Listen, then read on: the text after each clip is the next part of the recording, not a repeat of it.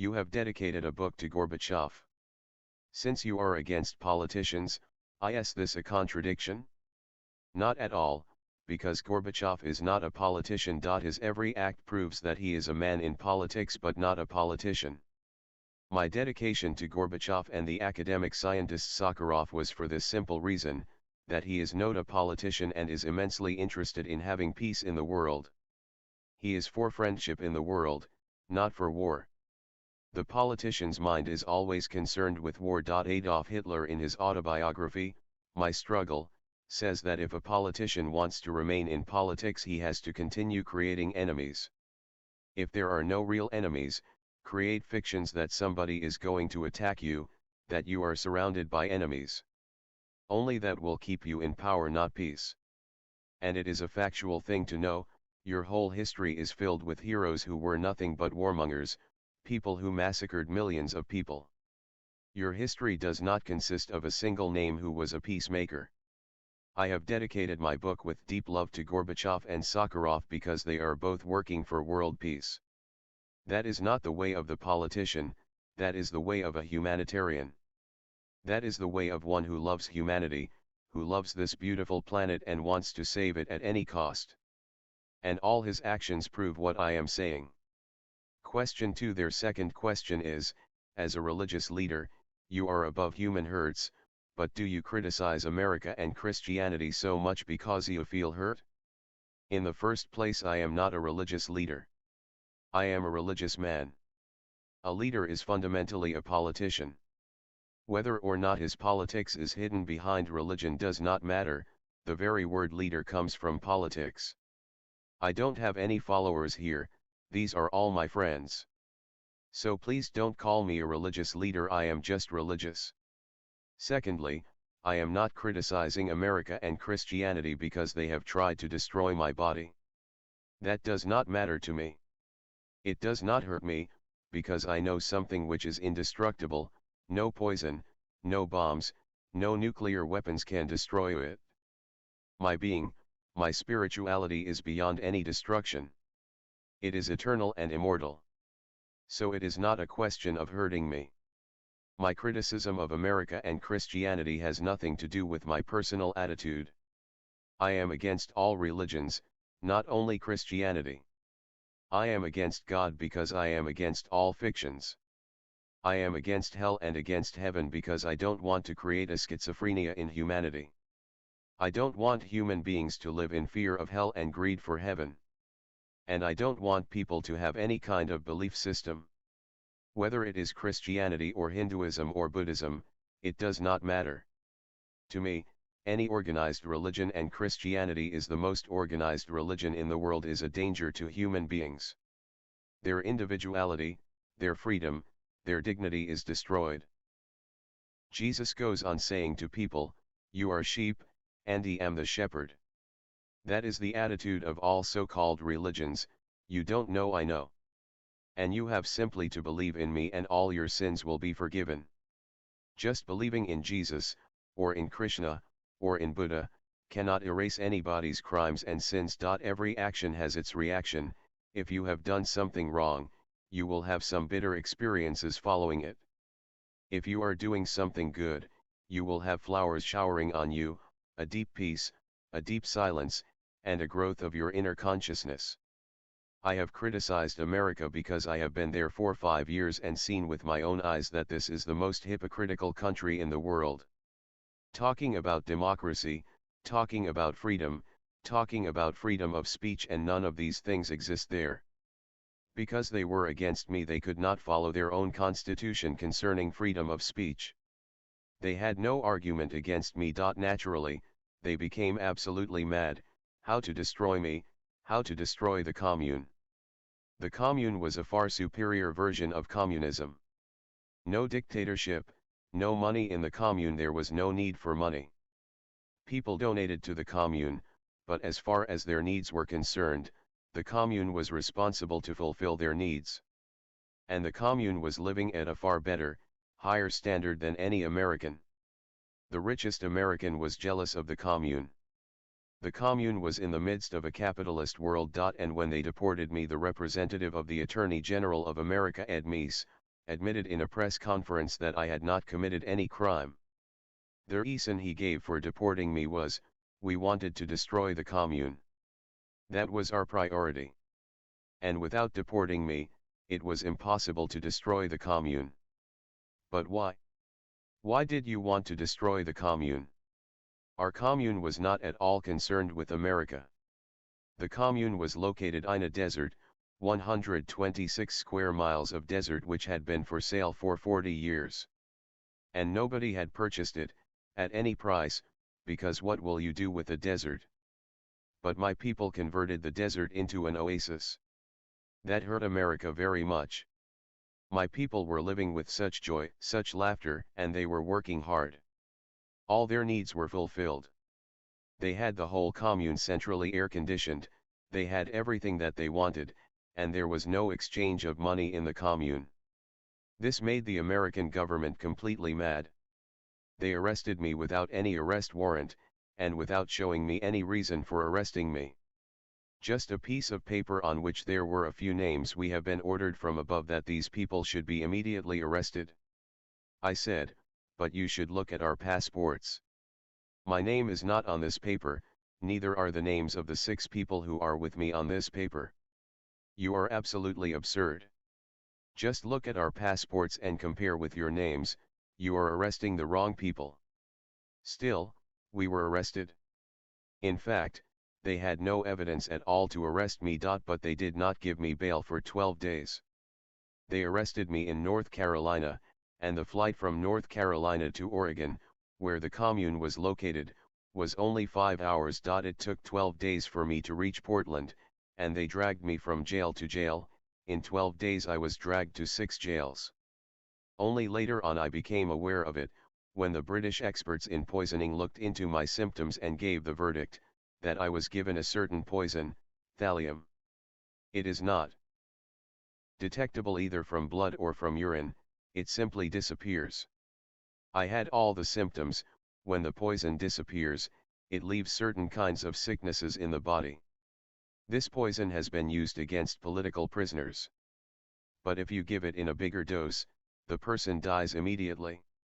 That's why they wanted 12 days, to give it to me in small doses so I would not die in their jails. They would be condemned by the whole world. And when they released me, I was ordered to leave America immediately, within 15 minutes. My car was in front of the courthouse, and my jet plane was kept with its engine running at the airport. I should leave immediately. They were afraid that if I stayed 1 day more, I might appeal to the Supreme Court. And there was every reason for me to win the case, because none of their charges, 34 charges against a man who was in silence, had never moved out of his house. How can he commit 34 crimes? And they had no evidence of any crime. When I saw democracy, American style, at work, it was absolute nonsense to talk about democracy. Their constitution is just a showpiece for the world. The country consists of criminals talking about freedom. I raised the question that they are all foreigners. I said, all Americans are foreigners in America. It belongs to the Red Indians whom you have killed, whom you have forced into deep forests which you call reservations. In fact, they are the same as the concentration camps of Adolf Hitler. You are occupying the land of somebody else and you talk about freedom. Looking at American crime, when I moved through those 6 jails I could not believe my eyes. Every jail had at least 600, 700 criminals. All were black. Not a single white man did I come across in 6 jails. It seems only black people commit crimes. And these black people are all young people. America is very much afraid of a black revolution, so all these young people have been forced into jail, without any trial. Whenever I arrived in a jail, the prisoners shouted to me, because they had been seeing my face on television continually. They were rejoiced to see me, and they said, you will be going out of jail soon. The whole world has been alerted about your arrest. Thousands of telegrams from the most prominent people around the world, painters, poets, actors, film producers, mystics, Nobel Prize winners. In the first jail so many telegrams came that the jailer came to me saying that we don't have space for so many telegrams, and we don't have space for so many flowers, and we don't have enough personnel to receive all the telephone calls that are coming from all over the world. What do you suppose? What should we do? I said, it is your problem. Why have you arrested me? Because they were afraid of my death that may create great opposition around the world, particularly among the intellectuals, intelligentsia, artists, all kinds of creative people will be opposed to it. They gave me the poison in small doses. And still they were afraid that perhaps those small doses were not going to kill me, so finally they put a bomb under my chair. It is by the courtesy of the bomb that I am alive. It did not go off at the right time. I had left the chair. I heard it at the airport from the journalists that the bomb did not go off, something went wrong. I am not against the American people. I love them as I love all the people of the earth, and I have received much love from the American population. But I am absolutely against the American politicians and the American bureaucracy. It is absolutely against humanity. It is suicidal, murderous. It is preparing to destroy this world. Every day, more and more nuclear weapons are gathering. They have spent trillions of dollars on nuclear weapons. And Ronald Reagan has left the post of president, but he has given a budget of $1.5 trillion to create more weapons. Now George Bush is at a loss from where to get this money. My criticism of American politicians is based not on my personal hurts. They don't matter. At least to me they don't matter. But I am certainly hurt because of America's anti-human attitude. There are 3 million street people, and this winter they are dying in thousands. America goes on sending aid to poor countries, and it cannot save its own poor. Karl Marx had never an idea that communism would happen in the Soviet Union. His idea was that communism would happen first in America, where exploitation of the poor has reached its climax. Russia was a poor country with a small group of rich people, the Tsar, and a few other rich people. The whole country was poor. There were not yet class distinctions. It was a feudal country. It had not yet become capitalist. According to Karl Marx's analysis, only a capitalist country can move towards communism. A feudal country first has to become capitalist. Capitalism means a clear-cut division of the poor and the rich, and the middle class simply disappears. A few move into the rich, most of them fall back into the poor, and when one country is divided clearly into the poor and the rich, revolution is possible. Russia was not in such a position. It was a feudal country. The Tsar was a feudal lord. But existence does not work according to logic. It was a certain situation that made Russia communist. The situation was the First World War. The Tsar's own soldiers did not have sufficient clothes, boots, food. They turned against Tsar his own army, and it was a great strategy of Lenin to ride on the wave. It was not really a conflict between the poor and the rich, it was a conflict between the Tsar and his own armies. And Lenin took advantage of the opportunity. He rushed back. He was in Germany. He rushed back immediately. And he was a man of immense clarity. He immediately rode on the wave of the armies. And when the Tsar had no armies, his own armies were against him. Communism happened as an accident in Russia. It was not according to the economic analysis by Karl Marx. But whatever the cause, it happened. It is the first communist country in the world, the only hope. And I am not against only Christianity. I am against all religions except Zen, because Zen is not a religion but only religiousness. I have to make it clear to you that religion is a doctrine, an organized church, a belief system, a fictitious God, heaven and hell, and a great priesthood which functions as a mediator between you and God and exploits you in the name of religion, in the name of God.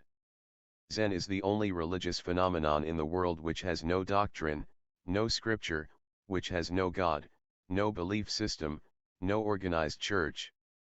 It is an individual phenomenon, just like love. You don't have a church of love. You don't have a political party for love. It is an individual freedom. Just as love is individual, so is meditation. And to me, religion only means one thing, meditation, going inwards, and exploring your consciousness. Just the way science explores matter, meditation is the science of the inner, it explores consciousness. I have my points of agreement with Karl Marx, with Engels, with Lenin, with Gorbachev. I have my points of disagreement. Karl Marx and Friedrich Engels were aware only of two religions, Judaism and Christianity, which are both just so-so religions. Marx and Engels were not aware of Zen, they were not aware of Tao, they were not aware of meditation. It is not their fault, their whole concern was how to make society economically equal. So they said that man is only matter, and consciousness is a byproduct of matter. When the man dies, the consciousness also dies. On that point I am in absolute disagreement. I am against all religions because they have been exploiting humanity, and they are exactly what Karl Marx called the opium of the people. They are giving the poor consolation, that your poverty is a fire test. Just listen to the words of Jesus. He says, "Blessed are the poor, for they shall inherit the earth." If blessed are the poor, then there is no need to remove poverty. In fact, make more poor people so they can become more blessed people and can inherit the kingdom of God. Spread poverty, breed like animals, as many children as you can. These all will be the inheritors of God's kingdom. Such consolation has been given by all religions in different ways. The Bible says, don't change anything, because God has made it so, and He's wiser than you. So don't change any structure of the society, don't change the family. But God never made the family. In fact, God is the greatest lie in existence. And from one central lie, thousands of lies go on growing. I am against not only Christianity, I am against Hinduism, I am against Buddhism, I am against Mohammedanism, because they are functioning in the same way, only their names are different. It is not that Christianity has hurt me so I am against it. Judaism has not hurt me, Mohammedanism has not hurt me, Buddhism has not hurt me, but I am against them on principle.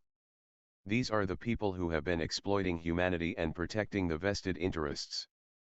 Hinduism says that you are poor because of your past life's bad actions, and you are rich because of your past life's good actions. They distract the mind from the reality. The reality is that you are poor because you are being exploited by the rich continuously.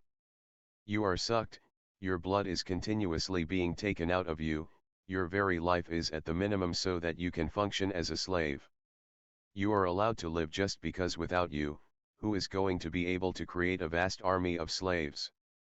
And all religions are in favor of the rich because the rich are donating to the churches, to the temples, to the religions, a small part, not even 1%, of their exploitation. But they keep the priests rich, comfortable, because the priests are protecting the status quo. I am against the status quo. I want to change the whole society, its structure. I want a classless society, a world without boundaries, without nations. A world which is one, neither black nor white, neither Indian nor Russian or American. This small planet can live in peace. In 3,000 years the politicians have dragged humanity into 5,000 wars, but you will be surprised, even in 5,000 wars politicians have not been able to kill more people than religions have killed. They have their religions' wars, crusades, jihad. Jesus says, "Whoever is not with me is against me." Now these are the words of a politician, not the words of a religious man, not the words of a man who is meditative. Who can see things? The person who is not with me may be just indifferent, it is not necessary that he should be against me. The person who is with me can be against me any day, and the person who is against me can be in favor of me any day. And there is a third category which Jesus completely forgets, the indifferent, the agnostic who is neither theist nor atheist, who does not believe in any ism, who simply wants to inquire into truth. I am against Christianity and other religions because they are preventing people from finding out the truth of their own being. To me, religiousness is acceptable. It is a quality which brings grace to you, which brings blissfulness to you, which brings a silence to your mind, which brings an encounter with your original being. It is absolutely a science of the inner space, just as there is a science of the objective world. It is not a belief system.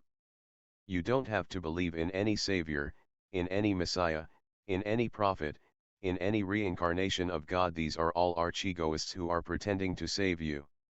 Question 3. Their third question is, you once said in a discourse that Lenin was against marriage and wanted to dissolve the family. In reality, Lenin always followed Engels in saying that the family is the nucleus. Nucleus of what? Nucleus of the capitalist society. Both Marx and Engels, in their analysis of the economic structure, are very clear about it. The family came into being only with private property. Before private property there was no family, hence it follows logically that if private property is dissolved, marriage will be dissolved automatically. It is a logical conclusion, whether Lenin agrees with it or not, does not matter. I don't care about anybody, I care about intelligence. It is not a question whether Engels contradicts himself. The family has been the nucleus of all the organized religions, it has been the nucleus of all the feudal and capitalist societies, it has been the nucleus of all exploitation and war. That nucleus has to be completely withdrawn. Without the family dying out, you cannot have a real humanity arising, of individuals. I have not said that Lenin was against marriage.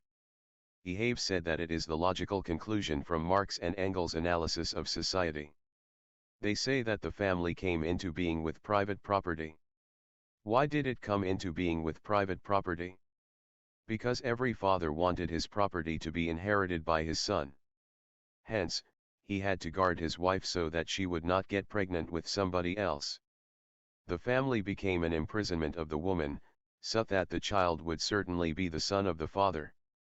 The father has no other evidence, only the mother knows exactly to whom the child belongs. So keep the mother completely out of society, no education, no economic freedom, no financial status. In Mohammedan countries she cannot even show her face to anybody. Keep the woman completely imprisoned, that is the only security you have, that your son is your son, and the property that you have gathered will be inherited by your son. But in a communist society, when the property is not private, there is no need for any family to protect it. The property belongs to everyone. Then why bother about it, that my son has to be my son? In fact, I had said that this was the logical conclusion. I have read all the communist literature that has been published from Marx, Engels, Lenin, Stalin, and I have read all the literature that has been published against communism. I would like my Soviet comrades to look at my library, and they will find all the communist literature and all the anti-communist literature there. It is my understanding that marriage cannot exist in a communist society. A commune will take the place of marriage. And I have read somewhere, because for 15 years I have not been reading at all. I have read somewhere that when the revolution happened in 1917 in Russia, in the beginning they had tried for 3, 4, or 5 years to dissolve marriage, to dissolve the family. But they found it very difficult. It is one of the most ancient institutions. Emotionally, sentimentally, psychologically, it is very difficult to dissolve it. It was difficult to dissolve private ownership of property and make it public. Stalin had to kill at least 1 million Russians just to make a classless society possible. They found it was difficult. It can be taken care of later on when communism becomes more established. Don't take on too many problems. The whole world was against Russia when it went through its revolution. The whole world wanted to destroy communism. If communism succeeded, that would be a danger for other nations, then the poor in other nations would start rising up and asking for the same equality. After 5 years of failure, they could not dissolve the family. But my understanding is that they could not dissolve the family unit because they themselves have betrayed Karl Marx and Engels. The Soviet Union has become another class society, the bureaucrats have become a class and the non-bureaucrats, the public, are another class. So the bureaucrats, who are the communists, have replaced capitalists. The Soviet Union is still not classless, it has created a new class friction. Because it is not classless, it could not dissolve the family, otherwise there would be no problem to dissolve marriage and the family. Now the family has become the nucleus of communism, which is a contradiction. I follow my own intelligence, and my conclusions don't have to be in agreement with anybody else's. But anybody who is intelligent enough can see the problem. Question 4. Their fourth question is, what would you do if you went to the Soviet Union? A revolution. It has been too long since the Soviet Union has seen revolution. Of course, my revolution will be of spirituality. I want the Soviet Union towed something more to its dignity, meditation. Just economic equality is not enough, a spiritual equality is needed. Just being a body is so poor. I want the Soviet Union to become richer, not only richer in objects but richer in consciousness, in enlightenment. I want the Soviet Union also to have awakened people like Gautam Buddha, or Lao Tzu, or Chuang-Tzu. I would like to introduce Zen to the Soviet Union. That is my revolution. One of the most famous spiritualists of Europe, Francis Israel Regardie, a famous occult magician who was regarded as a great magus and scholar of the Golden Dawn Society, stated just prior to his death, if I were to choose in what form I would come back in terms of reincarnation, I would like to continue the great work until I become a Rajneesh. Just today I received his book, and I could not believe what kind of spiritualist this fellow Francis Israel Regardie was. A spiritualist, in the first place, knows he is not going to be born again. If he has not come to that point, he has no right to call himself a spiritualist. A person who has known his spirituality has no need to come back to any body, in any reincarnation. This imprisonment in the body is only up to the point when you become a Buddha.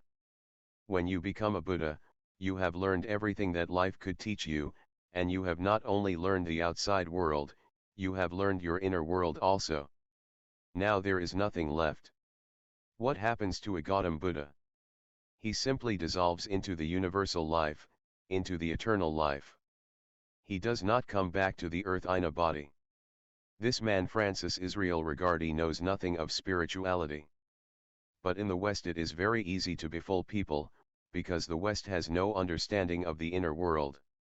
So any idiot can manage to deceive them. Occultism, esotericism, spiritualism, just big words without any experience supporting them.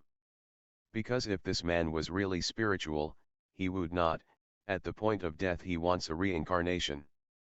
But he has a condition also, I would like to continue the work until I become a Rajneesh. I was alive, he was alive, he could have come here. Rather than having the courage and guts to come here, he is thinking of becoming a Rajneesh after death if there is a reincarnation. That is a big if. He could have come here. Thousands of people come and go every day, and 10,000 people remain around me continuously. And I am not a leader, and I am not a priest, and I am not teaching any philosophy or any doctrine.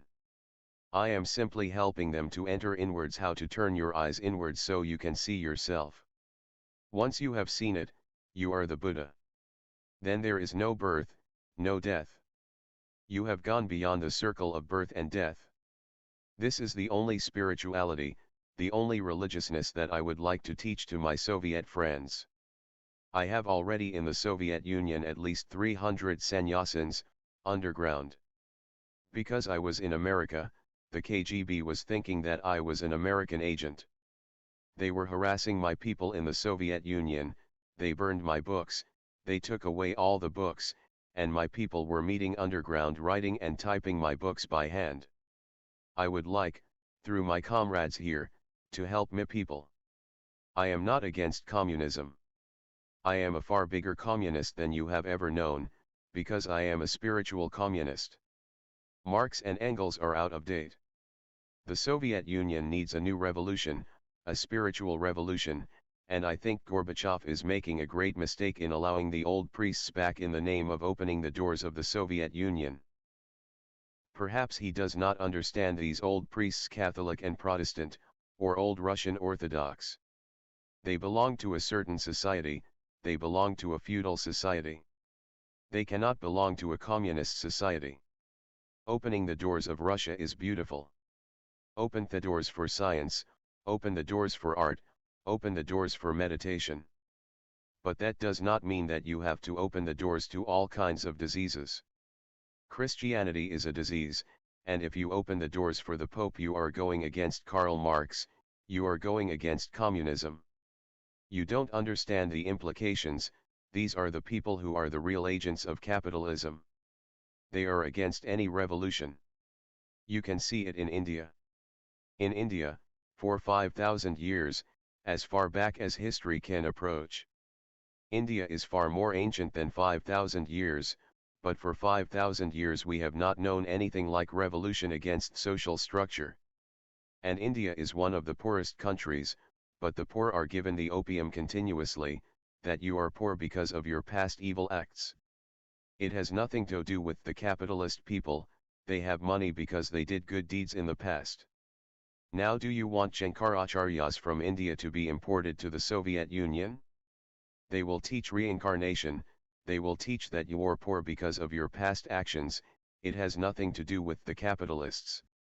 And the capitalist is a capitalist because he has done good deeds in the past.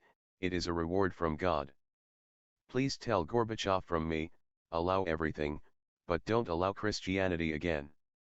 Christianity will bring homosexuality, it will bring sodomy, it will bring bestiality, it will bring AIDS to the Soviet Union. Are you opening the door for all this? Be careful, and very alert.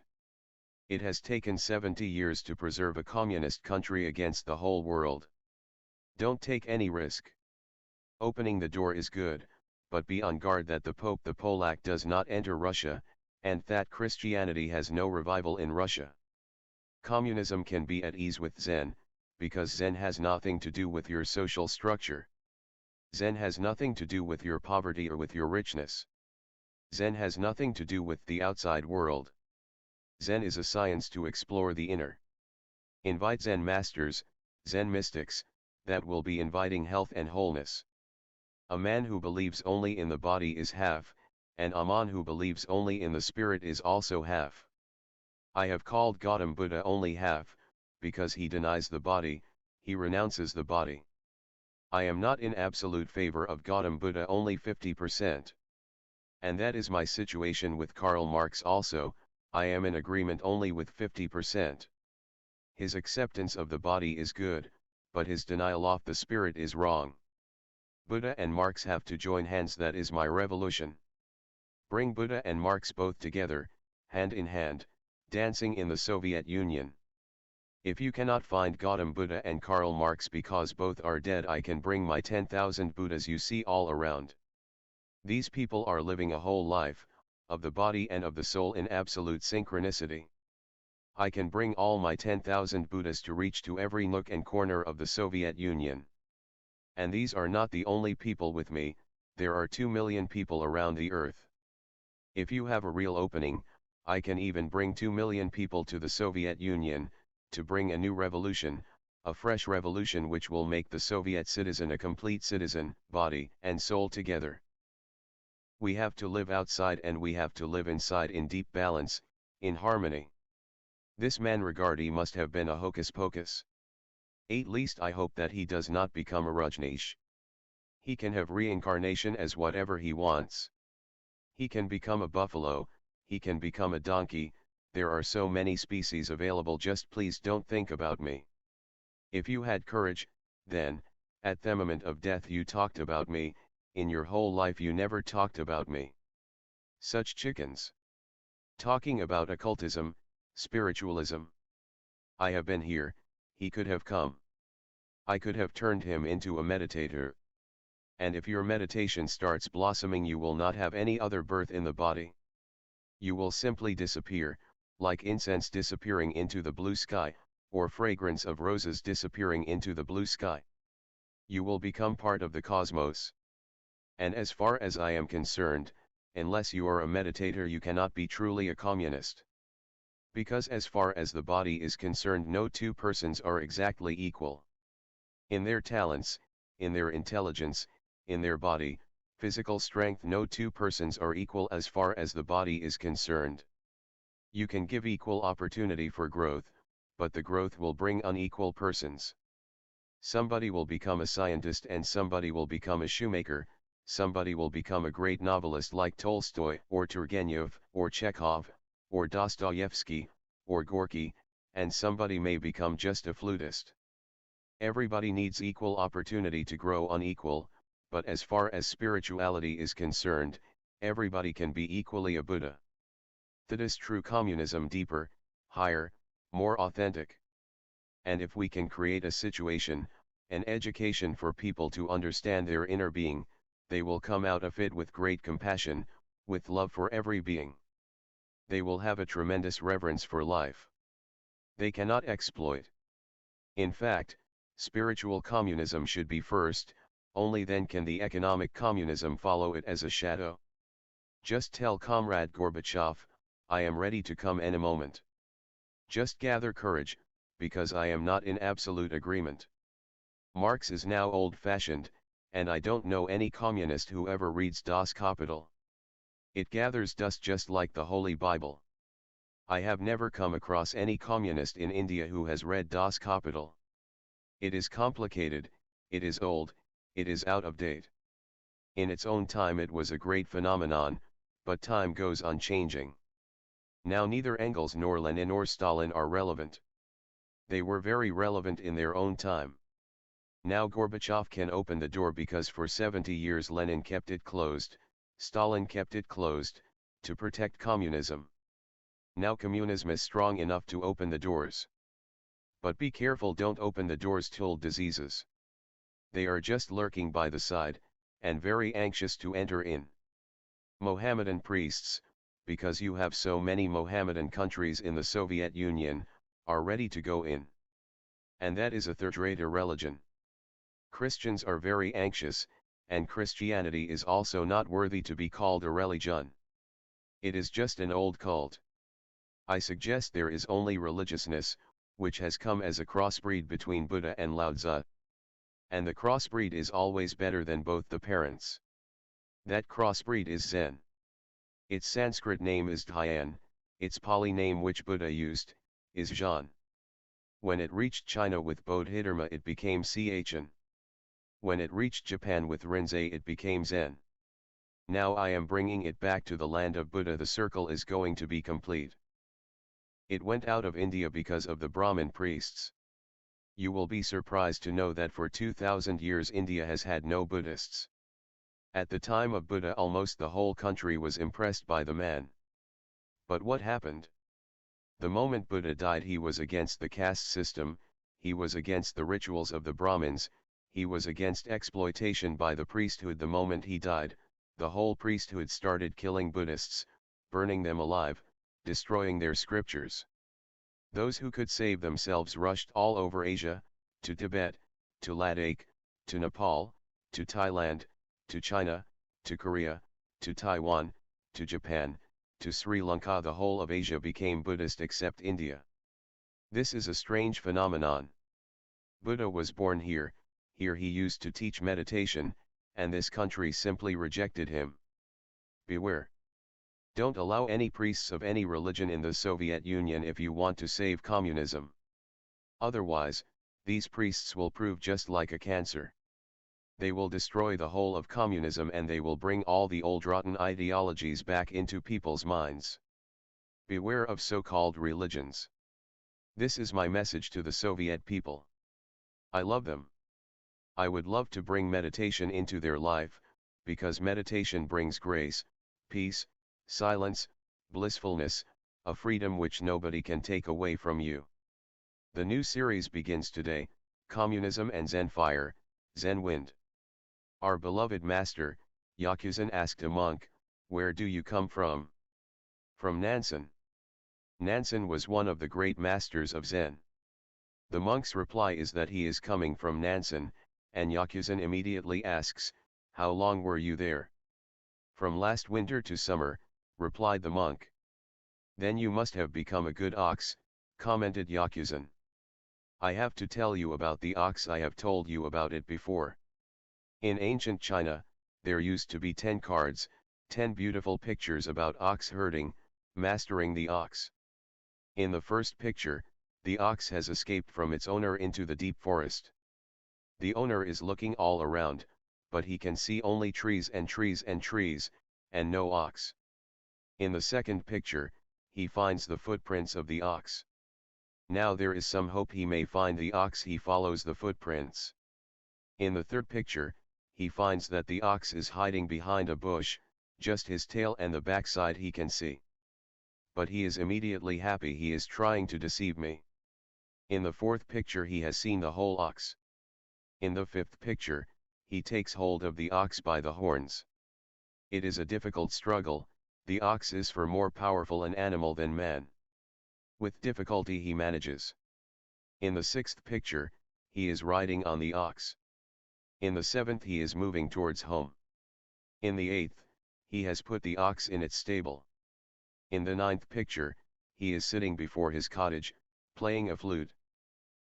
When these pictures came to Japan, the 10th picture was dropped out, thinking that it might be dangerous, particularly for people who are very new and don't know the whole world of Zen. The 10th picture shows that the man is so happy, he takes a bottle of wine and rushes towards the marketplace, perhaps towards the pub, to enjoy with his friends. He has found his ox now, this is a celebration. Being afraid that this will mean that you can drink wine and this will go against Buddha, they dropped the 10th picture. But I love the 10th picture, because it does not represent wine, wine is only a symbol of being drunk with the divine. Wine is only a symbol of being utterly at ease with existence, relaxed, in tune, in harmony, in accord. And his rushing towards the pub is also symbolic. It is rushing towards your own juices of life, to the very center of your being, where you will get drunk. This kind of getting drunk is unending. Once you have tasted it, you have tasted it, it is not going to fade away. It is going to overwhelm your whole life. Your whole life will become a festival of lights, your whole life will become a ceremony of laughter, of dance, of song, of music. The 10th picture was dropped out of fear, but I want to bring that 10th picture back even to Japan. Ishida is here, sitting. She has come from Japan, from a Shinto temple. I will make her my ambassador in Japan. I have my ambassadors all over the world. Soon I will appoint an ambassador to the Soviet Union. I would like to tell Ishida that the 10th picture has to be added to the 9 pictures, because those 9 pictures are incomplete. This is the story of the ox. So when Yakuzan said, "Then you must have become a good ox," the monk said, "The thing is, I was there, but I did not even go to the dining hall."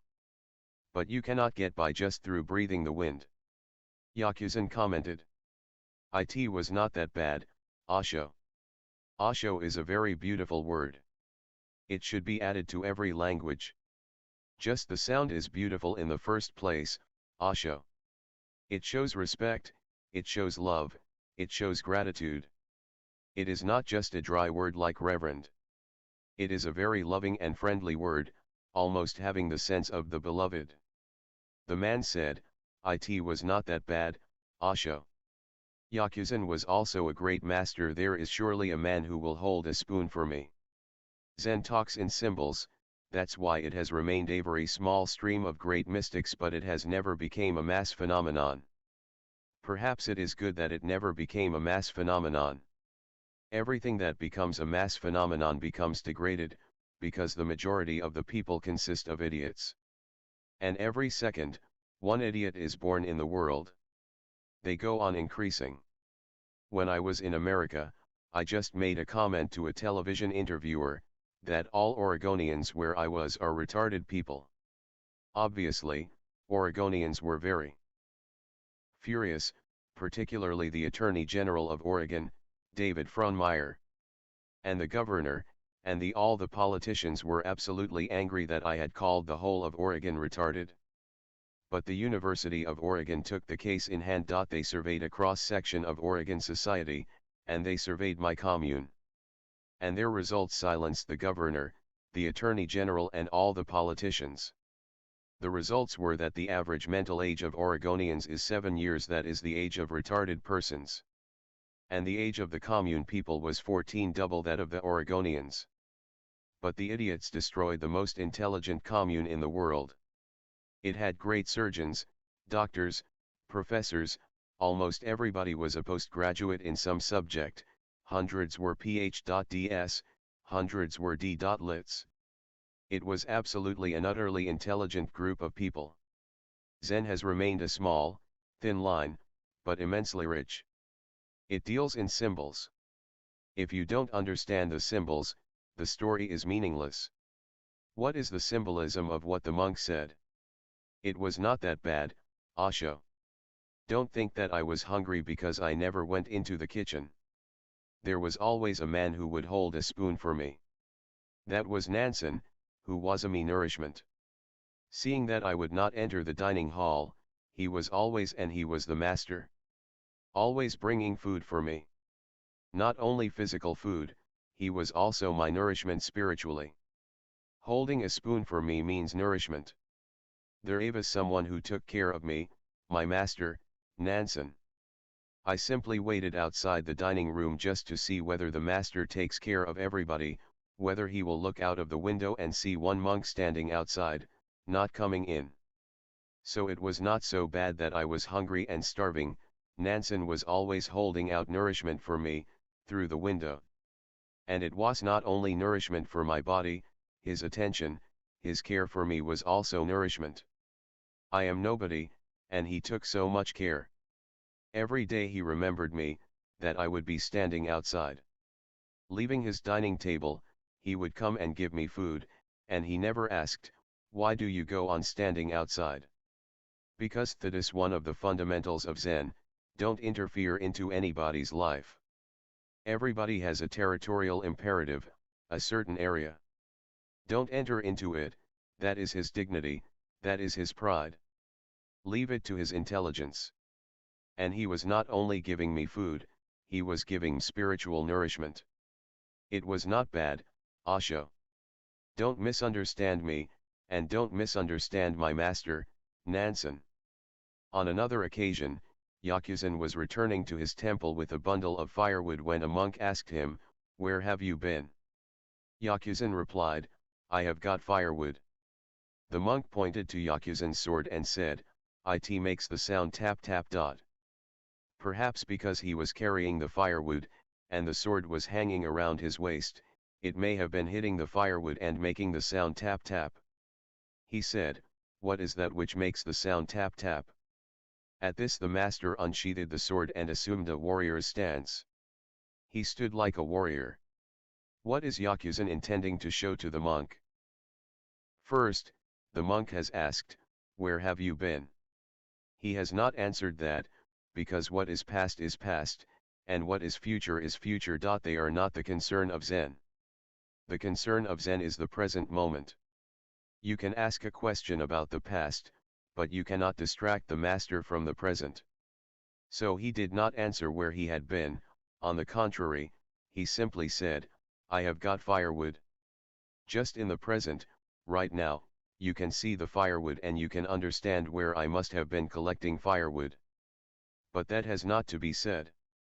That is a past thing. I simply show you the present.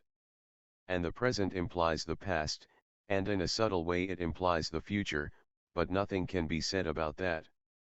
That which is gone, and that which has not come yet, has not come yet. We can live only in the present moment. That is our only time. One never knows what is going to happen in the next moment. Just 3 days ago, a Canadian sannyasin who had been here for only 3 days, was meditating. And before meditating he had expressed its desire that, "I want to become a sannyasin this evening." While meditating, he died. The evening never came. People thought, for 2.5 hours, that he was meditating. But when he did not move at all, somebody shook him and found that he was dead. But as far as I am concerned, because he was intending to become a sannyasin in the evening, it is enough. He has become a sannyasin. Sannyas is not something outward, it is something that arises in you, an urge, a deep longing. And he died in meditation. What better initiation can there be? He died as a sannyasin. In utter silence, in absolute peace, Hades appeared into the beyond. Zen does not talk about past and future. Its whole concentration is in the now and here. I always love to tell a small story. A great atheist advocate had written in his sitting room, on the wall, in capital letters, "God is nowhere." Of course, everybody who came to see him had to read it. It was in such big letters, just in front of their eyes. His first child was born, and one day he was playing with the child. The child was learning the language slowly, so he started reading the sentence on the wall. He could read, "God is nowhere," but nowhere was such a big word, the child could not manage to read it in one go. He cut it in two. He read, "God is now here." The word nowhere has been cut into two pieces. For the first time the father looked at the sentence, and he said, "My God! This child has made me aware. Now I can never read that sentence completely, I will always remember now here." It was a moment of transformation for the advocate. For the first time he started thinking, do I know really that God is nowhere? Have I explored the whole space? Have I explored my inner being? Just as the theists are blind, so are the atheists. Both are believers. The only right person is an agnostic, who is neither theist nor atheist, who is simply in search of the truth. He has no belief system, no prejudice, no ideology already programmed. I don't see much difference in the atheism of the Soviet Union and the theism of the Vatican. The theism of the Vatican is based on a belief. Das Kapital is the Bible for the Soviet Union. Because Marx says there is no God, it has become a program for every child. In 70 years the old generation has disappeared. Now every child believes there is no God. In India every child believes there is God. Both are beliefs, one is positive belief, one is negative belief, but belief is belief. Neither the Soviet Union knows, nor the Vatican. The people who know, say it is impossible to say anything about the ultimate reality. It cannot be brought into language, it remains mysterious. You can enter into it, but you cannot say anything about it. You can enjoy it, you can rejoice it, you can dance it, but language is too poor. This is the real poverty of philosophy, that it cannot express the ultimate experience of meditators. Only the agnostic can be a meditator. He puts aside ideal programming, whether the programming is from the theist or from the atheist does not matter. All programming, the whole mind, has to be put aside, and you have to enter into a space of no mind. In that no mind there is no time, just the present moment and utter silence, and great clarity, and you are a luminous being, now, here.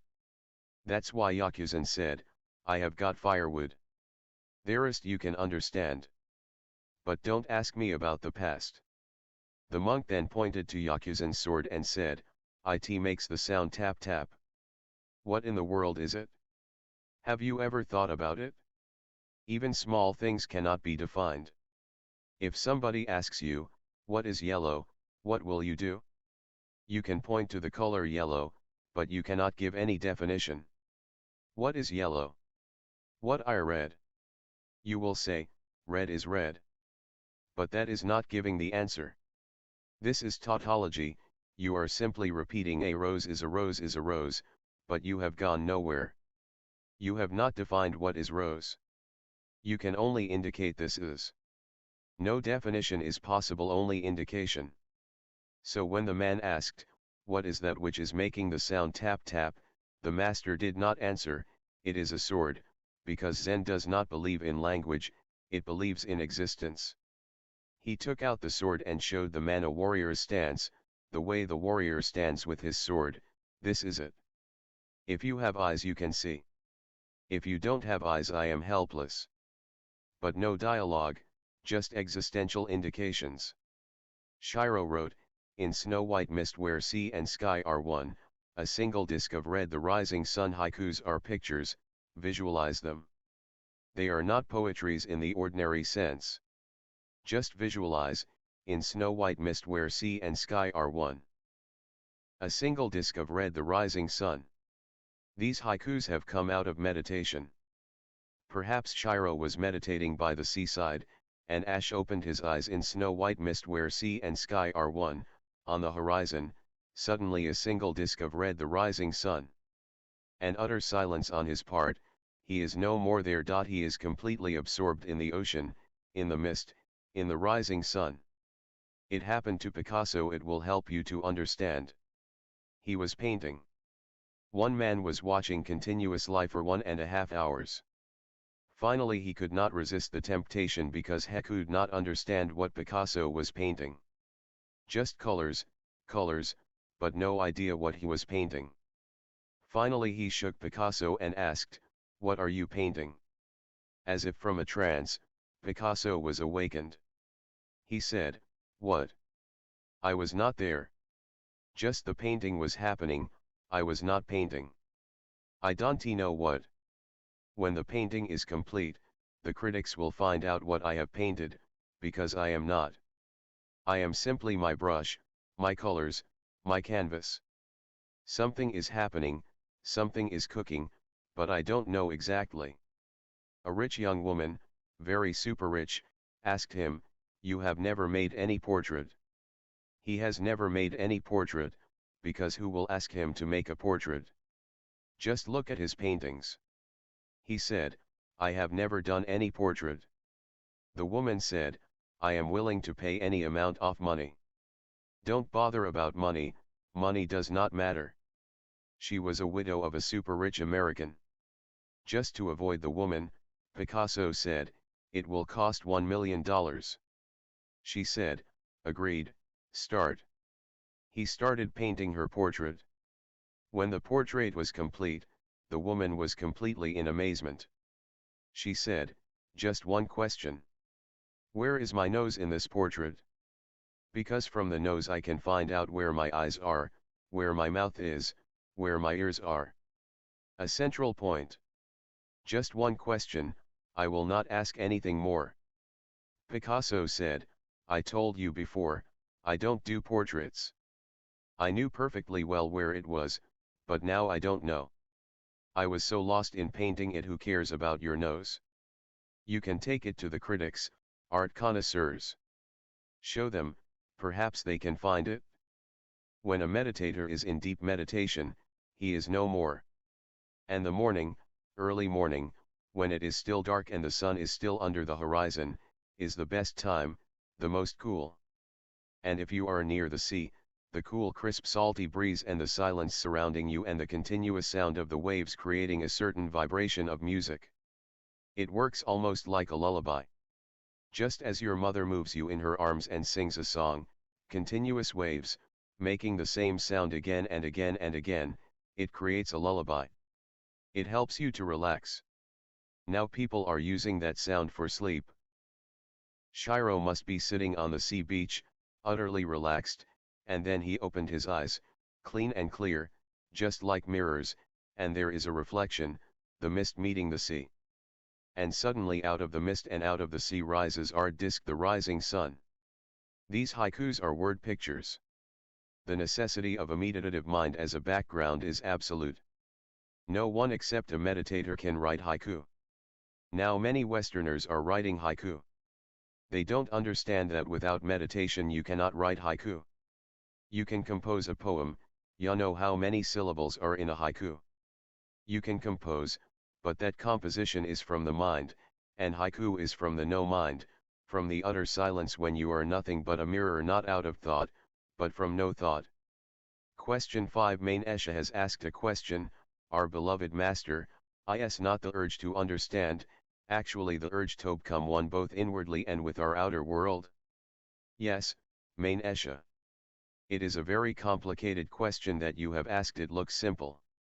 I have to bring Sigmund Freud in. Sigmund Freud was the first man in the world who said that the whole urge for finding the truth, liberation, salvation, is arising out of nothing but a deprivation. The child lived in the mother's womb for 9 months, one with the mother. That was his whole world, his whole cosmos.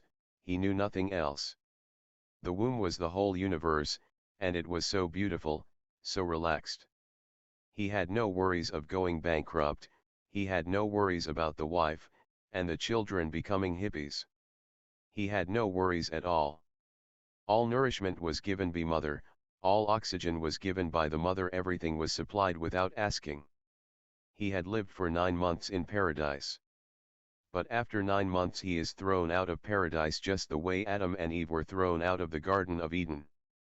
Then he encounters the whole world, such a helpless child, and the world is too big, and every day brings new problems. Every day he has to learn new things, problem upon problem. Soon he will be going to school and there are so many subjects. Soon he will be getting married and there are so many troubles. Soon he will be in business, or in service, and all kinds of masks he will have to wear, before the wife, before the girlfriend, before the boss, before the servant. He will have to change his mask continually. A tremendous desire is to go back to the womb. According to Sigmund Freud, and I agree with him, the desire to know the truth, the desire to be liberated, the desire to become one with existence, is an extension of the experience in the womb of the mother. The whole cosmos becomes your womb the moment you enter into deep meditation. At the very center of your being you are connected with the cosmos, otherwise you cannot live even for a single moment. Your life is not your life, it is the life that the cosmos is pouring in you continuously. Your breath is not your breath, it is the cosmos that is continuously pouring oxygen in the exact proportion needed by you. If it were left to you to breathe, I don't think anybody would survive. You will forget.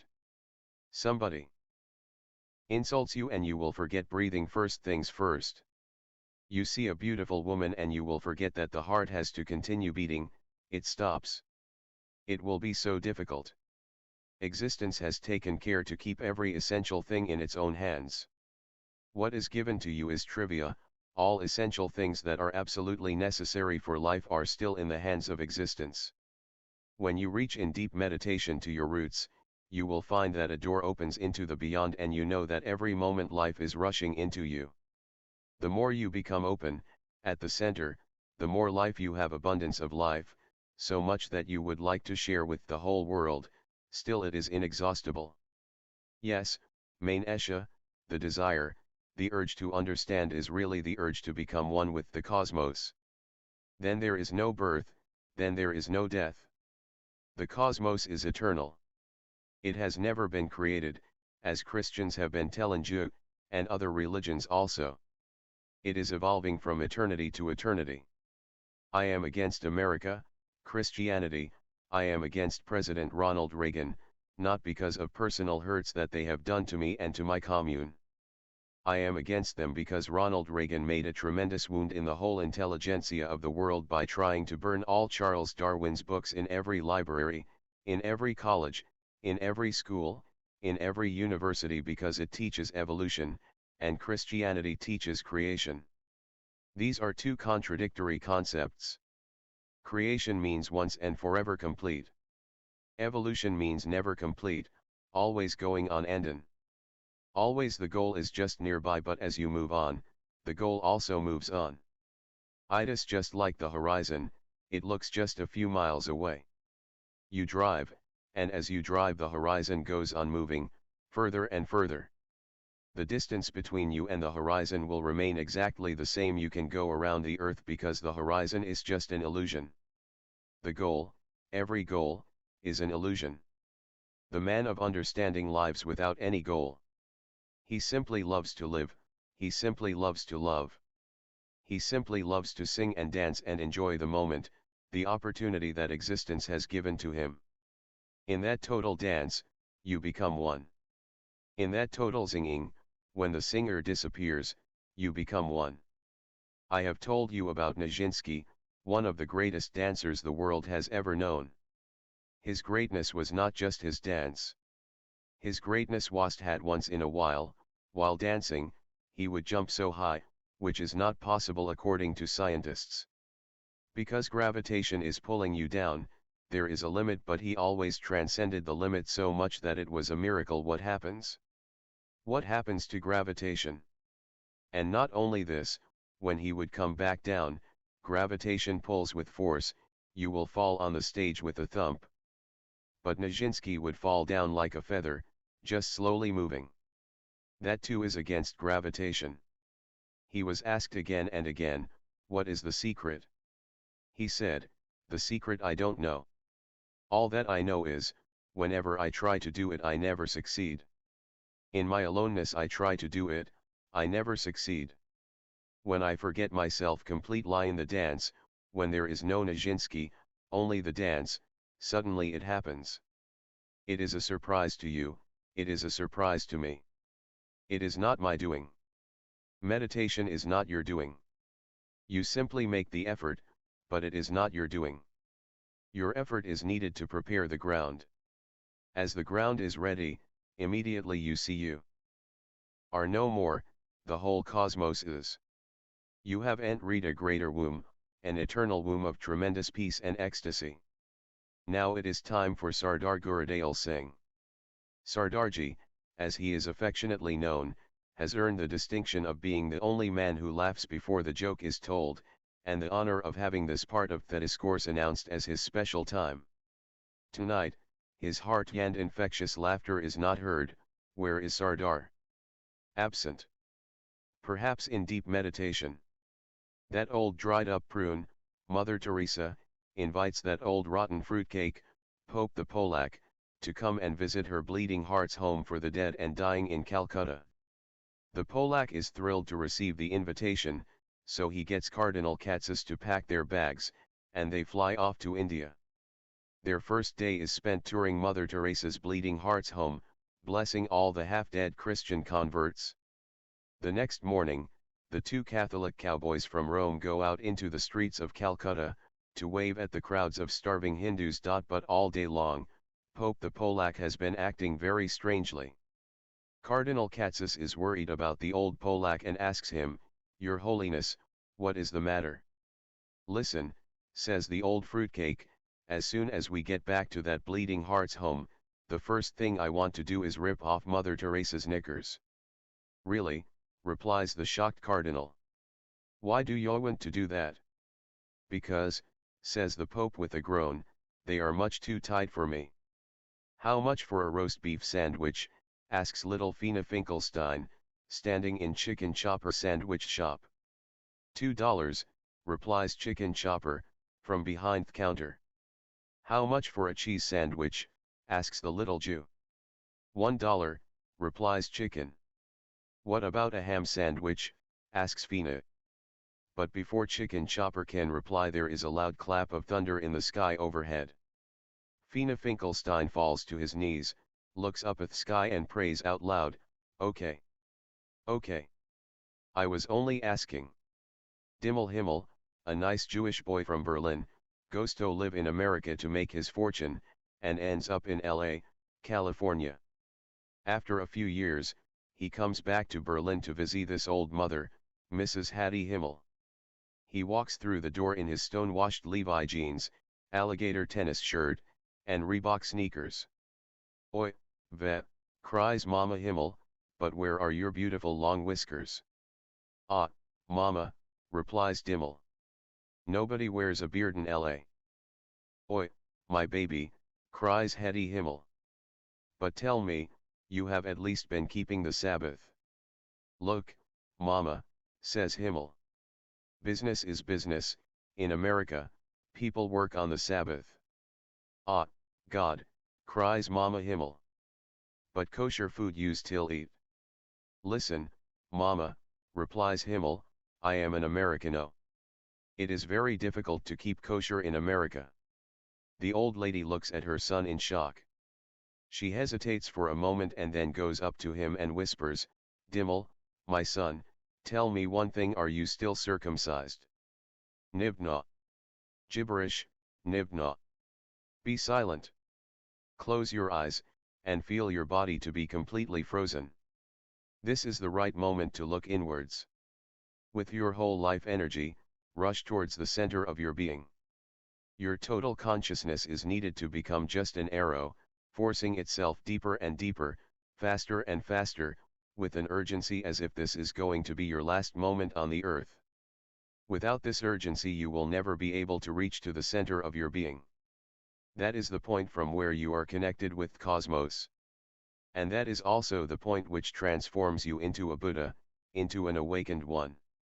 That is also the point when you learn you are immortal, you have been here always, and you will be here always whether in body or no body. As you are coming closer and closer to your being, a great silence descends over you, and a great peace arises within your being. The moment you reach to the very center you are no more, the Buddha is. The only quality that Buddha has is pure awareness, consciousness, witnessing. Witnessing is a key word for all meditators. Witness that you are not the body. Witness that you are not the mind. Witness that you are only a witness. Suddenly, great bliss arises in you out of nowhere. Flowers of invisible ecstasy start showering on you. You are at the very source of your life juices. To make the witnessing clear, nibbana. Relax. Let go, but keep on witnessing. That is the only thing you have to remember. You are a witness and everything else will happen on its own. I can see 10,000 Buddhas utterly relaxed in their center. Gautam, the Buddha auditorium is changing into an ocean of consciousness, because you are all melting, dissolving your separation from existence. The ocean of consciousness is without any waves, without any ripples. It is utterly calm and quiet. This moment you are the most blessed people on the earth, because everybody is concerned only with the trivia, money, prestige, power. Nobody seems to be concerned to know themselves, and nobody seems to be concerned to know their eternity. This moment, now and here, you are experiencing the most intimate, the most ultimate experience that is possible to man. This experience is going to become your Zen fire, Zen wind. The fire will burn everything that is false in you, and the wind will take away all that is only a personality. Out of this fire and wind will arise your pure gold. You will need to understand the transformation that happens in this moment. You have lived your whole life horizontally, in a line, from the cradle to the graveyard. In meditation the transformation happens, you are no more a horizontal line, you become vertical. You reach to the highest peak of your consciousness, and you reach to the deepest point of your consciousness. The height and the depth reveal you your godliness. There is no God, but there is certainly a quality like godliness. It comprises compassion, love, friendship, joy, creativity. It brings you new songs, it brings you new dances. It brings you the truth, and the immersion of you in ta truth. Collect as much experience you can collect, because you have to bring it with you. It has to become part of your day-to-day routine life. Chopping wood, you should be as silent as you are now. Drawing water from the well, you should be as blissful and ecstatic as you are now. Sitting silently, doing nothing, you should be as blissful as you are now. And persuade the Buddha, which is your eternal nature, to come along with you. First, the Buddha will come as a shadow to you, following you, but even that shadow will bring great grace and abundance of life, great benediction you can shower all over the world. But this is only the beginning. Buddha as a shadow. Soon, Buddha will be ahead of you, and you will become the shadow. That is the second step. And the third step, you merge into the Buddha, even the shadow disappears, only Buddha is, only pure awareness is. You have entered into the cosmic womb. Nibbana. Come back, but come as a Buddha, with the same grace, with the same silence, with the same bliss. Sit down for a few moments just to recollect the golden path that you have followed. And feel the presence of Buddha is just behind you. Remember, in every activity, howsoever ordinary, the Buddha is present behind you. His presence transforms every ordinary action into an extraordinary act. Every word becomes so rich and so full of poetry, so full of truth, so full of silence. Every silence is as deep as the Pacific Ocean. Every moment in your life you are just moving upward in consciousness, as if you are moving on the greatest peak of the Himalayas, the Everest. I teach you this fire of Zen. I teach you this wind of Zen. That is going to burn everything that is wrong, that is going to take away everything that is wrong in you and leave only the truth, the ultimate truth. That ultimate truth brings freedom. This is the only spirituality, the only religion.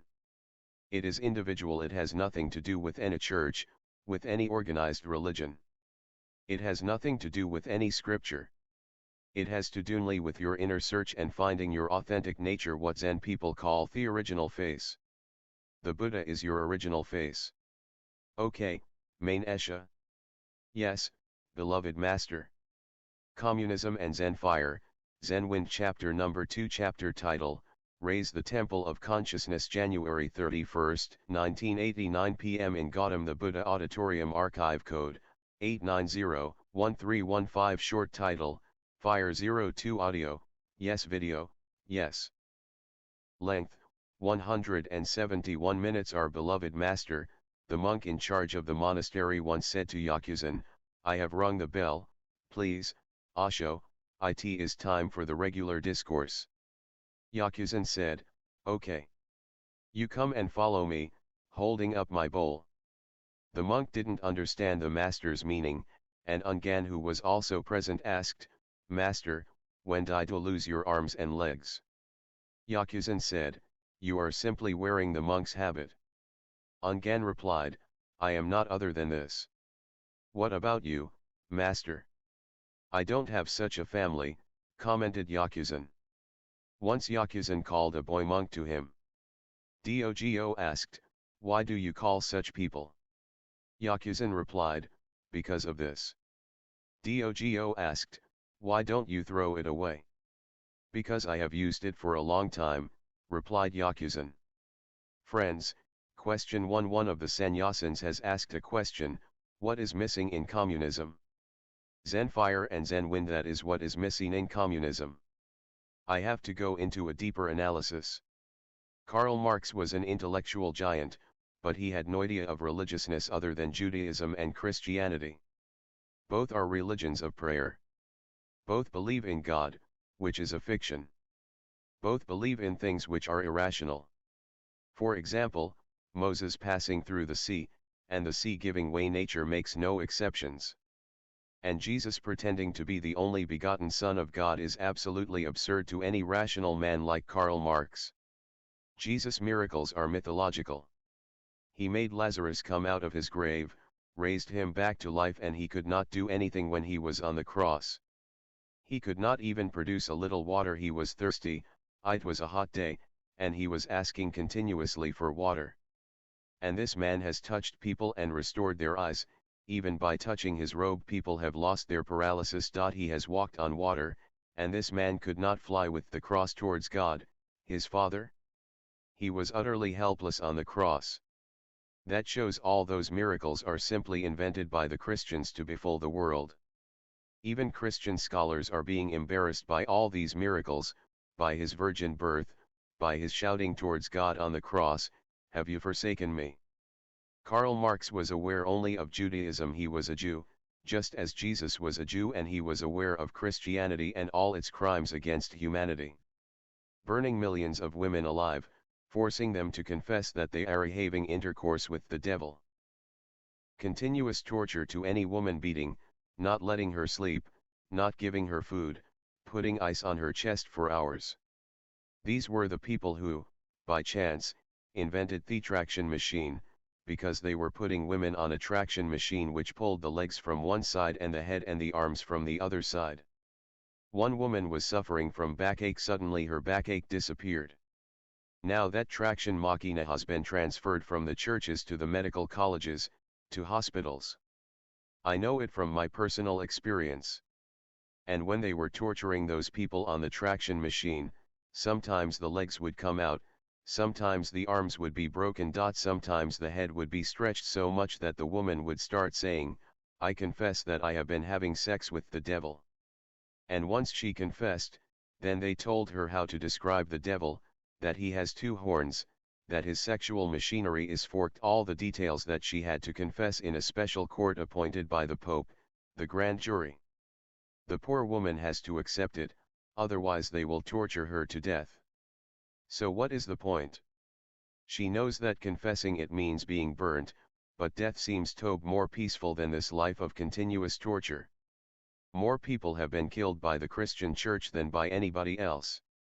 Karl Marx was reacting to these two religions, which are not religions at all but fictions, superstitions, cults. He was not aware of Taoism, he was not aware of Lao Tzu, he was not aware of Gautam Buddha and Mahavira. He was not aware that there are religions in the world which don't believe in God, which don't believe in prayer, which don't believe in heaven and hell. Because of this unawareness of the whole Eastern phenomenon, he created communism as materialism, dialectical materialism. It was out of ignorance. Otherwise I have absolute trust that if he had been aware of the Eastern research into the interior space of man, Karl Marx was not an ordinary being, but a very extraordinarily intelligent person. He would have understood that Christianity and Judaism are not the only religions in the world. Buddhism has not killed a single person, and converted the whole of Asia just by simple dialogue, just by intellectual conversation, just by leading people into meditation. Karl Marx was right in his reaction against Christianity and Judaism. There is certainly no God as a creator. And because he denied God, as a corollary, a logical corollary, he denied the human soul. It was not his experience, it was simply a logical thing. To accept the human soul, which is not material, would be self-contradictory in his philosophy. By vocation I am a logician, and by mistake I am a mystic. But my mistake has paid me tremendously. Now I know that logic is just mental gymnastics. All the conclusions derived by Marx were based on logic, were based on thinking, philosophizing. He was not aware at all that there is something like meditation, that there is some way to go inwards. And the human soul, the human spirit, is not a byproduct of matter. It has its own existence. The matter in the body seems to be alive, only because of the presence of consciousness in it. Once the consciousness leaves the body is simply dead, a corpse. But because Karl Marx had no experience of meditation, and the West was not the right place for meditation, the whole Western mind was objective, and both Judaism and Christianity are objective. Their God is outside. There is no God outside, it is fiction. Karl Marx was denying fiction, not religiousness, but he thought this fiction was the only religiousness. Based on Karl Marx's logic, the Soviet Union, the first communist country, the greatest experiment in the whole history of mankind, has remained hollow within. There is a deep urge for significance, for meaning, for eternity. A life which is just material has no meaning. You are just a machine, a robot. At birth you start breathing, mechanically, and at death you stop breathing. If this is the only life, between the cradle and the grave, then this life has no meaning. What meaning can it have? And then there is no good and no bad. Even killing a person, you are not committing a murder, because it is only matter. If you kill your chair, I don't think any court is going to take action against you, that you murdered the chair. In China, because they believed that women have no souls, husbands used to kill their wives. In China there was no law against murdering your wife, because she is just like furniture. You use it, and when you think it is useless, just finish with it. Find some new furniture. The same is the situation in Thailand. The woman has no soul and no rights, she is not human. But in accordance with Karl Marx, the Soviet Union was based on materialism. It was good in the beginning because it destroyed all the Orthodox Christians and their monasteries and their monks. It turned the churches into hospitals, into schools, into colleges.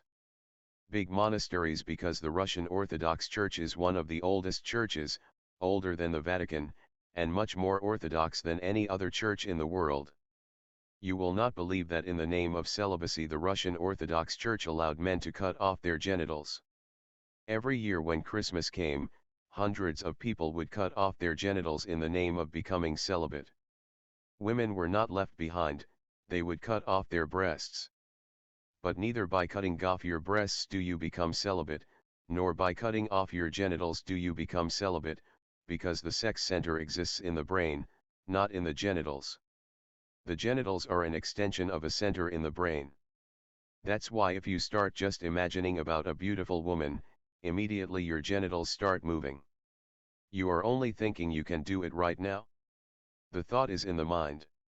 It is immediately transferred to the genitals, but it always begins in the mind. The genitals don't have any thinking power. They don't have eyes to see which woman is beautiful. It is your eyes which see and inform the brain, and then the genitals start functioning. If you really want celibate people, then they need a brain operation. The center of sex should be removed. But then you will be simply impotent, not celibate. Karl Marx was right, that such religions should be finished. They are against humanity. They protect poverty and they protect the rich. They are against revolution, they are against any change. Obviously, he was right to call them the opium of the people, the hope of the hopeless. If Christianity and Judaism were the only religions, then the Soviet Union would not have any need, any urge to find the inner world. But just think about it. You cannot have the outside world without having the inside world, they exist together like two sides of the coin. And there are scientific methods available. Zen is the most scientific method to inquire into your consciousness. It takes you beyond mind into a space called no mind. No self, but pure awareness, and you have a taste of eternity and immortality. This is what is missing in Soviet communism. And the danger is that Gorbachev is opening the doors and all those Christians will immediately come back. All those cockroaches and rats who have been thrown out in 70 years' time will be the first to enter. Just this Christmas thousands and thousands of Christians entered to celebrate Christmas in the Soviet Union. Today I received the news. One of the most idiotic cults is the cult of Hare Krishna, Hare Rama. I have come across every kind of idiot, but these two cults, the Witnesses of Jehovah and this movement of Hare Krishna, Hare Rama, these are the worst idiots in the whole world. Now the Soviet Union has allotted them land to make a temple for Krishna. Now, these idiots, who are mostly American, not a single Hindu is involved in the Krishna movement. It is only the Americans, ex-hippies. I have even talked with their founder, Prabhupada, and he was such a senile idiot, but he managed to find other idiots to be followers. Now giving them space on Soviet land, allowing them to make a temple for Krishna, and allowing them to translate Srimad Bhagavad Gita into Russian, is bringing poison into the country. Gorbachev is not aware what Srimad Bhagavad Gita's message is. It is war. This is the only religious scripture in the world which teaches war, violence, destruction. Now allowing these idiots to translate Srimad Bhagavad Gita into Russian. And on the other hand, Gorbachev is trying to make a peaceful world.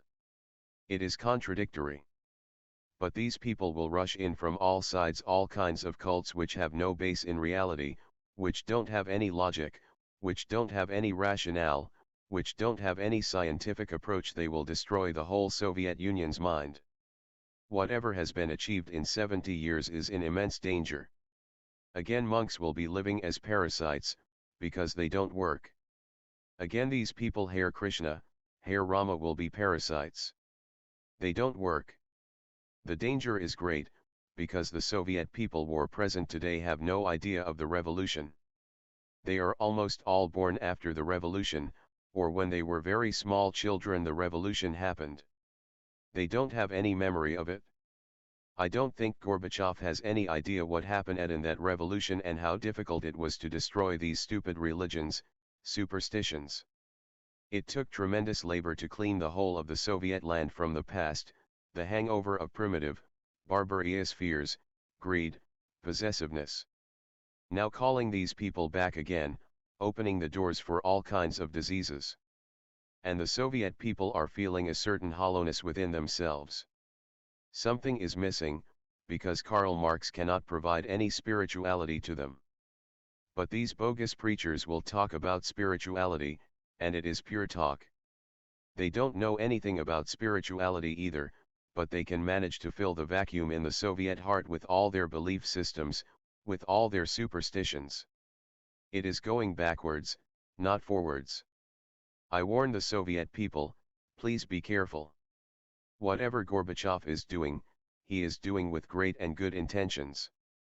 But he is not aware that once you open the doors, all the CIA agents and FBI agents, all the detectives from all over the world, will be entering into the country as monks, as priests, as bishops, as archbishops.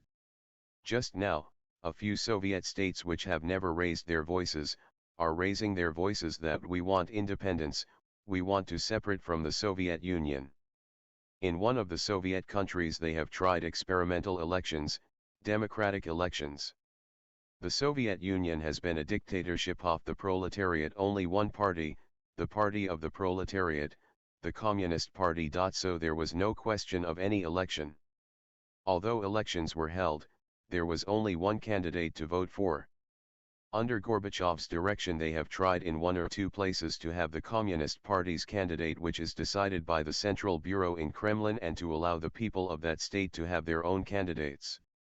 Of course, they are also communists. But it should be a warning, that those people of the locality have won the election against the centrally nominated candidates. Now nationalism is coming up. Mohammedans would like to separate. There are a few Mohammedan countries in the Soviet Union.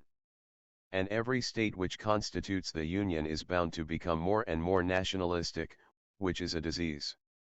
So without knowing the consequences, Gorbachev is going ahead. He can spoil the whole great experiment of 70 years. Once the Soviet Union is destroyed, there is no hope for other communist countries either. They are small countries, they can be destroyed without difficulty. The Soviet Union is the central force of the whole of communism in the world. It has to survive. But the trouble is, the idiots will rush in, the vested interests will rush in. No right person, no Gautam Buddha is going to go there unless Gorbachev and the Soviet Union invite him. Nobody like that is going there. Those who will be rushing there on their own have their motivations. If Gorbachev really wants peace in the world at the cost of communism, that peace is not worth it. Communism is one of the greatest experiments in human evolution. It has laid the foundation of a new temple for humanity. But it has only laid the foundation, the pillars are missing, the roof is missing. That can be done only by people who are fully awakened, people whom I am calling the Buddhas, not Buddhists. Buddhists are as superstitious as any other organized religion. But the awakened people should be invited from all over the world. There are a few people still, in the same space as Gautam Buddha. They should be invited to teach meditation in the universities, to teach meditation in the colleges, to teach meditation to the public, and meditation has nothing against communism. Meditation will use communism as the base, and will put the pillars and the roof on the base. The Soviet citizen needs something of meditative experience that will fill his hollowness. Otherwise just work, and death, there seems to be no meaning and significance. If you had not been born there would be no harm, if you die nobody is going to miss you, you will be replaced. Soviet citizens need dignity and individuality and a certain sense of direction into eternity. That is what is missing. And the danger is, before the right people can be invited, the wrong people will rush in and start destroying the 70 years great experiment. I would prefer a third world war rather than the destruction of the Soviet Union. In the name of peace, Gorbachev can go beyond the limits he is already going.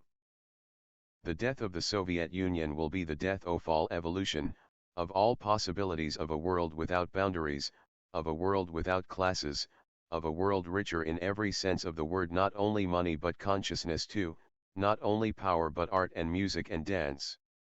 Have you ever observed? There is a simple phenomenon that will give you the right direction. Before the revolution, the Soviet Union produced people like Leo Tolstoy, Gorky, Turgenev, Chekhov, Dostoevsky. These 5 names are so great, as far as literature is concerned, that if you want to find 10 great names in the whole world, these 5 will be the first 5. The other 5 will be 6th, 7th, 8th, 9th, 10th. But these five cannot be dropped in any calculation, their creation is so great. Just a single man, Fyodor Dostoevsky, is enough to defeat all the creative novelists of the world.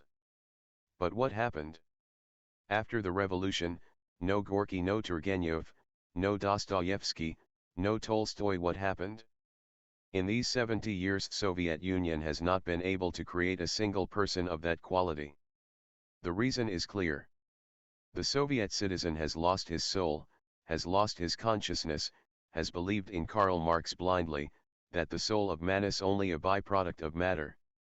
If the soul is just a byproduct of matter, then there is no possibility of haikus, no possibility for poetry. I have read the poetry written before the revolution and after the revolution. In fact, after the revolution the poetry should have risen higher, but that is not the case. Before the revolution, when Russia was the poorest of countries, it was not even a capitalist country, it was a feudal country. Karl Marx had never expected that the Soviet Union was going to be born out of the poorest country, the most traditional, backward in every sense.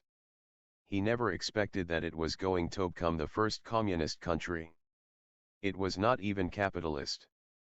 According to Karl Marx's calculation, a feudal society cannot move directly to communism. It has to move through capitalism. Only capitalism creates classes clearly, the proletariat and the bourgeois. But I told you, logic is not everything. Life has its own ways. It happened in Russia. But because the philosophy of Karl Marx has been the foundation, it has destroyed all flowers of consciousness. No literature of great status, even Tolstoy's son was just a poor novelist after the revolution. And before the revolution, in a poor country, such great literature was born. It shows something. It shows that unless you have a fulfillment, a certain contentment inside you, you cannot share it in poetry, in music. From where will you bring it? It has to flow from you. You cannot share it because you don't have it. The Soviet citizen is the poorest, as far as consciousness is concerned. But Karl Marx has given it a right foundation. That foundation is missing in the East. This has been the dilemma of the whole of humanity. In the East people have condemned the body, condemned matter, called matter illusory, Maya. It does not really exist, it only appears to exist, it is made of the same stuff as dreams are made of. They denied the world, and that is the reason for the East remaining poor, sick, in starvation.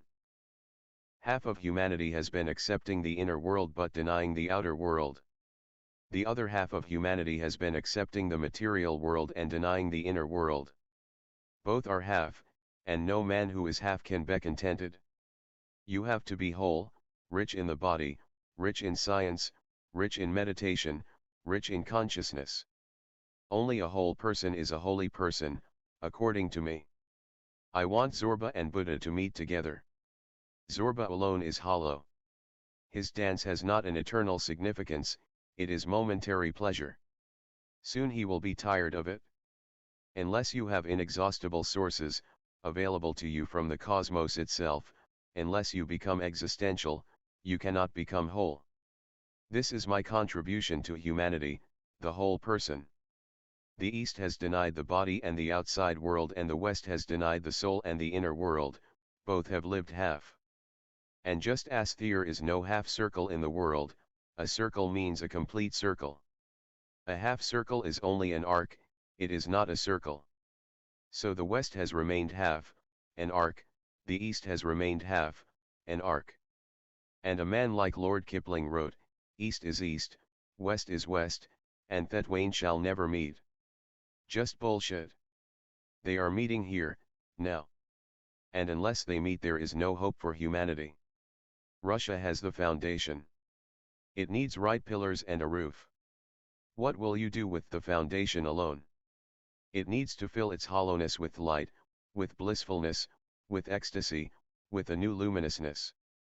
Ask the awakened ones of the world to enter into Russia and teach people a scientific religiousness, not Christianity, not Hinduism, not Srimad Bhagavad Gita or the Holy Bible. The Holy Bible has 388 pages of pornography, sheer pornography. and Srimad Bhagavad Gita is a sermon by Lord Krishna of the Hindus, the perfect incarnation of God, in favor of war. A great war happened because of Srimad Bhagavad Gita. It happened 5,000 years ago and it broke India's backbone. After that war, India has never risen beyond poverty, beyond small things. It cannot look up to the stars and the blue sky. When you are hungry, it will be interesting for you to know that there are biblical scholars who have been prohibited by the Pope.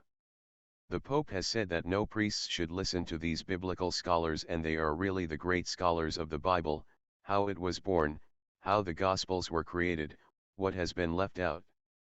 The 4 Gospels in the New Testament are not the only Gospels. There were other Gospels which have been denied and destroyed. Only one Gospel has survived, because it was written in India. One of the direct disciples of Jesus, Thomas, immediately moved to India and he remained in South India, learned all the arts of yoga and meditation. And you will be surprised, he is the only person in the whole world whose body is still intact, it is in Goa. Every year the body is taken out and you can see it is as if he has just died. And it is not by any scientific method that it has been preserved. Scientists have been observing it, watching it with amazement 2,000 years ago. How did those people manage? Because there is no sign of anything, and the body seems to be still flushed with blood. After 2,000 years it has not deteriorated. The body usually starts deteriorating immediately, within 3 days it is stinking. But every year the body of Thomas is taken out. This is a real miracle, and it is the only body in the whole world which has been preserved, and scientists cannot figure out how. It has been preserved by yoga and meditation, not by any scientific method from the outside. There was no science in those days. But Thomas became almost a sannyasin in India. He forgot all about Jesus and his miracles and all his teachings. He became almost a man of the East. He started wearing the robe of a sannyasin, the ochre robe. He started using the sannyasin's ancient sandals, made of wood. It was very difficult to walk on them. He was even using the thread that Hindus wear around their neck and waist. He shaved his head, just like any yogi, and he was well respected. He was allowed into the Buddhist monasteries of Nalanda and Takshashila. Both these monasteries Jesus had also visited, but not for a long time. So he could not get into meditation. He heard about things which he repeats in the Bible, which are really Buddha statements. The biblical scholars who are the authentic scholars, and they are all Christians, say there is every possibility there was no Jesus at all. It is a myth, and it is simply Krishna whose name has become Christ. The Sanskrit name Krishna in Bengali becomes Christo. If it can become Christo, there is not much to do to make it Christ, from Krishna to Christo and from Christo to Christ. These biblical scholars have found many things which are amazing. It is possible that it is a myth, traveling, that has created Jesus Christ. But Gorbachev knows nothing, and to allow Srimad Bhagavad Gita to be translated into Russian will be one of the most dangerous steps against peace. 5,000 years ago, the great warrior Arjuna, seeing millions of people ready to fight because it was a family fight. Arjuna and Duryodhana were cousin brothers. Duryodhana's father was blind. In fact, he was the elder brother of the father of Arjuna. He was supposed to be the king, but he was blind, so naturally the second oldest son, Dhritarashtra, was made king when the father died. But the older man, who could not get into power, was very ambitious that his son should get into power. He had 100 sons, because he had many wives. And a blind man, nothing else to do. He knows neither day nor night, and no other work was allotted to him, so he had 100 sons. And the father of Arjuna had only 5 sons. Arjuna was a great archer, perhaps the greatest the world has ever known. The whole thing depended on Arjuna, if he refused to fight with his own brothers. And all the relatives were divided between the two sides. The teacher of Arjuna, who had taught him archery, was on the other side. And there was every possibility that the other side would win. They were 100 brothers and these were only 5. But they had many relatives. They had all come from all over the world. you will be surprised that Arjuna's wife had come from Mexico. In Sanskrit the name of Mexico is Mokshika. It is from Mokshika that Mexico is derived. So even the Mexican princes had come to fight for Arjuna. These 5 brothers had only one wife, because all 5 were interested in this woman, who was Krishna's sister. So it was a dangerous problem. All the 5 brothers, and the eldest was Yudhishthir, second was Bhima, third was Arjuna, and then 2 other brothers. So obviously, Yudhishthir had the first right to her. But Arjuna was the most beautiful and the most important person in all those millions of soldiers who had gathered. It was a strange war, because on both sides there were relatives of relatives, friends, even Krishna.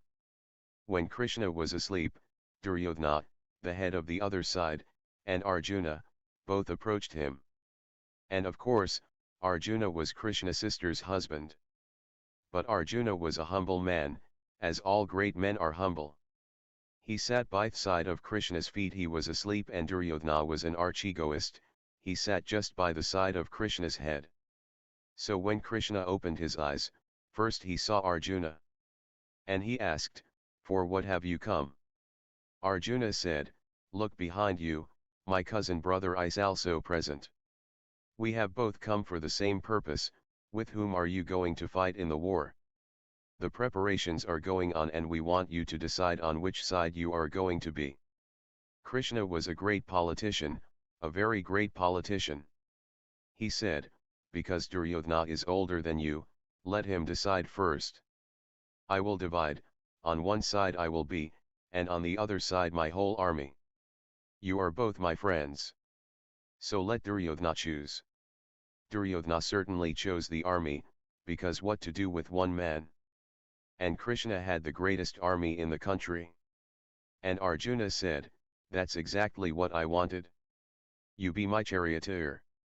So on that first day of the war, both the armies are standing face to face, and Krishna brings the chariot of Arjuna to confront the enemy. But seeing all the faces of the friends on both sides, all relatives in some way or other, seeing his own teacher on the other side, seeing his own great-granduncle, who loved Arjuna very much but was considerate of the blind man who had missed the kingdom which was his right, he was there. Arjuna became puzzled. He said, "What will I gain if I kill all these people? Just sitting on a golden throne with all these people dead? I don't see any point in this war. Take my chariot away from the front, I am going to the Himalayas to meditate. This world is not for me. If I have to kill so many people just to be here, it is better to renounce it." It was Krishna who forced him. In 18 chapters of Srimad Bhagavad Gita is his continuous argument in favor of war. And when finally he could not convince him, at last he took the same step as all religions have taken: it is God's will. You cannot go out of the war. What God has chosen has to happen. That's what the Bible says. Don't change anything. Whatever is God's will is going to happen.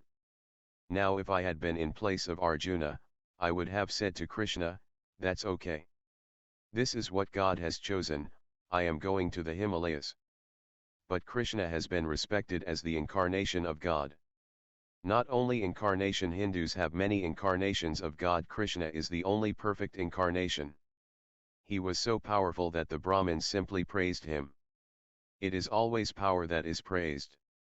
A man who has captured 16,000 women from all over his kingdom, all the beautiful women, whether married, unmarried, it did not matter. His army would just catch any woman who was seen by Krishna, and he simply gave the indication, "Take her to the palace." He collected 16,000 women, you cannot even remember their names. And he was married only to one woman. All these women had their children, their husbands, their old parents to take care of. 16,000 families were destroyed by this man. And he forced Arjuna, saying, "This is God's will, you have to fight. You cannot go against God's will." God has been used for all kinds of crimes. The war happened. It was a massacre, millions of people died. And the backbone of India was broken. India became so afraid of war, because from every family somebody was killed: the husband, the father, the son, every family was deprived of somebody. The whole country was sad, and that sadness has become so deeply settled in India's mind that when small tribes, primitive tribes of Turks, of Mongols, of Hunas, of Mughals, of British came to India, India simply gave way. They had no desire to fight. Whoever came was accepted without any difficulty. Small groups. Turks came with only 500 people, and India was a country of 33 million people at that time, 2000 years ago. Still India simply accepted them. It was not ready to fight. It had seen the war, it had seen its destructiveness. And who was responsible for all this? Krishna was responsible for all this. To me, he is not even a human being, nothing to say about an incarnation of God. When I saw today that they are giving a place to him in the Soviet Union, making a temple for Krishna and allowing these hippies from America, that means all kinds of idiots and stupids and superstitious people will enter into the Soviet Union. This opening can be dangerous. Certainly the Soviet Union needs spirituality. It has materialism that is the base. It needs spirituality that will raise the temple of the soul. Just as you need scientists for material wealth, technology, you need Buddhas, enlightened people, to help you become also a Buddha. But this kind of people will not come on their own. You will have to persuade them, you will have to invite them. Only then they can help you. To a welcoming heart, they will pour all that they know. And Marxism will become a complete philosophy if it can be joined with Zen. That's why I say, what is missing? Zen fire, Zen wind. But Christianity should be prohibited. Judaism should be prohibited. Hinduism should be prohibited. Islam should be prohibited. These people have been the cause of the trouble. Again you are falling back. 70 years of struggle to create a new society, and then one single man who knows nothing of the revolution, who knows nothing of how hard it was to preserve the country amongst all the anti-communist countries. They were all ready, like vultures all around, to destroy the Soviet Union and its communism. Because if even one country becomes communist, it is dangerous. It is dangerous to all the capitalist countries because that fragrance will start spreading. The Soviet Union is a hope for humanity. Gorbachev should not take the responsibility of destroying the Soviet Union. But by opening it, he is being praised by the capitalist press, by the capitalist news media all over the world. That is very cunning. They are making him a great hero, and by becoming a hero he will completely forget the implications that will follow the opening of the doors of the Soviet Union to all and sundry, to Tom, and Dick, and Harry. It is a scientific experiment. The Soviet Union has done half the work, with great difficulty, with tremendous sacrifice. The new generation is not aware. I have gone to the deepest roots of the revolution, and I can see how much the Soviet Union has suffered to be a communist country, how much it has sacrificed. And it has lived in constant danger of being destroyed, but now it has come to a point where it is one of the biggest world powers. It should not be reduced from its power. It is good to be a peacemaker, and perhaps soon Gorbachev will receive a Nobel Prize. That is not very noble. I call it the Ig Nobel Prize, because the man who created the Nobel Prize, it was his name, Nobel. But his function was in the First World War, and before that he was the biggest manufacturer of arms. He was supplying arms to the whole world. Every war was fought with his weapons, both sides would be using his arms, and through these arms he collected great richness. Then his Christian guilt came over him at the time of his death, that I am the greatest creator of war material, and all the people who have died because of my weapons, everybody who has died because of my arms. In any country, anywhere, both the parties were using his weapons. He was the only person who was refining, and making better and better war material.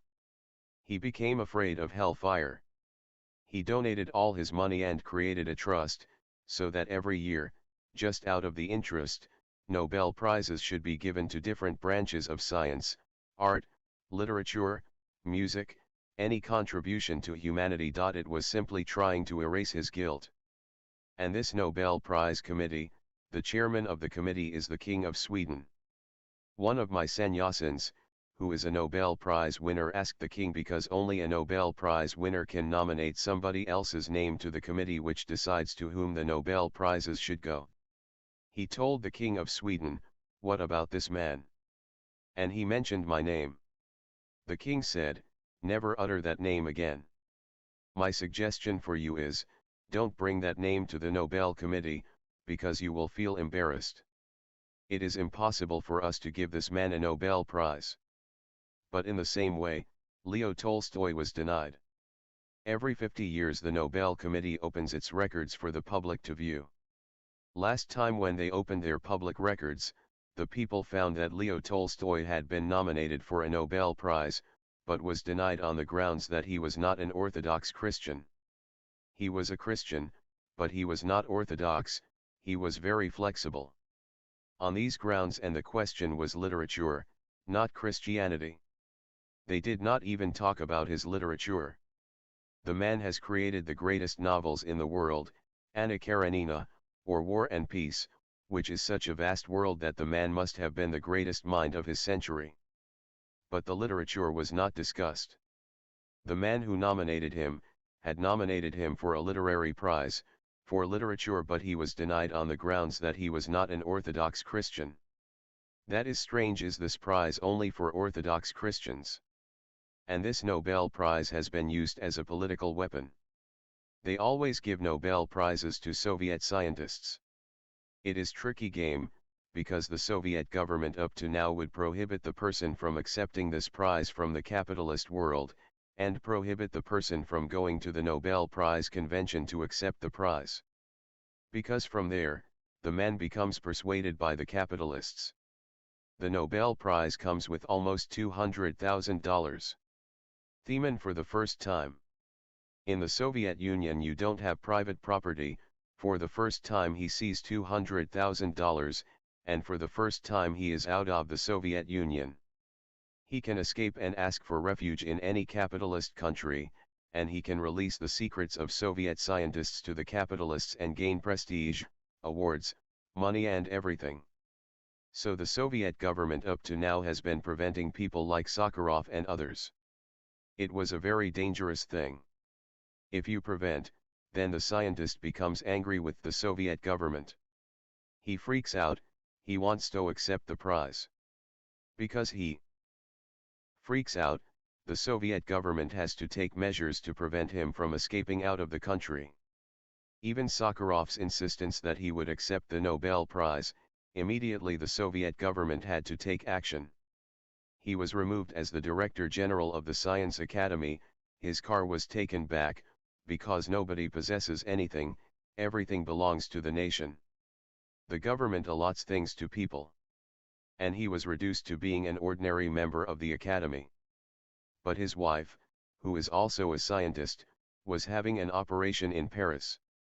From Paris she managed to go to the Nobel Prize convention, and on behalf of her husband she accepted the Nobel Prize. So either the Nobel Prize is a kind of bribe to take secrets out of the Soviet Union, or it creates a trouble for the scientist. If the government prevents him, and if he wants to go out, then he has to be jailed. In some way, one scientist's life and his contribution to the Soviet Union is destroyed.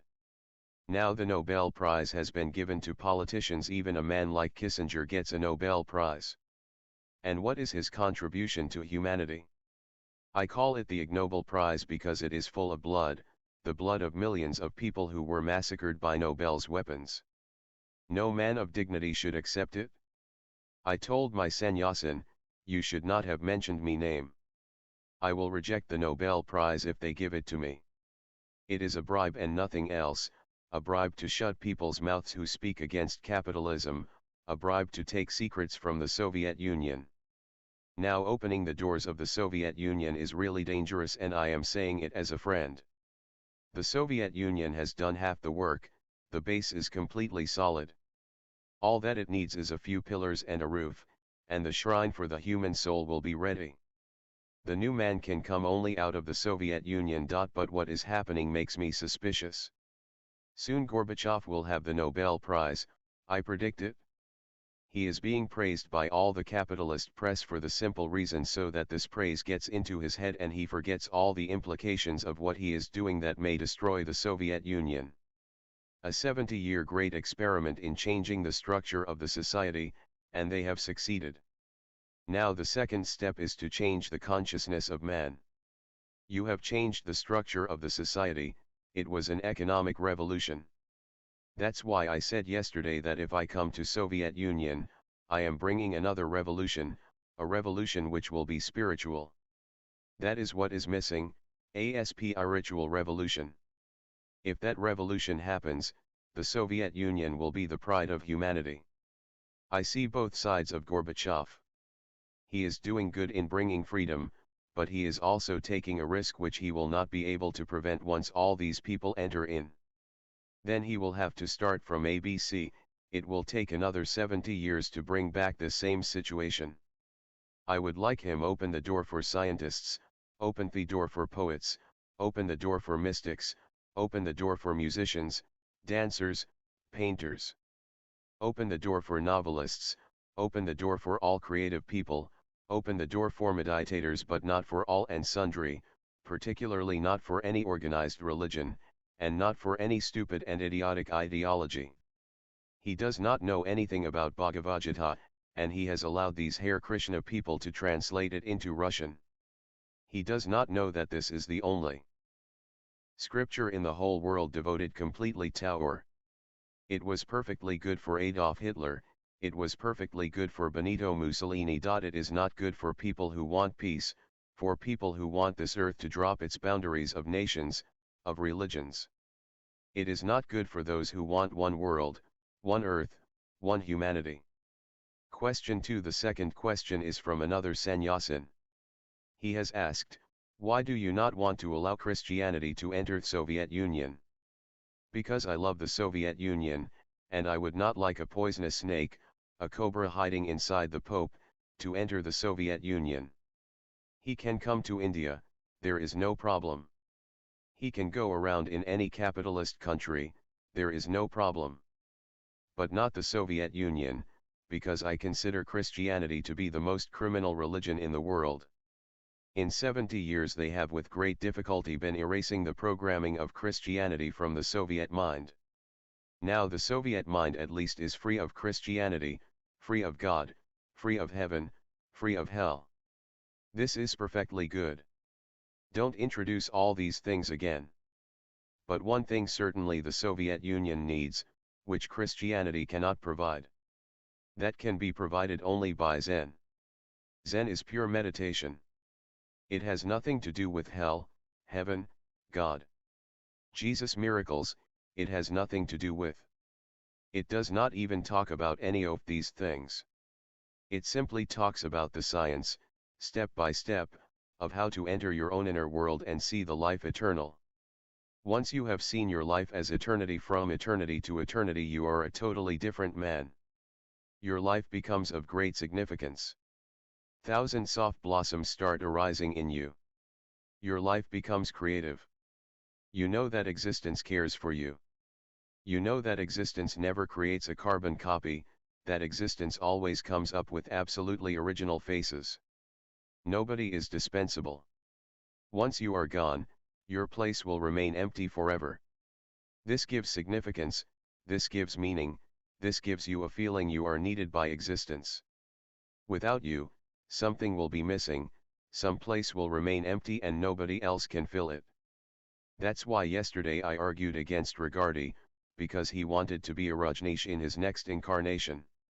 Existence never repeats, and you cannot be anybody else than yourself. That is authentic religiousness. Every individual has his own uniqueness, and that gives him dignity and grace. I don't want Christianity or Hinduism or Mohammedanism to enter the Soviet Union because all these religions are of prayer. Prayer is extrovert, meditation is introvert. If you want to allow people, then allow the people whose religion is based on meditation, not on prayer. That should be the clear-cut distinction, a criterion that can be followed without any fear. Allow Lao Tzu, allow people of Tao, allow people of Zen, allow people who belong to Sufism, allow people who belong to Hasidism. Thisir all people who in some way or other are meditative. But Zen comes to the very highest peak, the purest meditation, refined by centuries of mystics in India, mystics in China, mystics in Japan. It has moved through so much refinement, sharpening, continuous sharpening, that there is nothing else compared to it. What will the poor Pope do in the Soviet Union? Just kiss the land. So he can kiss in the Vatican. He has enough land, 8 square miles, a sovereign country. 8 square miles is not enough for him to kiss. Go on kissing. He wastes so much money in kissing different lands. He came to India and kissed the New Delhi airport. I was in Kathmandu. I immediately gave a press conference and told them, if he wanted to kiss cow dung, we could have sent him a parcel full of cow dung. Why waste $8 million in visiting India just to kiss the cow dung? But cow dung gives you a taste of Hinduism. What has Christianity done for the whole world? It has created more poverty by preventing people from using birth control methods. Now birth control methods are 100% effective. At first they were not. The pill had to be taken before you made love. Now there is another pill that you can take afterwards. There is no need to take it beforehand. This is far safer. And sometimes the pill disturbs the hormonal system of the woman, so a third pill has come into being which the man can take. The woman need not take anything. Now things are so simple, why go on increasing unnecessary population? And all Christian priests are insisting for more poverty, for more orphans. The reason is that they need more Catholics, more Christians from these orphans, from these poor people. They can get new converts. Already the Catholic Church has 600 million people in its fold, still there is no satisfaction. It wants more and more people, at the risk of the whole planet committing suicide. It is because of Christianity, and they have influenced all the religions because it is the greatest religion as far as membership is concerned, the most powerful. Other religions have also followed the same ideas. Mohammed married 9 wives. He was absolutely uneducated, he used to have epileptic fits, and he married a woman just for money. The woman was 40 years old and he was only 26, but the woman was a widow and had an immense amount of money. She was the first Mohammedan. She turned Mohammed's epileptic fits into trances. In his epileptic fit, he would tremble and foam would come out of his mouth, and he would feel so much trembling that all the blankets in the house could be put over him, still he was trembling. And whatever he uttered in that unconscious state, his wife would write. Khadija, the woman, who was well educated, super rich, it is she who has written the Quran, it is not Mohammed. He could not even sign his name. And the Quran has been written over 30 years' time, because you have to wait for the epileptic fit to come again. Then nobody knows whether Khadija was writing what Mohammed was saying or she was inventing, because it is a very poor scripture. There is nothing much in it. Mohammedan friends have asked me, talk about the Holy Quran. They have been sending me copies, the latest editions, most beautifully printed. I looked into them many times, but I could not find a single sentence worthy to be commented upon. I can criticize, but then all the Mohammedans will be just ready to burn my community. That's what the Greek Church threatened to do to me. When I was in Greece it was only for a 4-week tourist visa. After 2 weeks, and I had not gone out of the house. The house was on a small island, it belonged to the best film producer in Greece, he was my host. It was just on a hilltop, a direct drop to the ocean, a very beautiful place, a beautiful garden, and I had never gone out of the gate. But friends from all over Europe came running to Greece, and the Archbishop of the Greek Orthodox Church, which is the oldest church in the world. It is the Greek Church which has changed Christianity completely, according to itself. The Archbishop threatened the President of the country, the Prime Minister of the country, and threatened me, if the government does not deport him immediately I am going to dynamite the house and burn all the people inside alive. This is religion. And I have nothing to do with Greeks. There were at most 10 or 12 Greek friends, whom I have already corrupted, so there was no problem, they were my sannyasins. And he was threatening the government and saying that my stay in Greece would corrupt the morality, destroy the religion. I said when they deported me, to the world press representatives who had gathered at the airport to take my interview, this country has the weakest religion and the weakest morality. They have had 2,000 years to condition the mind of the country to a certain kind of morality which they think is virtuous, to certain superstitions that they think are religion, and they are afraid of a tourist who is going to be here only 2 weeks more. If a religion 2,000 years old can be corrupted by a tourist in 2 weeks, it is worth corrupting. It should be corrupted. He was threatening me, I will organize a procession against you. I informed him, I will enjoy it. I enjoy all kinds of things. But the procession never came, so I asked Amrito, my ambassador in Greece, a beautiful woman, used to be a model, once was chosen to be the beauty queen of Greece. I love beauty. I love everything that is beautiful in this world. The flowers, the faces, the stars, the moon, the ocean, everything. Beauty is my religion. I asked Amrito, how many people here are Christians? She said, almost 90%. And I asked her, how many attend the church? She said, not more than 4%. I said, who are those 4% people? She laughed, she said, you won't believe they are the oldest women, ancient women, those whose 1 foot is in the grave and 1 foot in the church. I said, how many women listen to this archbishop? She counted. She went there, only 6 women were listening to his thundering sermon. Of course he could not bring a procession of 6 old women, it would have been really a great circus. I had told my people, when he comes we should join the procession. That old idiot wanted to burn all my people who were living with me just for 2 weeks. What has Christianity done for the world that you are asking me why I don't want to allow Christianity to enter the Soviet Union? I love the Soviet Union because it is a great experiment. It is a milestone in the history of man. Of course it is only half, but still half is better than nothing. The other half can be raised on top of it. What Lenin and Stalin have produced has given a good foundation for anybody to raise the temple of consciousness. And this temple will not belong to any religion, it will belong to all individuals who want to enter into initiation, who want to enter on the path. The Buddhas don't lead you, they simply indicate the way. You have to follow your way alone, because nobody can go inside you. The Buddhas can point to the place, but you have to go there. And it is good that nobody can go inside you, otherwise politicians would have reached before any Buddha. It is your privilege, your absolute privilege and freedom, nobody else can enter there. But if you go, you will start growing in a new dimension, vertical. Just as all animals move horizontally, at a certain point in history some animals, according to Charles Darwin, stood up vertically. That's how man was born, from the horizontal animal, walking on all fours, he started walking on 2 feet, and 2 hands were free for the first time.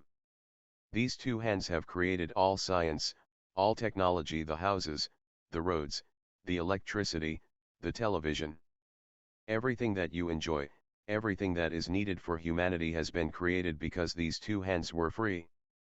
No animal can do these things, all 4 legs are engaged in walking. This is one revolution, the gorilla becomes man from horizontal to vertical. A similar kind of state exists inside. Your consciousness is still horizontal. Your body is vertical, your consciousness is still moving in time horizontally. The function of meditation is to turn your consciousness also in a vertical direction. When your body and consciousness are together, vertical, you are an enlightened one.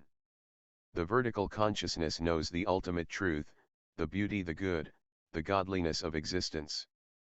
The sutras, our beloved master, the monk in charge of the monastery, once said to Yakuzan, I have rung the bell, please, Osho, it is time for the regular discourse.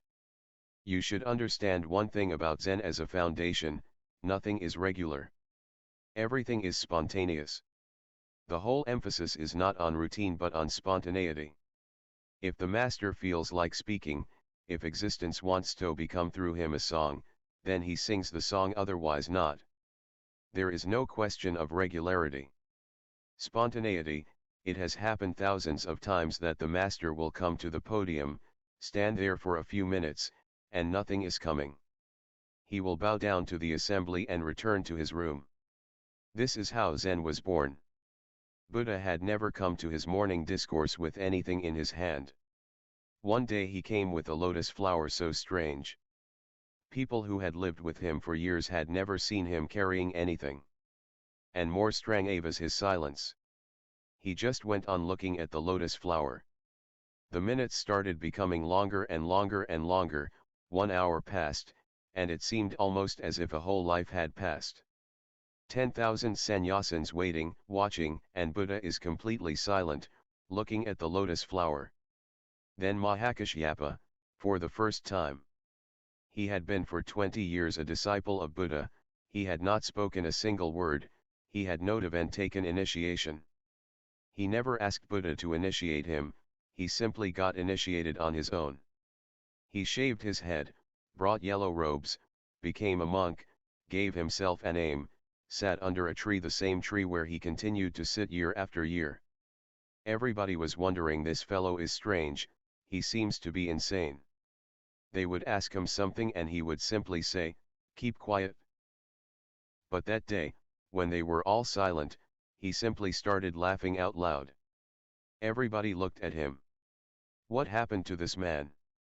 He has been insane for 20 years, and suddenly he has become sane? Or vice versa. Buddha looked at him and beckoned him with his hand, come close to me. This was for the first time in 20 years that Buddha had called him. Mahakashyapa came, and Buddha told the assembly of the sannyasins, what I could say in words I have said to you. What I could not say in words I am transferring to Mahakashyapa. And he gave the lotus flower to Mahakashyapa. This is how Zen was born. This was the beginning off river of Zen, no word, just something invisible. People just watched in awe what is happening. And for the first time Mahakashyapa touched Buddha's feet but did not say a single word. In Buddhist scriptures there is no other mention of Mahakashyapa, simply this mention. But Mahakashyapa is the first Zen master. From one master to another master, Zen has been coming down up to me. If Mahakashyapa is the beginning, I am perhaps at the very end of a long, long heritage, 25 centuries, hundreds of masters, transferring in deep silence and meditation what cannot be said in words. So the monk asked Yakuzan. Yakuzan is a great master, without any doubt, I have rung the bell. The bell is rung to call all the sannyasins together in the assembly hall. Please, Osho, it is time for the regular discourse. He used the word regular wrongly. With the master things are spontaneous, nothing is regular. Even when you see regularity, it is only in your conception. For the master, it is spontaneous.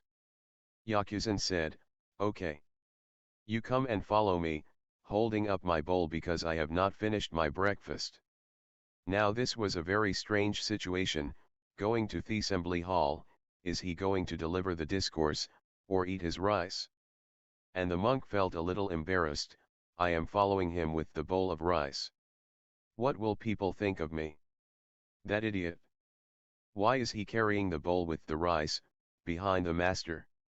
The monk did not understand the master's meaning, and Ungan, who was also present, asked, Master, when did you lose your arms and legs? Why are you not carrying your bowl yourself? When did you lose your arms and legs? Even Ungan, who finally became enlightened, could not understand the meaning. The meaning was that the discourse is nothing but a nourishment. It is a spiritual nourishment. Just as the body needs food, your spirituality needs nourishment. Carrying the bowl behind him, he was giving the monk an insight, think of all your meditations and discourses in terms of nourishment. The master is nothing but food for your soul. But Ungan did not understand either. He thought, what is the matter, because every monk carries his own bowl unless he is sick, unless he has lost his arms in some accident. What happened? When did you lose your arms and legs? Yakuzan said, you are simply wearing the monk's habit. You don't know, and you cannot know. You are only wearing the monk's habit, the monk's robe, but you don't understand anything. Ongan replied, I am not other than this. This is what I am. I am standing utterly naked before you. If you call me just the monk's habit, perhaps. This is what I am. This was coming from a deeper source, indicating thisness. Buddha's whole philosophy can be contained in the simple word thisness suchness, tathata. This moment, this is what I am. You can call me anything you like, it does not matter. This was a great answer. Ongan replied, I am not other than this. What about you, master? Yakuzan said, I don't have such a family. Strange answer from the master. What does he mean that he does not have such a family? I will tell you one anecdote to have some feel of it. When Al-Hillaj Mansur, who was killed finally by the Mohammedans, just like Jesus, but in a far worse way. They cut him piece by piece. But this happened later on, when he became enlightened and declared, Ana el-Haq, I am the truth. And Mohammedans cannot forgive anybody saying this. Only God is truth.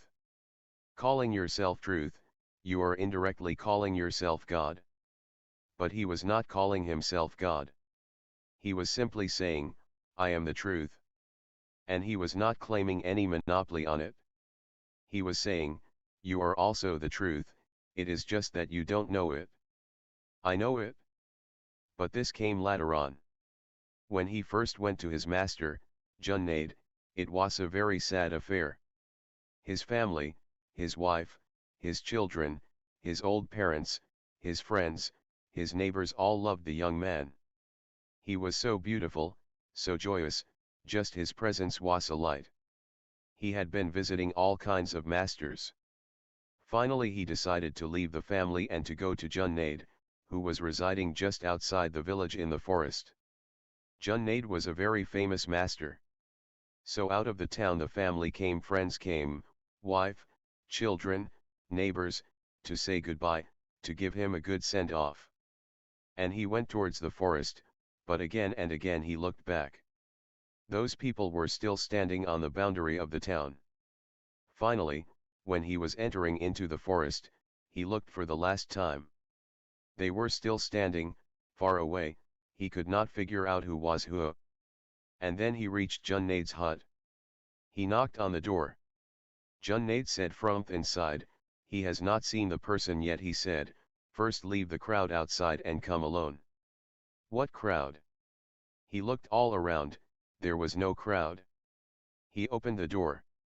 Junaid said, you did not follow my order. Leave the crowd outside and then come in. But he said, what crowd? I don't see anybody. I looked everywhere, there is nobody. He said, you are looking outside, look inside. The whole crowd is present. Your wife, your children, your family, your parents, your neighbors, your friends, everybody is present. Just close your eyes, that is the crowd you have to leave outside. Get out. When you are finished with the crowd, come in. It took 3 years for Al-Hillaj Mansur to sit outside till he was finished with the family, with the crowd, till he became utterly silent. He forgot completely to enter into the hut. 3 years is a long time. He had forgotten the family, and he had also forgotten the master. There was no need now, he was completely fulfilled. Exactly at that moment Junaid came out and said, come in now. He said, but now there is no need. Junaid said, only now, when there is no need, can I start my work on you. Come in and close the doors. This is the family that Yakuzan means. He is saying, I am absolutely alone. I am utterly silent. I don't have a crowd of thoughts, images, dreams in my mind. And you, standing before me, although you are saying, this is what I am, I can see the crowd inside, the family. You are not just this, you are a thought too. Ongan must have understood, because he did not say a single word.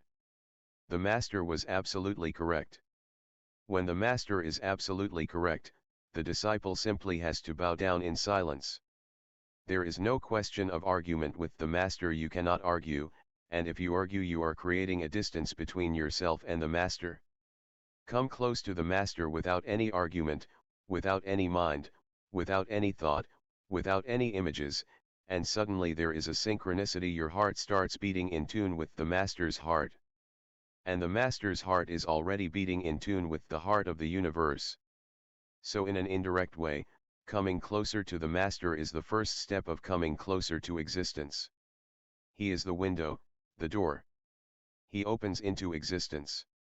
He gives you the first taste of dropping the self, of dropping the crowd, of dropping everything and just being a pure consciousness.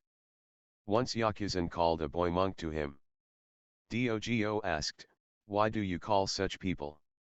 Dogo also became, finally, enlightened. He was a brother of Ungan. Both the brothers were disciples of Yakuzen. Dogo asked, "Why do you call such people?" Just a young boy, how can he understand the great teachings? That's where the mind distracts you.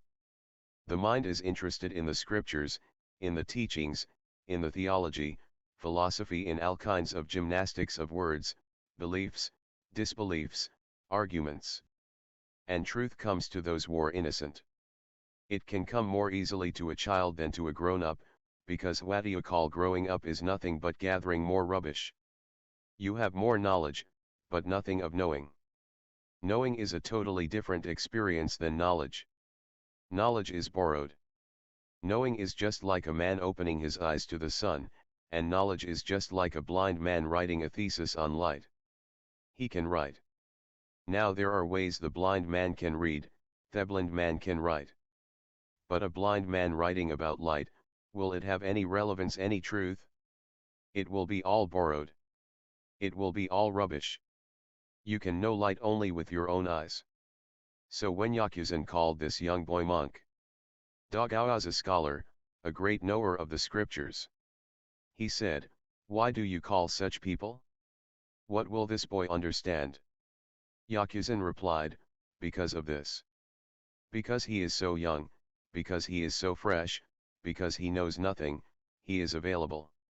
You are not available. Your mind is full of thoughts, and thoughts are a china wall, thick. They prevent any master from approaching your heart, your being." Yakuzen said, "Simply because of this, because he is so young, so fresh, so new. He knows nothing about anything. He is innocent. And the innocent has more capacity to know the truth. Those who have already become knowledgeable will have to drop their knowledge and become again childlike. Unless you become childlike, innocent, you cannot know the truth. Innocence is the path that leads to ultimate truth." Yakuzen replied, "Because of this."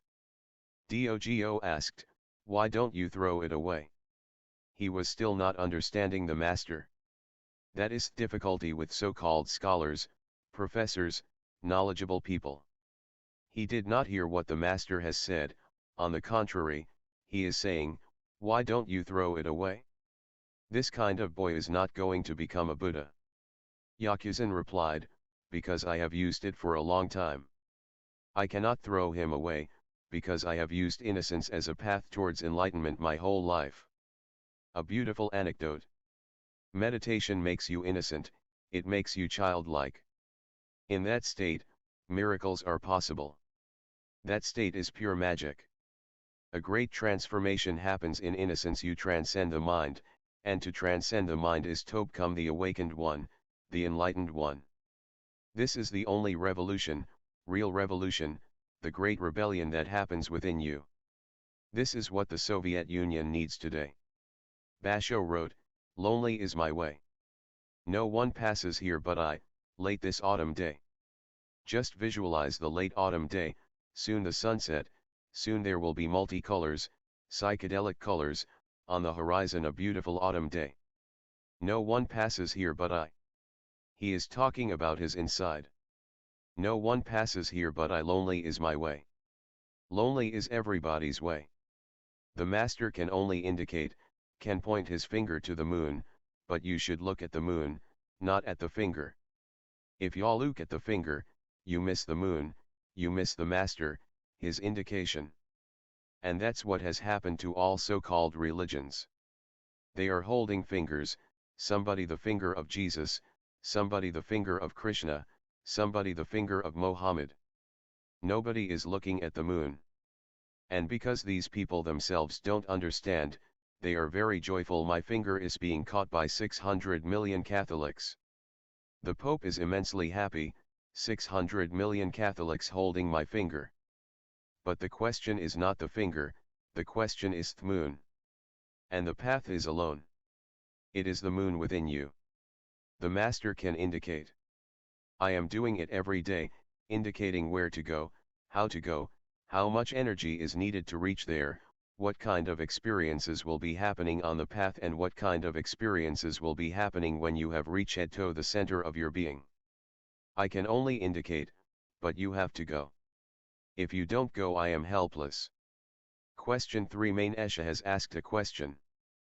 Our beloved master, neither communism nor Zen have a God as a central hypothesis on which a belief system is based. Does this imply that Russia might have a greater affinity with Zen than the West has? Certainly, Main Esha. The Soviet Union will be more capable and receptive because it has dropped all gods and all the superstitions surrounding God. It has dropped all consolations, all opium. It has dropped all that has been forced on man for millennia. The Soviet Union is almost in a state of innocence. But the danger is that this innocence can be exploited if the Soviet leaders are not conscious about it, that there is an innocent mind which has been created in 70 years and this can be exploited by organized religions very easily. Keep the organized religions out. The Soviet Union needs a totally different kind of religiousness which these organized religions cannot supply, they don't have it themselves.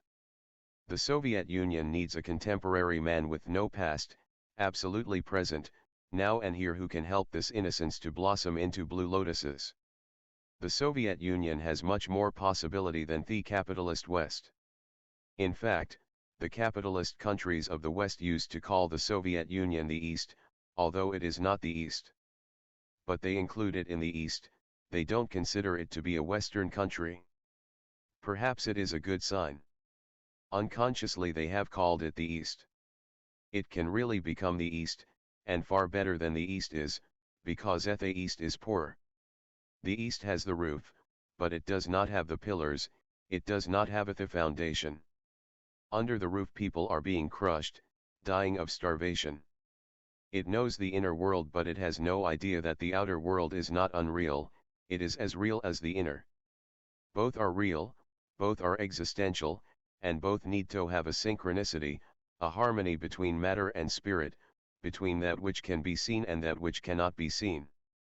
A deep accord is needed. Yes, Main Esha, the Soviet Union has much more vulnerability, much more receptivity than the capitalist West. The capitalist West is too much in the mind, too much in the thinking. The western part of the world still follows people like Aristotle and Socrates, great giants, but confined only to the refinement of the mind. Socrates and his dialogues are beautiful, the highest that mind can reach. And Aristotle is the father of Western logic. All the philosophers of the West, from ancient Greece to Germany, Kant, Hegel, Feuerbach, to the contemporary world Sartre, Jaspers, Marcel, Søren Kierkegaard, Bertrand Russell, Whitehead, G. E. Moore, they are all in the same line of intellectual giants. But they don't know anything about meditation, and they will argue against meditation. They will say there is nothing beyond the mind and without experimenting.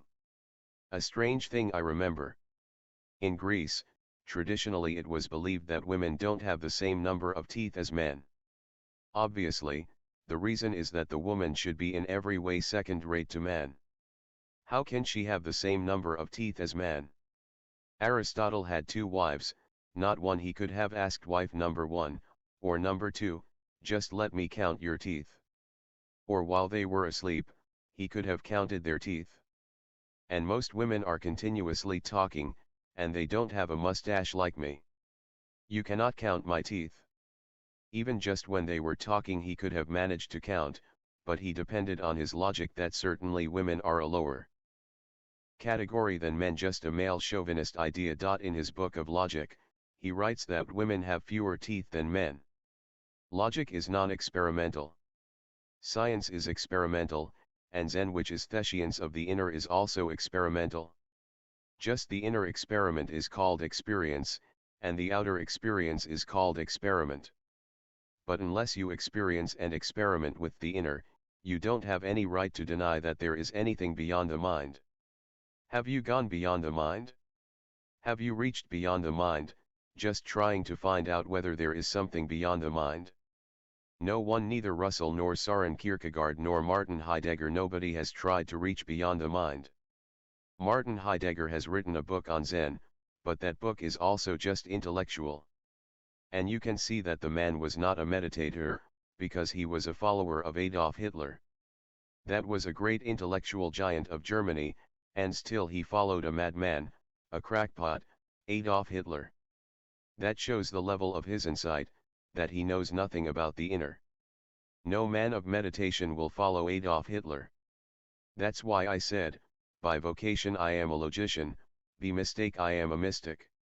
Because to be sane in an insane world is very difficult and hard. That's why I call it a mistake. But I would love you to commit the mistake. I love to corrupt people. Their morality, their religion, anything you give me and I will corrupt it. Corruption is my business. It is time for Sardar Gurudale Singh. Now he has come back, with his rainbow turban.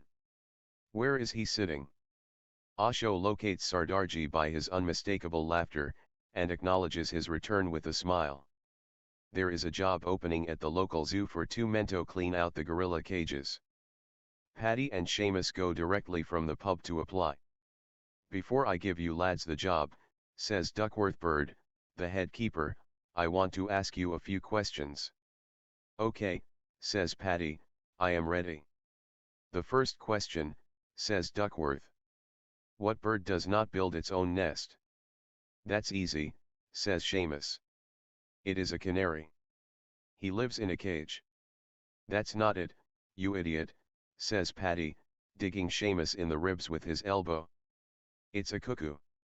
Very good, Paddy, says Duckworth Bird. How did you know? Ah, replies Paddy, everybody knows that a cuckoo lives in a clock. Hamish McTavish and Sandy McPherson go mountaineering in the Swiss Alps. Suddenly, Hamish loses his footing, slips and falls off a cliff into a deep crevasse. Sandy McPherson pokes his head over the cliff and just sees the fingertips of his Scottish friend clinging to a rock. Are you all right, Hamish? Shouts Sandy. Not exactly, gasps Hamish. But if you run down to the village 10 miles back, and get some rope, I will try to hang on until you get back. But hurry, for God's sake. Sandy McPherson goes running off down the mountainside. An hour later, his face suddenly reappears over the edge of the precipice. Are you still there, Hamish? He shouts. Jesus Christ! Just barely, shouts back Hamish, hanging on by one hand. Have you got the rope? Ah, replies McPherson, no. Those tight Swiss bastards wanted 2 francs for it. Old Father Fumble is invited to the local high school for its graduation ceremonies. But he is shocked and scandalized by some of the latest fashion outfits worn by the girls. Look at that youngster, cries Fumble to the person next to him, the one with the orange hair, the cigarette, and the purple pants. Is it a boy or a girl? A girl, snaps his companion. And by the way, she's my daughter. I am sorry, sir, says the flustered Fumble. Do forgive me, I would never had said anything had I known you were her father. I'm not, you idiot, says the other. I am her mother. Nibna. Gibberish, Nibna. Be silent. Close your eyes. Feel your body to be completely frozen. This is the right moment to look inwards. Gather your whole life energy and rush towards the center of your being with total consciousness, with an urgency as if this is going to be your last moment on the earth. Without this urgency you will never reach to the center. Faster and faster, deeper and deeper. As you start coming closer to your center, a great silence descends over you. The closer you are, you find fountains of peace and serenity surrounding you. As you reach to the very center, for the first time you know who you are: the Buddha. The Buddha simply means the awakened one. It has nothing to do with Gautam Buddha. He was one of the Buddhas among thousands of Buddhas, of course the most well-known Buddha. But his name was not Buddha, his name was Gautam Siddhartha. Buddha was his awakening. The same awakening, the same silence you are in, the same blossoming of your center into a lotus flower. You must have seen Gautam Buddha's statue sitting on a lotus flower. This moment, Gautam the Buddha auditorium is full of 10,000 Buddhas. You have to remember only one quality. Buddha consists only of one quality: witnessing. Just being a witness without any judgment, without any identification, just watching as if you are only a mirror. Witness that you are not the body. Witness that you are not the mind. Witness that you are only a witness. Just pure consciousness. And suddenly you come in touch with your eternal life, with your immortal being. Suddenly you have come very close to the heartbeat of the cosmos. Your being a Buddha is the door to the cosmos. To make this witnessing more clear, Nibna. Relax. Let go of the body, but keep remembering one thing: that you are a Buddha. And the Buddha has only one quality: he is made up of only one thing, that is witnessing. The whole religious experience can be reduced to a single word: witnessing. And as you get deeper into witnessing, you start melting like ice into the ocean. The Buddha auditorium suddenly turns into an ocean of pure consciousness, without any ripples, without any waves, just so utterly silent. Flowers from the beyond start raining on you in celebration of your achievement. This moment you are the most blessed people on the earth. The evening was beautiful on its own. But in coming closer to your ultimate nature, Buddhahood, you have made it a splendor, a miracle, a magical moment. Just gather all the flowers and the fragrances and the juices of life. You have to bring them with you. And don't forget to persuade the Buddha to come along. First he will come, slowly, as a shadow to you. He has been hiding at the center for millions of years. You have to bring him back from the center to the circumference of your life. First he will be just behind you as a shadow. In the second step, you will be behind him as a shadow. In the third step, you will merge into the Buddha, and the Buddha is pure consciousness, hence it casts no shadow. It is absolutely transparent.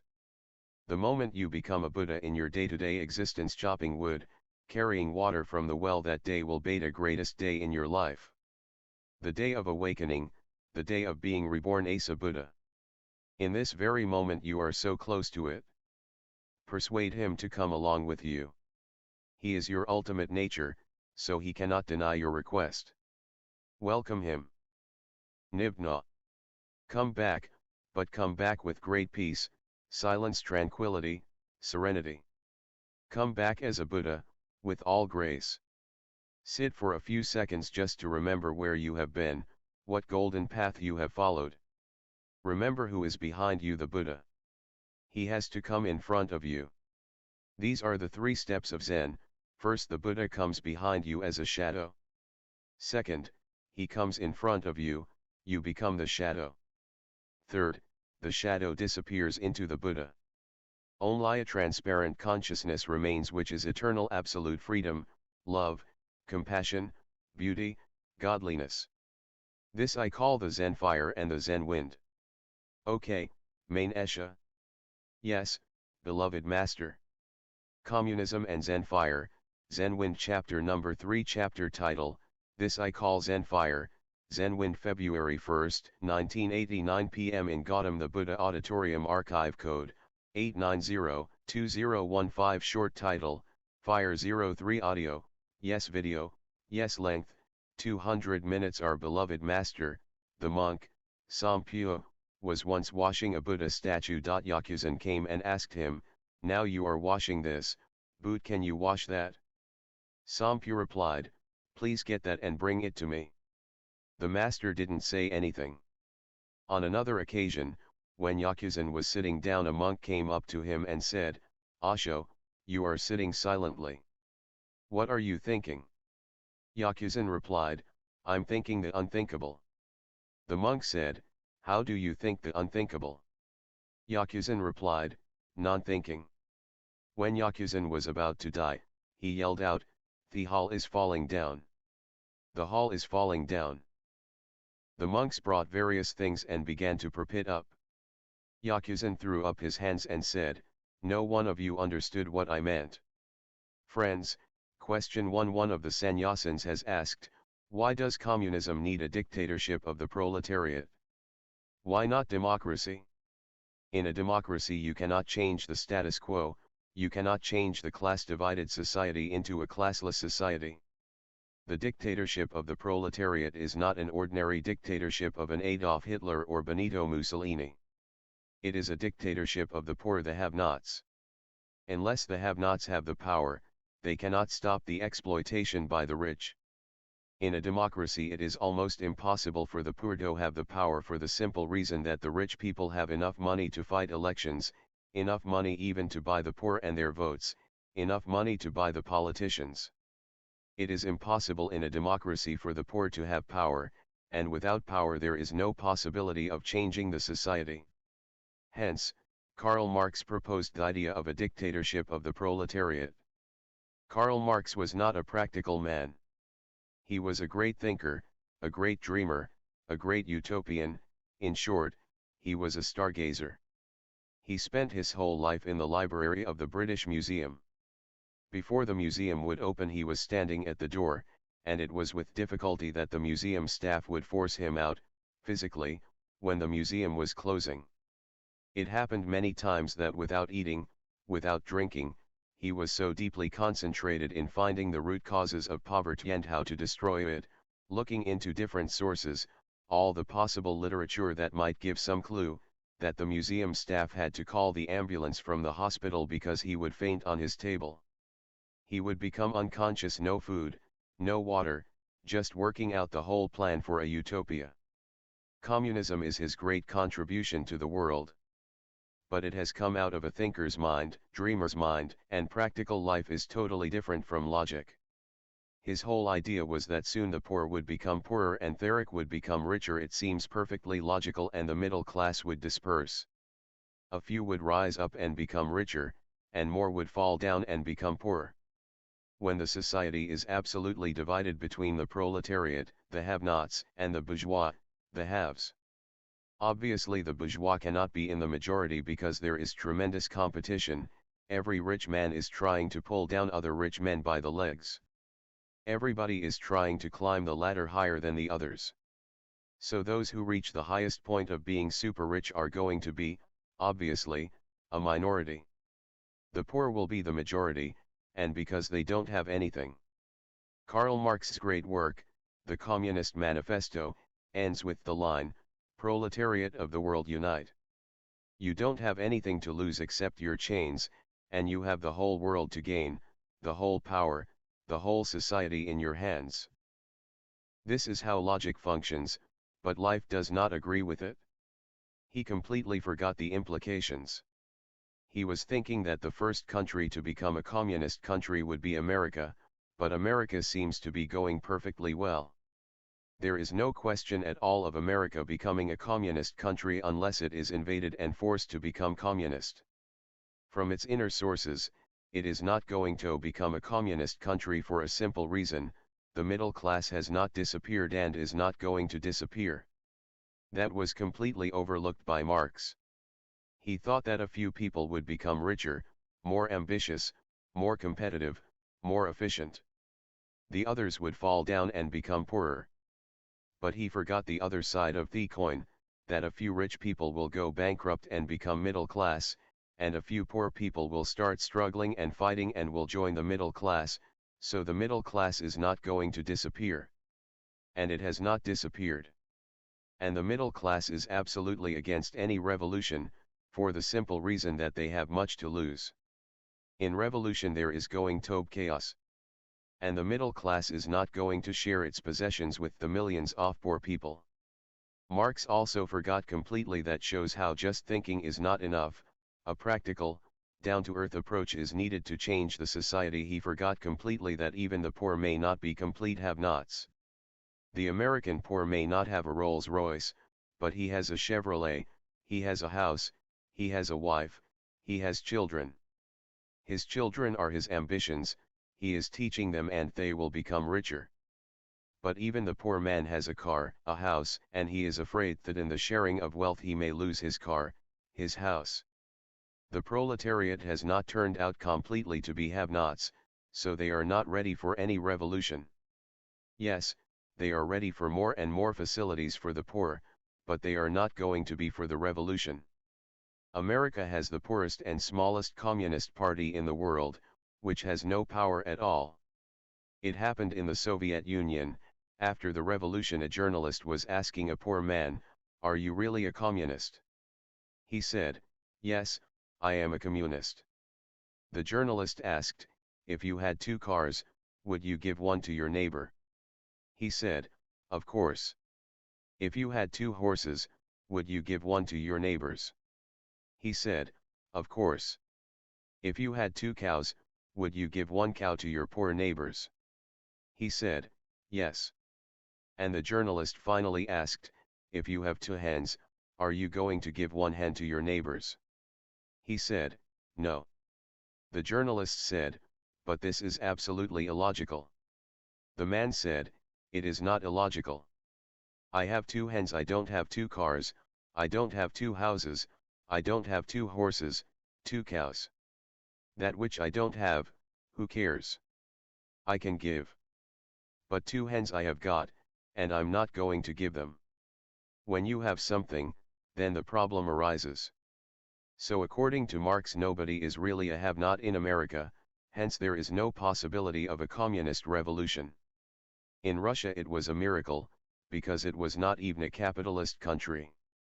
And that was the idea of Karl Marx, that communist revolution can happen only in a capitalist country where there will be poor people in the majority, and rich people in the minority. The poor can overthrow the rich very easily, there is no question of much violence or any trouble. Russia was not even a capitalist country. It was a feudal country, far more backward than a capitalist country. There were no poor, no proletariat, no labor unions. And there was not a class of rich people, there were just a few: the emperor, the czar, a small aristocracy. They were not owners of factories, they were owners of land, and on their land they had slaves to do the work. Now a slave is taken care of by the landlord because unless he is strong enough, he will not be able to work on the land. The slave is not a machine, so he has to be given good food, good clothes, in winter he has to be given warmer clothes. So the slaves were not have-nots, in fact, they were enjoying everything. The aristocrats had to keep them in good health, medical facilities, good clothes, houses which are healthy and hygienic, because unless those slaves are powerful and strong they will not be able to work the vast lands, thousands of acres. Miles and miles of land an aristocrat would have, and thousands of slaves. It was a totally different situation. Marx never thought about a Soviet Russia. He never thought that Russia was going to become a communist country. That's how theorization fails. Life takes its own course, it does not follow your logic, your philosophy. In Russia the revolution happened. It was not a communist revolution in fact, because it was not a fight between the have-nots and the haves. It happened during the First World War. The Tsar was not equipped well enough to fight Germany. Neither were the communists ready to fight in Russia a small group of thinkers, they were not hoping that there was going to be a revolution there. Even capitalism had not come, which was going to produce the haves and have-nots, so it was very far away. Even Lenin, who was to become the head of the first communist country in the world, was in Germany because in Germany the emperor had relaxed the power and given it to the people.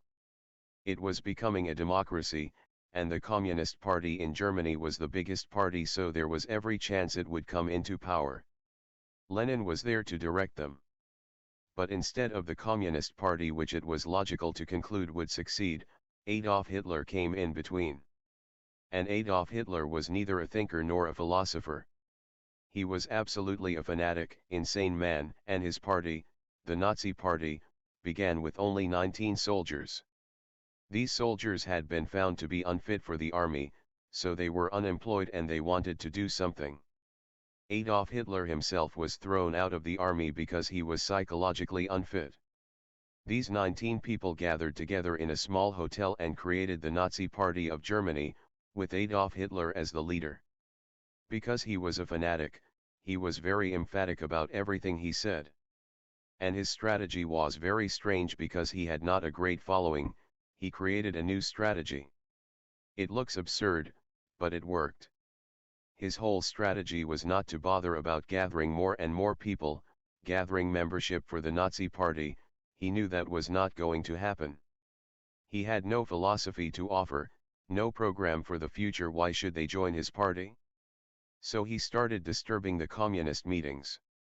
Those 19 people, they were all soldiers, would sit in the communist meetings in separate places, and whenever the communist leader would start speaking, they would create trouble. They would start beating people, whoever was by their side. It was not a question of whom. Just 19 people would disturb a meeting of 10,000 people or 20,000 people. And when there are beatings going on, you cannot speak. They were throwing stones at the speaker, they were hitting the audience.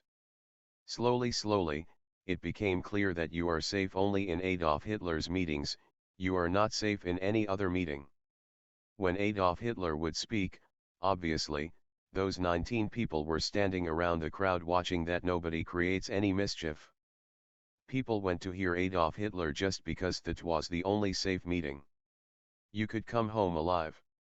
This is how Adolf Hitler came to power, because he disturbed all meetings of the communists, which was the greatest party and was logically bound to succeed but could not succeed because it could not approach the masses. Communist leaders would call a meeting and nobody would come. Only Adolf Hitler was listened to all over the country, and slowly he started gathering followers because he seemed to be the only savior. All others had left the area. And nobody knew his strategy.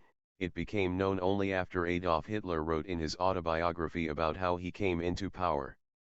Just those 19 people managed to do the work. The first thing was to disturb everybody's meeting. And there was no propaganda from anybody else. If the Communist Party was putting up posters, those 19 people were removing the posters in the night. In the morning people would see only Adolf Hitler's posters, every other poster was removed. They would never know that there were any other posters.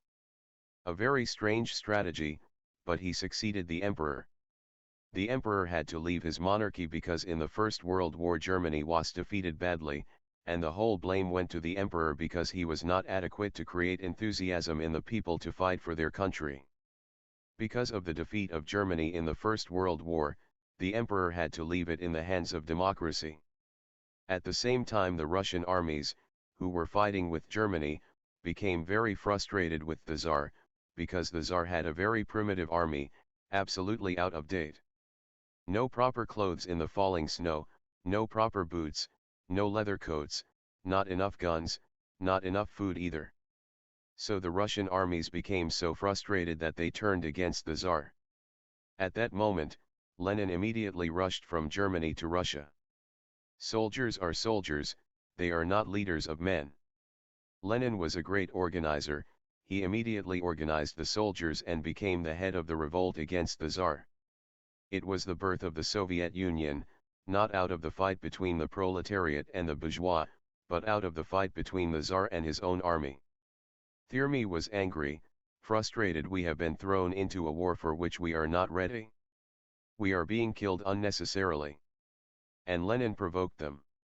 He was a very good organizer. He organized the army and now the Tsar was left alone. 19 persons of the Tsar's family, even a 6-month-old baby, were immediately murdered.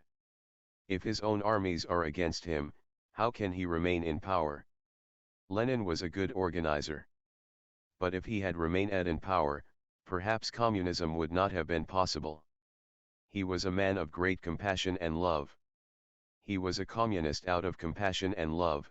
He wanted Thepur to disappear from the earth. But he was not perfectly clear. When the power comes into your hands, what are you going to do with it?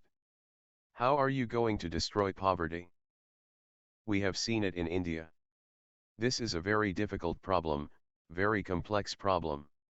After 42 years of freedom, India is in a worse position than it was under slavery. More poor people, more poverty, more population, and problems have doubled. Prices have gone up 20, 30, 50 times more, and the salaries have remained almost the same. The poor have become immensely poor and are on the verge of starving to death. What happened? These great revolutionaries who were fighting against the British Empire had no program. My whole family was involved in the freedom struggle. My uncles lost their whole lives. One of my uncles was in his graduation class in the university and he was caught and jailed. And once a person was jailed under the British Empire, he was never again allowed to enter any university or college. Another uncle, who had just passed matriculation, was caught in the freedom struggle and after he was released, could not go back to any educational institution. Both the uncles lost their careers and the family suffered immensely. Even in my very childhood, I remember I used to ask me father, I can understand that you are against the British Empire. This is freedom from. But what are you going to do when you have got the freedom? Freedom for what? And he would shrug his shoulders. He would say to me, the leaders know. But the leaders were as much unaware. You may have sometimes seen a dog who runs after a car, barking, and with great speed. And if the man in the car stops, the dog looks all around, embarrassed what to do now. Miles of unnecessary running and barking. And that happens to all revolutionaries. Miles of trouble. Fighting, murder, being killed, jailed, and when they get into power they look just like the dog, embarrassed. What to do now? India has been in the hands of the revolutionaries but they could not do anything. In fact, a revolutionary is not the right person to be in power. But this is a very difficult problem. Because the revolutionary wins the freedom, naturally he comes into power. But he knows only how to revolt, he does not know how to consolidate a society. He does not know anything of the economics, of the finances, of people's psychology. He can provoke people to fight, to destroy the empire, to destroy all kinds of slavery. He is a good orator, influential, he has an impressive personality, charisma, but when he comes into power he looks just like the dog, embarrassed, now whom to provoke. He is in power, and his whole life has been just a life of provocation, revolt. He has never learned anything about how to rule. But in Russia the miracle happened. All the great revolutionaries in Russia. Lenin was the main one, but he had no charisma. He was an organizer behind the scenes, he had no personality which you can call impressive. In fact had a very deep inferiority complex for a strange reason. His legs were very small in comparison to his upper body. His legs never reached to the earth while he was sitting on a chair, they were just dangling. This was his immense inferiority complex. So only behind the scenes. He could organize, manage, give whole programs for how to do things, but he was not a charismatic man. But he had at his right hand a really charismatic philosopher, thinker, dreamer, and a great orator, Trotsky. So Lenin was behind the scenes organizing, and Trotsky was the great revolutionary orator, very impressive personality, to provoke people. But he was only a good orator. A charismatic personality is not needed when you come into power. What are you going to do with your charisma? There is no public, no speech, no oratory.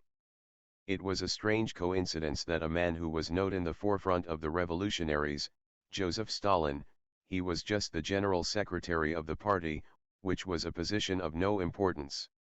Sitting in his secretariat's room, he was working on the files and membership, and this and that, correspondence letters. The public had no idea of Joseph Stalin. Stalin was not his real name. In Russian, Stalin means a man of steel. This man was absolutely practical. He had no philosophical bent off the mind. Not a theoretician, he had nothing to do with any philosophical background, hello okay to the reality and faced it brutally. He kept Lenin under the influence of poison, because he was the head, and so that after the revolution Lenin could not really come into power. He was suffering under continuous poisoning, slow poisoning. It took 2 years for him to die. And Joseph Stalin was behind the poisoning, he was keeping his own doctor to look after Lenin. Lenin's wife, Krupskaya, wrote in her autobiography, "I am absolutely certain that my husband has been killed by poisoning, because he never became as healthy as he had always been. For 2 years he was continuously sick, and doctor was treating him, and his treatment was making him sicker and sicker." And Stalin was absolutely adamant not to bring in any other doctor. Just keeping Lenin sick, Stalin became more and more powerful. In the name of Lenin, who was almost in a coma, he started ordering a mass murder of all the revolutionaries: Kamina, Zinoviev, Trotsky, all the great revolutionaries who had come into power. Trotsky was the defense minister. 9 revolutionaries, 8 simply disappeared, nobody knows to where. Stalin killed them quickly. He was a very quick man. Seeing the situation, as the defense minister, Trotsky had all the power over the army. But he was just a revolutionary, he had no idea what to do with the army. He escaped from Russia, but Stalin was not a man to take any risk. His murderer, a paid murderer, followed Trotsky. Trotsky was staying in Mexico, hiding, and was writing the biography of Joseph Stalin to make clear to the world that this man had killed all the revolutionaries and taken over all the power. As he was finishing the biography of Stalin, it is a big book, perhaps 1,000 pages of very detailed description of each murder, how it happened, how the person was removed in the middle of the night. Just the last page he was finishing, when he was killed with an axe. Behind him was standing the murderer. As he finished the paragraph, the last paragraph, an axe cut his head in 2 parts. The last page is full of blood. It looks very cruel, inhuman. But it was Joseph Stalin who managed the Soviet Union, because it was confronting on enemies 2 sides. Enemies from within, the Russian Orthodox Church, the intellectuals, the people who did not want to share their property, even the poor masses. As I told you, a man who hastily 2 hens will not share, that's all he has. The masses are the greatest enemy of their own welfare. So you will be surprised to know that 1 million Russians were killed by Joseph Stalin, and these were not the rich people. These were the poor people, however adamant, stubborn. Without Joseph Stalin, communism would not have succeeded, although it succeeded out of violence, murder, massacre. First he had to finish all the enemies inside the country, and then he had to make an iron wall around the Soviet Union, because the whole world was against him. All the capitalist countries were against him, against communism, because if communism succeeds in one country, it is going to succeed in every country. It is better to kill it in the beginning, because soon it will be gaining more and more strength and it will become impossible to stop it. The whole credit for protecting the Soviet Union and communism goes to Joseph Stalin. But of course he had to use murder, no trials in the courts, no wastage of time. He had not much time to waste in fighting in the courts. Simply finishing people immediately, just on a suspicion. It used to be said, and is still said in every capitalist country, that you cannot kill one innocent man, even if you have to leave 99 criminals just to save one innocent man. Joseph Stalin turned the whole thing upside down. He said, you cannot leave one criminal, even if you have to kill 99 innocent men. So it is not a question of individuals, it is not a question of innocence, it is a question of saving communism at any cost. Although he is the architect of Soviet Union, his successors started condemning him for his dictatorial methods: murder, massacre, mass massacre. but the successors don't know that they would not have been here if Stalin had not done the dirty work for them. You will be surprised to know that he was buried by the side of Lenin's grave in Red Square near the Kremlin, because he was the man second to Lenin. His successors dragged his body from Red Square, and sent it back to the Caucasus from where he had come, a mountainous country, primitive, tribal, so nobody can even go there to see his grave. I can understand the successors. Khrushchev was giving his first talk when he became head of the Soviet Union after Stalin. And he had been a colleague to Stalin for almost his whole life. In his first speech he exposed Stalin, and he said, he was the greatest murderer humanity has known. Now the question of communism became secondary. His murders, which were not his personal grudge against anybody, he was simply trying to save one of the greatest experiments in human history, and there was no other way to do it. So I know it is evil, but there was no alternative. When there is no alternative, you have to choose the evil. Khrushchev, addressing the Communist Party, said, Stalin was the greatest murderer, and I am going to remove his grave from Red Square. He should not be given any respect. And I am going to burn all his books. One man from the back, sitting in the dark, said, you have been with him your whole life. Why did you not say it before? There was utter silence for a moment. Then Khrushchev said, comrade, whoever has said it, please stand up. Nobody stood. Khrushchev said, now you know why I was silent. I did not want to be murdered, just as you didn't want to be murdered. Just stand up and you would disappear. So I had to keep my thoughts to myself. Even walls had ears at the time of Stalin. He had managed in such a way, he had a party, a communist party for small children, and they were trained to spy on their parents. What they said in their houses the children had to report to the party. Then the youth had their own youth league, and they had to be aware that anything against communism, it does not matter whether it is your mother or your father, had to be reported immediately. Women had their own communist party and they were taught the same programming, that it is a question of saving this great experiment. Anybody, it does not matter, he may be your husband, but you have to report it. It may be your wife, you have to report it. And once reported, it was never asked whether the report was true, whether the report was reason to kill the man. In the middle of the night, KGB, the Russian equivalent of the CIA, would knock on the door. The man would open the door, and the KGB agent would tell him to follow, and the family knew, that man is gone. You will never hear anything about that man. So it is true, it was a very cruel effort. But the reason was that without this cruelty, all around the Soviet Union there were sitting vultures, all the capitalist countries of the world, ready to destroy it. He had to give as little nourishment to the people as possible.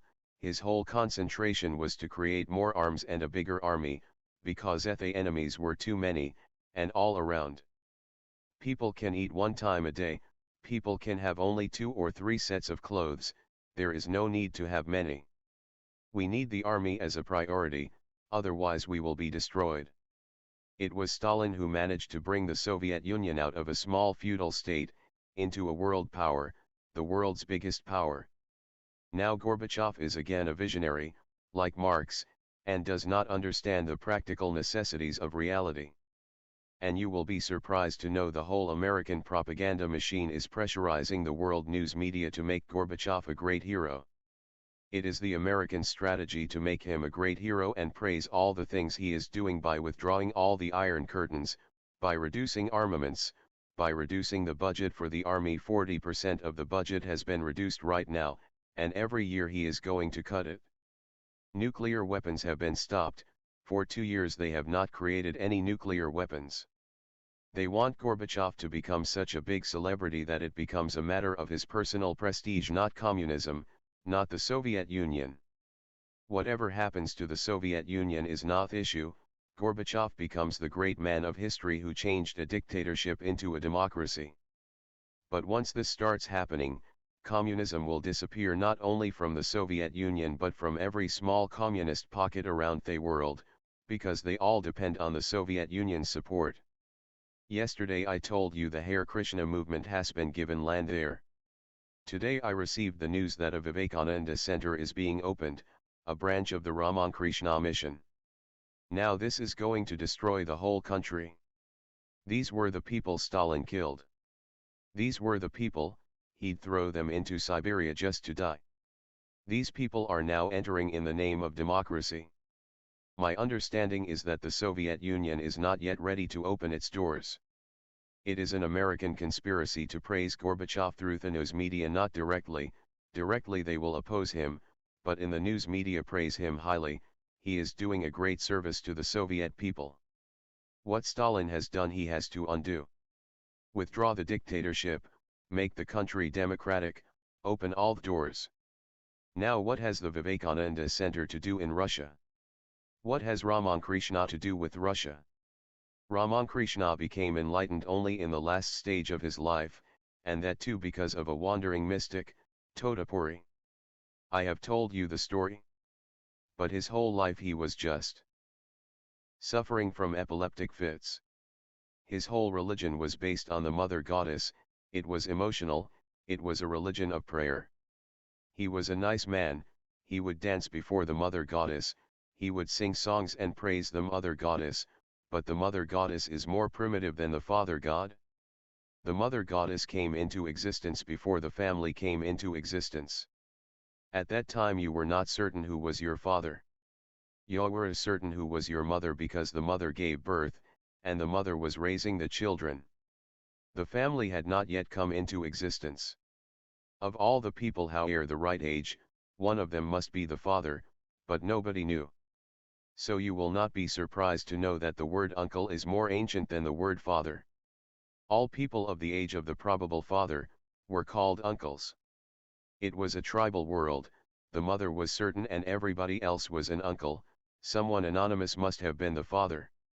And because there was no fixed family, the mother was not bound to have only one person to love her, even Shema'd not be certain who made her pregnant. It was a very flowing world, in which partners were continuously changing and there was nobody who was called father. So the father god is a very recent invention.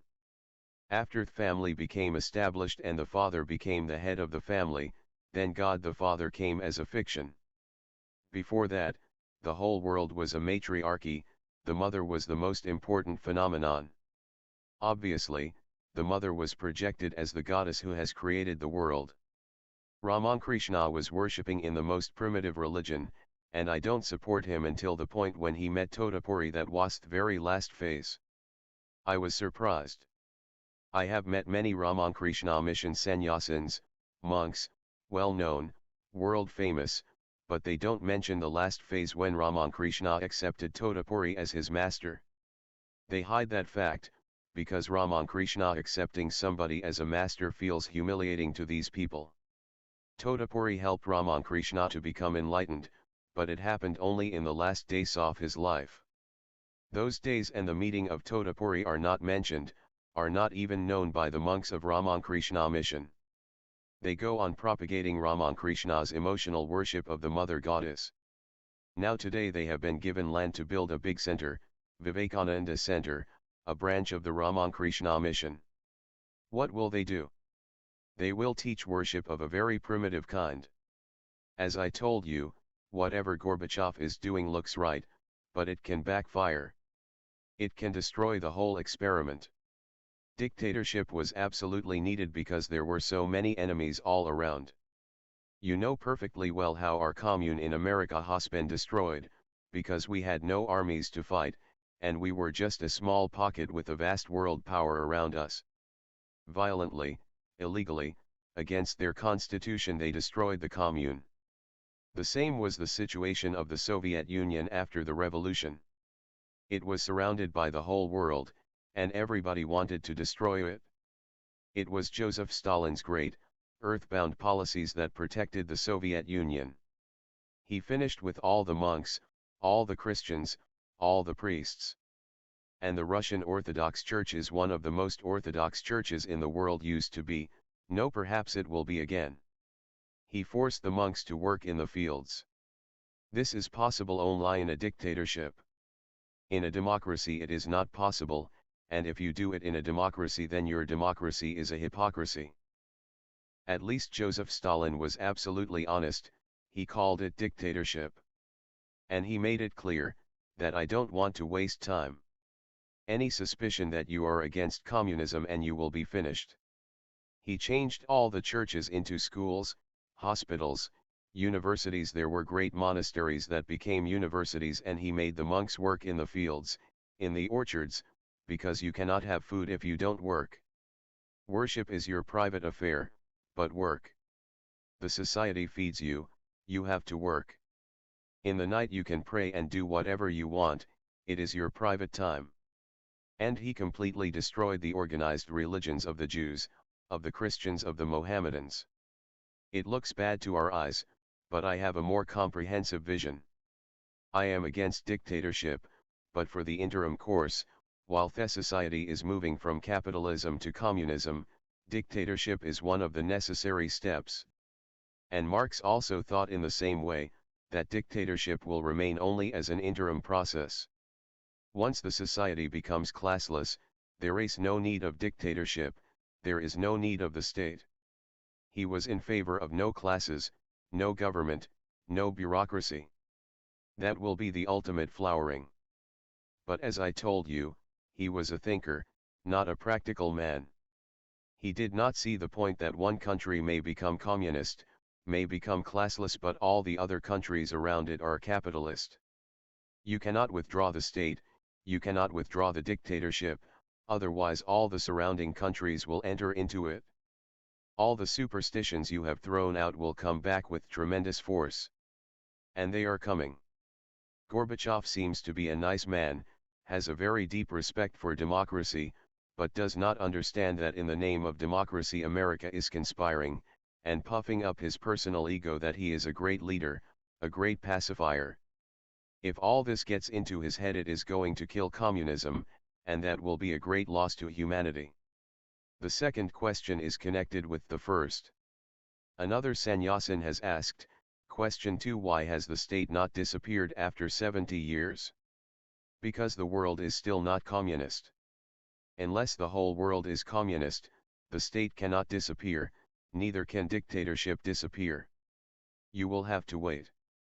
Marx's idea was that once the whole world becomes capitalist, it will soon turn to communism. That idea did not work.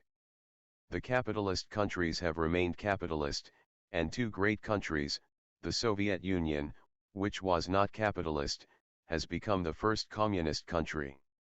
And the second great country, China, which was also not capitalist, has become the second great communist country. And he was not aware of personal egos. He was not a student of psychology, he was purely a student of economics. But in the hands of man, you have to understand everything through his psychology. The money may be the same, but in a miser's hand it has a different meaning, in a playboy's hand it has a different meaning. In a businessman's hand it has a different meaning, in a hungry man's hand it has a different meaning. And it has different value in different hands. In Arik man's hand, 1 rupee has no value at all, but in a beggar's hand 1 rupee, perhaps has come for the first time into his vision. It is the greatest richness. So the value differs according to the psychology and the personality. And Marx was not aware of the total personality of man. I have been interested in the total personality of man, his body, his mind, his no mind, his mortal existence and his immortal existence. Marx was a pure economist, so he thought that once that society is equal. He forgot two things: 1, those who will be in power for the interim period, who is going to take the power out of their hands. Because power corrupts and corrupts absolutely. The people who are in power are not going to leave the power so easily as Marx thought. When the society becomes classless, the state will disappear, but it is not so easy. Those who are in power are not going to leave their power. He was not aware of the psychology. He thought that when two countries became communist, they would drop their boundaries. He was not at all aware of personal egos. For instance, China is against the Soviet Union, and both are communist countries. Nth reason is absolutely trivial. The reason is, communism believes in Marx as the founder and Engels as the second founder. Both were together. Engels himself was a capitalist, he owned many factories. It was because of Engels that Marx could live without working, just studying, and finding causes and finding clues. It was possible because of the support, financial support from Engels, otherwise Marx would have been working and there would not have been a Das Kapital or Communist Manifesto. So Engels is number 2 in the hierarchy of the founders. Number 3 is Lenin. Stalin was hoping that when he died he would be number 4, and certainly he deserves it. With all his faults, with all his violence, he has protected a great experiment. Men after all, have to die, it is not such a great problem to make so much fuss. Mao Zedong, who brought China to communism, was supported by Stalin for 30 years because the revolution continued for 30 years, it was the greatest and longest revolution in world history. Chiang Kai-shek, who was the dictator of China, was a very strong man. He was thought to be one of the strongest men amongst 5 strong men in the world. And China is such a vast country. Over each inch there was a fight, inch by inch. Stalin gave them complete support, arms, armies, training for the Chinese because they share their boundaries, China and Russia meet on their boundaries. So he was training Chinese communists to be soldiers, and he was sending all kinds of arms to Mao Zedong. For 30 years he supported him financially and in every possible way. And when Mao Zedong came to power and Chiang Kai-shek was thrown out to his small island of Taiwan, which he had kept as his personal property, Mao wanted to be number 5 in the hierarchy. After Stalin, he wanted his name, that was the clash. The Communist Party of the Soviet Union was not willing, because he had not contributed anything new, anything original, to communism. And in fact, it was the Soviet Union who had supported him and brought him to power. He himself had not even been a success on his own, so he could not be put as 5th in the hierarchy. This was the clash, a personal clash, which Karl Marx would have never thought that even personal clashes, egos, will keep 2 communist countries, based on the same idea, separate. Not only separate but inimical. Now China is moving closer and closer to America, because China is afraid, the Soviet Union is far more powerful, unless America supports China, there is danger. And America is very happy that a great communist country is coming closer. China is also opening its doors because, who was trained by Stalin, is dead. In 40 years in India, nothing has happened. China became communist in 1951, 4 years after India became independent. Within 10 years, by 1961, China became a world power. It was because of the training of Stalin and following the whole strategy of Stalin that China has raised itself to a world power. Now America wants China to open its doors. That will be the end of Chinese communism. And the world press is praising Gorbachev too much, puffing up his ego, pumping up his personality into that of a big hero. That is the greatest danger to Soviet communism. It is true that Marx has this idea that the state will disappear, and I love the idea because I am an anarchist myself. I don't want any government in the world, but my not wanting is not going to change anything. Till all crime disappears, till all rapes disappear, the state will be needed. So when Marx says that finally the state will disappear, don't think that the finally is coming soon. It will be finally. It is a good idea. The greatest idea is anarchism. And if out of communism, anarchism can grow, which is not practical, because those who are in power will not easily leave their power, and 2 communist countries, as Marx thought, would dissolve into one, that has not happened. Yugoslavia remained under Tito, a separate country, because Tito himself wanted to be in the hierarchy. Just personal egos, of which Marx never thought anything, he was not a psychoanalyst. And now again Gorbachev has completely forgotten the great struggle, the great bloodshed out of which communism has somehow survived. They have removed Stalin's name from the hierarchy. Now there are only 3: Marx, Engels, and Lenin, and perhaps Gorbachev is thinking he will be the fourth. But most probably he will be the end of communism in the Soviet Union. To be absolutely frank and truthful, if he is not awakened quickly, and closes the doors to all kinds of enemies which are entering fast and quick, he will be the end of a tremendously beautiful idea. And humanity will never forgive him. But he has now become absolutely powerful. The president in the Soviet Union used to be nominal, the prime minister was the real power. And behind the prime minister, the more real power was the Secretary General of the Communist Party and the Communist Party's central group, the Politburo. All the states had their one representative in the Politburo, that was the commanding body, and the General Secretary was the head of the commanding body. Stalin continued to be the General Secretary and the Prime Minister, so he was holding total power. The same Gorbachev has done. He has changed the constitution of the Soviet Union according to America. Perhaps he must have been feeling, meeting President Ronald Reagan, and he is just a prime minister. So now he's the president of the Soviet Union. The prime minister is no longer powerful, it is a nominal post, just a rubber stamp. The president has all the power. And he has changed through whole commanding body of the Communist Party, he has put in his men. And he is also the General Secretary of the Communist Party. The third powerful agency is the KGB. That is their central intelligence, which has immense power, more power than any other intelligence body around the world. He has changed the head of the KGB and put his own man as head of the KGB. So now everything is in his hands: President, General Secretary of the Communist Party, and the KGB is in his hands, his man is there. So he has in fact more power than any man on the earth. If he uses it rightly, by making communism more prosperous, by making communism more creative, more spiritual, more scientific, he will be a great benediction not only to the Soviet Union but to the whole world. But he can go wrong. And when one person has all the power and goes wrong, it is a suicidal phenomenon. And there seems to be every possibility, he can go either way. I would like him to understand clearly that we need Soviet Union as a communist stronghold in the world, because sooner or later the whole world has to be turned to communism. Communism has to become the base, because it is a materialist philosophy, and on that base can be raised the temple of spirituality.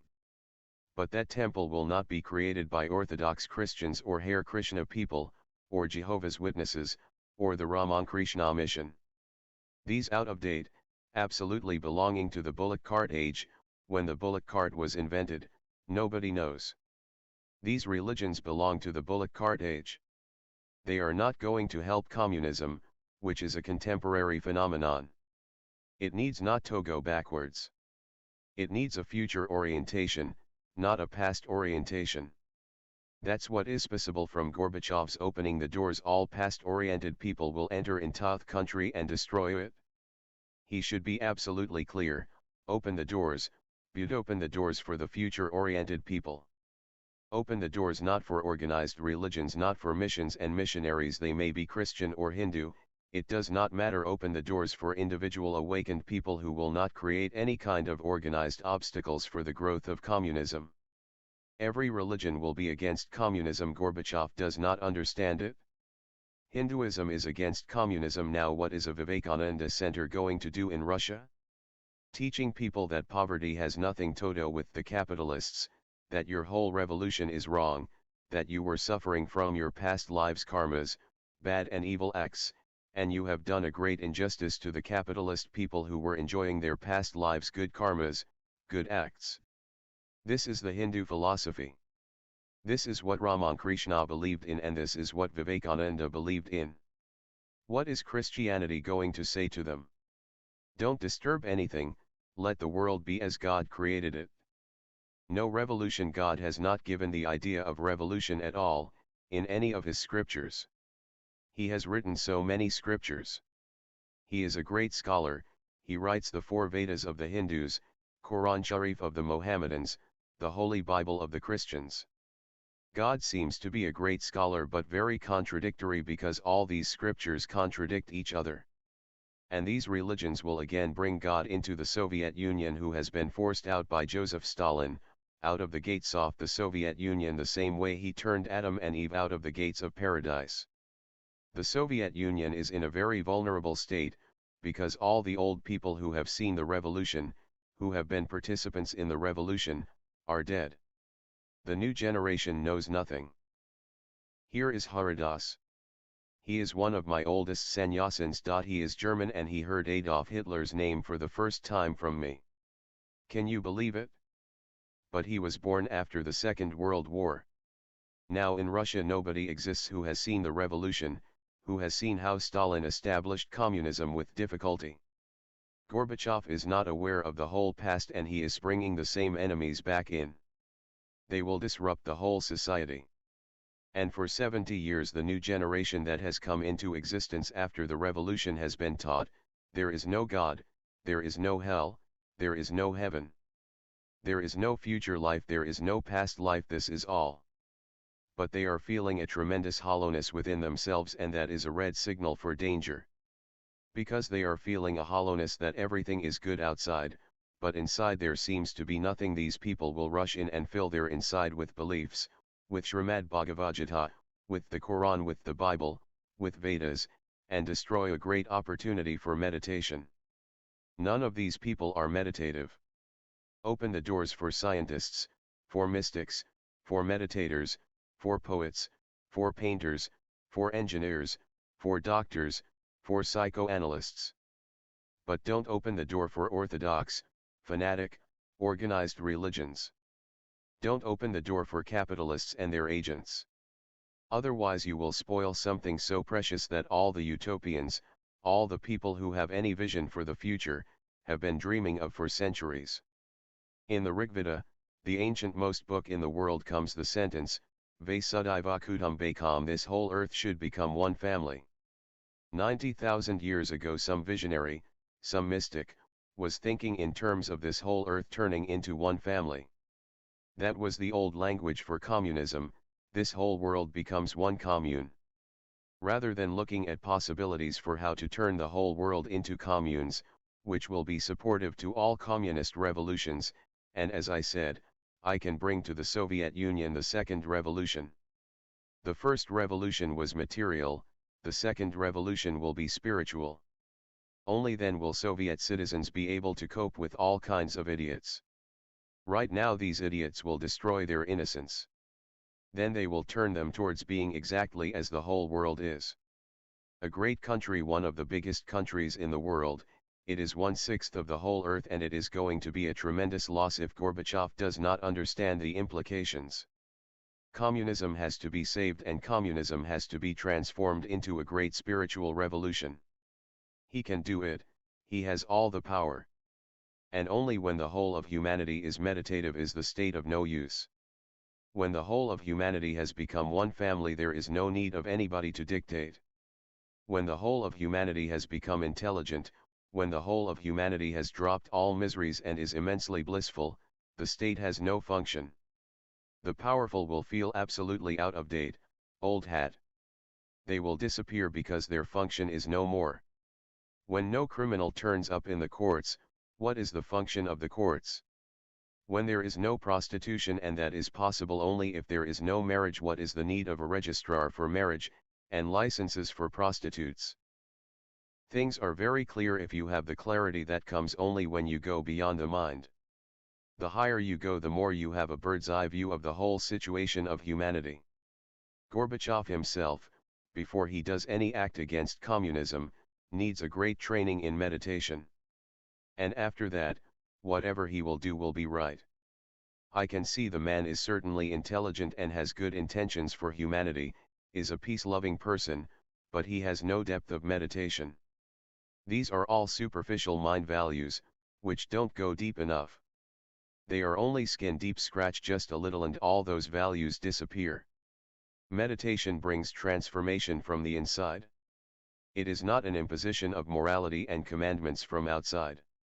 Anything that comes from outside is worthless. Morality, religion, spirituality, whatever you call it. Only that which blossoms within you like a lotus has ultimate value. Out of that arising of consciousness, you cannot do evil. Your every action will be spontaneous, it will come from your deepest being, and the deepest being cannot do any harm. Then the state disappears.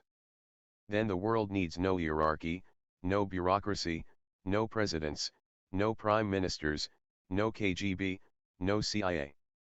Every individual has to contribute to that final utopia, and I am preparing you for that final stage when the state is useless, when the police are useless, when armaments are useless, when armies are just stupid, when we can all work together, create together, love together, rejoice together. This very body the Buddha, this very earth the lotus paradise. But it will happen only, not according to Marx but according to me, it will happen only when the whole world is full of Buddhas. There is no other way. It is not an economic revolution, neither is it a social revolution. It is a spiritual revolution, an individual-to-individual rebellion. Every heart starts blossoming. When millions of hearts start blossoming, it becomes a chain reaction. Just like one candle aflame can make thousands of candles aflame, just bring the other candle close enough and suddenly the flame jumps to the unlit candle. The lit candle loses nothing and the unlit candle gains everything. The whole life is in the flame. This I call Zen fire, Zen wind. Unless the whole world goes through the Zen fire and becomes pure gold, unless the whole world becomes a Zen wind passing through every heart, connecting every heart to the universal heartbeat, this utopia is not possible. But I hope, I am absolutely certain, that every man's destiny is to become a Buddha. So whether it happens today or tomorrow or day after tomorrow does not matter. There are only 7 days in the week. It will happen Monday, Tuesday, Wednesday, maybe Thursday, Friday, Saturday, Sunday. On some day, it is going to happen, I am absolutely certain.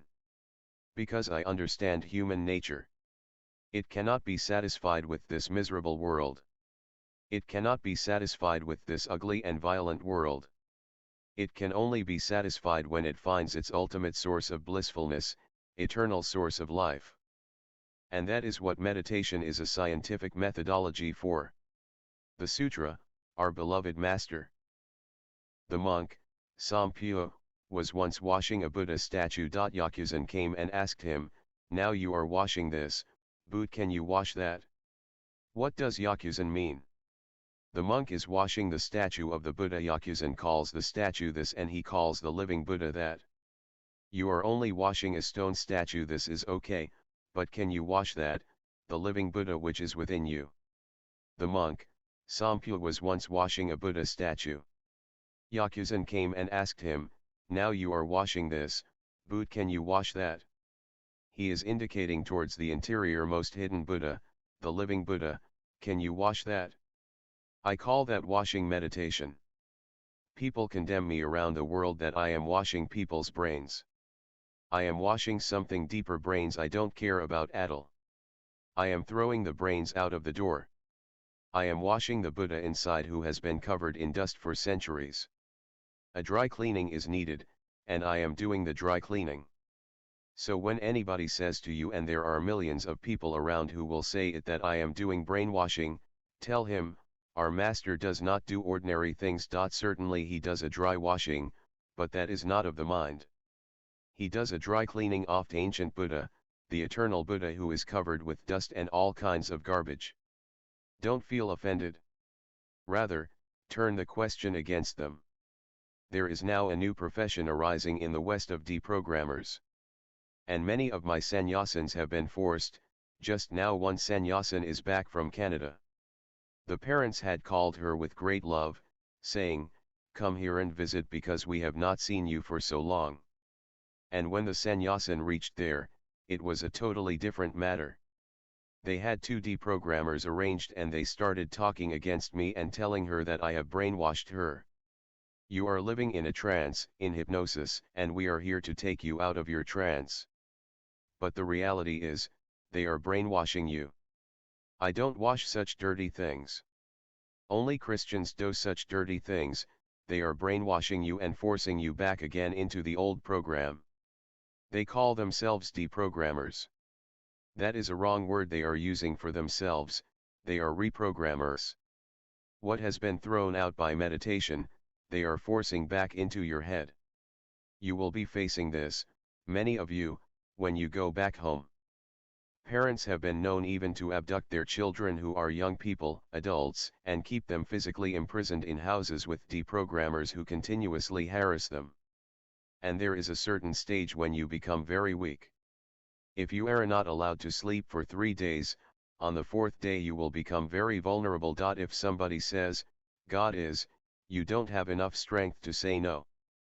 Perhaps in this weakness. God is born out of weakness, out of fear, out of dread, and they have created all the dread and fear and weakness, and now they say, God is. If you pray, everything will be all right. These are reprogrammers. As far as I am concerned, they have no interest in your mind at all, or in your brain. My concern is far more ultimate. It is beyond the mind. My function is to clean the space of no mind. Those deprogrammers or reprogrammers have not even heard about the no mind. They are ordinary psychoanalysts turned into deprogrammers. But they can do harm if you listen to them, so I have to tell you because I received the letter from the Canadian Sannyasin. She said, I have been treated very badly. I am still shaking. All the old stuff that has been dropped they have again forced into the mind. So if you come across any deprogrammer, remember this. Rather than them deprogramming you, you should deprogram them. Never answer their questions. Whenever they ask you, answer with another question. If they ask you, is there God? You ask them, have you any proof? Give me the proof. I want absolute evidence of God. And if you cannot prove his existence, don't speak nonsense. Have you been to hell? Then how are you back? Because from the Christian hell nobody comes back, it is eternal. Do you know anything about hell? If they say no, then ask them, do you know anything about heaven? Have you seen Socrates in heaven? Have you seen Gautam Buddha in heaven? Because these people did not believe in God. Have I told you the story of Edmund Burke? He had a great friendship with the Archbishop of England. He was a great orator, Edmund Burke, and the Archbishop used to come to listen to his lectures. They were delicious, just a deep nourishment, but the Archbishop was surprised that although every Sunday he gave a sermon, Edmund Burke had never come. At least for courtesy's sake he should have come one time. Finally, seeing that he was not going to come, the Archbishop invited him. He said, I come to all your lectures, whenever I know that you are going to deliver a lecture. This Sunday I am preparing specially for you, you have to come to the church. Edmund Burke said, you should have asked before. It will be coming. He went. The Archbishop of England is the highest authority of the Church of England, equivalent to the Pope. He had prepared with great effort, otherwise Christian preachers don't prepare. They have 4 or 5 ready-made sermons. I used to know a Christian monk. He became very friendly to me. I asked him, how many sermons do you have? He said, how did you come to know? He said, I have 3 sermons. One for 10 minutes, one for 20 minutes, one for 40 minutes, as the occasion demands. And I never stay in a city more than 3 days, so I am always original. But Edmund Burke was coming, so the Archbishop prepared with great effort, consulted dictionaries and encyclopedias and theological books and biblical research, and he made it really a very scholarly sermon. But he was surprised. He was watching. Edmund Burke was sitting just in front of him, and there was no sign whether he was appreciating it or not. He was sitting just like a statue. When the sermon was over, they walked out together. The Archbishop could not gather courage to ask him, how was it? But finally he managed. As he was entering his car he asked Edmund Burke, one thing at least you should say, whether you liked it or not. He said, that is not the point.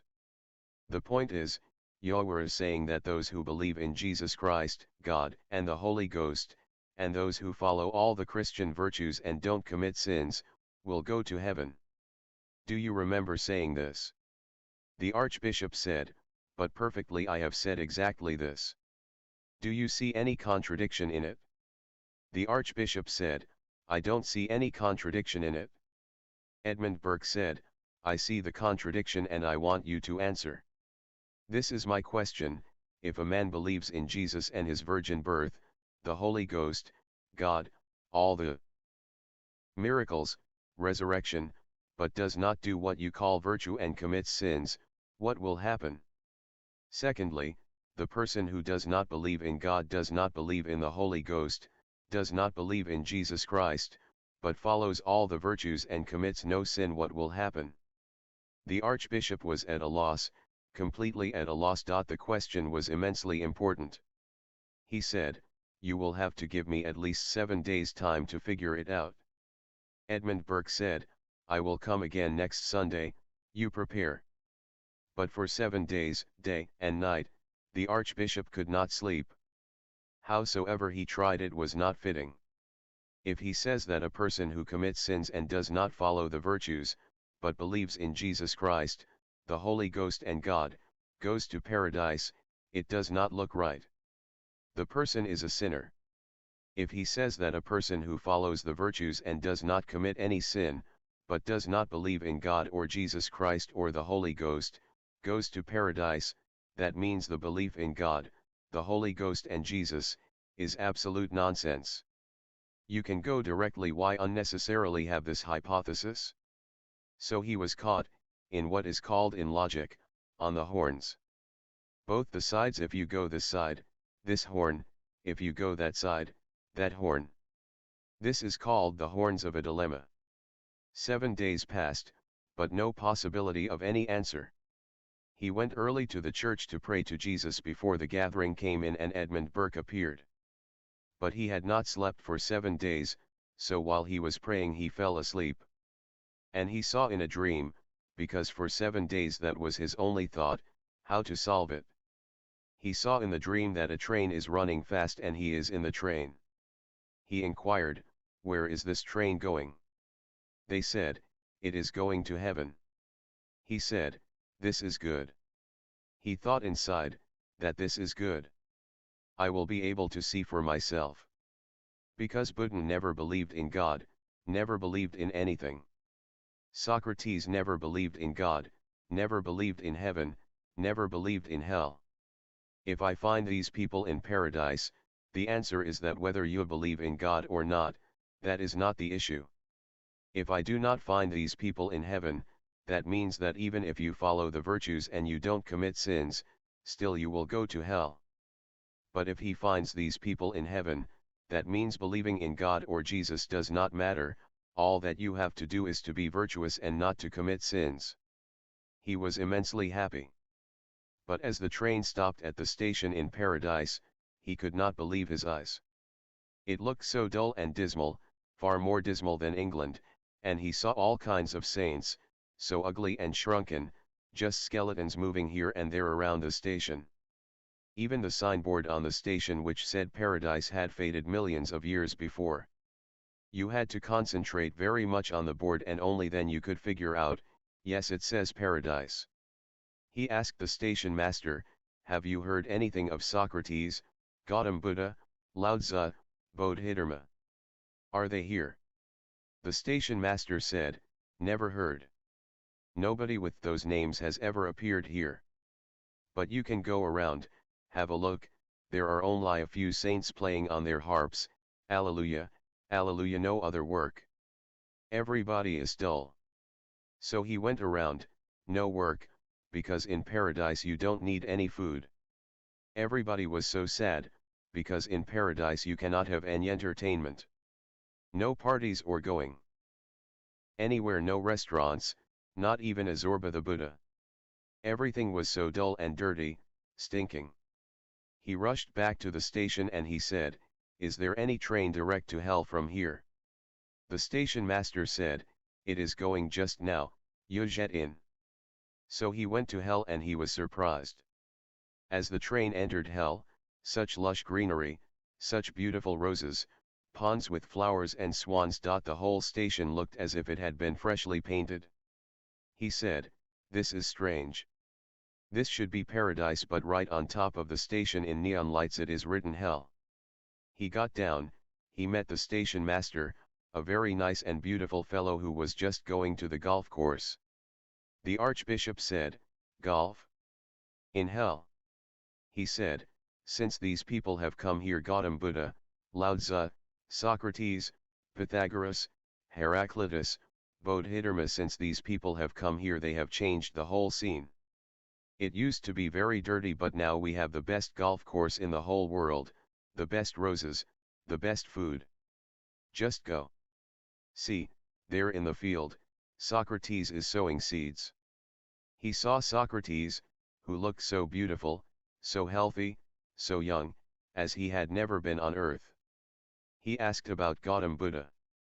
Socrates said, "Look under that tree. He is meditating. But since he has come, the whole air is fragrant with his meditations. You will find all the great people here. But," he said, "what about sinners?" The station master said, "We don't know any sinners. Since these people have come, they have transformed all sinners into sannyasins. Hell is no more the old place. You don't know about me. I used to be the devil. Now they have posted me as the head station master. And so many people are coming that we don't have one station, we have 12 stations. All around hell, beautiful stations, gardens, lawns, beautiful houses, and since scientists started coming we have electricity, ecology programs. They don't allow me to cut the trees to create hellfire. They have air-conditioned the whole of hell." At that moment, from shock, he woke up. He said, "My God! What a dream!" He saw that people had started coming, and the first to enter was Edmund Burke. He was an honest man, the archbishop. He said, "I don't know the answer, but I have seen this dream. I will relate the dream and you can conclude whatever you want. It is not a question of belief in any God, in any Jesus, in any Krishna, in any Rama. It is a question of being a meditative person, so all thought you do is virtuous. Out of meditation only flowers of virtue, eternal flowers of good, of love, of laughter." So when Yakuzen said to the monk, "Now you are washing this stone statue, but can you wash that?" he must have pointed to the heart, the very being of the monk. Sampu replied, "Please get that and bring it to me." He said, "I don't know who you are indicating within me, just please bring it out." When I was looking at Sampu, I thought of shampoo, because shampoo seems to be the right thing for washing. So I will call him Shampoo." Shampoo replied, "Please get that and bring it to me. I will give him a good washing." The master did not say anything. Because that which is hidden within you, only you can go there. It cannot be brought to you. You are asking an absurd question, hence the silence. The master must have thought, the man is not yet ready. On another occasion, when Yakuzen was sitting down, a monk came up to him and said, "Osho, you are sitting silently. What are you thinking?" That's how ordinary people will ask. If you are sitting silently, they will ask, "What are you thinking?" because people do that continuously. Perhaps there is some great problem that you are solving? Some anxiety that you are figuring out how to deal with? What are you thinking? Yakuzen replied, "I am thinking the unthinkable." He is saying, "I am not thinking. I am just being and facing the unthinkable. You cannot think it, it is not a thought, it is not a thing. It is an experience, a taste. You taste something sweet. What can you say about sweetness? You will say, sweetness is sweetness. But that is not the answer. All you can do is to give the other person a little sweet to taste, and tell him, this is it." Experiences, especially deeper experiences, are far beyond language, far beyond thought, far beyond mind. Thinking the unthinkable is not thinking at all, but facing the clarity of space within you. The monk said, "How do you think the unthinkable?" He could not understand. He thought, perhaps there is something unthinkable that he is thinking. If it is unthinkable, how can you think it? How do you think the unthinkable? Yakuzan replied, non-thinking. That is the way to think the unthinkable. Stop thinking. Just be in a space of meditation, utterly silent. Not even a single thought moving on the screen of your mind, just the pure screen, and suddenly you are able to see the eternal, the ultimate, the very beyond which never even comes close to language or thought. When Yakuzan was about to die, he yelled out, "The hall is falling down. The hall is falling down." The monks brought various things and began to prop it up. Yakuzan threw up his hands and said, "No one of you understood what I meant." He was not talking about the hall, he was talking about himself. My body, where I used to live for so many years, is falling all apart. The moment for my departure has come. But Zen always uses symbols, and those monks were just like ordinary people. They could not see that it is not that the hall is falling. But because the master is saying the hall is falling, perhaps he is predicting some future catastrophe. So they started putting up props to keep the hall together. And poor Yakuzan threw up his hands in utter frustration. No one of you understood what I meant. I am falling down. The body which used to be my house is falling apart. Soon I will be on the wings moving into the eternal sky. And saying this, he died. That was his last statement. No one of you understood what I meant. It is very rare that a master is understood, most probably he is misunderstood. Only very few people have such courage and such sharpening of their innermost space that they can understand the master. To understand the master is to understand the whole mystery of existence. After attending a funeral, Ikkyu wrote, "When we come and see here also is the burning house, why do people say good to live in?" He is saying, at a funeral a body is burning, and people are standing around the funeral pyre, but nobody is aware that it is not just this body that is burning. It is not an exception, it is the rule. Your body is also going to burn on a funeral pyre. This house is not eternal. This house made of matter is going to collapse any moment. Then why do people say, good to live in this body is good? Why do people say this, when the body is nothing but a carriage that takes you from the cradle towards the grave? To live in the body is not good. To be in the body but be as a witness, to know that it is not me, that is a great experience. You are discarding the body even while you are alive, you are discarding the mind even while you are alive. So when death comes it cannot take anything from you, you have discarded all that it can take and you have saved the eternal, which it cannot touch. It is absolutely essential for every intelligent person, before death comes he should become completely clear that he is not the body and he is not the mind, he is only a pure consciousness. Question 3. Maniesh's question, our beloved master, there was no place for any god in the work of the Russian mystic, George Gurdjieff, yet he did not attract a large number of disciples in Western Europe or in his home country. Was this more a reflection of his abilities as a communicator, or were the Russian people simply not ready to receive him? In the beginning of the revolution, communism was programming people for atheism. Communism as propagated by Marx and Engels is atheist, and to be an atheist is to be again a believer. The only difference between the theist and the atheist is, the theist is a positive believer, he believes that God is. The atheist is also a believer, his belief is that God is not. In the beginning of the revolution, George Gurdjieff was in Russia at the time when the revolution began. He had to escape from Russia, otherwise he would have been killed by the atheist revolutionaries. Now it is a different matter. The reason why it is different after 70 years is because a negative belief cannot be a nourishment to your inner being. One can go on deceiving oneself with a positive belief for centuries, because a positive belief fills a gap. A negative belief does not fill any gap. In 70 years' time, the Russian people have become aware of an immense hollowness within them. The negative belief is not of any help. The positive belief at least gives you a false religion, a prayer, a God, a church, a Bible, something to fill in the gap. All junk. But still you can fill your hollowness with the junk. What do you think you go on keeping in your refrigerators? All kinds of junk chocolate, ice cream, and you go on stuffing. Have you ever watched? Whenever a man or a woman are in love, they don't eat much. What happens? Why don't they eat much? Because love is such a nourishment. Who cares about chocolate and chewing gum and ice cream? But once they get married, the woman starts getting bigger and bigger and bigger. What happened? Now there is no more love, now she is replacing love with ice cream. Why do husbands bring ice cream when they come home? Love is no more there, perhaps ice cream will cool down the atmosphere.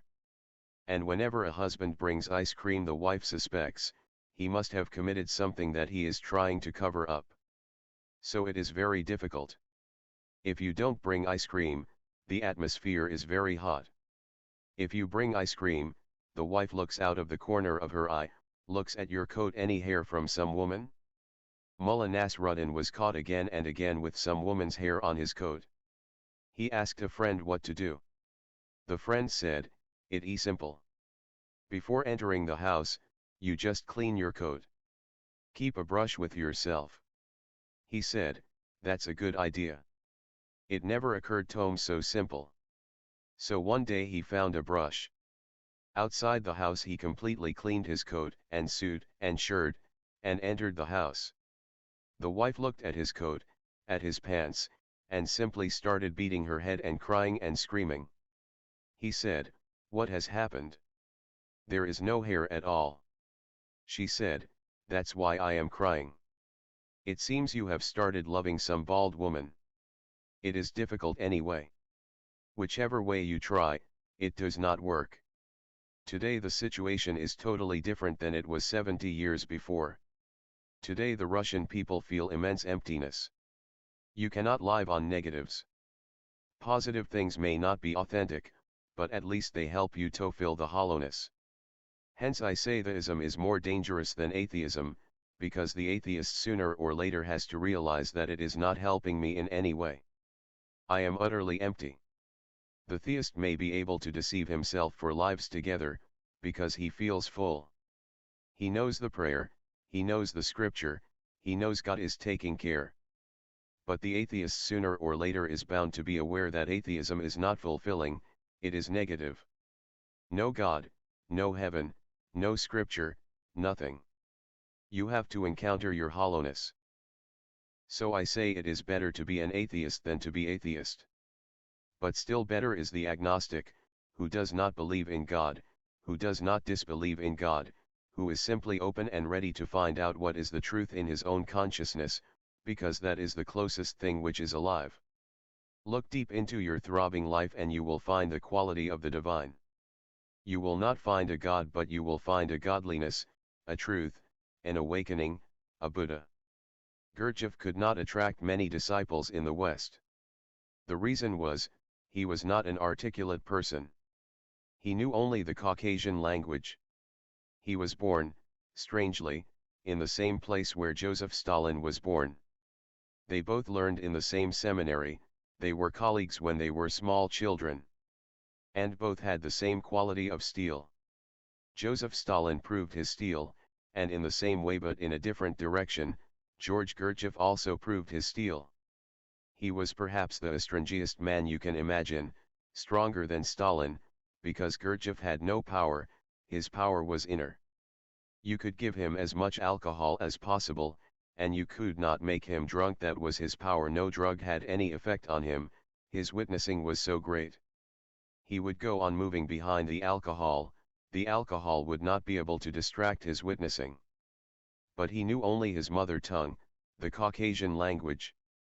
He learned a little bit of English, but it was very broken, he could not make a complete sentence. So language was a barrier, and his methods were a barrier. His methods he learned because his father died when he was 9 and his mother had died already, before his father died, so he was left an orphan. His father was a gypsy, so he was left with a gypsy group, and he learned whatsoever he could learn with the gypsies. They are not great scholars, they are vagabonds moving from one place to another place. You will be surprised to know that gypsies belong to India, Rajasthan. They moved from Rajasthan to Egypt, and from Egypt to Europe. It is because they moved from Egypt to Europe that they are called gypsies. The name is derived from Egypt, but their language is Hindi. It has changed, but you will find that 70% is Hindi and 30% is derived from Hindi words, changed. So Gurdjieff was moving with one gypsy group, and when he had learned everything from that group, he would move to other gypsy groups. They are always on the move.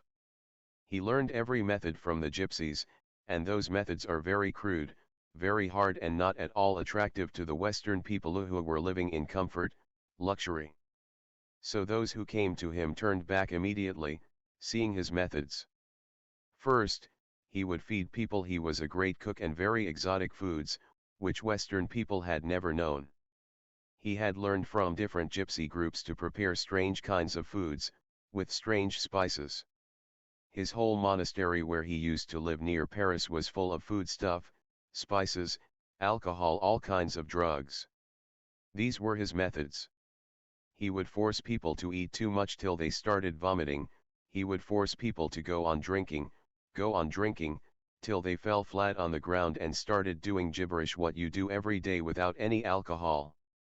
And he would sit by them and listen to what they were saying, because what they were saying was more true than what they say when they are in their consciousness. It was a very crude psychoanalysis. He would tell people to dig trenches in the ground the whole day in the hot sun.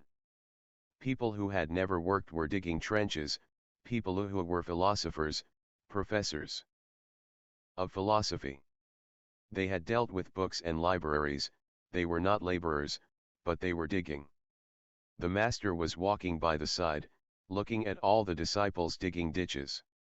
And in the evening when the ditches were complete he would say, "Now fill the ditches back in. Bring them back to the same condition as they were before you started digging." Now, by the evening they are utterly exhausted. A few will faint, just out of exertion. And he will watch their faces when they faint. A few will succeed, to find a strange phenomenon, when they feel absolutely exhausted, he will go on insisting, "Don't be worried. Continue."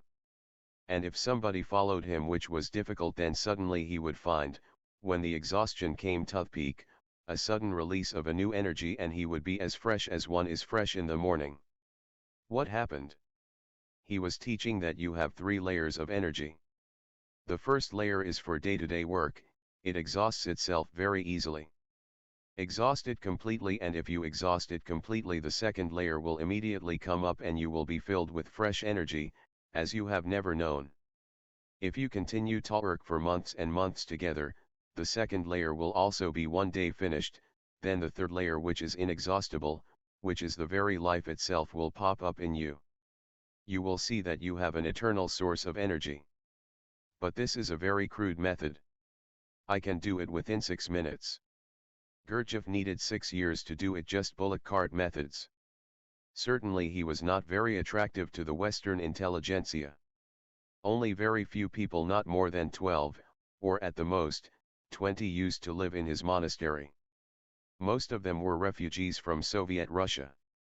They were just seeking shelter because the communists had thrown out everybody who was not with them. They followed Jesus on that point: anybody who is not with you is against you. Either kill him or throw him out of the country. He had a beautiful campus near Paris, a few miles away. Huge trees and a big forest, an old monastery deserted by the monks. Now professors, painters, poets. Almost half the group of people in his campus were those who became interested in him because of his great disciple P.D. Ouspensky, who was a very great mathematician and had a tremendous quality of articulateness. I have never come across books written so well as P.D. Ouspensky's. His every sentence is so condensed, it has so much to say. It was because of Ouspensky. Ouspensky had a school in London that people were attracted. And then he would send them to Gurdjieff, and from there, 90% would escape within 24 hours. That man was crazy.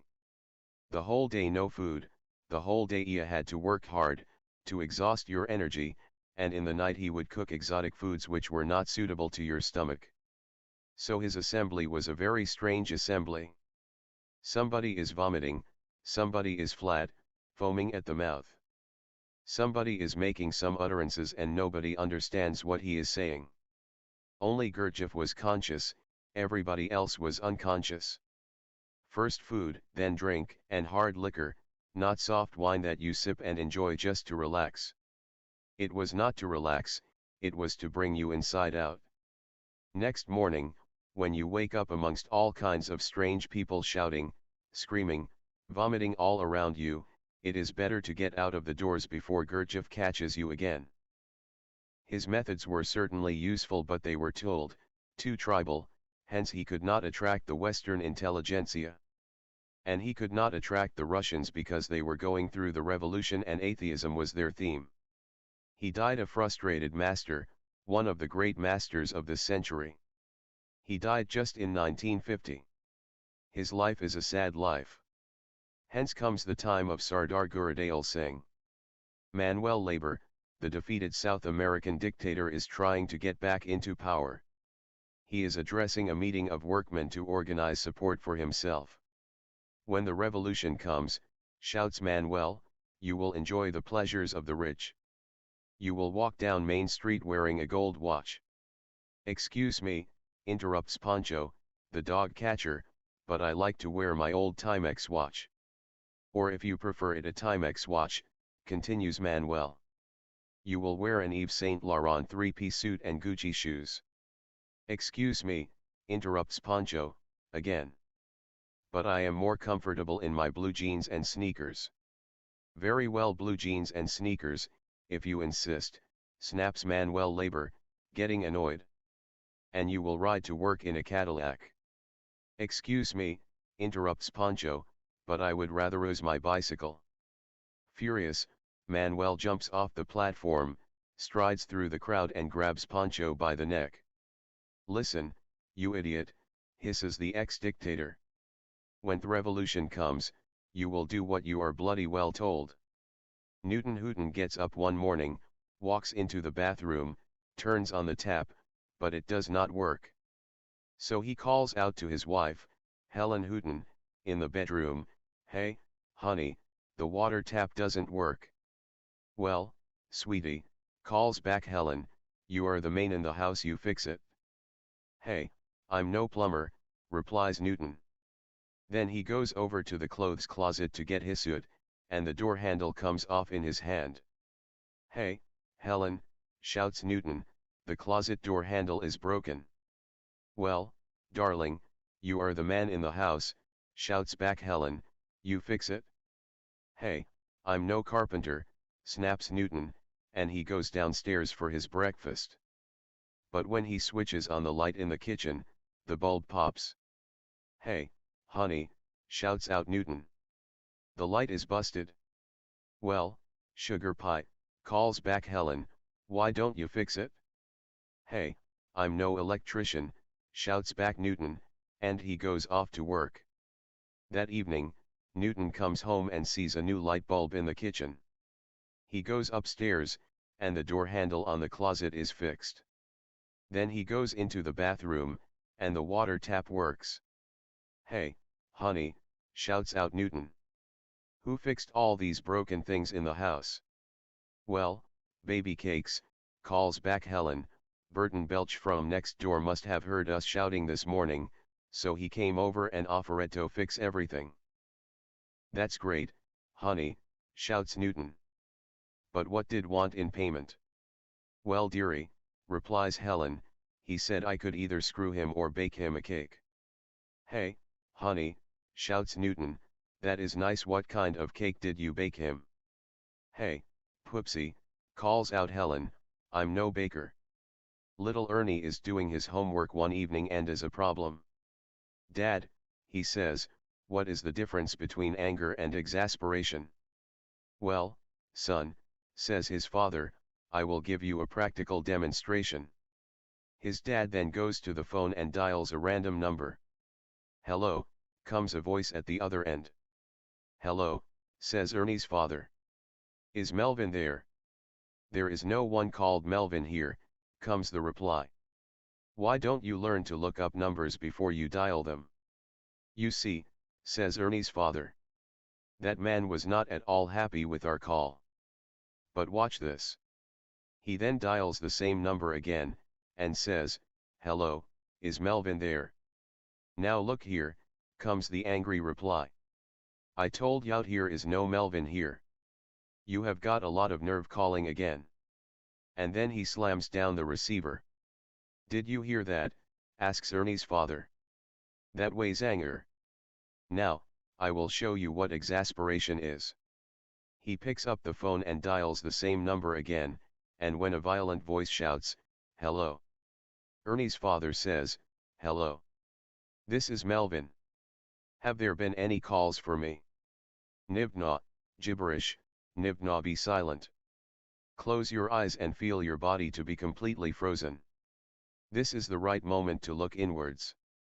Gather your whole life energy and rush towards your center with total consciousness and with an urgency as if this is going to be the last moment of your life on the earth. Without this urgency, nobody has ever reached to his center. Faster and faster, deeper and deeper. As you come closer to your center, a great silence descends over you.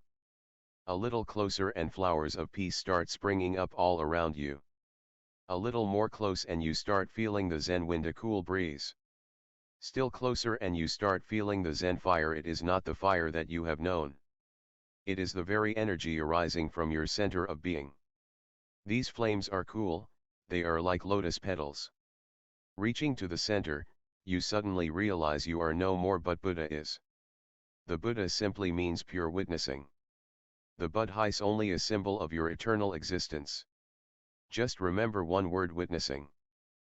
This simple word is the whole of religion, is the whole of spirituality, is the whole of all that is known as truth, as beauty, as good, as godliness. Just witness you are not the body. Witness you are not the mind, witness that you are only a witness, just a pure consciousness. This is your Buddha. This is your very nature. This is your intrinsic potential. A great ecstasy will arise. You will feel almost drunk, but remain a witness. To make the witnessing more clear, and deeper. Nibnor, relax, let go. Just remember one thing: forget everything else. You are only a witness and nothing else. The moment you are only a witness, you are a Buddha, and your consciousness starts melting and merging into the cosmos. Gautam, the Buddha auditorium at this moment is turning into an ocean of consciousness. 10,000 Buddhas have melted into one pure, oceanic consciousness. The evening was beautiful on its own, but your entering the innermost mystery of being has made it a great splendor, a miracle, a magical evening. At this moment you are the most blessed people on the earth.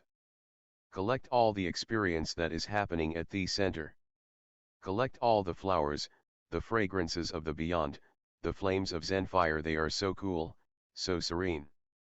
Gather the Zen wind which is passing through you like a song, like a melody, and persuade the Buddha to come along with you. Every day he is coming closer and closer, inch by inch. Your life is going through a transformation, a breakthrough. You will never be the same again. The past is dropping and you are settling into the here and now. The Buddha is your nature. It has remained hidden at the deepest center of your being because you never called it, you never welcomed it. It does not come without invitation. Invite him, request him, he will come. The first step of meditation is, Buddha comes behind you like a shadow. The second step, the Buddha is in front of you, and do become the shadow. And the third step, you merge into the Buddha. There is no shadow anymore, only pure awareness, so transparent that it cannot create a shadow. That day when it happens to you will be the most fortunate, the most blessed day. You will become the awakened one.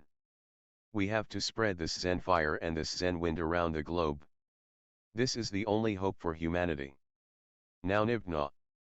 Come back, but come as a Buddha with great peace, silence, grace. And sit for a few moments just to recollect where you have been, which space you have touched, what golden path you have traveled. And look who is standing behind you, just behind your consciousness. A new guest, the Buddha. Every day you are gaining more and more. Your victory is absolutely guaranteed, because you are not struggling against anyone, you are simply trying to bring your own nature to its ultimate blossoming. Okay, main Esha. Yes, beloved master. Communism and Zen Fire, Zen Wind Chapter Number 4 Chapter Title, I Am a Spiritual Terrorist February 2, 1989 p.m. in Gautam the Buddha Auditorium Archive Code, 890-2025 Short Title, Fire 04 Audio, Yes Video, Yes Length, 147 minutes Our beloved master, one day, Ungan was sweeping the garden with a bamboo broom. His brother Diogeo came over to him and said, "Hey, you look terribly busy." Ungan said, "Although busy, there is something which is not busy." Diogeo said, "That means there are two moons." Then Ungan put the broom on the ground and said, "What moon is this?" Diogeo silently left. At another time, Ungan asked a monk, "Where are you from?" The monk replied, "I came with incense." Ungan asked, "Did you see Buddha?" The monk replied, "Yes, I did." "Where did you see him?" Ungan asked. The monk replied, "I saw him in the lower world." Ungan said, "The old Buddha." The old Buddha. Friends, question 11 Sannyasin has asked. What is the difference between communism and socialism? A vast difference, the same difference that there is between me and Comrade Gorbachev. I am a spiritual communist, and Comrade Gorbachev is a socialist. Socialism is a compromise with capitalism. Communism is a totally revolutionary step. The closer I have been looking at Gorbachev and his statements, the sadder I am feeling. He is not a revolutionary, he's a reactionary, he is going backwards. Just today Anando has given me a small summary of his books. Just a few sentences I heard, and I told her, close it because he is talking about bringing private property back into the Soviet Union, and with private property capitalism comes in. He is saying that the communist motto was, each according to his need, and what is his motto? Each according to his work. But that's exactly the motto of capitalism, each according to his work. Obviously, if you give to people according to their work and efficiency, then there will be richer people and there will be poorer people. The classes will come back again. As I have told you again and again, physically, people are not equal. You can give equal opportunity to all, but still a Picasso will be a Picasso, all people are not going to become Picassos. A Henry Ford will be a Henry Ford, to create wealth is an art in itself, and everybody cannot be a Henry Ford. Now if Gorbachev introduces the idea of each according to his work and his efficiency, his intentions are absolutely good. I don't have even a small doubt about his good intentions for his people, for his land, but he is not a Buddha.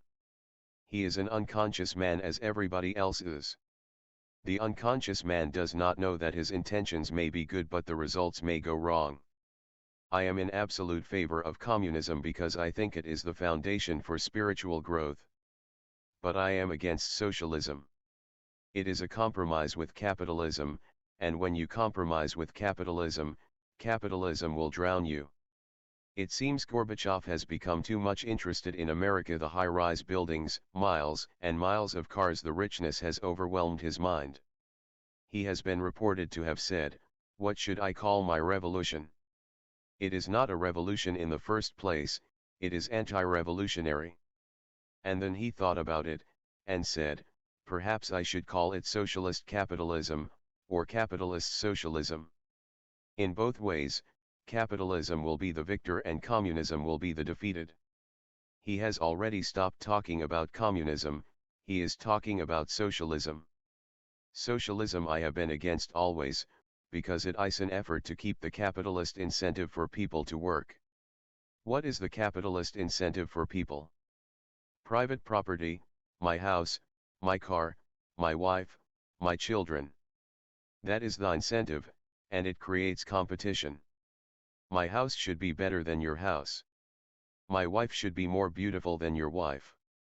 My children should be educated better than your children. It starts competition, it starts ambition. Of course, people start working harder. That's what Gorbachev is thinking, that people are not working as hard in the Soviet Union as they are working in every capitalist country. It is true, because Karl Marx is not a complete communist. He has no idea that man is not just an economic animal, he has a mind and he has a soul. He thought, absolutely wrongly, that once the financial conditions change, once the society changes its structure, consciousness will change also. That is wrong. It is taking things from the wrong end. If consciousness changes, then certainly the social structure will change, because the social structure is just a projection of man's mind.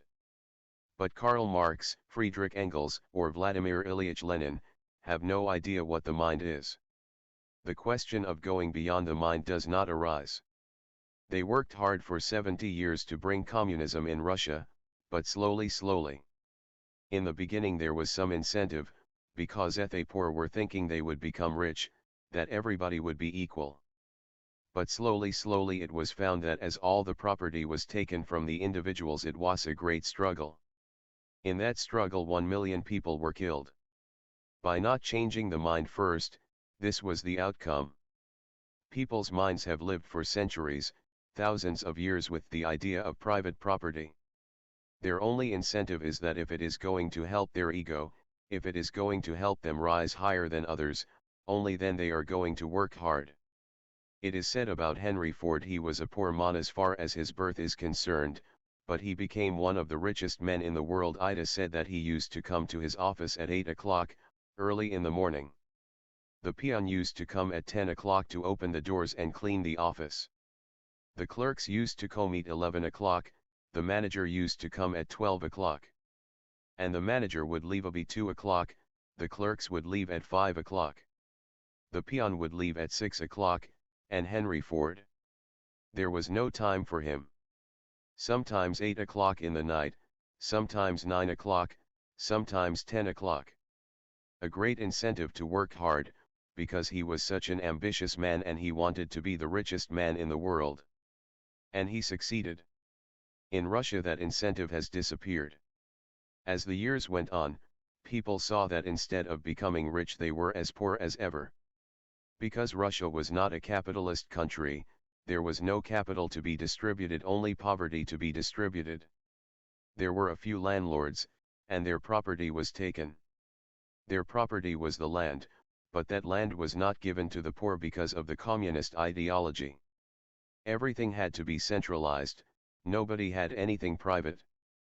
People saw that their poverty was the same, and they could not adjust to the new phase. Their minds were hankering to be better than others, to be more successful, to be richer, and that possibility had disappeared. Now what is the point of working hard? Now there were vast lands belonging to the state, running for miles on.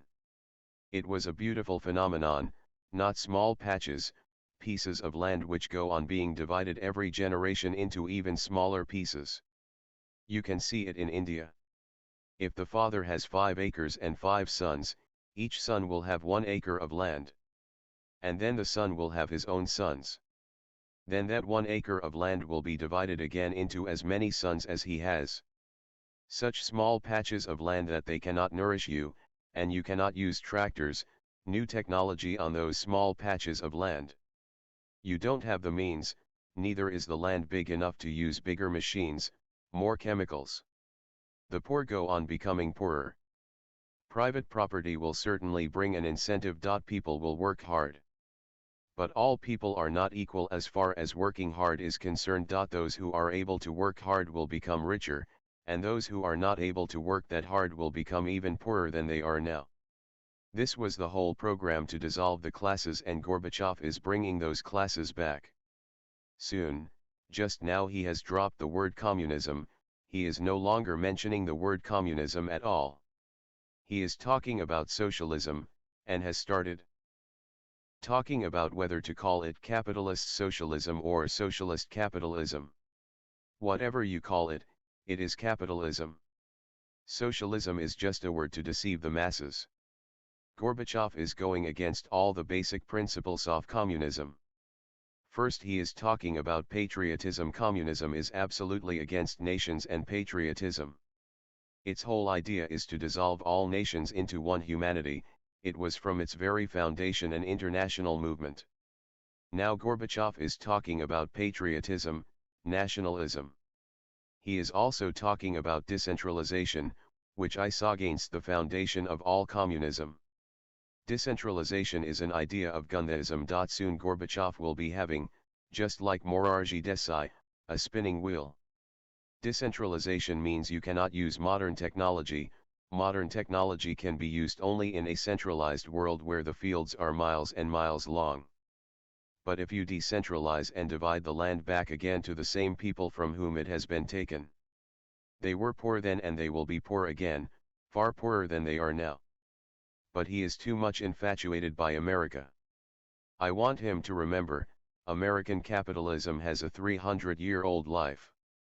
It will take at least 300 years for you to have the same pollution as LA, the same high-rise buildings, 100 stories, 120 stories high. You cannot do it just like a miracle. And still, America has 3 million beggars. At least the Soviet Union has no beggars. It is not as rich as America, but it is not as poor as India. Dividing the land, distributing property to individual hands, will not make it America, it will make it India. And because he has opened the doors, it will be too late now for him to close them. Journalists are there, each nook and corner of the Soviet Union is being filmed, televised, and they are bringing out all those things which the closed doors were hiding. 20% of the people in the Soviet Union are living below the minimum nourishment level. Now he has to go against all the statistics that have been given to the world by the Soviet leaders up to now. He is against vodka. He himself does not drink. That is the trouble of people who don't drink, they become saints. It is very difficult to not drink without becoming a saint. Then they want everybody to stop drinking. Now he is proposing prohibition of all alcohol. That has been the poor Russians' only relaxation, only enjoyment, only entertainment, vodka. Otherwise he has no beautiful car, no house, nowhere to go, no money. It was vodka that was keeping him alive. At least in the evening he can drink, and with his friends he can dance and rejoice. Even that is being taken away. I have heard that the youth of the Soviet Union are absolutely against prohibition. They should be against it, because prohibition has never succeeded anywhere in the world. It seems people never learn. In India we have tried twice and India must be the best place to try prohibition, but both times we have failed. It was Morarji Desai, both times, who was responsible for prohibition, once when he was the deputy prime minister under Indira Gandhi. Then he enforced prohibition, and prohibition killed thousands of Indians, because people started drinking spirit, people started making alcohol homemade, and they don't know how to make it. So hundreds and hundreds of people in Calcutta, in Patna, in Madras, everywhere were dying of poisoning. It is an art to create a refined wine that gives you a little forgetfulness about your anxieties, gives you a little laughter, a little dance, a little music. There are connoisseurs. I have heard about one connoisseur, one man who could, just by tasting the wine or any kind of alcoholic beverage, tell what trademark the wine is, and how old. 10 years old, 20 years old, 30 years. Because the older the wine is, the better. He used to go to pubs and he would put $100 on the table, and convince the owner, give me any alcohol and I will tell you the trademark, the country in which it was manufactured, and how old it is. If I fail, these $100 are yours. If I succeed, put $100 by the side, both notes will be mine. And every pub owner thought that this would be an impossible job. He had so many kinds of alcohol, how is this man going to manage? So he would give him a glass and the man would immediately say, 30 years old, a French wine, and a certain trademark. Amazed, the whole pub crowd would gather around, and he would take both the notes and say, do you want another try? The owner would say, okay, you put another $100. So he would put down $100.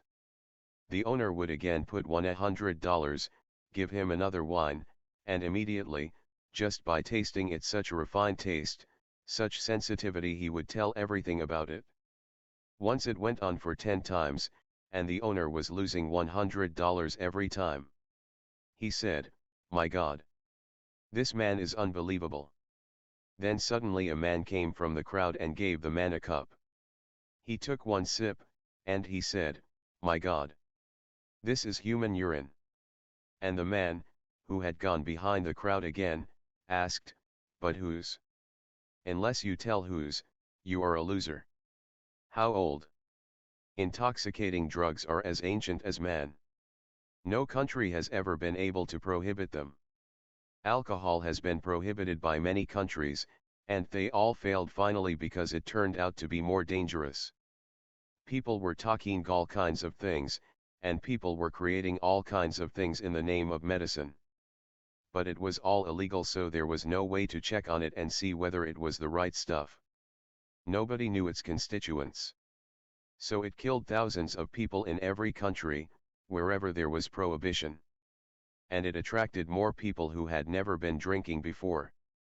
Prohibition always attracts. You prohibit anything and just see, people who have never bothered about it will start searching for it, thinking that there must be something in it, otherwise why is the government so interested in prohibiting it? Just try. Prohibit ice cream, and suddenly you will see the whole country becomes interested in ice cream, people who have never bothered about it. And when there is such a great demand, there will be suppliers.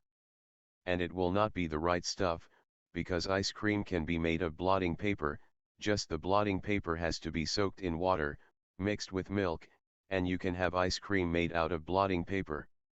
It looks exactly like ice cream. Just prohibit it and people will find ways, and even those who were never interested will become interested.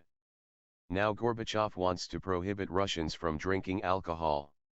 This is not revolution. If you want people not to drink, you have to give them something higher that takes away their anxieties. They drink because they are tense, they drink because there is anxiety, they drink because they want to forget. They want to forget the wife, they want to forget the husband, they want to forget the small kids, they want to forget their business, they want to forget their financial troubles. Unless you give them a higher consciousness which can solve these problems, then there is no need to forget anything unless you give them such a deep alertness and awareness that they can see the root cause of their misery, and they don't want just to cover it with alcohol but want to cut it from the roots. Except meditation, there is no way that intoxicant drugs can be prohibited. Meditation is real spiritual alcohol. It takes you to such deep blissfulness, you don't have to forget your blissfulness. Do you want to forget your blissfulness? Alcohol only helps you to forget. Whether it is anxiety or ecstasy, whether it is tension or relaxation, it simply helps you to forget. Once you are blissful, happy, once you don't have any tensions, you will not drink because the drink will simply destroy your blissfulness, your joy, your dance, your song. Give people some new spiritual awakening. That is revolution. This is not revolution, this is a very reactionary step. People are already sad, and you want them to become sadder. But what reason has he to prohibit alcohol? The reason is that he thinks that because of alcohol people don't work efficiently. He wants people to work efficiently, to work hard. The harder they work, the more they will need alcohol just to relax for the night. Because in the morning again the torture begins. If you take away the alcohol, it will not help efficiency, it will not help people work more, it will simply make people more sad, more aloof, not interested in anything. It is not going to make the country richer, just sadder. And creating the idea of patriotism is the foundation of fascism. Fascism lives on patriotism. You are Germans, you are born to rule over the world, you are Russians, you are the chosen people. But you will have to find God if you want to be chosen people, and Gorbachev is allowing churches, the Ramakrishna mission, the Hare Krishna movement. And other idiots will soon follow, snake charmers from India, Satya Sai Baba from India, making miracles, and all those miracles are nothing but street magic. Magicians will be coming. Russia will soon become an ordinary capitalist country, it will lose its dignity and power. One man in Germany has found a certain program which can transform the armies into only defensive forces, they will never attack on their own. And Gorbachev has sent his personal aides to learn the technique. I think he is naive. He does not know, if a person cannot attack, he cannot defend either, because in defense also he will have to attack. How are you going to defend without attacking? The oldest policy of all warmongers from Chanakya in India, 3,000 years ago, to Machiavelli in Europe has been the same policy. Chanakya and Machiavelli 3,000 years difference, but the policy is same, the best way to defend is to attack.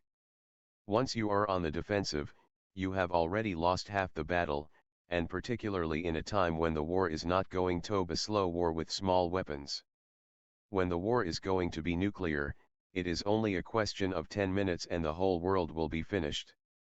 Whoever attacks, perhaps may survive. If you are on the defensive there is no chance to survive. My own understanding is, America is playing a great role behind the whole scene. It is a great conspiracy of American politicians, but very indirect, they are influencing Gorbachev towards a suicidal step for communism. I am absolutely in support if the country is opened for chosen persons who will help the country become a spiritual land, who will help the country with new economic plans, a new financial structure. But the churches and the witnesses of Jehovah are not going to change the economic status of the country. They are going to destroy whatever has been achieved in 70 years. Mahatma Gandhi was in favor of decentralization, but even his own followers saw the point, that it is good to make his statues, it is good to call him the father of the land, it is good to put his pictures everywhere, in all the government offices, but don't listen to him. Because if you listen to him, he will take you back to the age, thousands of years back, when the spinning wheel was invented. Gandhi wanted the spinning wheel to be the last word in technology, after the spinning wheel, whatever has been invented should be destroyed. The bullock cart should be the only vehicle in the world and the spinning wheel the only technology. He was in favor of decentralization. Of course, if you decentralize you cannot have new technology, it needs centralization, and particularly in a country which is communist. In a capitalist country the state and the capitalists are separate. The capitalists have individual freedom to exploit people, although they are supported by the government from the back door, because they support the politicians in their elections.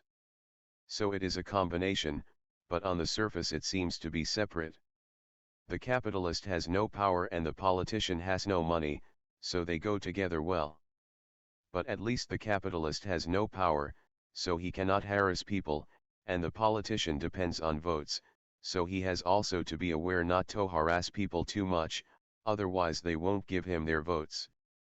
In a communist country the state is both, it is theonly capitalist, it owns everything in the country and it has all the power. And because there is only one party, the Communist Party, there is no question of any voting. Elections happen, but they are just mock elections. Only the Communist Party is there who is going to fight. And anybody who stands against the communist candidate will disappear in the middle of the night, it will not be known where that man has gone. So nobody else has been standing for election. One person stands and the whole population is told to vote for him, it is not a question of choice. In a communist country everything is centralized. But if communism knows how to transform people's minds, how to make them clear of the past of private ownership, of possessiveness, how to make them more meditative and silent so that their actions come out of their silence and peace and love and compassion, then communism becomes a spiritual revolution. Gorbachev is calling what he is doing a revolution. I say, absolutely no. If you want to be really a revolutionary, the only way is bring spiritualism to your country, not capitalism. That is going backwards in time, and destroying through whole effort of 70 years, and destroying the whole sacrifice of millions of people who died. I am a spiritual communist, a spiritual terrorist. And I don't care either for George Bush or Comrade Gorbachev. His books have come into me hand just today, they are ugly. He is sabotaging his own people. And he has taken all the power into his hands, so there is no possibility. But he is not aware that even presidents can be shot dead, and if he is trying to make the Soviet Union another America, remember, 20% of the presidents of America have been shot dead. What Gorbachev is doing is going against the whole revolution, and not only in the Soviet Union. If the Soviet Union turns into a country of capitalism, it will not only destroy itself, its dignity and power, it will destroy other small communist countries which are dependent on it. He has already started cutting support to other small countries. He has stopped supporting Cuba. Now Cuba is so small, once the Soviet Union is not supporting it, America is going to take it over within a minute. What will happen to Czechoslovakia, Yugoslavia? And China is already on the way towards being capitalist again, but it has not been talked about much because the communist leaders of China are very silent. They are not doing it in the cities, in big towns, but 80% of China is in the villages. They have already been for 2 years distributing land to private owners in the villages. But they have not been making much fuss about it. They know that they are betraying the communist revolution and coming closer and closer to America. When Richard Nixon was found guilty of immense crimes against his own people and had to lose his presidentship, that was the only way for him to be forgiven. The president has the power to forgive crimes, so his vice president, Ford, as Nixon retired from the presidency, Ford became the president, and this was the mutual understanding, that once Ford becomes the president he will immediately forgive Nixon. So Nixon had not to face the Supreme Court, he had not to face any court, and he had not to face the Senate or the people. The first man to invite Richard Nixon, after he was no longer the president, was Mao Zedong of China. He sent his own plane to take Nixon to China, and what he said to him is worthy of being remembered. He said, "What kind of people are yours? Just small things, listening and taping other people's phone calls, this is not a crime. Every politician does it. I do it." Mao Zedong said it clearly, every politician has to do it out of necessity, to be alert about where enmity is growing, from the where attacks can come. Because once you are in power, you are always in danger. Now nobody is going to kill Richard Nixon. You don't know where he is, you never see his name in the newspapers. You will see sometime when he dies, a small note on the 4th page, that the ex-president of America, Richard Nixon, is dead, finished. And he was in the headlines for years. Mao was surprised, what kind of people are Americans? They forced out their own president? If I was in your place, I would have killed the whole country. But once Mao died, his enemies, whom he had been keeping out of power, came into power. They immediately killed Mao's wife, who was a very powerful influence on Mao. In fact, she was behind Mao, ruling the country. Mao was getting gold, she was young. She was a film actress. There was great age difference between her and Mao. Mao was getting senile, and 30 years of revolution can destroy anybody's mind. Just fighting and fighting and fighting and escaping and fighting. In his old age he married this film actress. And the film actress was not interested in Mao, certainly because neither was he beautiful, nor was he young. No child was born out of the marriage, so you can understand where he stood. The only reason for this woman to marry Mao, a very beautiful woman, was simply to have power. She was dictating in the name of Mao, she was the real dictator. And she threw all the people out of the Communist Party, out of their powerful positions, who she thought were against Mao, or who she thought were against her. When Mao died, those people returned to power, and the first thing they did was to hang the woman and the 4 other people who were her supporters. Then many others were hanged, and the whole group around Mao was completely erased. Now, these people have no idea exactly what communism is. And seeing that America is flourishing, they started distributing the land to private ownership. The next step will be in the cities, in the towns, distribute everything to individual owners, because that brings incentive. People start struggling hard for success, out of ambition. That is the old mind. Unless that old mind is completely transformed, and people start feeling for the whole humanity, then they work out of love, not out of ambition. And I have actual experience of it. You are here. In the American commune, people were working not out of any ambition but just out of love, out of joy, the very joy of creating a new kind of commune that the world has never known. But their foundation was meditation. What Russia needs is not capitalism. Comrade Gorbachev, you should not deceive your people by calling it socialist capitalism. That is a contradiction in terms. And it is not going to help. It is going just to help America destroy you without any war, and not only destroy you, but all the communist countries that are dependent on you and your support. The great utopian experiment evaporates just because of one man's misunderstanding. And if Gorbachev wants his armies not to attack, should be aware, they will not be able to defend either. These are two sides of one coin. That man in Germany, if he is given the job, must be an agent of America. America has not sent anybody to that man to learn the art of how not to attack but only to defend. Gorbachev was the first, immediately sending people to him. I have asked German sannyasins to immediately send me the literature about what kind of programming that man is suggesting. It cannot be anything else but post-hypnotic suggestion. You can suggest to a person in deep hypnosis that you will never attack anybody, but if somebody attacks you, you can defend yourself. Just a few sessions to the whole army and they will become absolutely immobile when the question of attack comes. I have been working on every dimension of your mind and no mind. I was working on a young student of mine with post-hypnotic suggestions. I hypnotized him. Hypnosis is a simple matter. You just look at something very bright that dazzles your eyes. These lights of niskriyas are enough. You just look at them, and without blinking your eyes, hold your eyes so they do not blink, whatever happens. The hypnotist is sitting by your side, telling you, hold on, don't close your eyes. And when he sees, and it is very clear when a person is going to close his eyes, and has come to his limit.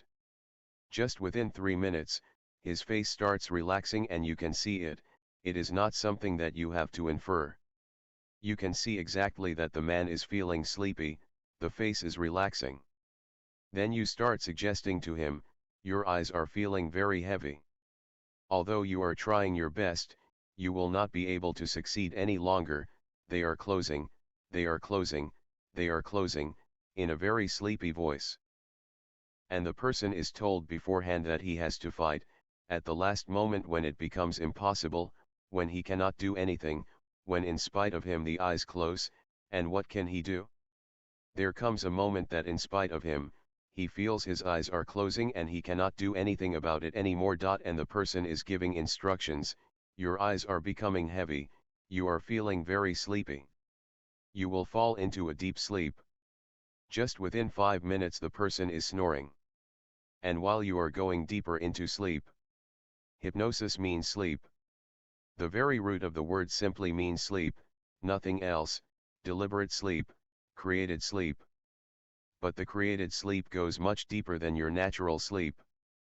And the medium, the person who is being hypnotized, is told, you will hear only my voice and nothing else.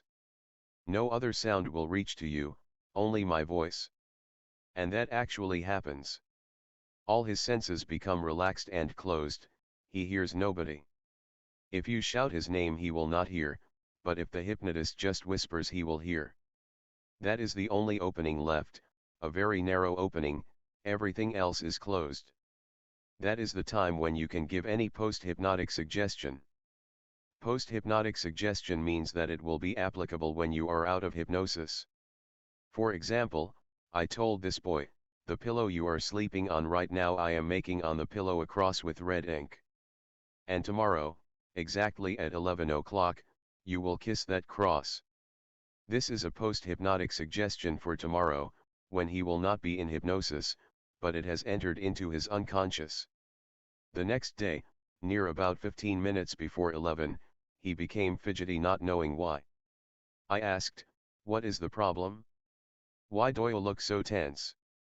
He said, "I don't know, but something seems to be happening inside me." I said, "Nothing is happening." I took his pillow he watched and I put the pillow in my suitcase and locked it. He became more and more troubled. Exactly as it was coming to be 11, he looked at the clock and he asked me, "Please give me the key." I said, "Why?" He said, "I want my pillow back." I said, "What are you going to do with it at 11 o'clock? In the night I will give it to you." He said, "No. Just give me the key." I gave him the key. He opened the suitcase. It weighs exactly 11, the clock was striking the hour of 11. He pulled out the pillow, hugged it as if it was his girlfriend, and started kissing exactly the point where I had marked with red ink. I said, "What are you doing?" He said, "I don't know. I am feeling absolutely insane. This is a pillow, I know why I am hugging it, I don't know. And why am I kissing it? I have never kissed any pillow in my whole life. But such romance. You should have seen his face, so romantic. He had fallen in love, just as you fall in love.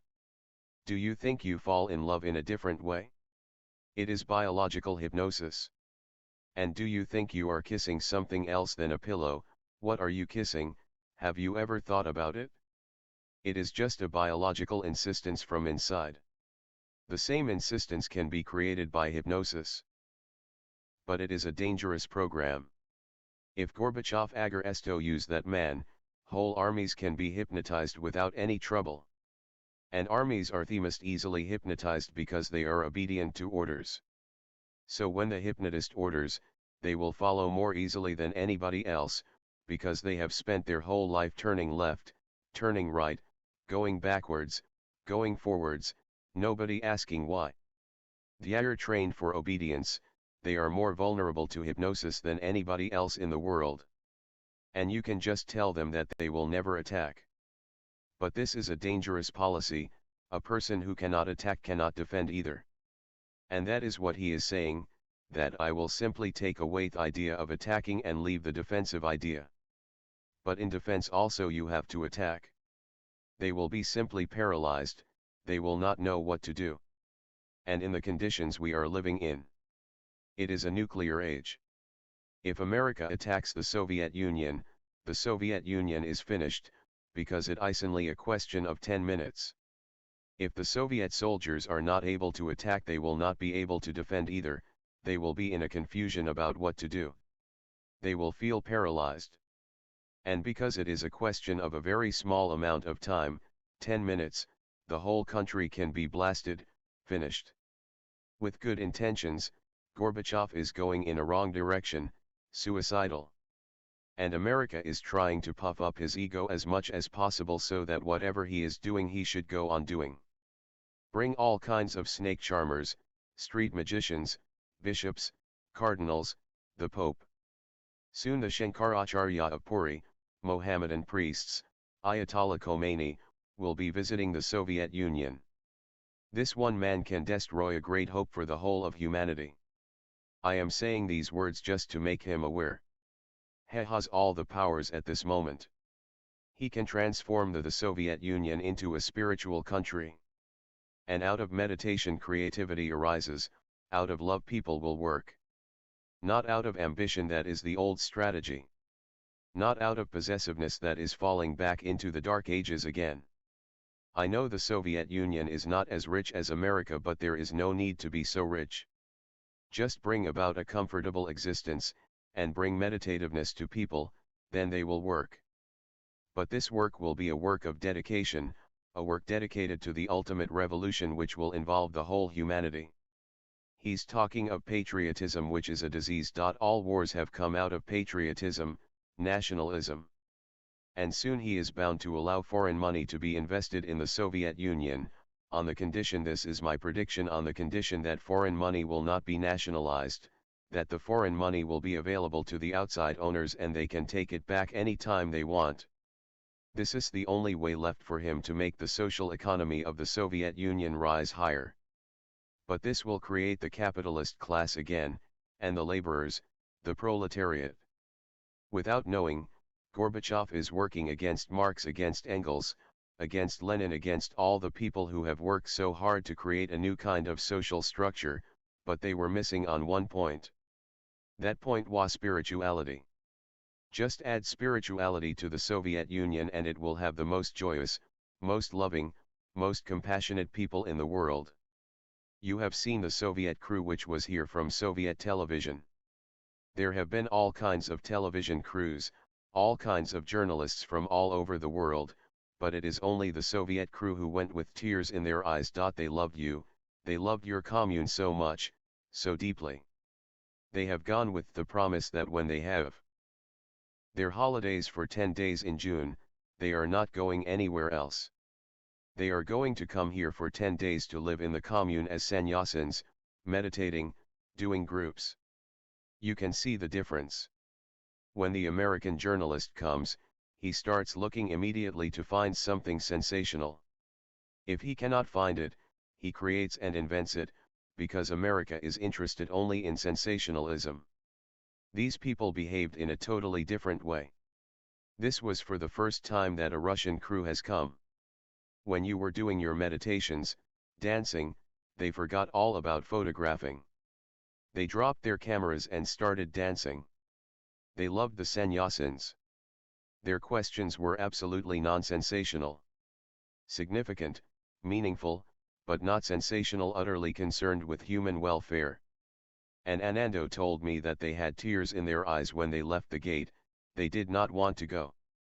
They wanted to stay for the whole series, but their office from Delhi called them, saying, "You come back, there are other assignments." They will be back in June for 10 days, to have more experience of what you have.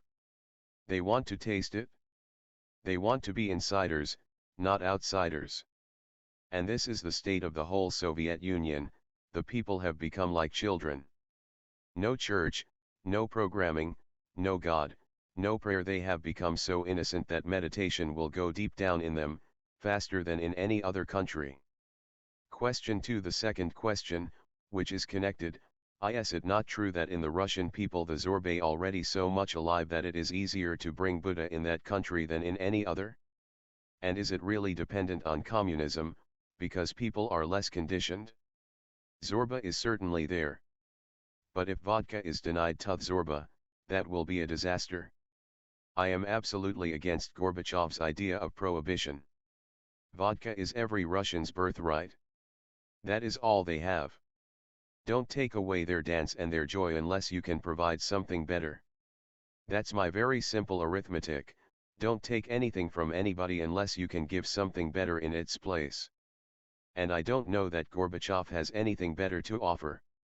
He himself does not know anything better. Rather than sending those people to Germany to learn the art of how not to attack, he should come here, and send his people here. I will teach them how to dance, how to love. And if there is a need to attack, you should be the first, not the second. You have the tremendous responsibility of protecting a great experiment that has never been done before. Yes, it is true, they are less conditioned, simpler people, hence they can more easily enter into the world of no mind. The Zorba is there, I can introduce the Buddha also. But Gorbachev has no idea of the Buddha. His eyes are fixed on America and American money, and American capitalism's success. He is not looking eastward towards Zen, which is the only solution for the Soviet Union to protect communism and its dignity, and to spread communism all over the world. Zorba has to come first, Buddha will come once Zorba becomes established. I can take away the vodka because I can give the Buddha. Who cares about vodka when you have the Buddha in you? But Gorbachev seems to be on a power trip, utterly dangerous. A single man's ego has to be fulfilled by destroying a valuable, immensely valuable experiment. And once the Soviet Union fails, is scattered, it will take centuries for humanity to again take the risk of creating communism. Once a thing fails, people lose their hope, it takes centuries for them to forget and begin anew. So it is not only a question for today, it is a question for future generations too. And my concern is absolutely impartial. I have been interested in communism from my very childhood. The Soviet crew has been to my library, and they were amazed to see the communist literature there. Perhaps there is no book that is missing from my library. And they were amazed to see that I have signed and dated each book before 1950. I was absolutely concerned to know about communism, everything. For 3 years, 1948, 1949, and 1950, I had collected all the literature possible. And I stopped at 1950. I have not read anything after 1950 about communism, for or against. It is very strange. I go on forgetting small things. I cannot count up to 5 after the third finger. I start hesitating, whether it is fourth or third. But in these 40 years I have not forgotten a single name of the communist revolutionaries.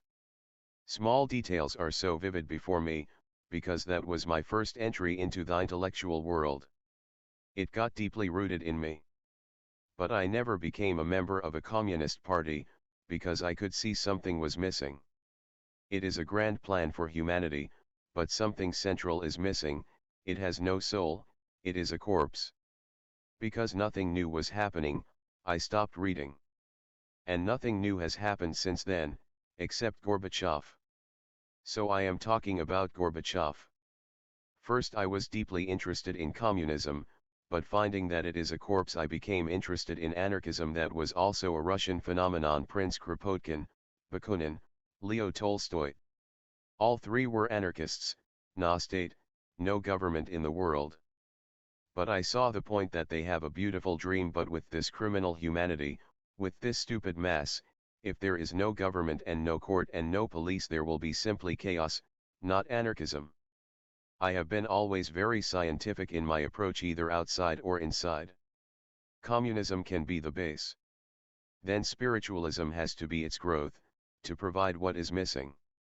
Once a society is given equal opportunity to be unequal, to be unique, and once that society becomes interested in meditation and spiritual growth, then there is a possibility of anarchism. That will be the very final stage, when there is nobody who is interested in committing crime. Only then can the state be removed, not before it. Bakunin, Kropotkin, and Leo Tolstoy are perfectly right, but not relevant now. First, communism has to be aided by spirituality. Once spirituality gains ground in your very being, crime becomes impossible. To do anything wrong becomes impossible. Obviously, the state will wither away. When there is nobody committing any crime, how long are you going to keep your courts empty and judges sitting there? Soon you will feel that it is better that these judges go into the fields and work. How long are you going to keep unnecessary policemen standing around? Armies, millions of people unnecessarily being fed, clothed, and they are getting the best food, the best clothes, and they are not working at all. Every country is filled with millions of people in armies. They should be brought back to the world, to work. But this is possible only if communism steps into spiritualism, then spiritualism can flower into anarchism. These are simple steps. But if communism disappears, then it becomes very difficult to transform the capitalist world towards spirituality. It is a difficult job. And anarchism becomes a very far away, remote possibility, may be, may not be. Hence my support for communism, because I would love the world one day to have no nations, no religions, no boundaries, no policemen, no armies, no guns, no murderers. Healthy people, spiritually loving, growing deeper and growing higher simultaneously, getting roots and getting wings together, simultaneously. These will be the real superhuman beings, the new man I have been working for. I see in the Soviet Union great possibilities, great potentialities. If Gorbachev does not go wrong, those opportunities can be transformed into reality. The Sutra, our beloved master, one day, Ongan was sweeping the garden with a bamboo broom. His brother, Dogyo, came over to him and said, "Hey, you look terribly busy." Ongan said, "Although busy, there is something which is not busy. That is your consciousness, that is your Buddha inside. You may be busy, but there is someone, the witness, who is never busy.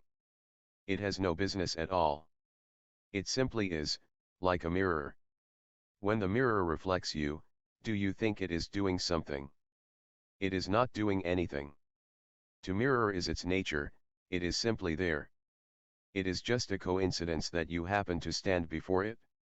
Once you are gone, the empty mirror will be there. When Ungan said, although busy, there is something which is not busy, he was saying, on the surface you can see me busy, but inside I know someone who is just sitting silently, doing nothing. And that is more essential and more fundamental. This busyness will end soon. Dogo said, that means there are two moons, one busy and one not busy. Then Ungan put the broom on the ground and said, what moon is this? Now he is no longer busy. He dropped the broom on the ground and sat silently and asked, what moon is this? Dogo silently left, not knowing what to say now. In a metaphorical way, there are millions of moons. When the full moon arises in the night, in every small pond, in every river, in every ocean, millions of reflections, uncountable reflections. But they are only reflections, not realities. The moon is one, reflections many, millions. The consciousness is one, reflections many, millions. As you move towards your consciousness, you are moving towards oneness. As you go back towards the circumference, there are millions of moons, but they are only reflections. Whatever you are doing is nothing more than a reflection. What you are is a reality, eternal reality. Only the eternal can be called virile. The momentary is so passing, it does not matter. So when Ungan put the broom down on the ground and sat there and asked, what moon is this? Dogo could not understand. They were brothers. Both finally became enlightened, but Ungan seems to have a deeper understanding. Even before his enlightenment, he is coming very close. At another time, Ungan asked a monk, where are you from? The monk replied, I came with incense. This is the world of Zen. You should not expect Socratic dialogues. There is nothing else in the world to compare with Zen, it is unique and a category in itself. Ungan has asked, where are you from, and the monk does not answer the question. The monk replied, I came with incense. The present moment. What are you bothering about from where I am coming and where I am going? Just look at my hand, I have come with incense. And incense also is symbolic. It is offered to the Buddha, the fragrance and the smoke of the incense continuously rising towards the blue sky and disappearing. All these are very significant symbols. People have forgotten their symbology because people very quickly become ritualistic.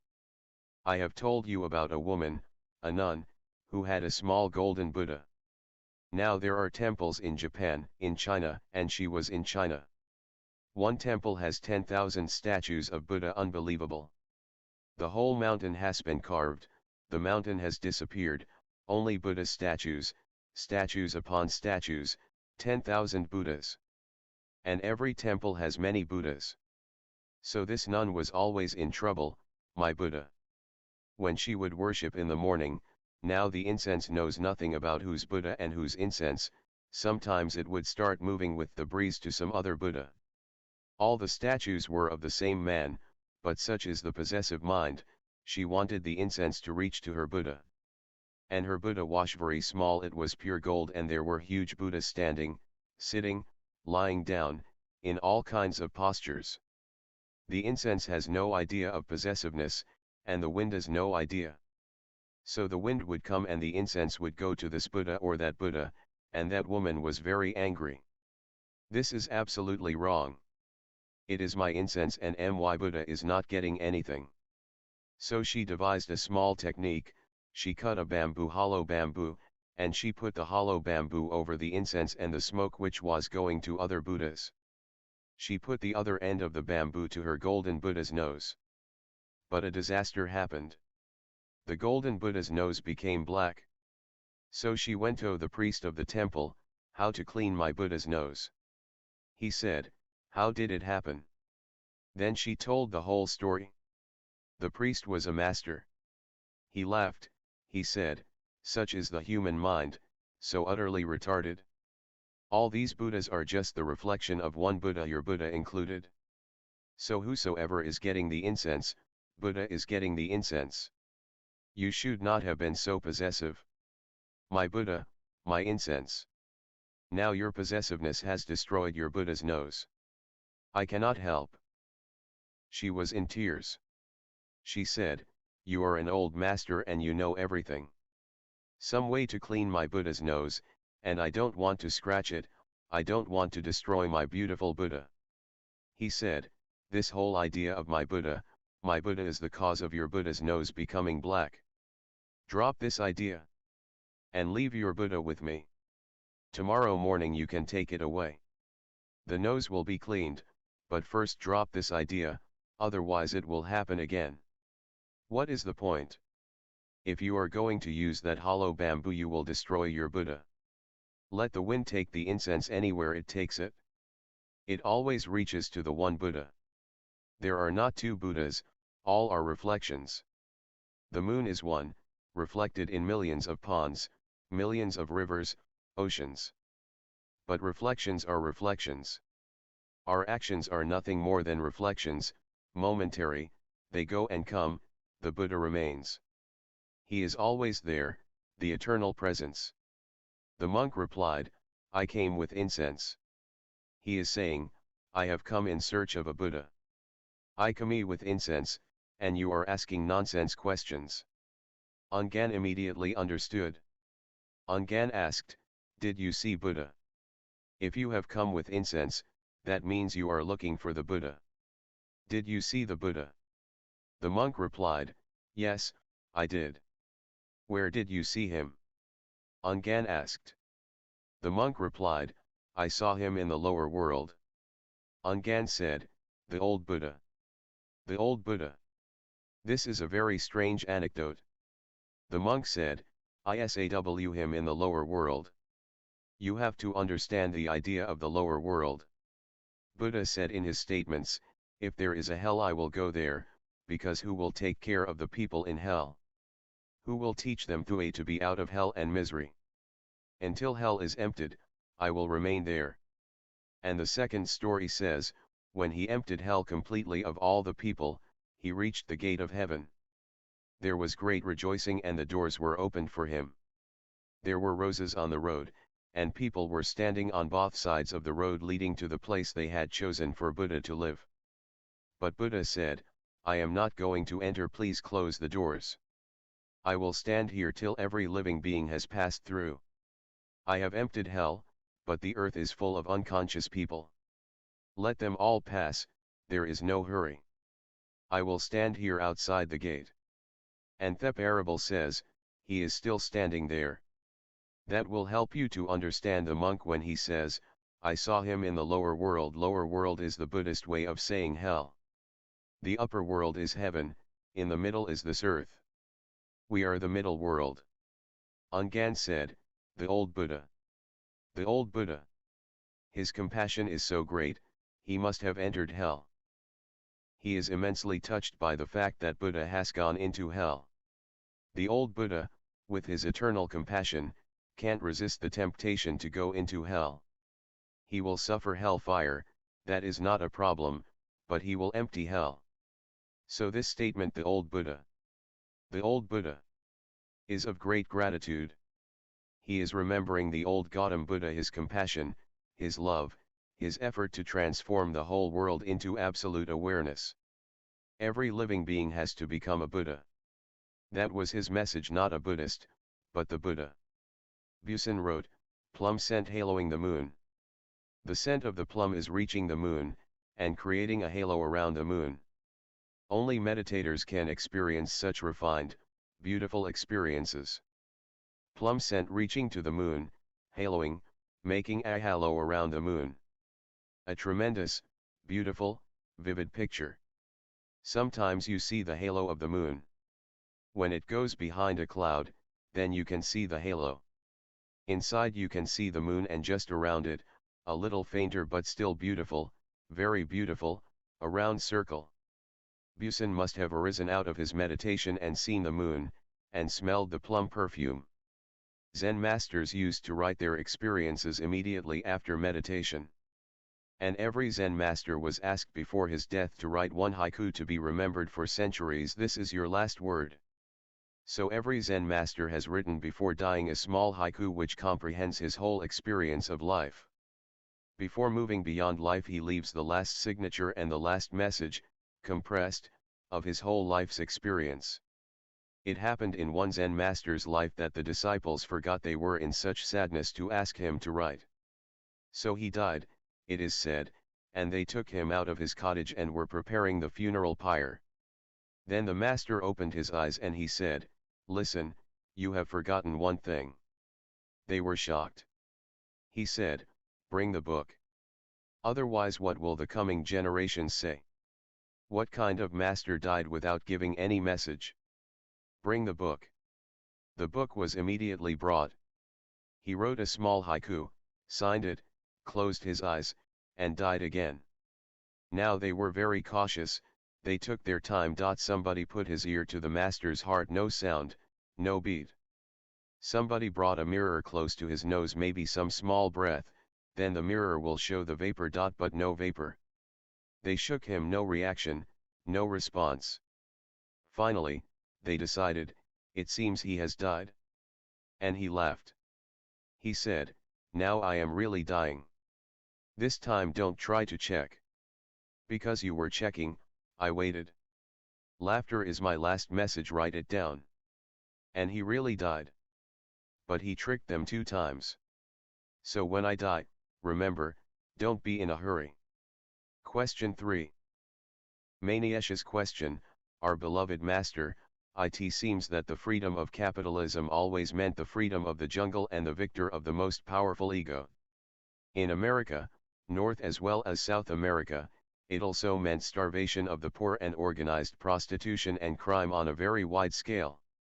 Is not socialism and communism a necessary step in the development of a more humane society? Maniesha, communism is certainly a necessary step for a more humane society, but not socialism.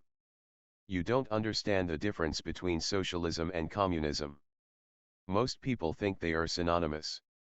Socialism is a cowardly compromise with capitalism. Communism is absolutely no compromise with capitalism, and no compromise with anything that constitutes capitalism. Up to now the Soviet Union has been a communist country. Now Comrade Gorbachev is trying to bring it down to socialism. That is destroying its dignity, that is a defeat. I hope he understands before it is too late. It is time for Sardar Gurudale Singh, because I didn't want to be too late. The assembly laughs appreciatively, remembering last night's 3.5-hour discourse. Dick Puller is the office playboy, and all the guys go to him for advice on how to score with women. One afternoon, Muffin Snuffler takes Dick aside, and asks him, "Tell me, Dick, how do you manage it? You are a married man but you have a different girlfriend every night. What is your secret?" "It is simple," replies Dick Puller. "It is all in the approach. I will tell you how to do it. Tonight, take the 5 o'clock train from Penn Central Station and get off at Trenton. At Trenton you will find dozens of women waiting for their husbands. And there are always some husbands who have to work late, so all you have to do is be charming and let nature take its course." So Muffin catches the 5 o'clock train from Penn Station but dozes off in his seat. He wakes up with a start and finds that he has gone past Trenton and he has to get out at Westchester. Muffin is about to catch a train to go back, when he sees a woman standing on the platform, looking very available. Muffin casually walks over to her. One thing leads to another and they end up in bed together at her place. They are really beginning to enjoy themselves when door swings open and Dick Puller comes in. Dick takes one look at his wife in bed and shouts, "Damn it, Betty. So this is what you do when I work late. And as for you, Muffin, you idiot, I told you to get off at Trenton." It is 4 o'clock on that fateful day on Calvary Hill. Jesus has been nailed up to the cross since lunchtime and is beginning to feel really hangdog. All of his disciples have deserted him, except one. Alone and standing right underneath the cross, in the hot baking sun, is Jesus' unknown 13th apostle, Reginald the homosexual. Reginald looks up at the nearly naked Jesus on the cross, and whispers, "Jesus. Ah. Jesus." Jesus looks down and says, "What is it, Reggie?" "My lord," replies Reginald, looking up at him. "From where I am standing, I have to say you are really well hung." Jack Jerk is watching as his wife, Jill, tries on her new Betty Boop's brand bra. "What the hell did you buy that thing for?" asks Jack Jerk. "You have nothing to put into it." "Cool it, Jack," snaps Jill. "Do I complain about you wearing underpants?" "Nibna." "Gibberish, Nibna." "Be silent. Close your eyes, and feel your bodies to be completely frozen. This is the right moment for looking inwards. Gather your life forces, and rush towards the center of your being with your total consciousness, and with an urgency as if this is going to be the last moment of your life. Faster and faster. Deeper and deeper. As you come closer to your being, a great silence descends over you just like rain, very soft rain of silence, cool. Closer, and you find flowers of peace blossoming all around you. Still closer, and you see for the first time your original face. This is the Buddha. The Buddha is everyone's original face, and the Buddha simply means witnessing. Witness, you are not the body. Witness, you are not the mind. Witness that you are only a witness and nothing else, and suddenly you are at the very center of your being. A great ecstasy arises in you, a deep blissfulness is felt. You disappear, just like incense smoke disappearing into the blue sky, only the Buddha is left. To make the witnessing deeper and clearer, Nibna. Relax. Let go, but continue to witness. Continue to be a Buddha. This is your nature. This is your ultimate, eternal existence. At this moment you are the most blessed people on the earth. The evening was beautiful on its own, but your meditation, your becoming a Buddha, a witness, has added to the beauty of the evening tremendously. Now it is a miracle. As your witnessing becomes more and more clear, you start melting like ice in the ocean. Gautam the Buddha Auditorium is turning into an ocean of consciousness without waves, without any ripples, just a silent ocean. 10,000 Buddhas were just reflections, now here is only one Buddha. 10,000 reflections have disappeared into oneness, the ocean. This is the authentic Buddha. When you become one with existence, the cosmos, you have entered the ultimate immortal existence. Collect as much of the juices of life as possible. You have to bring them back with you. Collect the fragrances of the beyond, the flowers that are showering on you, the silence, the ecstasy, the peace, the serenity. And don't forget to persuade the Buddha to come a little closer to your ordinary day-to-day existence. These are the 3 steps. First, Buddha will become a shadow to you, always following behind you. Second step, you will become a shadow of Buddha, always following him. The third and final step, you will merge into the Buddha, a transparent consciousness, it does not make any shadow. The moment you merge into the Buddha, only Buddha remains, you are no more. That is the greatest, most blissful day of your life. Nibna. Come back, but remember the grace of a Buddha, the beauty, the silence, the serenity. Sit down for a few moments just to remember where you have been, what has been the experience at the center of your being, what golden paths you have traveled on. And feel the presence of Buddha just behind you. He's almost touching you, every day he is coming closer and closer. Every day your life is becoming more and more graceful, more and more of a deeper understanding of the secrets of the cosmos, more and more mysterious. Soon you will find yourself one of the greatest mysteries in existence. That day will be the day of your awakening, of your enlightenment. It is not far away. It is only a question of bringing more intensity, more totality, more sense of urgency. and the Zen fire will burn all that is false in you, and the Zen wind will take it away from you. You will remain just pure gold. This pure gold of your being has the face of the Buddha. To be a Buddha is the only meaning, the only significance of life. Those who miss it have missed all. Those who have found it have found everything that is valuable in this existence. Okay, Main Esha. Yes, beloved Master. Communism and Zen Fire, Zen Wind Chapter Number 5 Chapter Title, Socialism is a Judas February 3, 1989 p.m. in Gautam the Buddha Auditorium Archive Code, 890-2035 Short Title, Fire 05 Audio, Yes Video, Yes Length, 180 minutes Our beloved Master, on one occasion, a monk asked Master Dogo, even if there is no cloud for thousands of miles, it is not yet the original sky. What is the original sky? Dogo replied, today, it is good to dry wheat. On another occasion, Dogo was asked by another monk, what is the deepest? Dogo came down from his seat, made obeisance in the manner of women and said, you have come from far, and I have no answer for you. At another time, Sekiso Kaisho asked Dogo, after 100 years, if someone asks about the absolute meaning of the universe, what shall I say to him? Dogo called the boy attendant, who came, and told him to fill up the water bottle. Dogo waited a while, and then said to Sekiso, what was it you asked just now? Sekiso repeated the question. Dogo thereupon went back to his room, and at this, Sekiso became enlightened.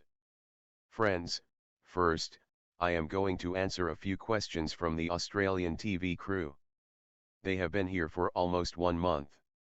When they had come, they were very serious people, as Australians are supposed to be.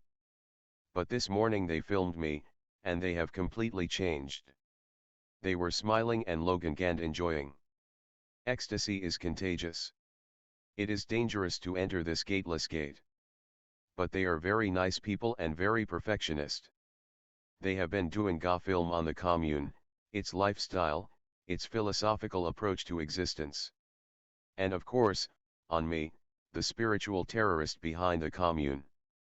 Or in other words, the center of the cyclone which is going to grow every day bigger and is going to envelop the whole earth. When they go back to their homes, their wives will be absolutely surprised whatever happened to these guys. The very air of the commune changes personalities. Your joy, your laughter, your blissfulness, your silence, touches the very heart of anyone who is alive. This morning I saw, these people are not dead. They are really alive. So now I can trust that their film and their program for television is going to be a real shock to the whole of Australia. If they can create the shock, I am coming. Question 1 Their first question is, are either communists or capitalists ready for the consciousness revolution of a spiritual terrorist like yourself? They are not ready, but I am going to make them ready. The time is ripe. They will have to be ready, because unless they become more and more conscious and alert, the destiny of this earth is doomed. If anyone loves this earth, the beautiful birds and animals and human beings, if anyone has a sense of this tremendous phenomenon, because the whole universe is without any greenery, without any flowers, without any oceans, without any rivers. This place, this small earth, very small, has a special position in the world. In the whole of existence it is only this earth that has produced Buddhas, enlightened people. This earth has become holy, just because so many Buddhas have traveled on it. And because the criminal politicians have come to the end of the rope, now they don't know what to do except create a war. To counteract, to create an atmosphere in the world against any possible war, the only way is to raise the consciousness of the people. I know perfectly well that neither capitalists are ready nor communists are ready. But first communists will be ready, then the capitalists, because the capitalists are full of vested interest. The Soviet Union and the people living there have nothing to lose. They are all equally poor, and 70 years of revolution have created a complete vacuum in their being. That vacuum can be filled only by meditative awareness. As I have told you again and again, nobody can lie beyond negative ideas. The positive idea may be wrong, may be fiction, may be just a hope, a consolation, but still it fills your being. It keeps you unaware of the hollowness. But the negative idea does not fill your inner being. The positive means your fridge may be full of rubbish, junk, but still when you open it, it is full. When somebody starts believing in no God, in no heaven, in no hell, drops all fictions, all the consolations humanity has lived with for thousands of years, then suddenly he feels a great vacuum, a hollowness, a meaninglessness. Hence, I always give more priority to the atheist than the theist. The atheist is in every way ready, he just has to be hit on the right point. He has no God, he has nothing to cling to. In the communist ideology he is left absolutely alone. That's what is missing in communist ideology, it cannot fill people's hearts, it cannot nourish their beings, hence the communists are going to be first to rise in consciousness. The capitalist has too much vested interest. He has so many troubles and problems, so much money, so many businesses. He has no time even to look inside and see that he is hollow. I have heard about a very super rich man. When he died, then he realized that he used to be alive, but only when he died.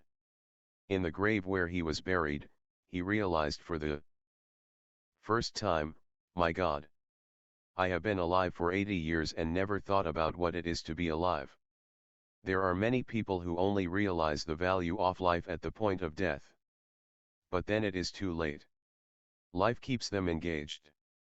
The capitalist has too many things to remain engaged and involved in. The communist has nothing, hence the great possibility that the communist may be ahead of the capitalist as far as consciousness raising is concerned. The capitalist goes on postponing. Even though he sees the poverty he is creating, the beggars he is creating, the starving people he is creating, he goes on thinking that a few reforms will do. A little higher wages, a few more facilities for the poor, for the proletariat, that's what I call socialism. Socialism is an invention of the capitalist mind to distract people from communism. Socialism is reformist, it is not revolutionary. And reforms can keep people hoping. It is a welfare state, it is just renovating the old house which is getting ready to fall down any moment. Revolution means demolishing the old completely and creating the new, discontinuous with the past. I love always to tell a small story. There used to be a very ancient church, so ancient that even the priest was afraid to go inside.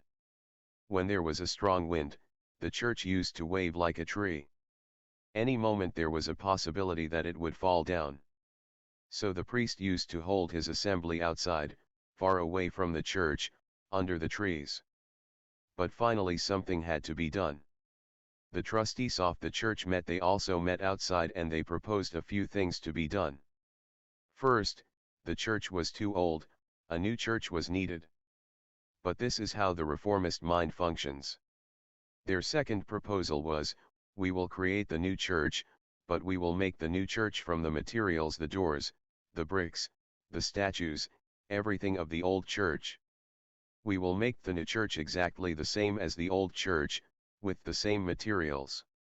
And their third proposal was, we will not destroy the old church until the new one is ready. Now how can you manage it? The reformist goes on patching things, covering wounds and cancers. Socialism is a renegade, it is a Judas.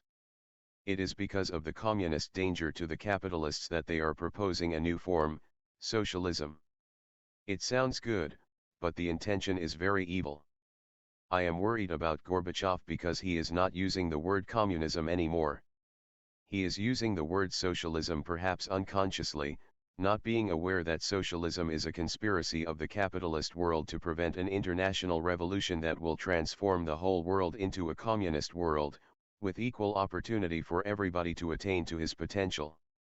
And when the world is one, there is no need of any government. That's why Karl Marx says the state will wither away. But it can wither away only when the whole world is communist.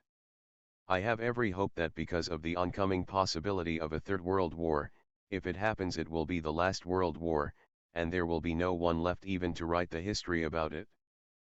When Albert Einstein was asked, "Can you say something about the Third World War?" his reply was amazing. He said, "No, I cannot say a single thing about the Third World War, but one can say something about the Fourth." The questioner said, "You can say something about the Fourth and you cannot say anything about the Third? This is strange." Albert Einstein laughed. He said, "It is not strange. I can say about the Fourth that it will never happen. But about the Third, it is impossible to say. The calamity will be so big that man will have never seen such calamity. Within 10 to 15 minutes the whole world, all life, every living thing on the earth, will be dead. Just America alone has enough nuclear weapons to destroy life on this earth 7 times, although there is no need. Only one man, Jesus, is supposed to have been resurrected, and I don't think even he will be able to resurrect 7 times. One time he managed to escape from a cave and befool the whole world, but 7 times? It will be impossible. He never went back to Jerusalem, because once he managed to befool people, now it is impossible. If he is caught again he will be crucified. What is the purpose of accumulating so many nuclear weapons? And seeing the situation, the Soviet Union has stopped creating more nuclear weapons. There are enough in the Soviet Union also to destroy the whole of humanity, all living beings. Now there is no point. They seem to be more intelligent, understanding that if you have enough nuclear weapons to destroy the whole world, why go on wasting money piling up nuclear weapons? The totality of the war is a new phenomenon to be encountered. All the wars in the past were small, local. Even our Second World War was nothing compared to the possibility of the Third World War. I call it a total war, because it will be a total destruction of the planet Earth. This creates a certain situation which has never been there before. The time is short, perhaps not more than 10 or 11 years. By the year 2000, most probably we will have either committed suicide or we will have changed the whole structure of the human mind and raised the consciousness and created millions of meditators and thousands of Buddhas. That is the only alternative, war or meditation. War or spiritual revolution. And the war has to be understood as the culmination of our whole human history. It is not coming from the sky, it is coming from our past, accumulating more and more anger, more and more violence, more and more weapons. The First World War was smaller, the second became bigger. The third is going to be total. Because it is a total war, every person has to understand his responsibility. In smaller wars it was nothing to be worried about. If it was going on in Vietnam, who cares about Vietnam? Many people have not even heard the name Vietnam. If it is happening in Afghanistan, who cares? Small pieces of humanity are involved. But this time it is the whole existence of life and all living beings with us, trees and roses and lotuses. And we are coming closer to the point where man can become a Superman. Now we cannot afford a war. We cannot afford a global suicide. We have to understand how to transcend the mind that the past has created and programmed for wars and destruction and violence. That's my whole work, to erase the past from your mind and give you a present orientation to look at reality with clean eyes. And your future will be golden if your present is clean. Out of this clean presence will arise a new future, which will not have any continuity with the past, it will be a quantum leap. If communists are turned towards a revolution for consciousness, capitalists will not be far behind, just as they are not far behind as far as war is concerned, destruction is concerned. It is a competitive world. If communists turn towards consciousness, that will be a great impetus for the capitalists to try to be ahead of them. Nobody wants to be behind. So my whole strategy is, the communists should be turned towards a revolution of consciousness. That will become a Zen fire and a Zen wind, going around the earth, and turning everybody towards a new competition that they have never known before, who becomes the Buddha first.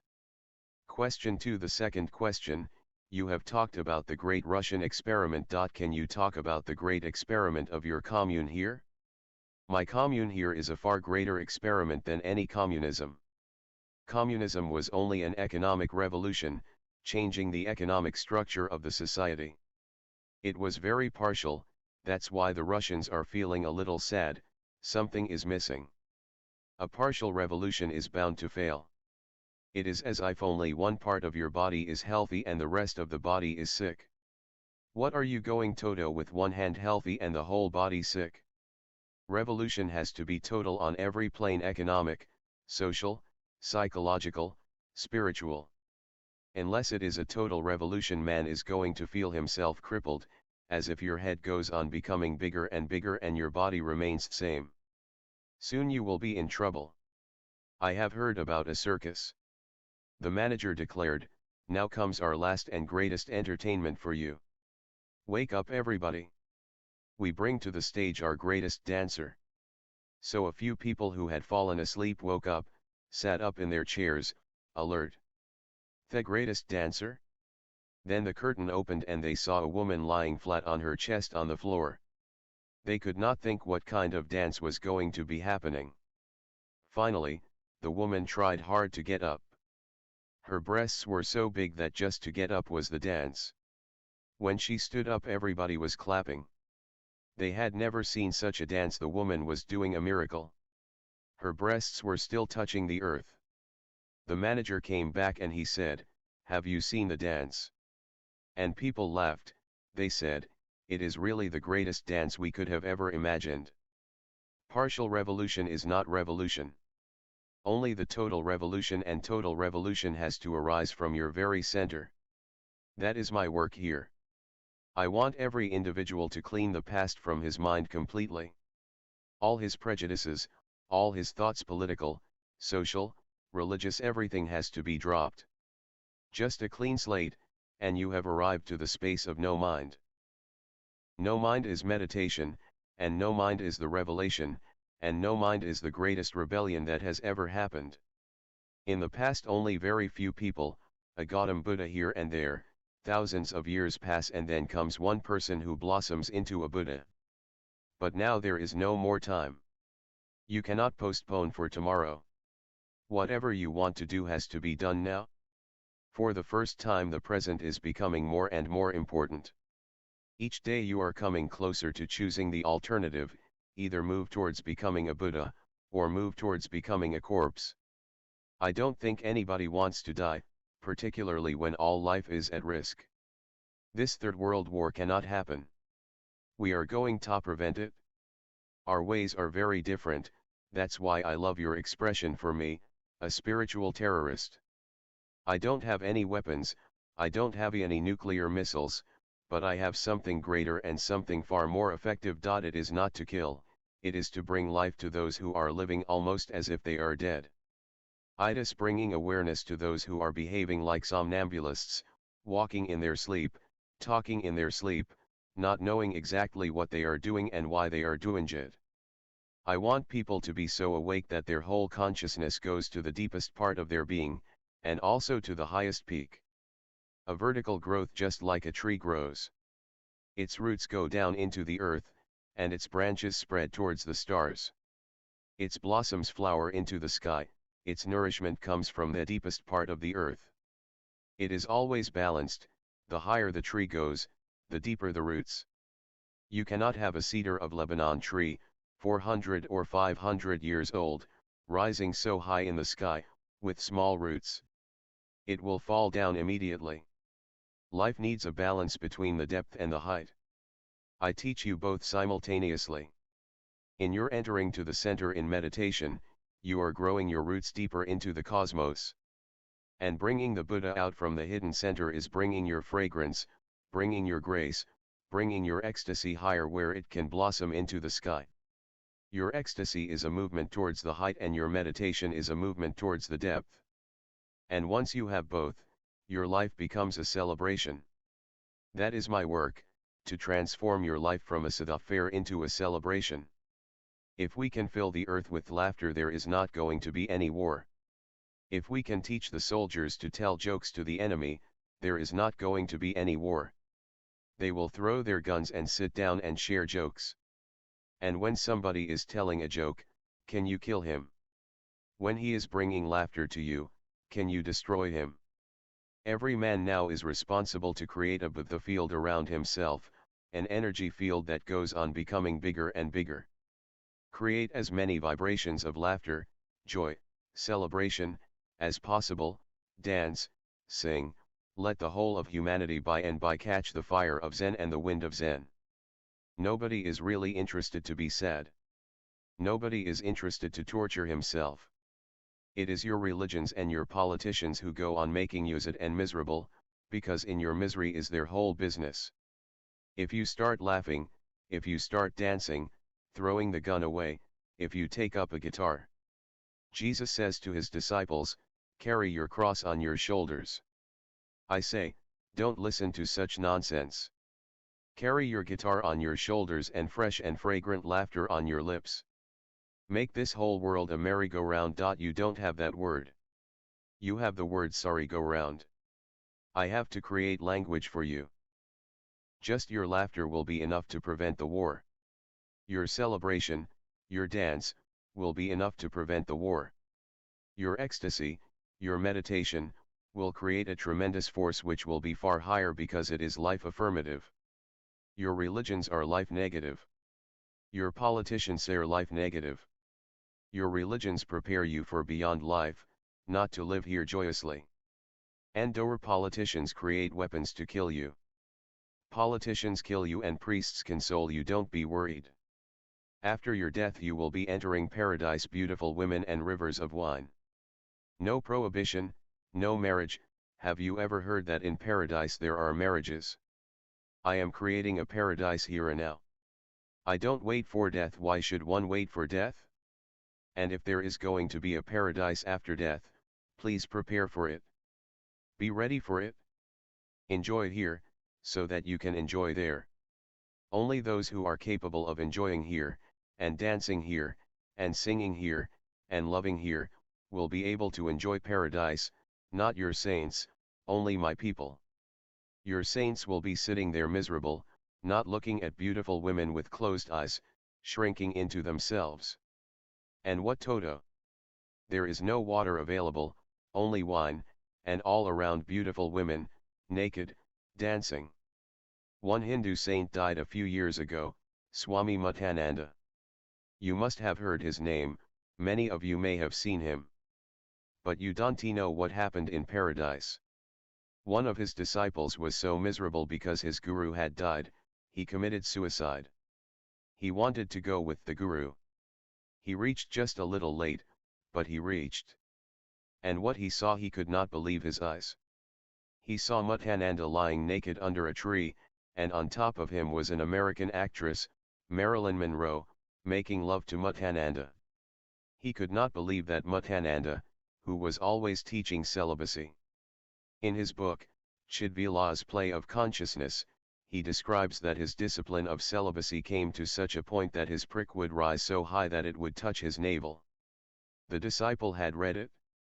And what is Muttananda doing? Has he forgotten everything?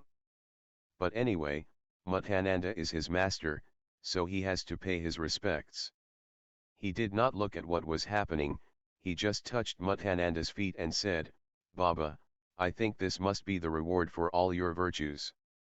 And Marilyn Monroe said, "You idiot. This is not the reward for this idiot, this is punishment for me. I want you to prepare, because paradise is going to be really great. Far out. But you have to be ready. So love, drink, dance. This is the preparation, the discipline for entering into paradise. I am an utter hedonist, and only a hedonist has the right to enter into paradise. People who are masochists, torturing themselves, need to go to hell because there they will not have to torture themselves, the devil and his whole army will torture them. That will be their joy. Hell is for saints, heaven is for sinners. This is absolutely logical. This is my revolution. Once we enter into heaven, we are going to throw all the saints into hell. You enjoy torture, get tortured. We enjoy luxury, we enjoy every comfort. Let us possess paradise. You have lived here long enough. Just get out. I am not going alone, you are all coming with me. Because I am a lazy guy, I will be going still sitting in my chair. If Mohammed can go riding on his horse, what is wrong with it? If Jesus can go directly, alive, and pull She's mother up after him, what is the problem? Perhaps I may reach a little earlier than you, because my podium is a little higher, but you won't be too late. I will greet you there. Hi, so you have arrived. Now do the work, throw all those saints towards hell. They deserve it. They have been disciplining themselves for it. We have been disciplining ourselves for paradise.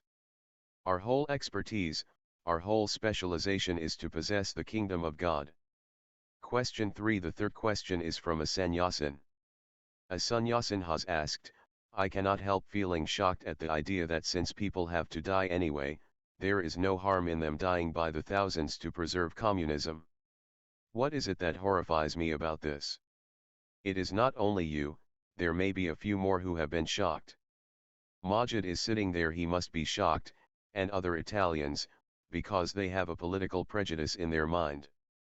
They think they are radicals, and they don't understand even the ABC of radicalism. When I said that Joseph Stalin killed 1 million people to save communism, you did not give much thought to it. Who were the 1 million people? Priests, bishops, cardinals, archbishops, those were the people, and they were not ready to give away the possessions of the church to the society. These were the people, whether rich or poor it does not matter, who resisted revolution, who wanted their things to be theirs. Those things may not be much: a house, a little piece of land, maybe a few trees, maybe a few cows or horses. But for centuries man has been programmed to possess, and to go on possessing more and protect and defend whatever he already possesses. So these were the people who were obstacles to revolution. The revolution was for 20 million people in the Soviet Union. And at that time the idea of revolution was not national, it was an idea of international revolution. You will be surprised to know. I was very small when I became acquainted with a man, one of the most intelligent men I have come across, who was with Lenin and Trotsky in the Soviet Revolution. His name was Manvendranath Roy. He was one of the members of the international commanding body of the Communists, the Politburo. He was the only Indian who ever rose to that status, and he fought in the revolution side by side with Lenin. After the revolution he thought, now my work is in India. I have to go and create revolution in India. But here he found himself in utter difficulty, because the Hindu mind is more possessive than any other mind. It talks about non-possessiveness, it talks about celibacy, it talks about morality. But always remember, people who talk about these things are the people who are suppressing just the opposite. A person who praises celibacy knows perfectly well that he is not celibate. People who are greedy, their religion will be teaching no greed. Otherwise, why should religions teach no greed?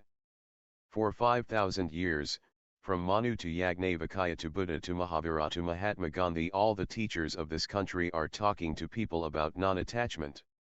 Why? Certainly people are too much attached, otherwise, their whole history is the teaching of non-attachment. People must be greedy, hence the teaching, no greed.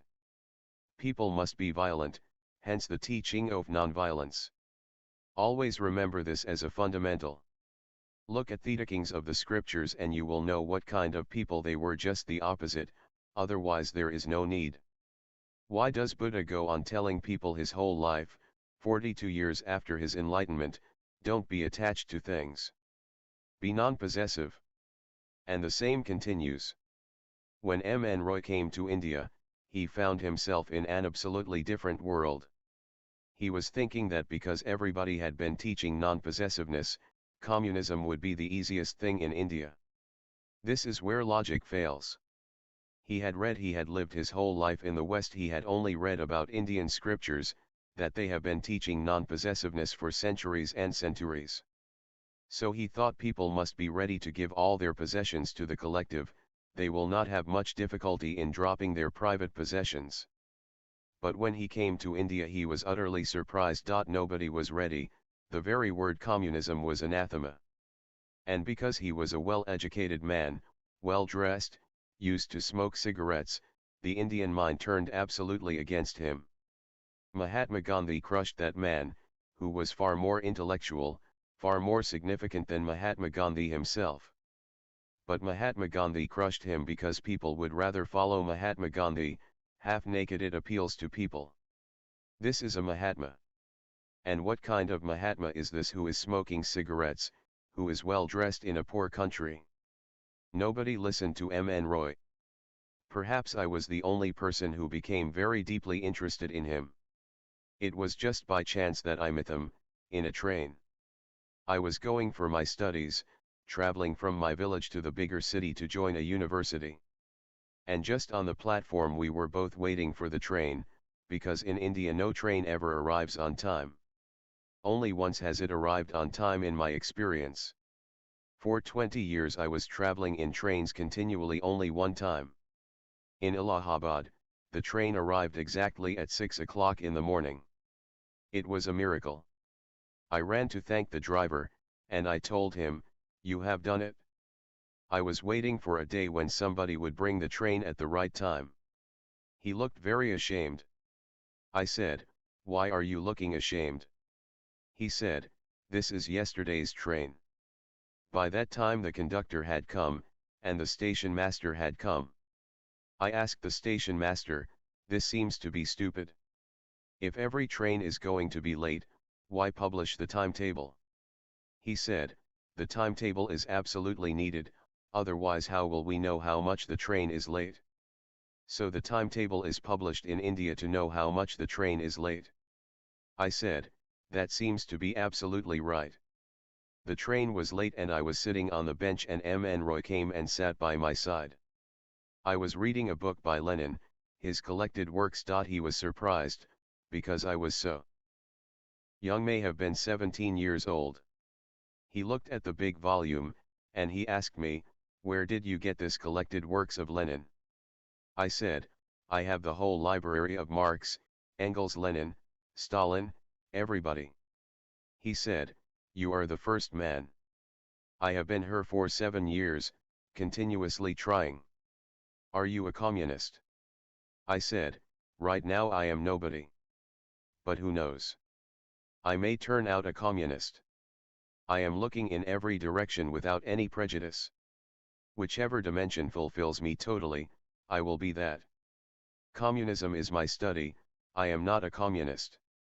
I have to study many more things before I can decide. I have to look into anarchism, I have to look into socialism, I have to look into capitalism, I have to look into spiritualism. Before that I cannot say anything. I am just a seeker." We became friends. He talked about his experiences in the Soviet Revolution, and he became a constant visitor to my small house. I was living outside the city in a very small house. Nobody else was ready to take that house because it was known as being haunted by ghosts. So when I asked the owner, he said, "Without any rent you can live there. At least somebody living there may create the idea in people that it is not haunted. If a small boy is living there alone." So he said, "It is good. If you need anything I will support you."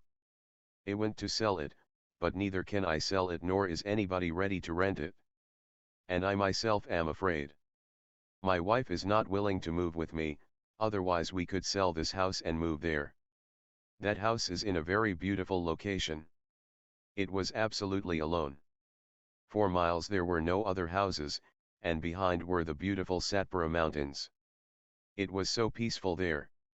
He said, "I purchased it just to live there, but nobody is willing. So you start living there." I started living there, but I continued to create the fear in everybody that it was haunted by ghosts because if somebody purchased it, I would be thrown out. The owner heard that I was continuing to create the rumor. He came to me, "This is strange.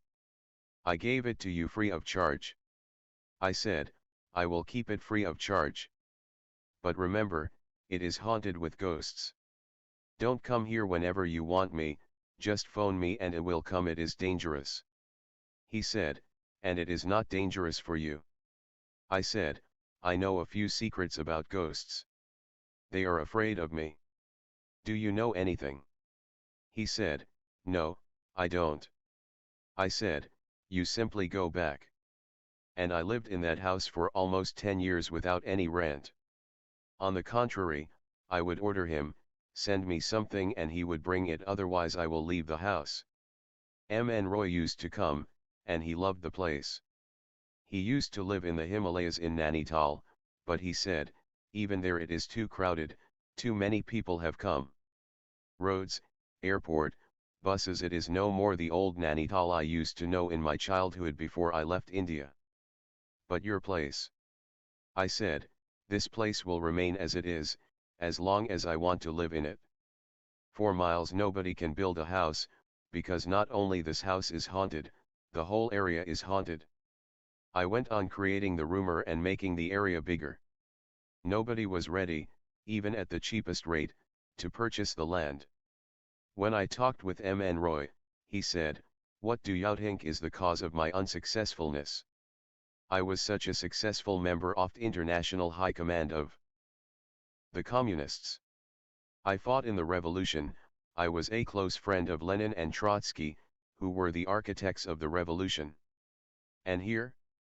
I am nobody, nobody is ready to listen. I said, here, you will have to change. You will have to be a hypocrite.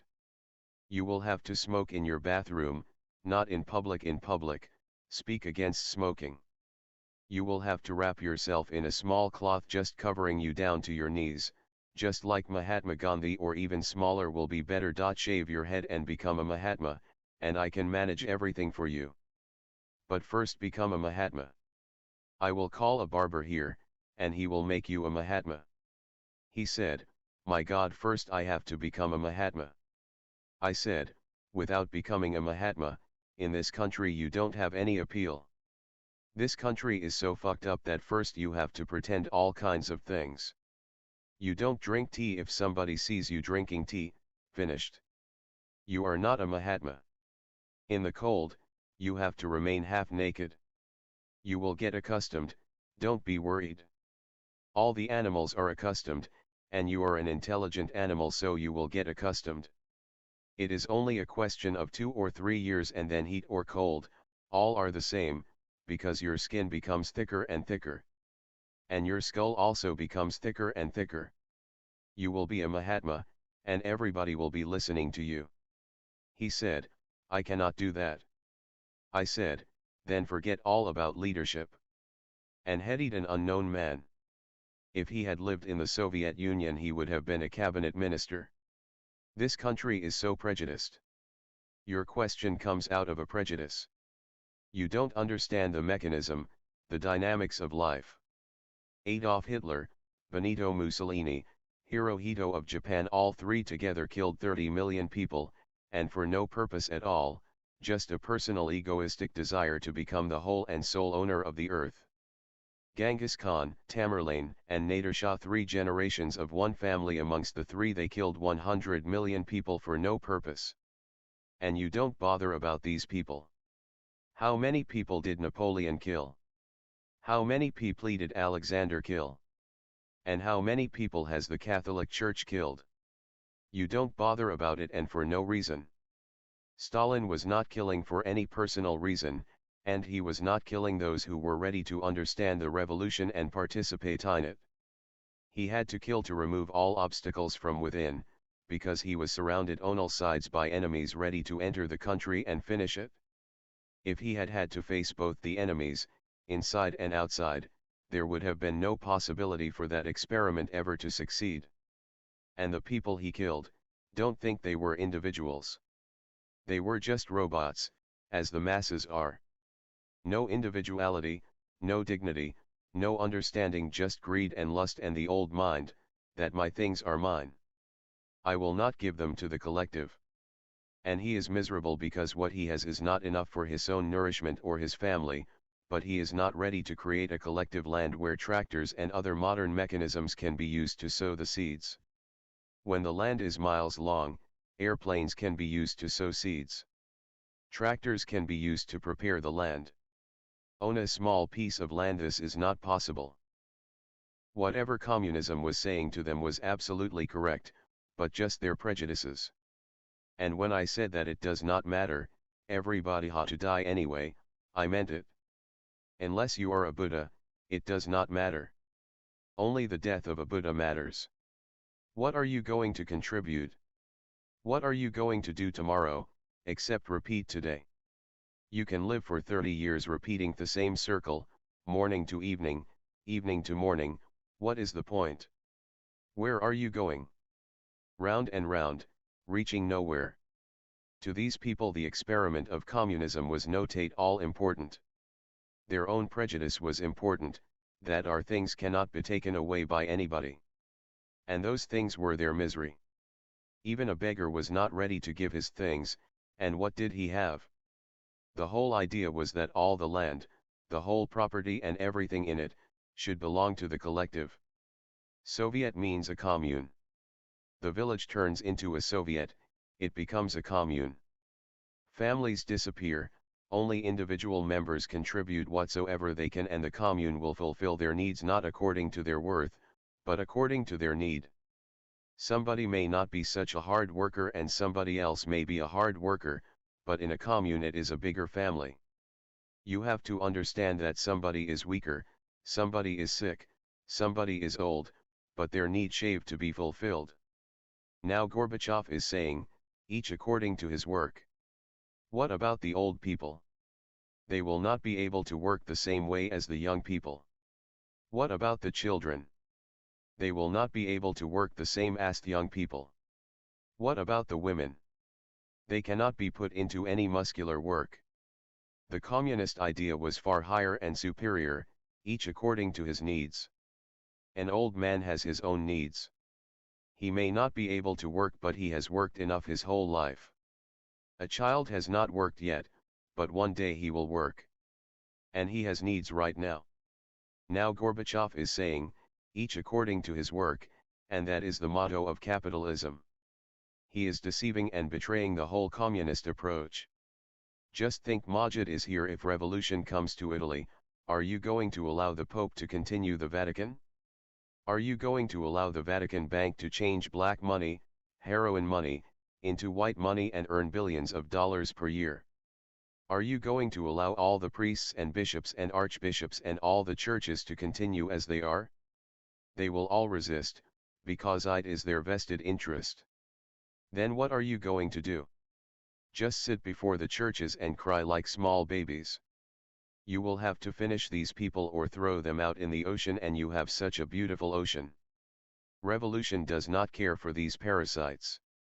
It is against these parasites, and these parasites will create every kind of difficulty for you, from inside and from outside.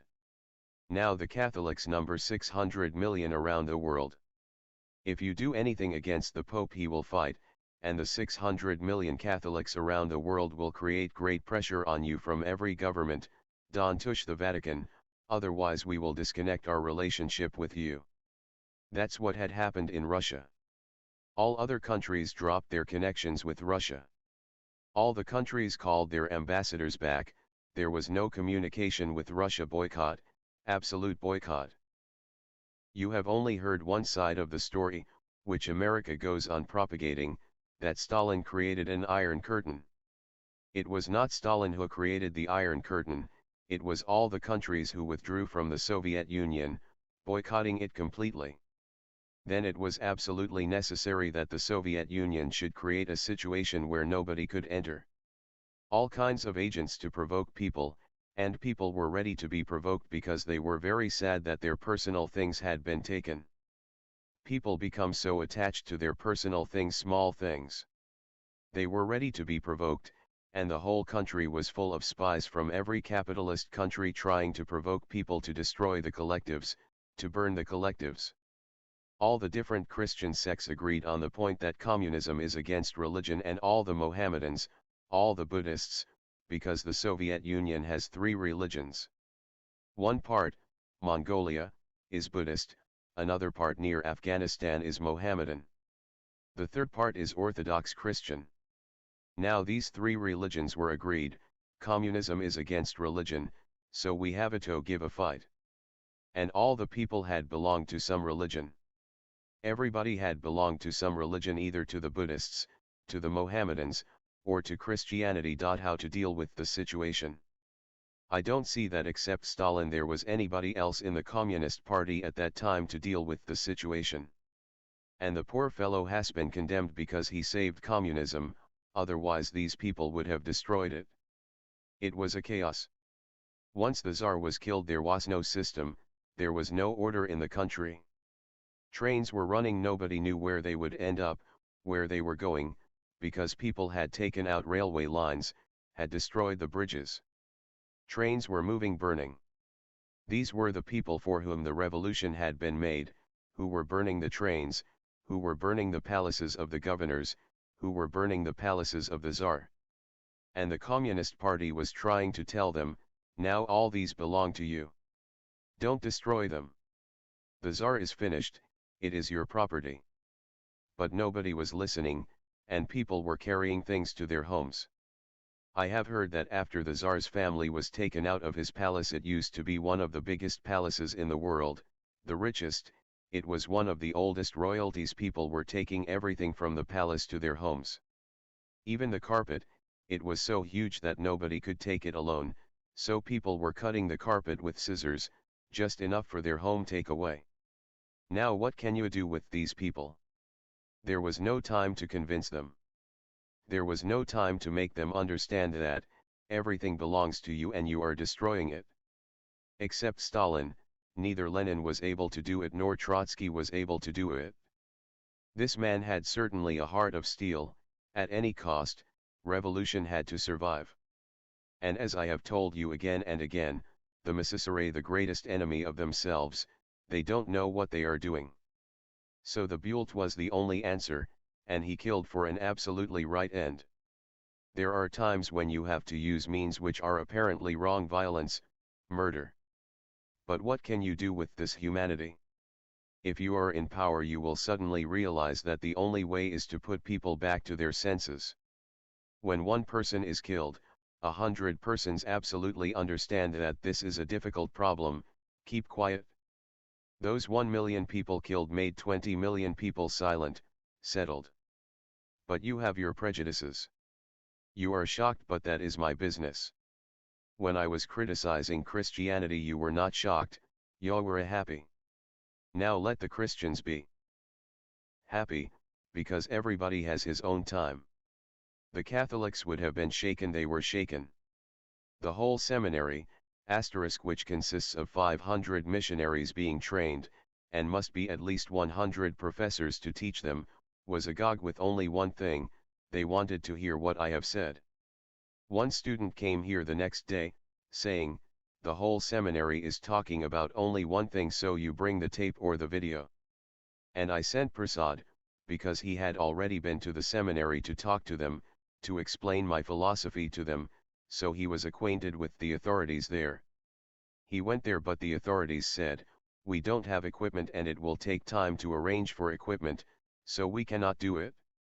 A group of students from a local seminary attended own discourse recently, and their questions were addressed throughout the series, Christianity, the greatest poison, and Zen, the antidote to all poisons. Prasad said, don't be worried about the equipment. I will bring all the equipment with me. Then they changed immediately. They said, but first, permission from higher authorities is needed. It was not needed before. Now the permission from higher authorities is needed. The next day he went again and asked, has permission been granted? They said, we are waiting. And finally they phoned, you don't have to come here. We hope that within 2.5 weeks permission will be obtained. I don't think permission will be obtained. It is just a delaying process, after another 2.5 weeks, and who are the higher authorities? They live there in the campus. It takes 2.5 weeks to reach their bungalow, and they go every day to the office. But you were not worried then. Somebody else was being hit and you were enjoying. Now it is your turn. Let others enjoy. I am against every kind of prejudice. This is just a prejudice. If you understand the practicality of it, you will not be against it. Theoretically, you can go on and on thinking about it. 1 million individuals. Forget that word, there is rarely an individual. 1 million phonies, who were obstructing a revolution which was going to be one of the greatest experiments in human history. It was worth it? And when I said anyway you have Toti, I could immediately feel that you became very shocked. But still I repeat, anyway you have to die. Don't die against revolution. If you have to die, die for revolution. Don't die for the status quo. If you have to die, die for rebellion. Everyone has to die, and as far as I am concerned, whether Stalin kills them or Adolf Hitler or Mussolini or Hirohito, it doesn't matter, he only kills the body. The soul immediately gets into another woman's womb. Nothing is killed, only houses are changed. Do you think those 1 million people are finished? Many of them may be here. If not now, soon. To me, these people seem to be absolutely absurd, who are against violence and still talk about eternal life. They don't see their contradiction. If life is eternal, then death does not matter, life will continue in new form somewhere else. If not in the Soviet Union, then in China, and if you are killing China, then India is always available. From where do you think all these Indians go on growing? Hitler kills, Stalin kills, Hirohito kills, whoever kills, India's population goes on growing. India gives ready-made wombs to everybody. People may be dying of starvation, but they brag that they have 20 children. So what is great about it? Look at a bull. A bull has thousands of children, so do you think the bull is greater than you? And poor people are bound to produce more children because they have no other entertainment. By the evening they don't have electricity, they don't have television, they don't have too much to eat, so that their bellies become too big and they cannot reach the woman.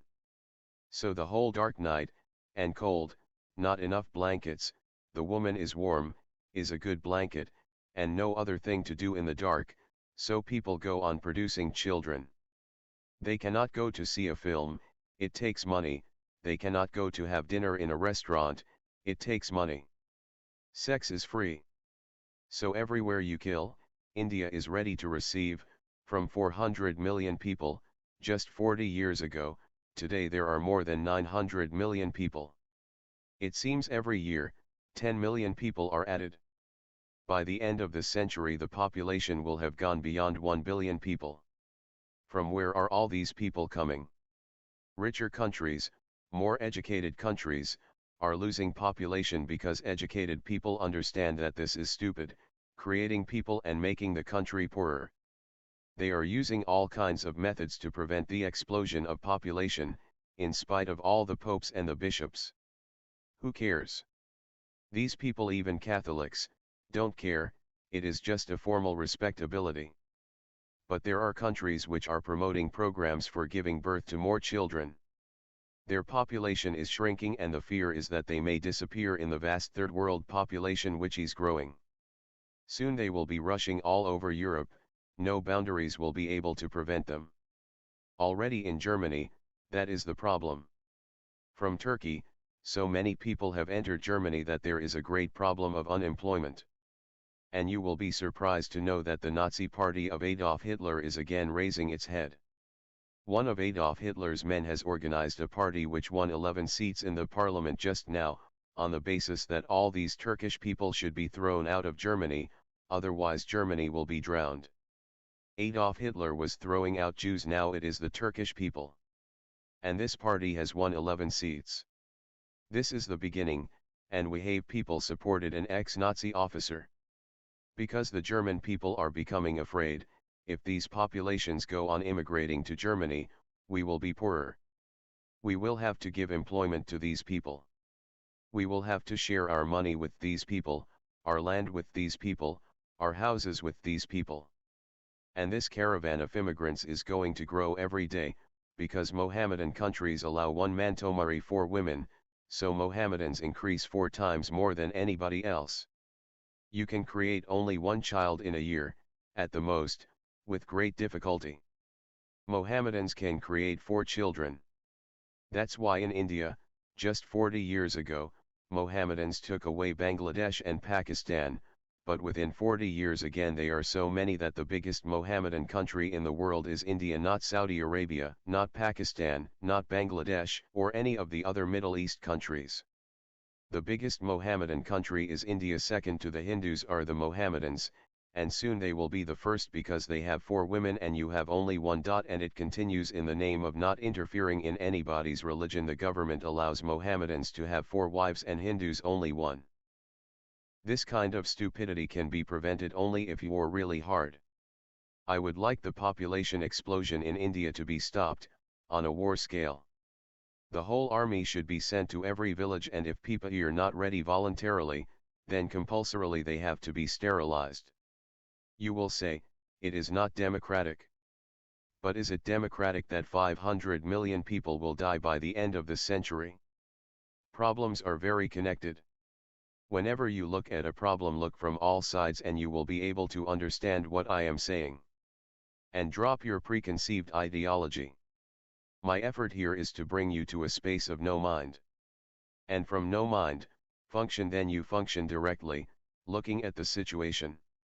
Whatever is right immediately arises in you, and you do it. Neither is it a question of morality nor is it a question of religion, it is a question of immediate response to a situation. And immediate response comes only through meditation. I shock your mind on purpose, and I go on finding ways. I will not leave anyone. People are wondering, Jews are wondering, maybe our turn is coming. Wait, it will come. I am going to speak against all ideologies of the past, all moralities of the past. I am against the whole past of humanity in toto. I don't make any exception. I want a totally new man to arise on the earth, the Superman. The Sutra, our beloved master, on one occasion, a monk asked Master Dogo, even if there is no cloud for thousands of miles, it is not yet the original sky. What is the original sky? Dogo replied, today, it is good to dry wheat. This is the way of Zen. Don't waste your time in unnecessary theoretical things. Although there are thousands of miles with no cloud, but this sky is not the original sky, because beyond this sky there will be another sky, and beyond that another sky. Where is the original sky? But Master Dogo said, forget all about it. Today it is good to dry wheat. The day is sunny, the sky is open, there is no cloud. Be in the present. Today it is good to dry wheat. And once you are in the present you will become aware of the original sky, which is not said. The original sky is within you. It is not outside. Thousands of miles or millions of miles don't matter. You will never come to the end of the sky outside.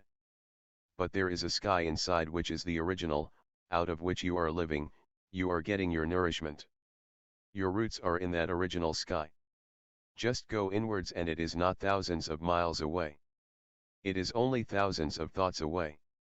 So it is only a question of reducing the thoughts and the mileage is reduced. If you don't have any thoughts, you are in it. You are it. You don't have to go anywhere, you have to simply go on throwing your thoughts. That is the purpose of our gibberish before the meditation. Just a time to throw everything, without inhibition. These creatures that you throw out are eating your head continuously, destroying your intelligence. Catch them and throw them out, and don't be worried with a moral question. That they may enter into somebody else's mind. No, your creatures are accustomed to your mind. Even if you throw them, they will wait outside on the bamboos, and when you are going to the canteen they will jump. And you can see in the canteen I never go there, but so much talk, discussion, all the creatures are back. So beware of the bamboos. Just watch out that these creatures don't enter in your head again. Run. And in the canteen be silent. The more you open your mouth, the more they get in. They know you perfectly well, they will not enter into anybody else. Nobody wants foreigners, strangers, everybody wants to enter into his own place, into his own house. You don't enter somebody else's house. You don't pick up somebody else's rented bicycle. Everybody finds his own rented bicycle, in thousands of bicycles. Strange. Those creatures are very well acquainted with you and they know how much you love them. What is the guarantee that the other person will be loving towards them? May not be even friendly, and you have been feeding them year after year. So when you are throw them so far away that they get mixed up, start fighting with each other, and meanwhile you escape to the canteen. The inner sky is only as far away as the number of thoughts you have. If you don't have any thoughts, you are just in the present. That's what doggo means. Today, it is good to dry wheat. Just be now and here, and without saying anything about the original sky, that is the way of Zen, to indicate. If you have intelligence, just an indication is enough. If you don't have intelligence, even if one goes on hammering on your head, it doesn't matter. Doggo showed the monk where the original sky is. It is within you, if you are in the present. To be in the present is to be out of the mind. To be in the present is to be in the beyond, in the space, in the sky which is your very being. On another occasion Doggo was asked by another monk, what is the deepest? Doggo came down from his seat, made obeisance in the manner of women and said, you have come from far, and I have no answer for you. In fact, he has given the answer. What is the deepest? Humbleness, gratitude, nobodiness. He is a man, but he bowed down in the manner of a woman, no distinction between man and woman, because it is not a question of the body. And a woman is more humble, more grateful, more loving. So he is showing it, create the female qualities of love, of gratitude, of compassion, of humbleness, just be a nobody. And he came down and made obeisance, bowed, to the stranger. He has answered. But the stranger, the monk, has not understood. That's why he is saying, you have come from far, and I have no answer for you. If you want an answer in language, I don't have it. This is also done out of compassion. He has answered that humbleness is the deepest, nobodiness is the deepest, to be nothing, to be utterly selfless is the deepest. There is no further depth possible. He has given the answer by his action, but the man looked as if he did not understand. It is also out of compassion, not to make the man feel embarrassed, not to make him feel that he has not understood. Doggo said, you have come from very far away, and he have no answer for you. He takes the responsibility on himself, it is not your fault. You have done great work, you have come from very far, and I don't have any answer for you. He takes the responsibility on himself, although the reality is that the monk has missed the answer. This is the beauty of a master. It shows in so many different colors, in so many rainbows. Unless you understand it, you will not be able to see it. Just reading it, you would have missed it. At another time Sekiso Kaisho asked Doggo, after 100 years, if someone asks about the absolute meaning of the universe, what shall I say to him? You will be gone. After 100 years you will be no more, otherwise, you could have answered him. Just give me the answer, so if somebody asks the question after you are gone, I can give him your answer. But that is impossible. You cannot give my answer unless it is also your answer. Repeating my answer will be simply borrowed, it won't have life and it won't have any charisma in it. It won't penetrate the heart of the person. Unless it is alive, throbbing with life and radiant with life and luminous with great energy, coming out of your own experience. Then perhaps the other, if he is intelligent enough, meditative enough, receptive enough, may get it. Doggo called the boy attendant, who came, and told him to fill up the water bottle. He did not pay any attention to Sekiso's question. Not paying attention to Sekiso's question is also an answer. He is saying, don't ask absurd things. Find out the answer yourself, by your own experience. My answer is not going to help, so I am not going to give it. So he simply, as if he has not heard he has heard it perfectly, calls the boy attendant and tells him to fill up the water bottle. Doggo waited a while. It is strange, the master is not answering the question. And then said to Sekiso, what was it you asked just now? As if he has not heard, what was it you asked just now? Sekiso repeated the question. Dogo thereupon went back to his room, and at this, Sekiso became enlightened. He had answered the first time, but Sekiso did not get it, that what he was saying was, don't ask such things which are available only to your own experience, alone. But because he did not understand, Dogo waited a while, perhaps he may catch it. And then said to Sekiso, what was it you asked just now? Sekiso repeated the question. That shows he had not understood the answer that Dogo had indicated by not paying attention to his question. At this, Dogo went back to his room without answering him again. This time he got it, that it is not a question which can be answered, you have to go inside your room. The word room is very beautiful. It simply means space. And you sometimes use it in the sense of space, that this place has enough room. What do you mean by it, enough room? Enough space, no unnecessary furniture. I used to stay with a very rich man in a place called Sagar. He was an accumulator of junk. He had enough money, so all kinds of things, whether he needed them or not was not the question, he could afford. There was no television in those days in Sagar. I used to stay with him, and he had a special guest room, filled with all his junk.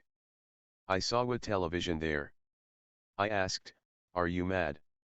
There is no television. At that time it was not even in Bombay, not in New Delhi, television had not been introduced in India. What are you doing with a TV set? He said, I had gone to London, and I just liked it. I said, just liked it? He said, sometime television will come. And he was at that time 75 years old.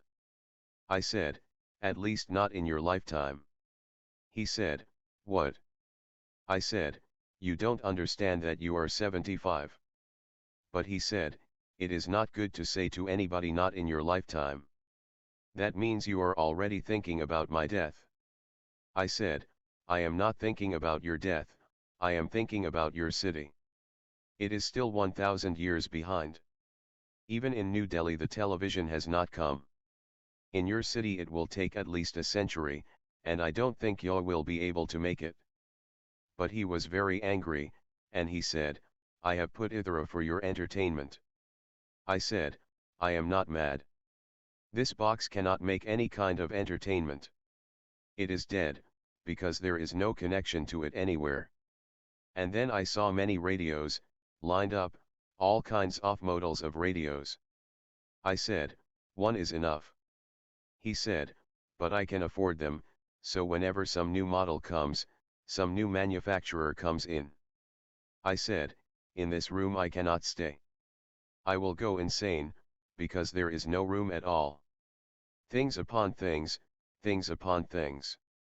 Just, you had to somehow make your way to the bed, and if it was night and there was no electricity there you could not even go to the bathroom without having multiple fractures and destroying his many valuable things. So I said, forgive me. You just give me a plain room. He said, plain room. I said, yes, because I sometimes go to the bathroom also. He said, the bathroom is there. I said, in the dark night, and there is no electricity. And your room is simply mad. I will have nightmares here, I cannot tolerate all this. There were all kinds of clocks, old, ancient, and they were all making noise at different times. No clock was at the same time as another clock. I said, do you want me to sleep or not? He said, you are the first guest who is making so much fuss. I said, I am not making fuss, I simply want a room. He said, this is a room. I said, you don't understand the meaning of the word room.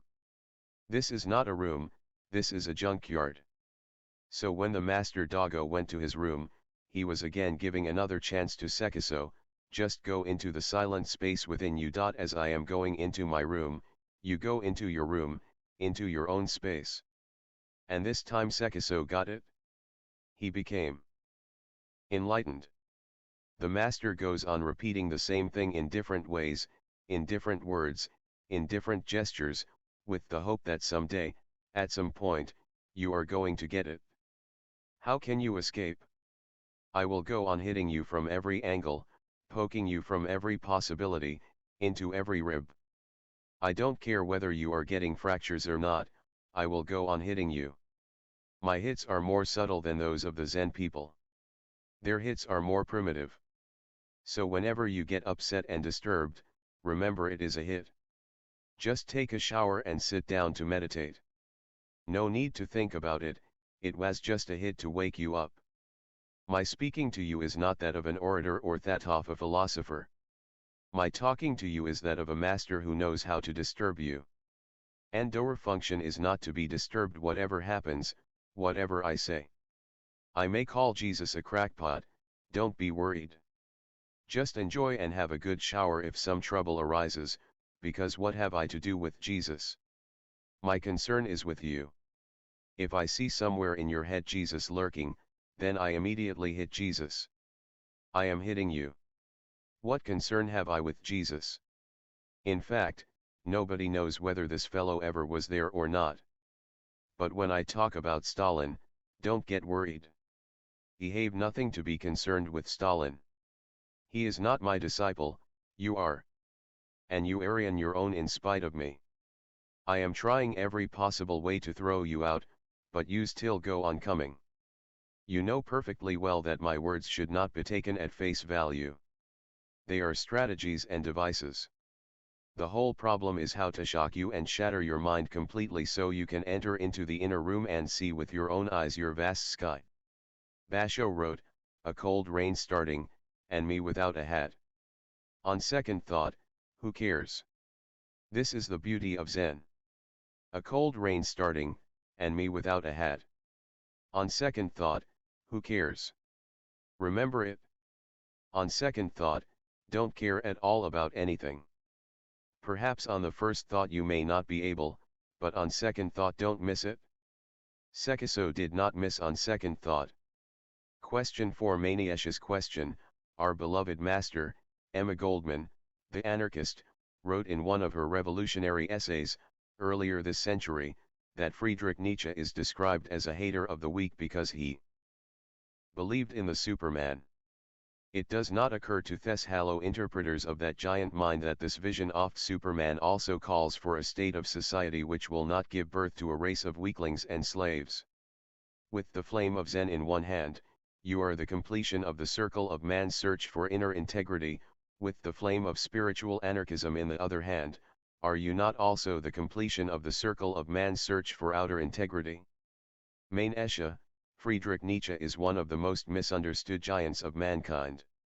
And nobody can feel for him more than I feel, because I am also in the same category, even more misunderstood a man than Friedrich Nietzsche. When I say I hate poverty, people think I hate the poor people. I hate poverty because I want to destroy poverty completely. There will be no poor people when the poverty is destroyed. The same was the situation with Nietzsche. When Hess said, I hate weaklings, and I proclaim the coming of the Superman, people misunderstood. They thought, this man is in favor only of the powerful, superior people and he is against the ordinary, average humanity. That was not the case. Emma Goldman is right. She is one of the few women of history who has had a very clear-cut intellectual understanding. Very few women think about great problems, their world is very limited. The neighborhood, who has got a new sari? A woman rushed into the house and said to her husband, you have to do either one thing or the other. He said, what? The woman said, the neighbor has purchased a new car. Either you purchase a new car, or change neighborhoods. We will move into some other house, we cannot live in this house. I cannot stand to see a new car in his garage, when in our garage is an old Ford. So you be quick. Either find a new house, we move out of this house, or bring home a new Cadillac.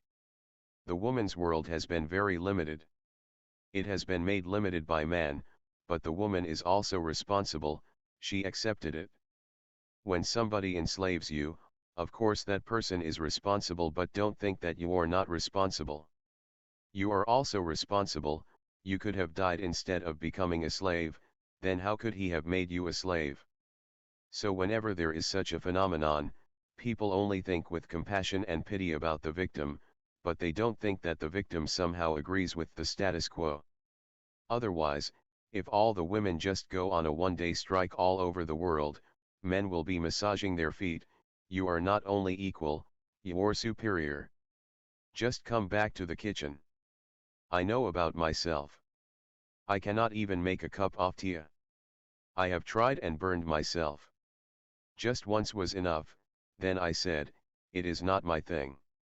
Have you ever thought, if you have to sleep with your little baby, what is going to happen in the night? Either you will throw the baby out of window, because these small babies are such rascals, you won't believe. They will sleep the whole day and they will stay awake the whole night. And every moment they want this, and they want that, and if nothing else, they want to go to the bathroom. They will drive you crazy just within one night. Either you will shoot yourself, or throw out the baby and have a peaceful night. The woman is immensely patient. She has no problems about what will happen when Third World War happens. Who cares? Right now, the question is that the husband has not come home. Where is he? With which woman? She is just going down the list of all the women she knows. And when the husband comes back in the middle of the night, she immediately inquires, where have you been? And he says, I was with my friend such and such. And the wife has all the information. She has phoned all the friends. That friend is not at home, so where have you been?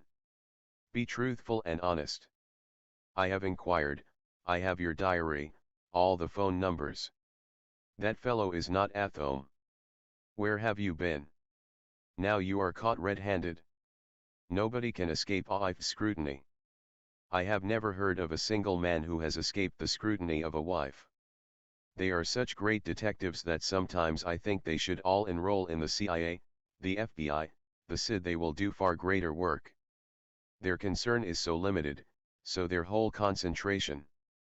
Very few women, like Emma Goldman, have ever thought about such problems as anarchism. She was really a rare woman. No husband could tolerate her, she was too intellectual. Every husband will feel inferior to her. She is perfectly right about Friedrich Nietzsche, that when he talked about Superman and he said, I hate the weaklings, people have missed the point. They think he is a hater of the average humanity and only wants the Superman, a superior quality, intellectual giants. That is not the case. His conception of the Superman and the society that will come with the Superman is that such a society will not allow weaklings to be born. That's exactly my conception too. And I am being criticized all around the world because I have been saying that man should not be allowed anymore to give birth to accidental children. Up to now the whole humanity has been accidental. Now we have every means to choose the right child. We can create a humanity in which everybody will be a Superman. Nietzsche was only an intellectual, a great intellectual, perhaps the greatest. I have left intellect far behind. I use it just for you. In my vision we don't have to wait for biological engineering to create the Superman. It will go against all the masses, all the societies. All the religions will become hindrances, they won't allow it. Because I have proposed it, I am being criticized. I have received from all over the world criticism of my book, The Greatest Challenge, The Golden Future, saying that I am a fascist just like Friedrich Nietzsche was a fascist. But they don't understand me. Neither have they understood Friedrich Nietzsche.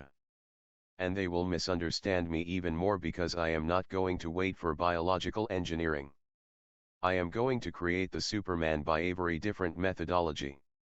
My methodology is meditation.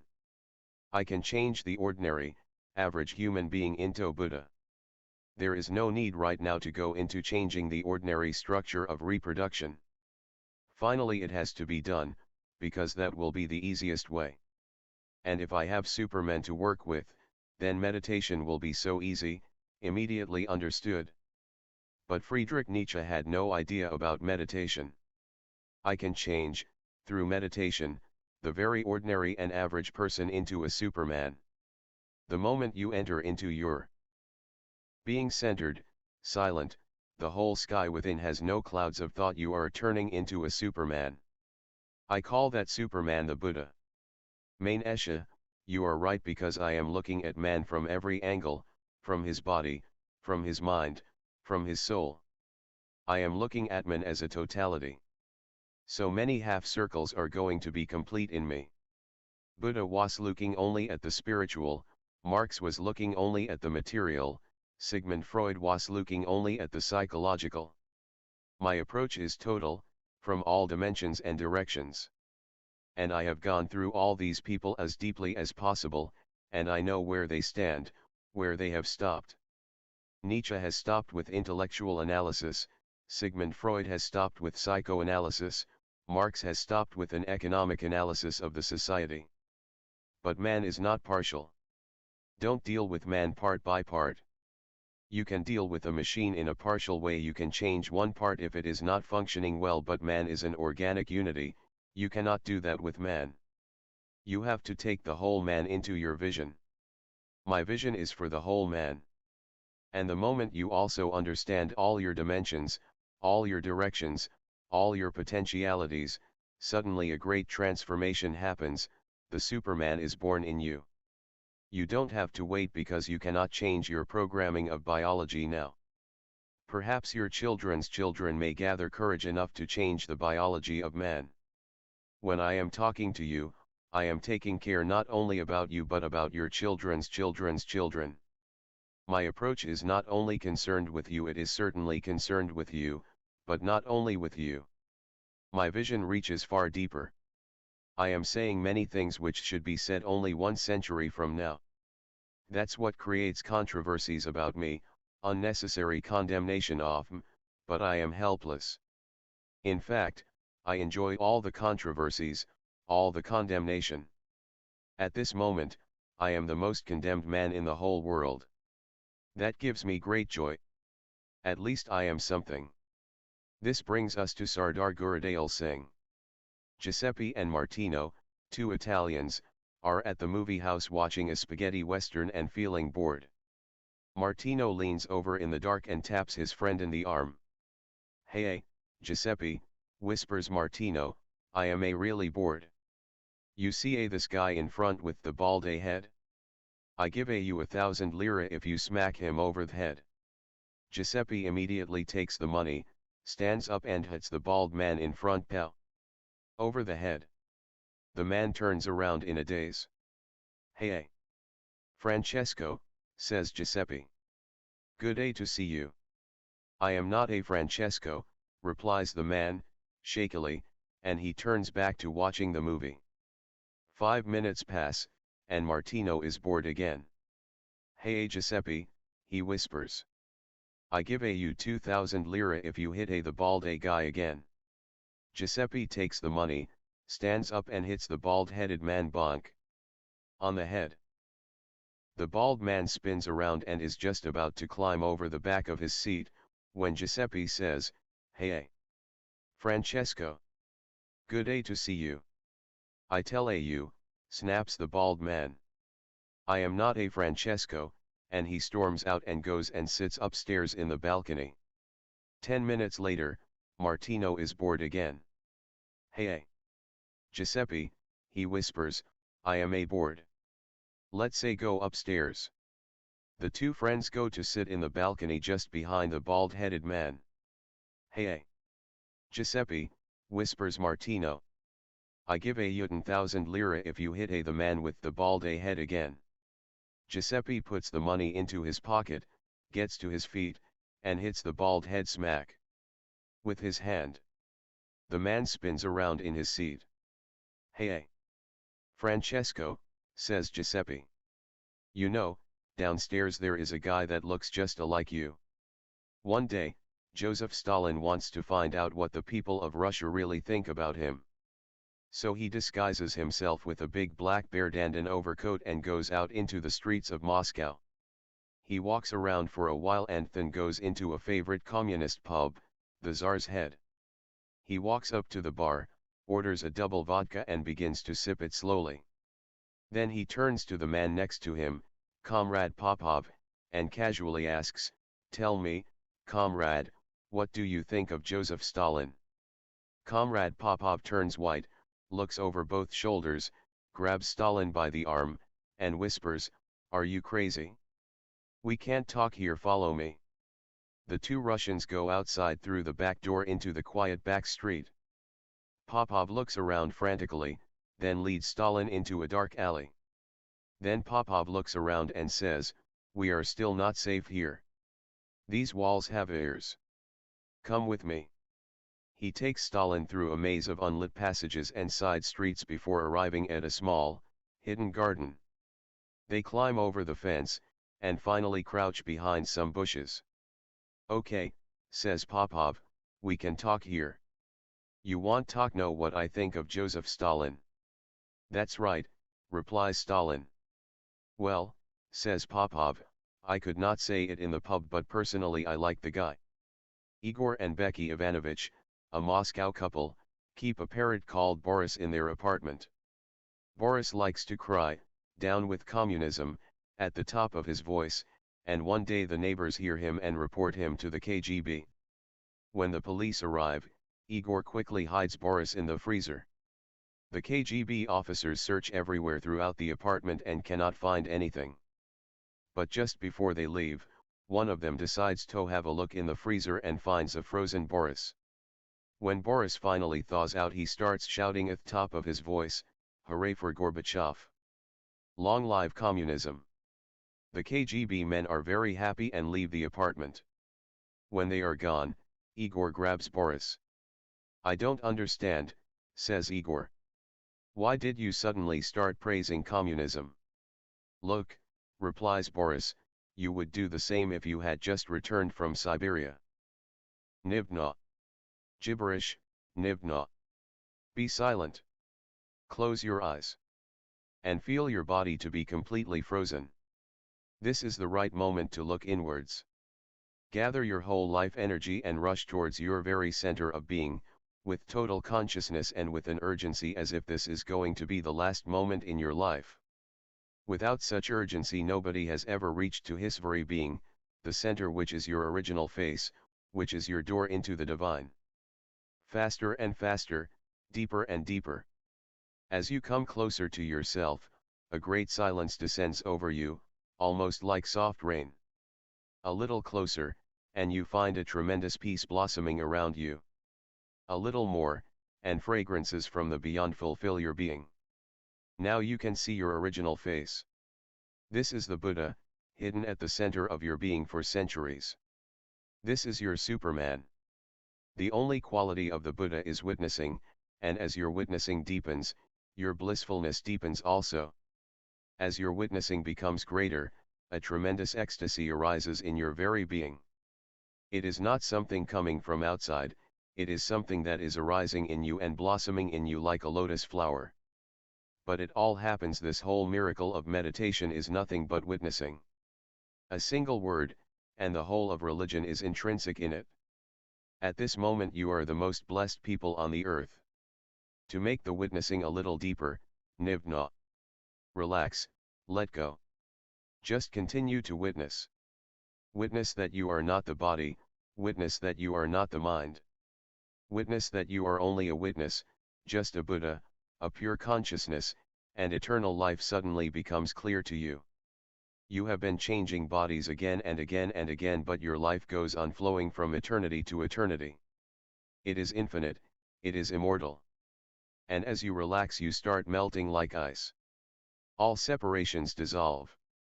Gautam the Buddha auditorium suddenly becomes an ocean of 10,000 Buddhas melting their consciousness into oneness, without any waves, without any ripples. The evening was very beautiful on its own, but your totality, your urgency, your tremendous longing to reach to the center have made a miraculous evening a great splendor. Meditation is the only magic in the world and the only miracle. Before Nivna calls you back, gather all the flowers that are showering on you of ecstasy, of joy, of peace, of a deep serenity, silence, a fire within you. The fire of eternal life, which is very cool, and a breeze which is soft fragrant, of the beyond. This I have called Zen fire, Zen wind. We have to fill the whole earth with Zen fire and Zen wind. This is the only possibility for saving humanity and this beautiful planet from destruction, from the politicians and from the priests. And don't forget to persuade the Buddha to come with you. He has to become your daily life. In each of your activities, in each of your gestures, in every bird, in every silence he has to be a constant presence, just behind you. Just his presence behind you will start changing your lifestyle. It will bring grace and beauty and benediction and compassion that you have never dreamt of. Meditation makes the greatest dream a reality. Nibna. Come back, but come back as Buddhas, silently, peacefully, with deep gratitude and great grace. Sit for a few seconds just to remember where you have been, to what sky, to what space, what golden path you have traveled. And just feel who is behind you, the presence of the Buddha. These are the 3 steps before you become enlightened. Buddha comes behind you like a shadow, the first step. Buddha comes before you and you become the shadow, the second step.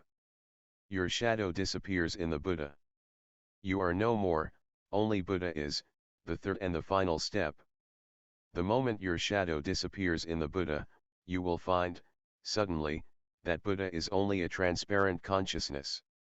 When there is something transparent it makes no shadow. And Buddha is your very nature, so there is not much problem to bring him from the hidden sources and to make him your whole being. He is just a seed at the center. As you bring it out the seed breaks down and suddenly out of your mud, dirty mud, of all kinds of desires, jealousies, anger, violence, arises a beautiful lotus. This lotus is the flowering of your very potential. This will make you a Superman. Nietzsche can only talk about you, I can transform you into the Superman. Superman is my very teaching. I teach you the Superman, the Buddha. I don't give you any discipline, any philosophy, I simply help you to bring out your own consciousness into a state of flowering. Okay, Main Esha. Yes, beloved Master. Communism and Zen Fire, Zen Wind Chapter Number 6 Chapter Title, Wolves in a Sheepskin February 4, 1989 p.m. in Gautam the Buddha Auditorium Archive Code, 890-2045 Short Title, Fire 06 Audio, Yes Video, Yes Length, 240 minutes Our beloved Master, Dogo visited Nansen, who asked him, "What is your name?" Dogo replied, "My name is Enki." Nansen asked, "How do you express the place where wisdom doesn't reach?" Dogo replied, "I would never express it." Nansen said, "That's right. If you express it, horns will grow and you will become a beast." A few days later, Dogo and Ungan were sitting outside the dormitory and doing some work. Nansen was taking a walk, and when he saw Dogo, he asked, "Enki, the other day, you said you would never express the place where wisdom doesn't reach. Now, how are you practicing it?" Hearing this, Dogo slipped into the dormitory, waited there until Nansen walked away and then appeared again. Ungan asked Dogo, "Why didn't you answer when Osho asked you the question?" Dogo replied, "What a clever chap you are." Then Ungan came up to Nansen and asked, "Osho, you have asked a question just now of my brother disciple, Enki. How should one answer to it?" Nansen said, "He is quite good at the beast's way." Ungan asked, "What is the beast's way?" Nansen said, "You must have heard that you should never express the place where wisdom doesn't reach. If you express it, horns will grow. If you name it so and so, it will already be wrong. You should immediately go the beast's way." Friends, Comrade Gorbachev seems to be bent upon destroying communism, root and all. He has even stopped using the word comrade. Sungit has been going through his books, because I didn't waste my time on any rubbish. She has found a few points which I would like to discuss with you. The first point is about women. It was one of the great contributions of Joseph Stalin to bring about equality between men and women in every sphere of life. He allowed women same education, the same financial freedom as the men. He allowed the women freedom to work equally with men. He brought the woman out of the prison of the home. Russia was the only country in the world where women were given back their dignity, and the whole credit goes to Joseph Stalin. Now Gorbachev is forcing the woman back into the kitchen. His idea is only valid in the sense that unless the family is again enforced, it will be difficult to bring private property and capitalism to the Soviet Union. He is almost playing into the hands of the Western capitalist countries. Now he wants the woman not to be given equal work, or equal education, she should go back and be a wife, a mother. The house and the family is to be her only field. All over the world women are fighting for freedom. And freedom is possible only if the woman is educated, has the capacity to earn money for herself, is not dependent on the husband's bank account, if she is not forced to remain within the boundaries of the house, taking care of the children, preparing food, washing dishes and clothes. But that's what Gorbachev is trying to do now. All the women of the Soviet Union should revolt against it, and all the women outside the Soviet Union should support the Soviet woman's fight for freedom. These are small strategies for bringing capitalism back. Once the family is solid, and the woman has lost her equality, private property can be brought back in very easily. Gorbachev is already talking about private property, he is already talking about socialism, he has dropped the word communism also. And socialism is a cunning conspiracy of the capitalists. All over the world there are socialist parties, and their only function is to prevent people from becoming communist. They are being paid by the capitalists as far as India is concerned. I am absolutely certain. I know, because the same man offered me money also. The head of India's biggest super-rich family was Jugal Kishore Birla. He was giving monthly salaries to Jayaprakash Narayan, who was the head of the Socialist Party of India. Seeing my meetings, where 50,000 or 100,000 people would attend, he was immensely interested. And I used to stay in Delhi with one of the members of parliament from my constituency, Dr. Seth Govindas. Both Seth Govindas and Jugal Kishore Birla belong to the same caste, of Marwaris. They are the Jews of India, so he had found a medium to reach me. He asked Govindas, a meeting is absolutely necessary. You arrange it? Govinda said to me, when I was staying with him in Delhi for a few days, it will be immensely helpful for your work. I said, in what way can Jugal Kishore Birla help my work? My work is to destroy Birlas and Tatas and Sahus, the three great super-rich families of India. How can he help me? He said, but there is nothing wrong in meeting Theman. I said, okay. So I met the man, and he immediately made an offer to me, I will give you a blank check, as I have given to Mahatma Gandhi. And he had been supporting the freedom movement, and had a very clear vision of the future, that sooner or later these people would be the presidents, the prime ministers, so whatever he was giving them was an investment. Then he would take the advantage, and he was taking advantage, after the freedom of India. People who had been on a monthly salary from him, he had purchased their souls. He told me, Jayaprakash Narayan is on my payroll. I said, if you can give me a blank check without any conditions, I will be grateful to you. But I don't accept any conditions. I cannot sell myself. He said, conditions are bound to be there, otherwise why should I give you a blank check? I am a businessman. I said, you may be a businessman, I am not. He said, but my conditions are very simple, preach Hinduism to the world. And the second condition is, create a great movement in India to protect the cows from being slaughtered. I simply got up and I said, throw your blank check to the dogs. I am going.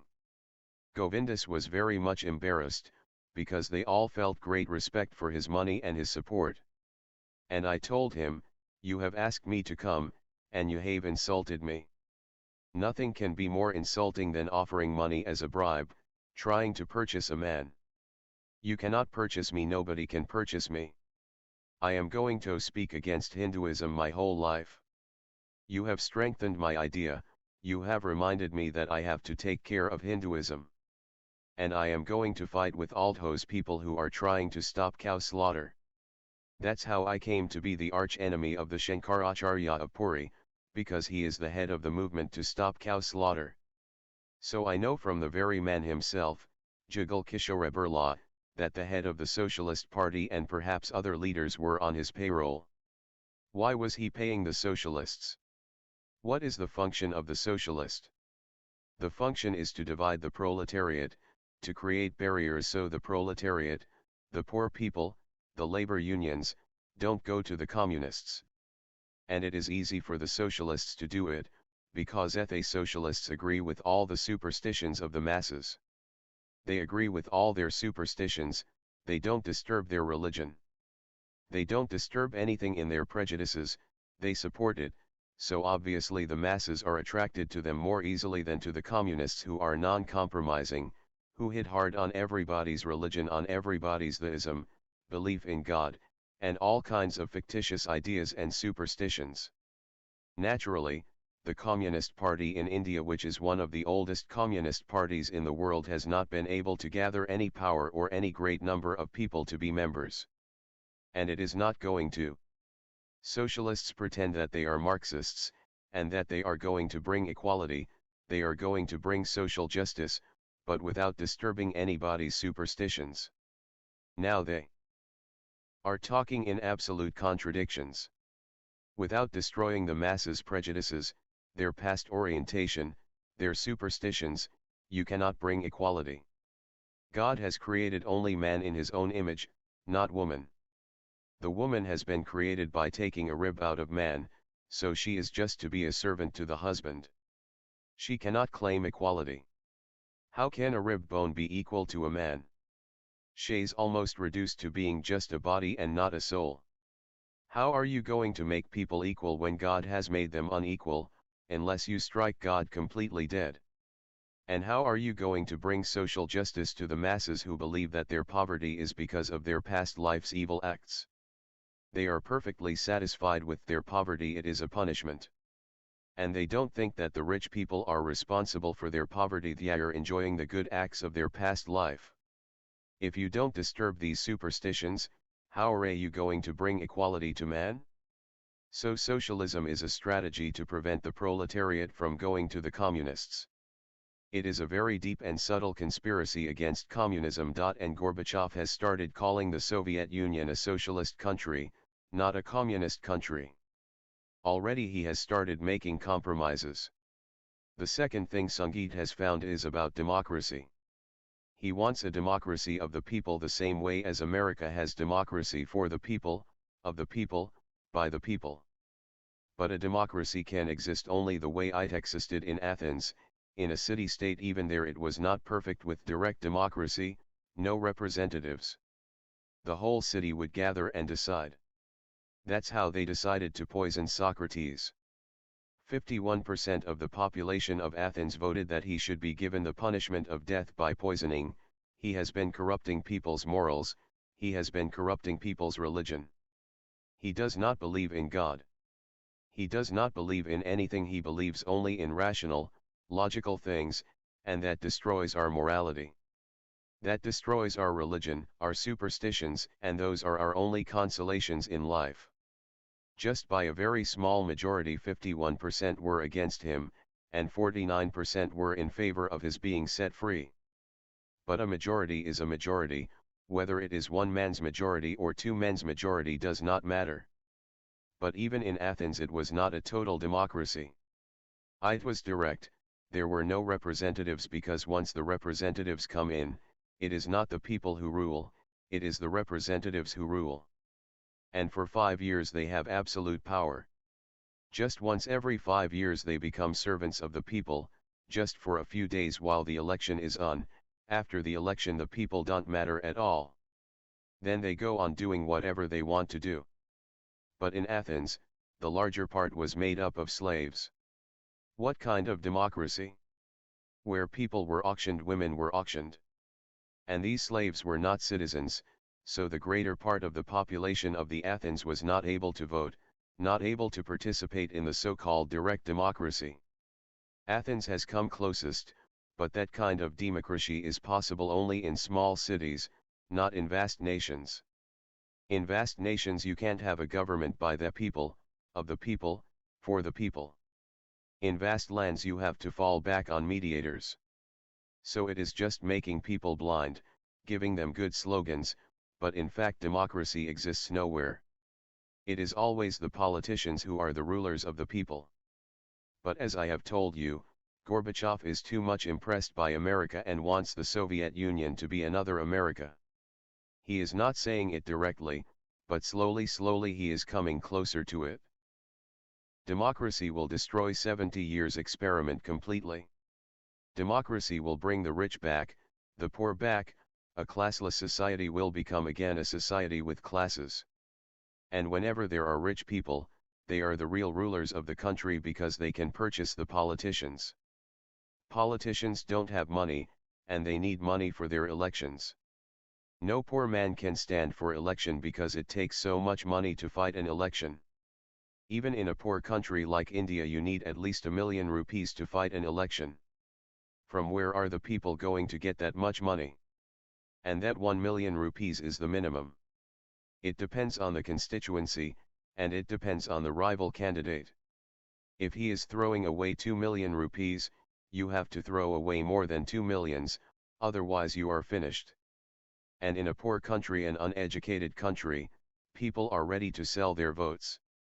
In India, anybody who has money can win an election. Not a single poor man has reached the parliament in 40 years' time, and it will never be possible, because how can you fight? You need hundreds of jeeps, you need to pay the poor because the poor are not interested in who goes to the parliament. It is all the same, only faces change, nothing else changes. The poor go on becoming poorer, the rich go on becoming richer, and all these politicians only go on giving promises. Even a man like Mahatma Gandhi had promised that the first president of India would be a woman, and not only a woman but a woman belonging to the Sudras, the untouchables. These two classes have suffered the most, because of the Hindu ideology that the untouchables are not human beings but beasts of burden, and the woman has no rights of her own. For centuries. So just to get the attention of the women and the votes and the attention of the untouchables. And Gandhi changed the name. Politicians are very clever in changing names. He started calling the untouchables, Harijans. Harijan means people of God. Now if Harijans are the people of God, then why are they suffering for 5,000 years? And those who are not the people of God are exploiting them, reducing them to cattle. Strange, but even the untouchables enjoyed the word, the change of the word. It gave them a great consolation that they are the chosen people of God.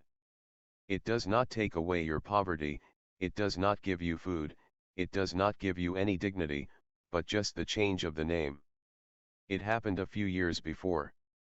There is a certain animal in the Himalayas which looks like a cow, but it is not a cow. Its color is bluish, so it is called the blue cow. For centuries that has been its name. It is not a cow, it is a wild, ferocious animal, and it comes down from the Himalayas and destroys whole crops in North India. And it has been growing in population, just like the Indians are growing. A time came that the population of these blue cows grew so big that the parliament had to decide to do something, otherwise on the one hand there is a population explosion of human beings and on the other hand this animal goes on destroying the crops. But Hindus were absolutely against it because of the name, blue cow. They are worshippers of the cow. So there was great agitation all over India, you cannot kill or shoot the blue cows. And in this way you can understand how cunning politicians are. Pandit Jawaharlal Nehru, the grandfather of Rajiv Gandhi, changed the name. He proposed to the parliament that we have to kill these blue horses. Instead of Nilgi, blue cow, he called them Nilghora, blue horses.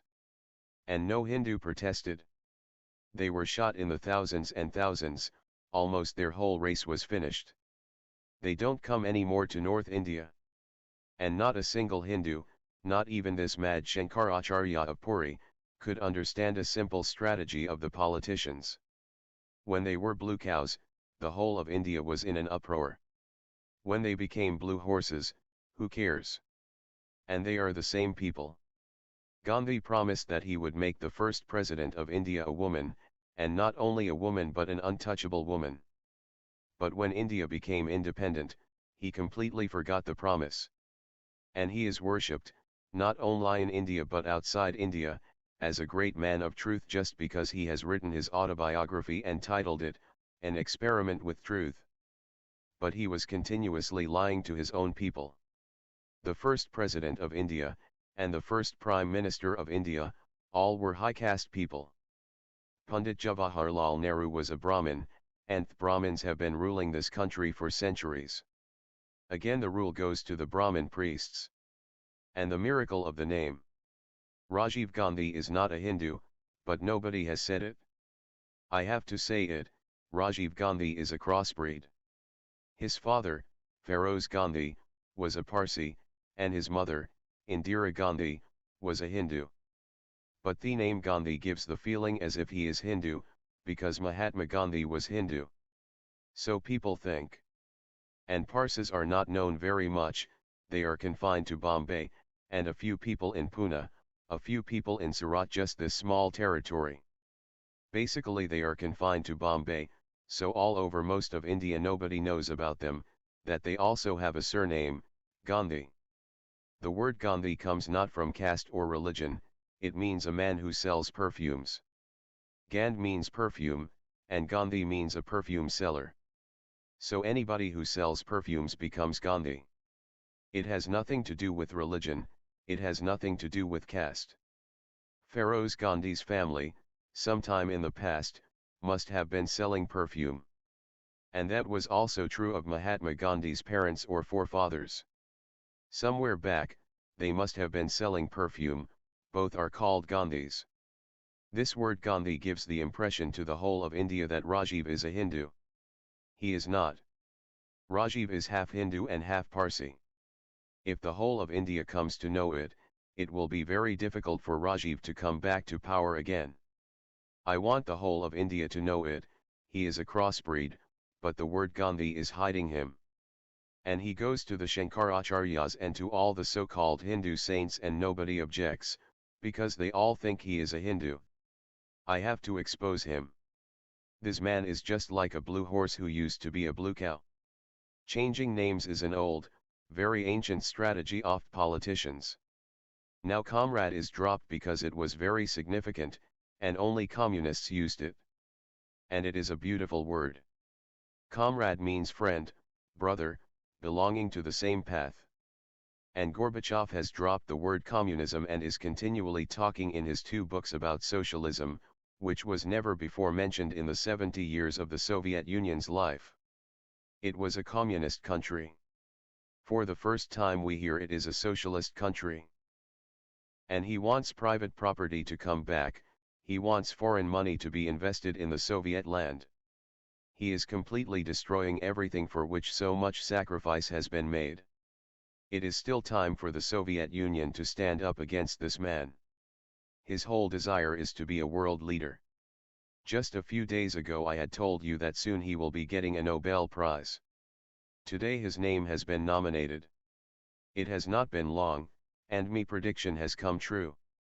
These names have been nominated, Gorbachev is first, Ronald Reagan is second, Rajiv Gandhi is third, Dalai Lama is fourth.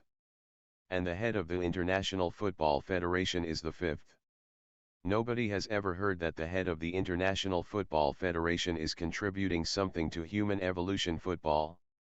And in what way is this football contributing to peace? Because he has been nominated to be given a Nobel Prize for Peace. Strange. And what has the Dalai Lama done? He escaped from Tibet when China attacked. If he was really in favor of the Tibetan people he should have remained with his people, even if he was to be murdered.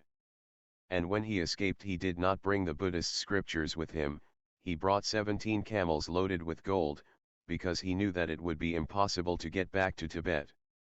A man who has betrayed his own people, and they are being killed every day. He has taken the money of the people. It was not his private money. No Lama can have private money. A Lama is a Buddhist bhikshu, he cannot possess anything. The money belonged to the taxpayers, the poor Tibetans. All the gold that was in the possession of the Lhasa palace of Dalai Lama, he ran away with all the gold, leaving the Tibetan people in the hands of China. And they are being killed every day, butchered, tortured. And you will not believe. Every child has to learn Chinese now, not Tibetan. So they are not only destroying people's political freedom, they are even destroying their literature, their whole heritage.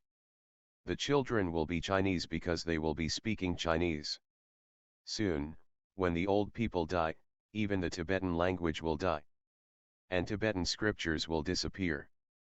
This is an absolute crime against a culture. They have brought not just a political slavery to Tibet, they are destroying Tibet's whole ancient culture, which has something beautiful in it. They have destroyed all the monasteries of Buddhist monks. They have been turned into hospitals, into schools. And they have brought a great number of Chinese to become residents of Tibet. The number of Chinese is now more than the Tibetans. So now they will bring democracy to Tibet, because now in any case Tibetans cannot win the elections, more Chinese have been infiltrated. And what has Dalai Lama done? His younger brother has died just a few days before, because his younger brother, his name was Panchen Lama, proved far more courageous than Dalai Lama.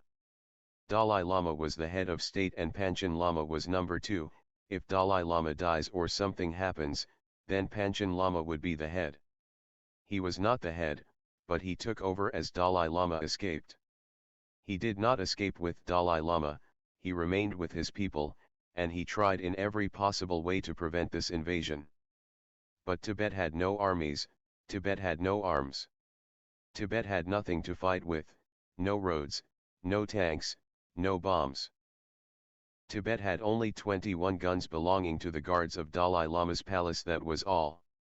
There were no courts, no police, because the Tibetan people are such a silent people, such a meditative people. That's why I feel for the Tibetan people. If the Nobel Prize was given to the Tibetan people, it would have been absolutely right. They are suffering and their meditativeness is being laughed at. They are being forced not to meditate, but to go to the fields and work. Under loaded machine guns, meditators are being forced to work. And Panchen Lama died just 4 or 5 days ago, because in an international conference in Beijing he directly hit the Chinese government. He made it clear that Tibet is being completely destroyed. Not only its people are being killed, its scriptures are being burned, its temples are being destroyed. Nobody can learn Tibetan anymore. The language is being destroyed, the children are being forced to learn Chinese and to speak Chinese. This is a real generation gap, where children will not be able to understand their own parents. Their parents will not be able to say anything to the children, they will not understand each other's language. And he lashed out against China, risking his life. Because the conference was international, he wanted the whole world to know what is happening in Tibet at the hands of the Chinese. So he exposed the whole situation, and that very night he was found dead in his hotel. No autopsy was made, no certificate from a doctor that he has died a normal, natural death. He was a young man, perfectly healthy, and he was buried. Now they will put someone, their agent, he may be Tibetan, as the head of Tibet. For what is the Dalai Lama getting a nomination? He's not even the head of the International Football Federation. And he is a coward. Cowardice is being rewarded by a Nobel Prize. And what has Rajiv Gandhi done? He has come accidentally into power because his mother, Indira Gandhi, was assassinated. Natural light, whole nation's sympathy was with Rajiv, her only son. The other son, Sanjay, had died in an airplane accident. But one should see the politician's mind. Sanjay Gandhi was very much interested in flying airplanes. He had a small airplane and he went flying in it just over his own house. Just 2 or 3 blocks from Indira Gandhi's house, where Sanjay lived with his mother, something went wrong. And there is every suspicion that there must have been some political conspiracy, because the examiner at the airport who checked the plane before Sanjay took it said that there was nothing wrong with it, It was absolutely perfect. But just within 5 minutes, there is a possibility of some sabotage. And as Indira was informed immediately, because she was just 2 blocks away, she had seen the airplane falling down as she was informed, she rushed immediately to the place. I have heard that her first question was not about whether Sanjay was alive or dead. This is the politician's mind. Her first question was, he was carrying 2 keys. Where are those 2 keys? One of those 2 keys belonged to all the money that she was gathering for the coming elections, and the other key was to a safe in which she was keeping all the files against all the politicians, files that she inherited from her father. Those files are immensely valuable, because all politicians commit crimes, but if they are in the ruling party then nobody ever knows what they have done. But the Prime Minister knows. He keeps a record of it, what this man has done. If he turns against the Prime Minister, then he will be exposed immediately to the public as a criminal. So all those files belong to Indira. And Sanjay was very ambitious to become the Prime Minister after Indira Gandhi. He was younger than Rajiv but more political and more crazy for power. The rumor is that he even slapped Indira Gandhi once because she would not give him the keys. Finally he got those 2 keys, which were of immense importance. All the money, one never knows how much money it was, it must have been a few million rupees or even more. And the second was even more important. To control all enemies completely, just the fear was enough, that the file is there and immediately an investigation can be started and they will lose all face, all their hypocrisy will be exposed. She did not ask what happened to Sanjay. She immediately asked, where are those 2 keys he was carrying with him? So they said, those 2 keys have been put in the hands of the police. You can get them from the police station.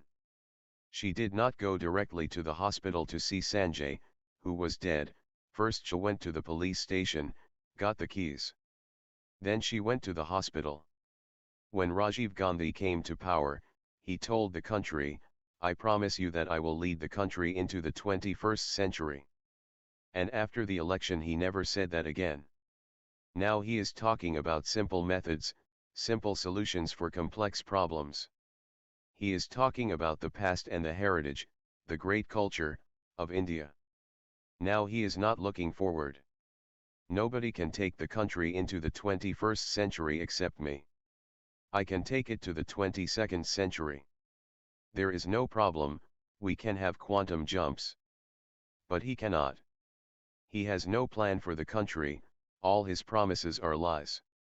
4 days ago he spoke to an international conference of scientists in New Delhi, and then he said, nations should disappear, there should be no boundaries on the earth.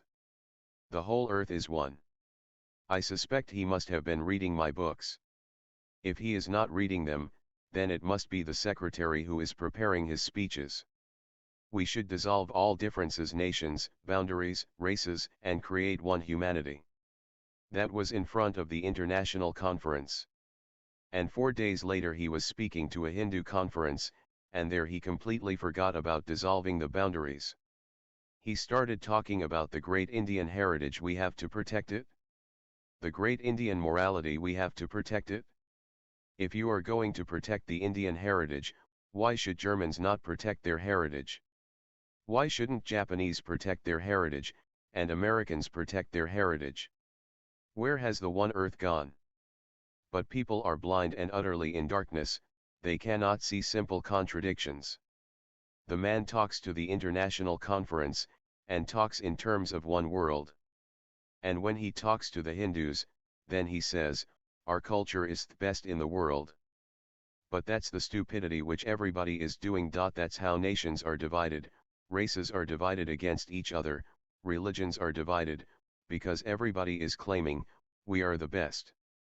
He talks about making things simple, and on the other hand he has started creating nuclear weapons. Nuclear weapons are simple things, it is the most complex and the most ultra-modern. And in what way does it belong to the Hindu heritage? You should go back to bullock carts, and you should go back to the spinning wheel. That is the only technology that belongs to the Hindu heritage. You should return to Sathipratha, killing women alive on their husband's funeral pyre, and you should keep the untouchables as animals, as Hindus have kept them for centuries. This is the Hindu heritage. But all these people have no dedication to any truths. These are all opportunists. A Nobel Prize for Rajiv Gandhi? What has he done? But this is part of bringing him together with Gorbachev, because India and Russia are in a treaty for another 30 years in the future. They will be friends and they will defend each other, and they will fight for each other. If somebody attacks Russia, India will fight. If somebody attacks India, Russia will fight. And Russia has been absolutely supporting India, in every possible way. But now, as Gorbachev is moving towards America, it is good to give a Nobel Prize to Rajiv Gandhi also, so both can move together towards America. There is no other reason except a political strategy to give these people a superego. And I was surprised. It is perfectly okay to give a Nobel Prize to the International Football Federation's head, but what has Ronald Reagan done? There are so many crimes that he has committed under his regime that it is just a coincidence that he has not been arrested and brought to the Supreme Court. A coincidence, a very strange coincidence. The American Constitution gives the Supreme Court absolute power. Even the President cannot overrule the Supreme Court's orders. But the President has one power in his hands. If one of the judges, and there are 9 judges on the whole Supreme Court bench, if one of the judges dies, then the President can appoint a new judge. From the best judges of all the state Supreme Courts, or High Courts, anybody he wants he can appoint. Those people who made the Constitution never conceived that 5 judges could suddenly retire. The time of retirement for 5 judges had come when Ronald Reagan was in power, so if 5 of the judges retired, it is just a rare coincidence he could appoint 5 men of his own. Now in the Supreme Court, 5 out of 9 judges are Reagan's men, and 4 are a minority. That's how he has escaped being punished for his criminal acts during his presidency. The Supreme Court cannot do anything because the majority of the judges are his men. He has come out of the White House completely white, snow white, clean. There were rumors all over America and all around the world what will happen about all the crimes he has committed. Will he be impeached? But nothing has been done. And he has been doing things against the Senate, he has been doing things against the Constitution, he has been doing things against the common law of the country, and now he deserves a Nobel Prize. They should start giving Nobel Prizes to the great criminals. Why not be frank? That will be more truthful. None of these people deserve anything. Gorbachev is getting a Nobel Prize because he is destroying a 70-year-old great experiment for the human future. Ronald Reagan is being given the Nobel Prize for all his crimes which prevented any change in the social structure, in the social status quo of America. Rajiv Gandhi is being given the Nobel Prize because he is preventing the communists, he is preventing any kind of revolutionary step in India. He is keeping the same bureaucracy. Albert Einstein during his whole life was working on the speed of light, and finally he figured it out. And then he wondered, the speed of light is the greatest speed in the world, what is the lowest? He could not find out and he died before I could have told him. The lowest speed is the Indian bureaucracy. The file moves so slowly from one table to another table, and on each table you have to bribe. Then the file moves to another table. Then you have to bribe again. Then it moves to the third table. By the time it reaches the final table, perhaps you may be finished. I know about a case against one of my very respected friends. He was an old man, but it has been my strange fate to be in contact with the oldest people. This man was a revolutionary, Pandit Sundarlal, and he fought his whole life against the British government. Somewhere in 1914, when he was young, very young, he wrote a book on Indian history in which he contradicted what the British were teaching in the schools about Indian history. Those histories were written by the British, so naturally they were not talking about the brutalities the British had committed. But he collected all the facts and he wrote a history. The British government started a case against 4 persons, the publisher, the writer, the editor, and the printer. In the Allahabad High Court the case started. I saw Pandit Sundarlal in 1970 for the last time. He was very old. I asked him what had happened with the case. He said, "Don't ask. Somebody has to write a history about the case, because all the judges who tried it are dead, all the advocates from my side and from the government's side are dead. The case was started against 4 persons, 3 are dead, only I am alive. The case was started by a government which is no longer here. Now India is free, but the case continues. It will end only when I am dead. There is no way. Such is the bureaucracy, 60 years continuously, an ordinary case, and everybody died. Even the British Empire died. And now the Indian government is carrying the case. Great bureaucracy. I could have told Albert Einstein that I have found that the Indian bureaucratic files have the slowest speed in the world. Nothing moves slower. And if you don't bribe, it does not move at all. You can go into any bureaucrat's office and you will see on every clerk's table, piles of files. You won't see the clerk, you will see 2 piles, the clerk is hiding behind. You give, from underneath the table, a 10-rupee note, and your file is brought to the top. But after half an hour another person comes and he gives 10 rupees, his file goes on top of your file. After a month you find your file has reached to the same old place, it is on the same table. And the clerk needs high piles so you can't see his face. You just find his hand underneath the table with your hand, and you cannot even report who has asked you for money because you have never seen the face, you just see the hand. And these people like Rajiv Gandhi are keeping the same British Empire bureaucracy, no change at all. The country is becoming every day poorer, with more population, more population. No guts in this man Rajiv Gandhi. Because now, birth control needs almost military action, nothing else will help. And armies are sitting around unnecessarily. Bring those armies to every village and sterilize people. But the fear, in the election these people will defeat you, and the fear is right. Indira Gandhi got defeated on the same point, because Sanjay was too much interested in birth control, sterilization. And he was absolutely right, but because of him Indira Gandhi was condemned that she was giving him the power and he was going too far. Not voluntary birth control, because voluntary birth control won't succeed. People believe that children are given by God and to interfere in the work of God is a sin. So unless it is compulsory, such that either you get sterilized or otherwise you get shot. You can choose, this is freedom of choice. But no politician has the guts to give this freedom of choice.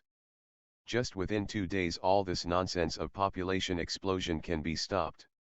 Within 2 days. Just bring the guns and give the freedom to the people to choose either the doctor or the army. But please don't misunderstand me, I simply want that something drastic should be done to prevent the population explosion. Things can be done only Stalin style, there is no other way.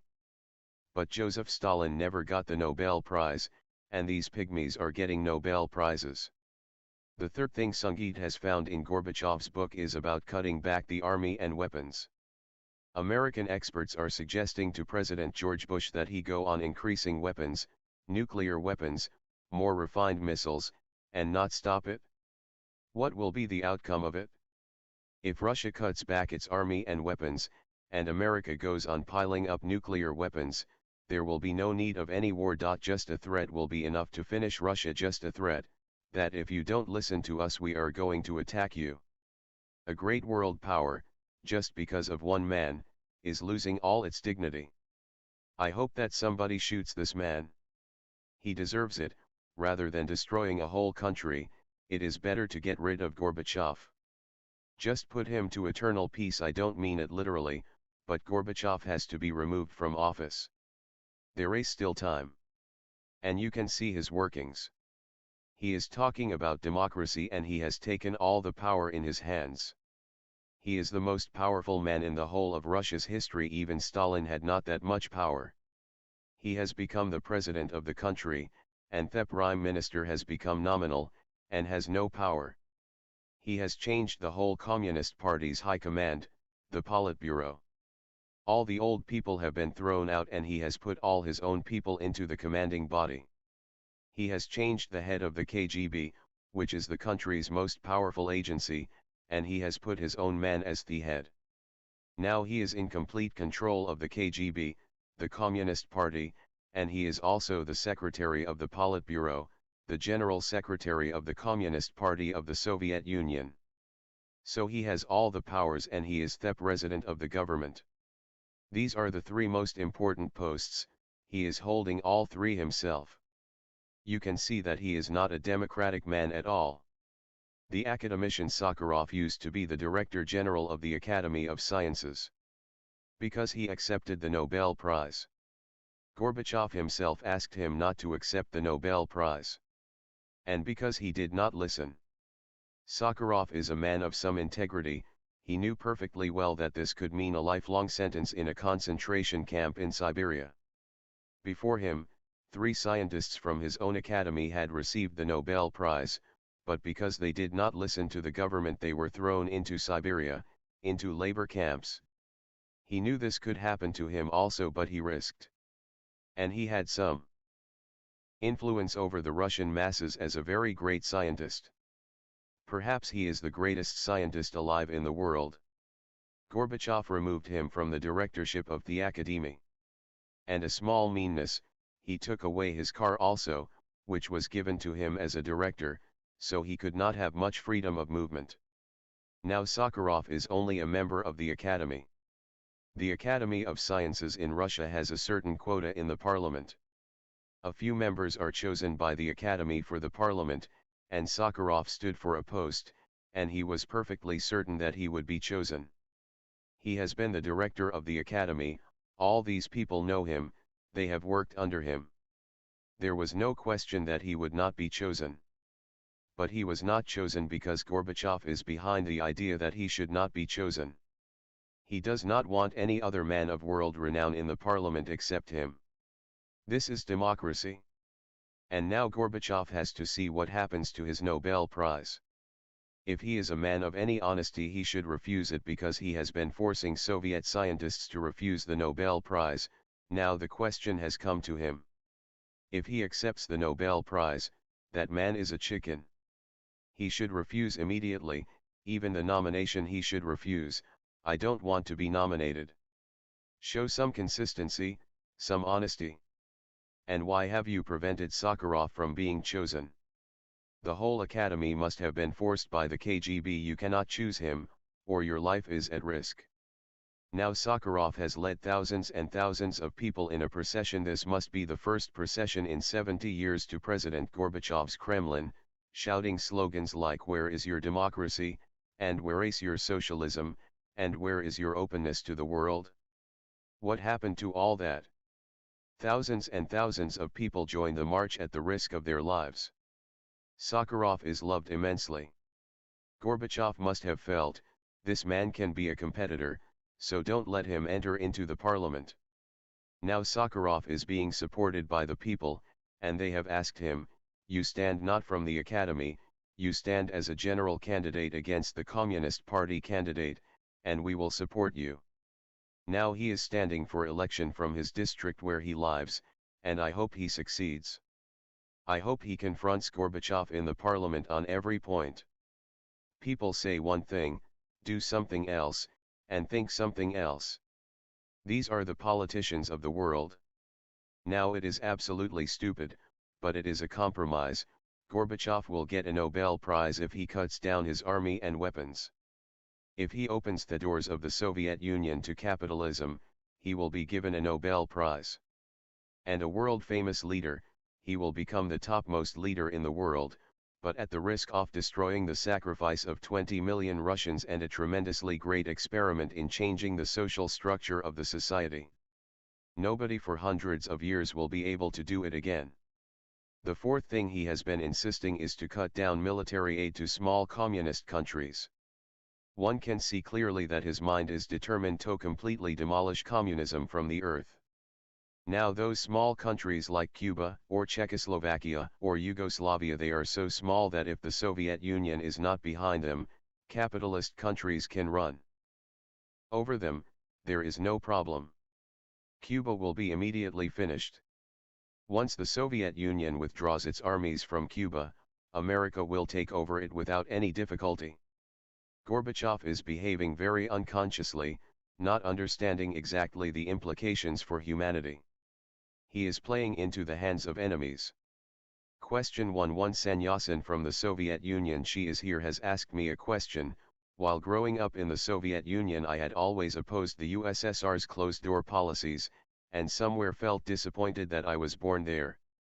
Now, after experiencing life in the West and hearing your revolutionary, mind-blowing discourses on the value of the 70-year dictatorial regime, I can so clearly see the depth, the wisdom, the truth of your words.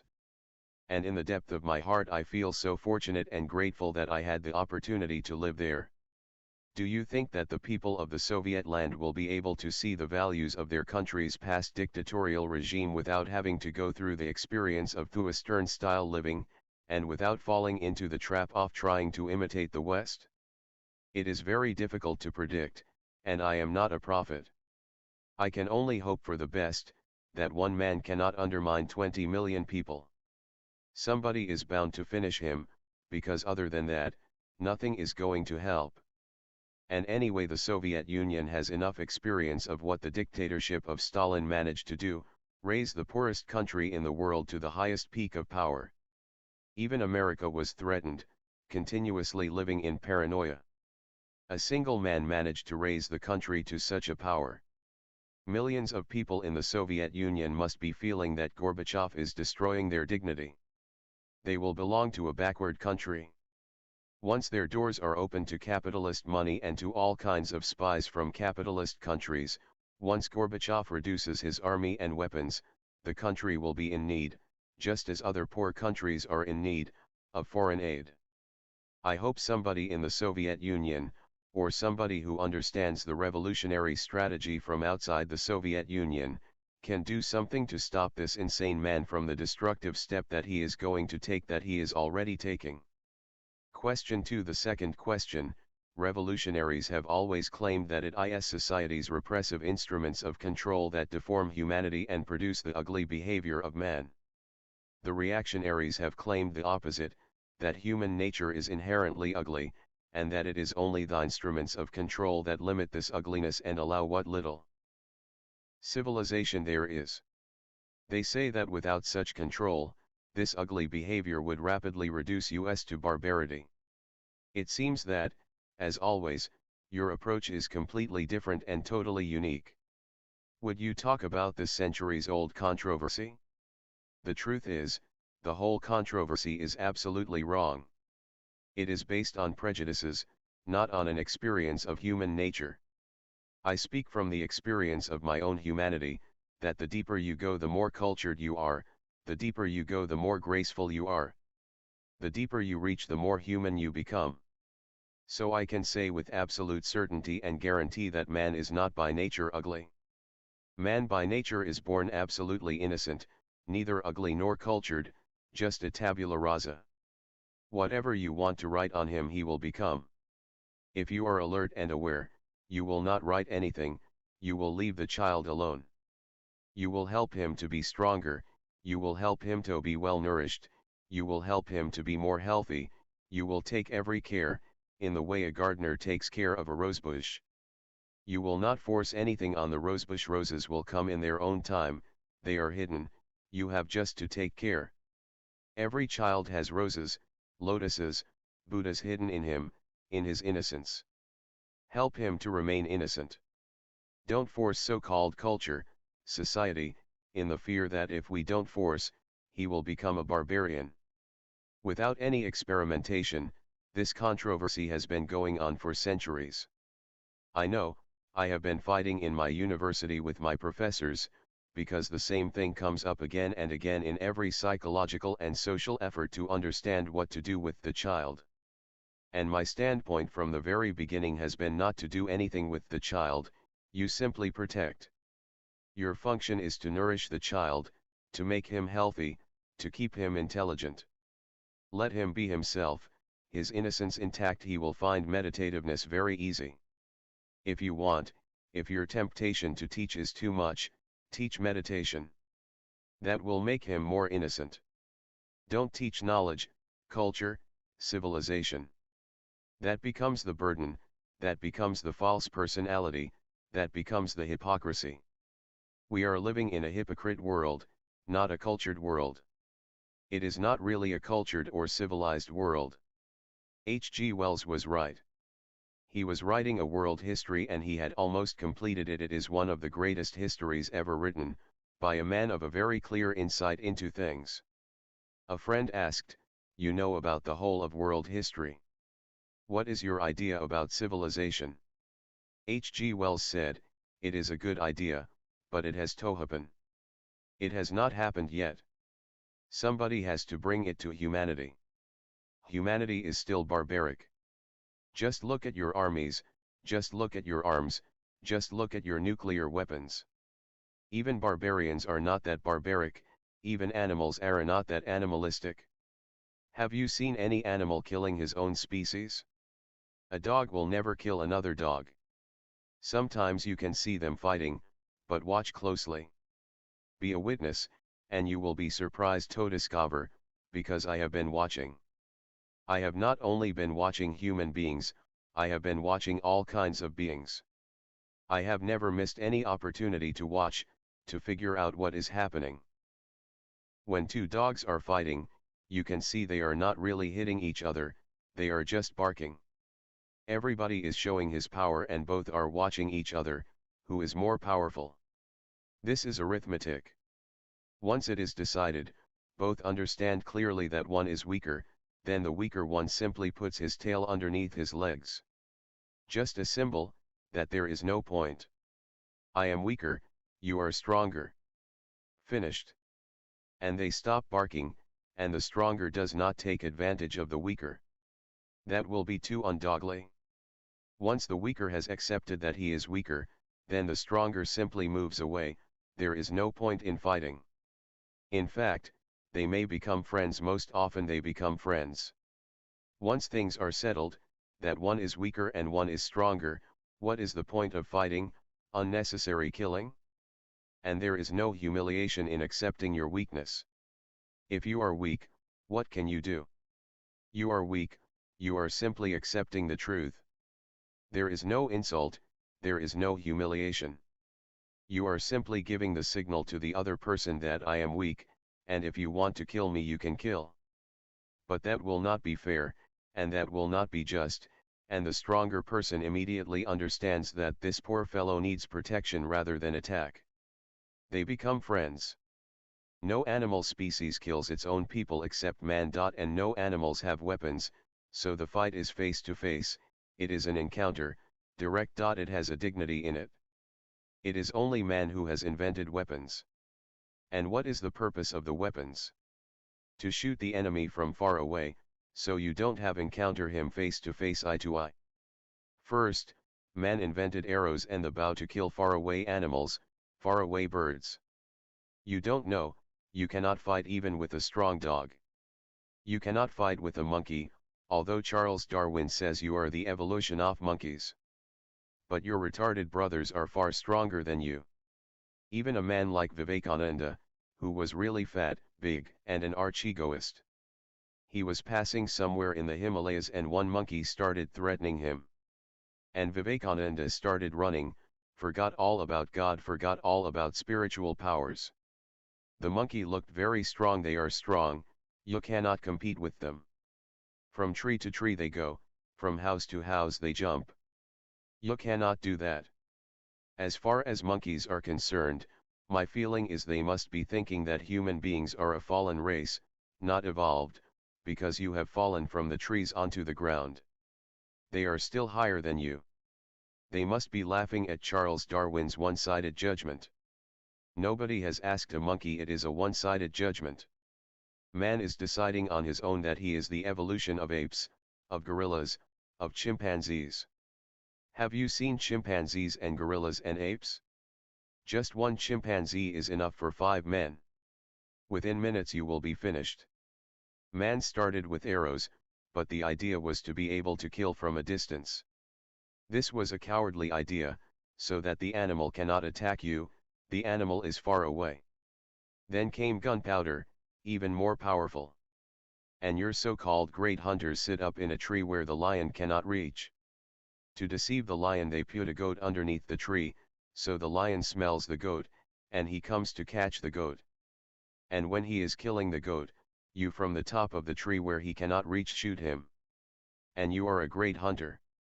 I have heard about a hunter. His wife was always asking him, sometimes you should take me also. This time she was adamant. She said, either I come, or you don't go. And not only I am coming, my mother is also coming. The hunter thought for a moment, and he said, if your mother is also coming, then come. They put the old woman in a cave to watch the scene, and they both sat in the tree, the husband and wife. The wife suddenly nudged the husband and told him, look. One lion has entered into the cave where my mother is. The hunter said, it is the lion's own fault. I cannot help. Why has that idiot entered there? Now he will suffer as I am suffering. Now there are missiles, which are the ultimate. You can kill somebody in America from here, and you don't have to see the enemy at all. Missiles are computerized. You simply tell the computer, you press a button. And you don't know where the missile is. It may be somewhere in the ocean on a warship, but the computer knows where it is and the computer knows where it has to go. You can sit inside your house and destroy the whole of America, or the whole of the Soviet Union, or the whole of India, just by pressing buttons on the computer. It is exactly like a typewriter. This is the remotest way of killing millions of people, not encountering them. Now there are airplanes without pilots, the computer manages the plane. It will go to any city, it will drop the hydrogen bombs, or atom bombs, whatever you want the computer to do. The computer manages the flight, and the airplane will drop the bombs at the right place and turn back and come home. And there is none for any human being to be inside the plane, because that is dangerous. This is the latest development of the arrow. The arrow was the beginning of remote killing. The highest development of the arrow are the missiles controlled by computers. Man is the most barbarous animal, and he kills man. And just now it had been discovered, perhaps it has been discovered before but was kept secret for a right time to release it. Hirohito, the Emperor of Japan, has died, and immediately America released the news that after the Second World War, when Japan was defeated, there were many Japanese on small islands, in the forests, guerrillas, fighting. Because Japan was defeated, Germany was defeated, these people were left in the jungles of Burma. Having no food, they started eating the dead bodies of the British soldiers in the jungles of Burma. They have released that news just now, when Hirohito's funeral was about to take place. That has created a great problem. The Prince of Wales was going to attend, but he refused. Then Prince Philip, the husband of Queen Elizabeth, was asked to go to the funeral of the Emperor of Japan. He said, I can go, but I belong to a special club that has been created by Mountbatten.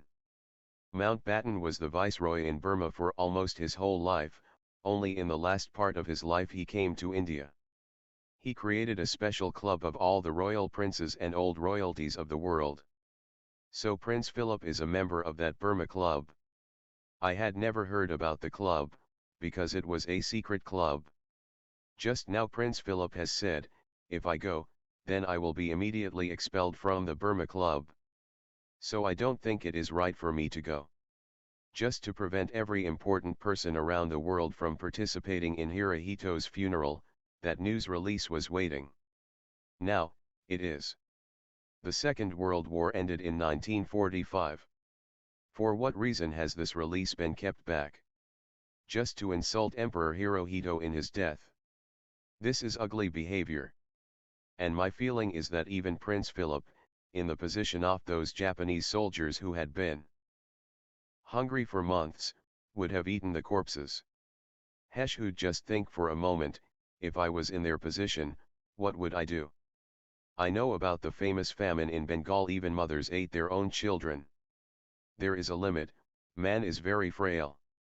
A woman who has been hungry for 1 month, and the breast is no longer bringing any milk, the child is hungry, it is a double problem. She is suffering from hunger so she cannot give milk. There is no milk, she has become a skeleton, and the child is dying without milk. Just put yourself in that situation. So the women ate their own children, or those who were a little more conscientious sold their children, so others ate them and they got the money to purchase something to eat. But it is the same, just a little roundabout. And there are cannibals, you know, in Africa. All the missionaries know missionaries are the only people who get caught by the cannibals, because nobody else goes into their forests. They used to be 3,000 in the beginning of the century, now they are only 300. They have eaten their own people. What to do? Once in a while a missionary comes. Then there is great rejoicing, drums are beaten, the whole tribe gathers, and the missionary thinks that they are gathering to listen his sermon. And sometimes, if the missionary is thin and not worth boiling at this point, they keep him, feeding him fruits, whatever is possible, and the missionary thinks these are very good people, unnecessarily they have been called cannibals, and they are serving me. And when he becomes really fat, then the drums beat again. I have heard about one missionary. When he was put in a big pot in boiling water, he could not think what to say to these people. He said, "Just wait a little. You can kill me later on, first let me give you a little taste of Christianity." They said, "Wait. That's what we are trying. When we drink the soup, we will have a taste of Christianity. You just wait, don't be in a hurry, and anyway you cannot escape." Man is the ugliest animal in the sense that the people who think they have civilized him, they have cultured him, are absolutely wrong. All their culture and civilization only goes skin deep. Just scratch, and immediately comes the barbarian. The only thing to make man really and authentically cultured is to bring up children in their innocence, and help their bodies to be healthy and their innocence to be meditative. The child can reach his center very easily because he has nothing to obstruct him, no ideas, no thoughts, no prejudices. He is not Catholic, he is not Hindu, he knows nothing. So when you say, "Go in," he simply goes in. And the road is clean, because no Bibles, no Qurans, no Bhagavad Gitas are standing like a China wall preventing him. Children can learn meditation more easily than anybody else. So my suggestion in response to your question is that every child is born innocent. Neither barbaric nor a very cultured and religious person, just innocent. And all that the child needs from the parents and the society is not knowledge, but a deepening of innocence. Meditation is the only way of deepening innocence, and if a child grows with his center blossoming, you will have for the first time a society which is cultured, a society of the Buddhas, the awakened ones. That's my whole effort here. Now the sutras, our beloved master. Dogo visited Nansen, who asked him, "What is your name?" Dogo replied, "My name is Enki." Enki in Chinese means round and wisdom. A man of wisdom becomes round. Not physically. If he becomes round physically, he will have to become a member of the TV couch potatoes. He will have to be in America. Then just sit on your sofa and watch television for 7.5 hours per day, average. And you cannot leave a sensational murder or rape story. You cannot leave a man who is raping a woman, in the middle, can you? So a special club is being created which is called the TV Couch Potato Club. You become a member of the club with a certain fee, and you have a card and a number. Whenever you feel that you need ice cream, or you need your lunch, or your supper, or your dinner, whatever, you simply, by your side is the phone. You go on watching the TV, the rape. Nobody wants to miss any details. Just phone the number and give your membership number from the Potato Club, and tell the hotel, "Bring my dinner here." And immediately your dinner will be served just in front of you. You can go on watching. People are even making love doggy style because the man wants to watch the TV and the woman also wants to watch the TV. So a totally new fashion, absolutely original and American, more particularly, Californian.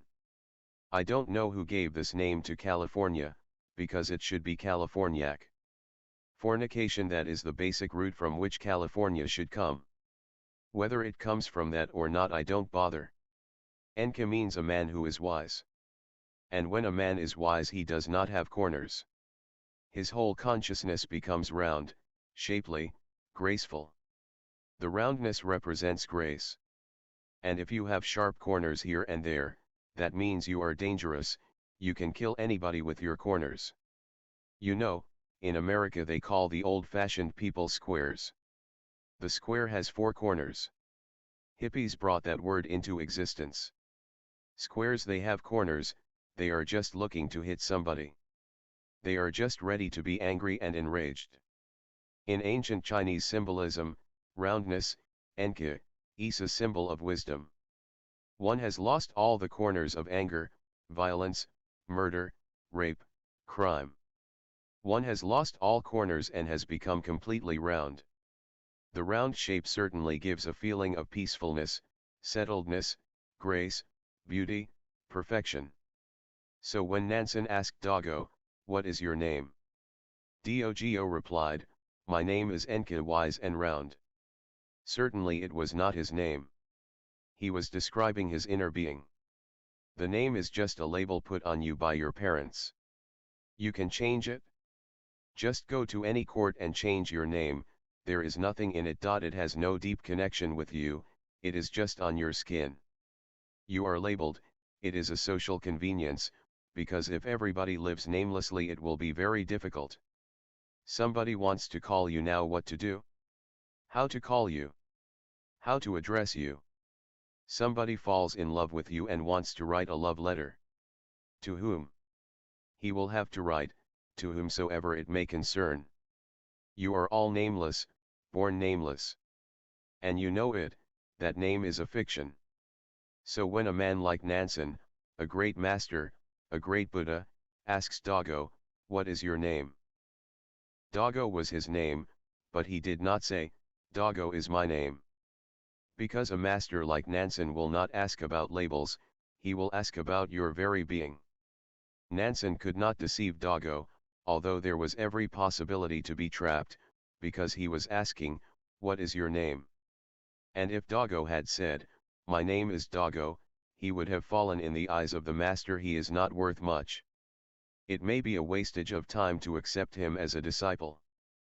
But Doggo said, "My name is Enki, wisdom, and perfectly round."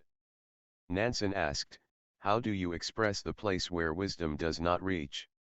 You are saying you are wise, and you are saying you are perfectly round. Okay, just tell me the place where wisdom does not reach."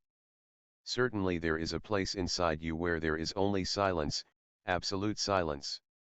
An eternal space, infinite sky, but nothing can reach there, not even wisdom. Dogo replied, "I would never express it." The master is asking, how do you express the place where wisdom does not reach? Another trap. But Doggo is really meditative. He says, "I would never express it." Nobody can express that space where wisdom cannot reach. If wisdom cannot reach it, how can you express it? So I will never express it. I will experience it, enjoy it, love it, dance it, but I will not express it. No explanation is possible. Nansen said, "That's right. If you express it, horns will grow and you will become a beast. You will become just an idiot, a buffalo. If you start expressing that which is inexpressible, you will fall below human intelligence. It is right that you are saying you will never express it. Remember, if you express it, horns will grow and you will become a beast, a buffalo, utterly content, chewing grass. Still, buffaloes are not prohibited by any government. Don't chew grass, grass in inverted commas, you know what grass I mean. But buffaloes don't bother, they go on chewing the whole day. And so contented, they have never shown their discontent, they have never taken a procession against the government. They are not interested in any revolution, they are perfectly at ease with existence. In utter ignorance, also, a certain contentment happens. but it is a contentment of ignorance. Another contentment happens when you are luminous, all darkness disappears, all ignorance is gone. That contentment is possible only if you are a Buddha, not a buffalo. Nansen said, "That's right. You are a right person who has come to me.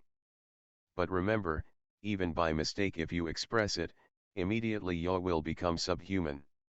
That's what symbolically he means, you will become an animal, a beast, you will grow horns. So please keep it a secret, hidden deep inside you. You know it, that's enough. Don't make it a knowledge, and don't make it an explanation, an expression. A few days later, Dogo and Ungan were sitting outside the dormitory and doing some work. Nansen was taking a walk, and when he saw Dogo, he asked, "Enke." He did not use the name Dogo, he said, "Enke, the other day you said you would never express the place where wisdom does not reach. Now, how are you practicing it?" Another trap. The master's function is to create traps and your function is to jump, not to get trapped. This way the master helps you to come closer and closer to the truth. He asked, "Enke, the other day you said you would never express the place where wisdom does not reach. Now, how are you practicing it?" In a very different way.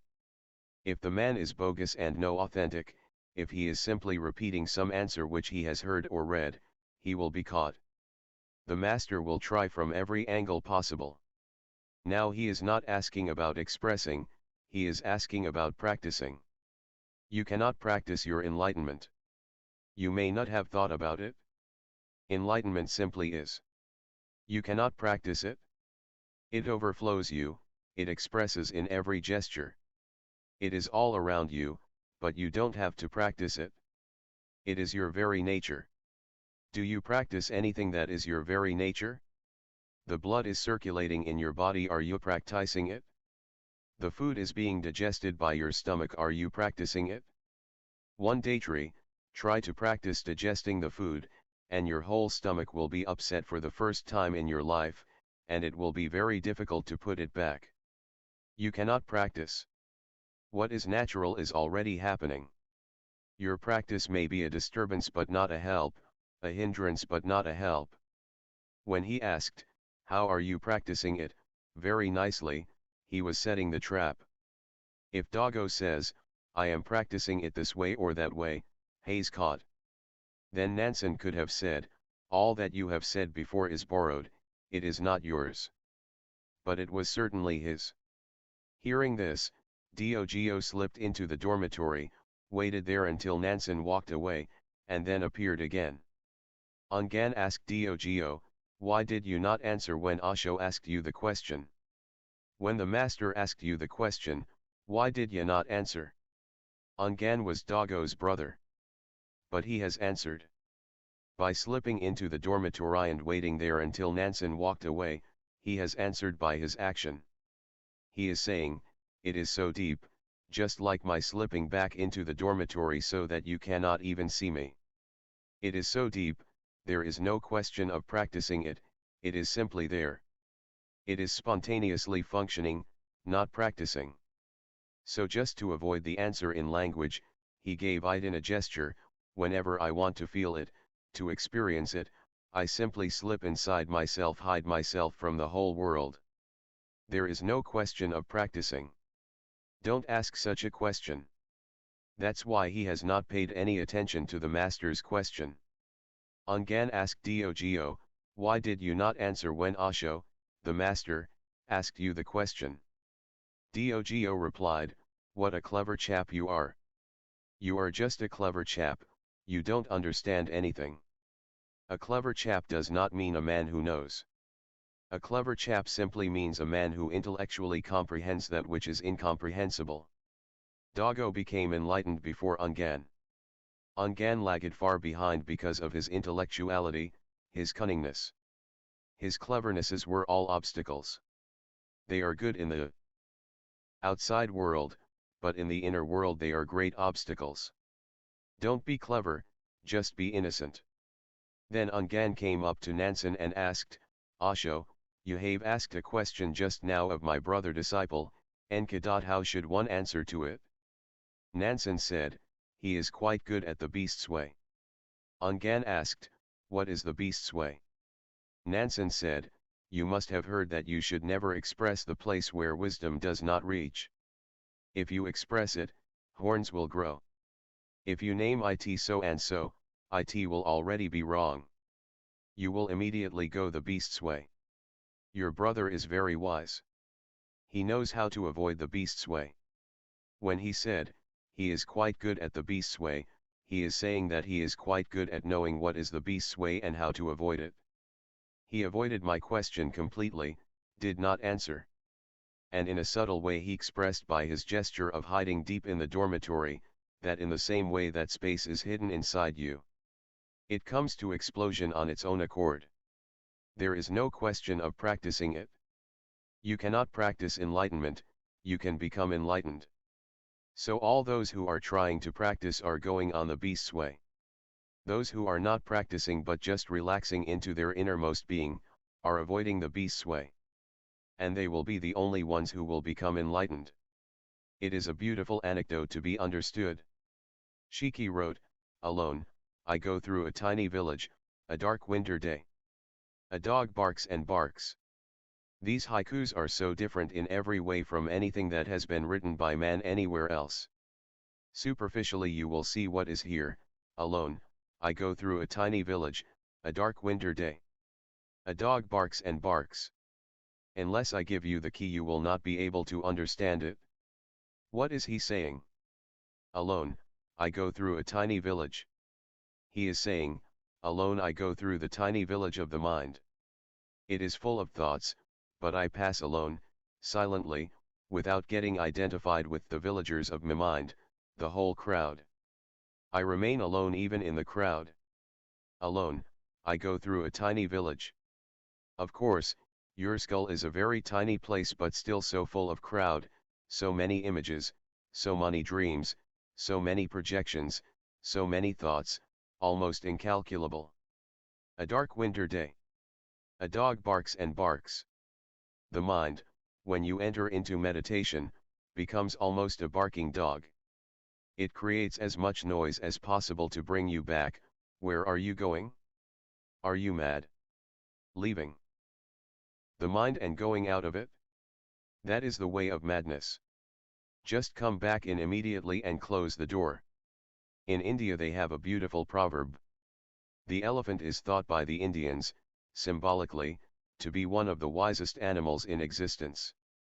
And why have they thought that it is the wisest? Because whenever an elephant passes through a village all the dogs gather, they cannot tolerate such a big animal, it is too hurtful to their egos. Just a mountain. And they look so tiny.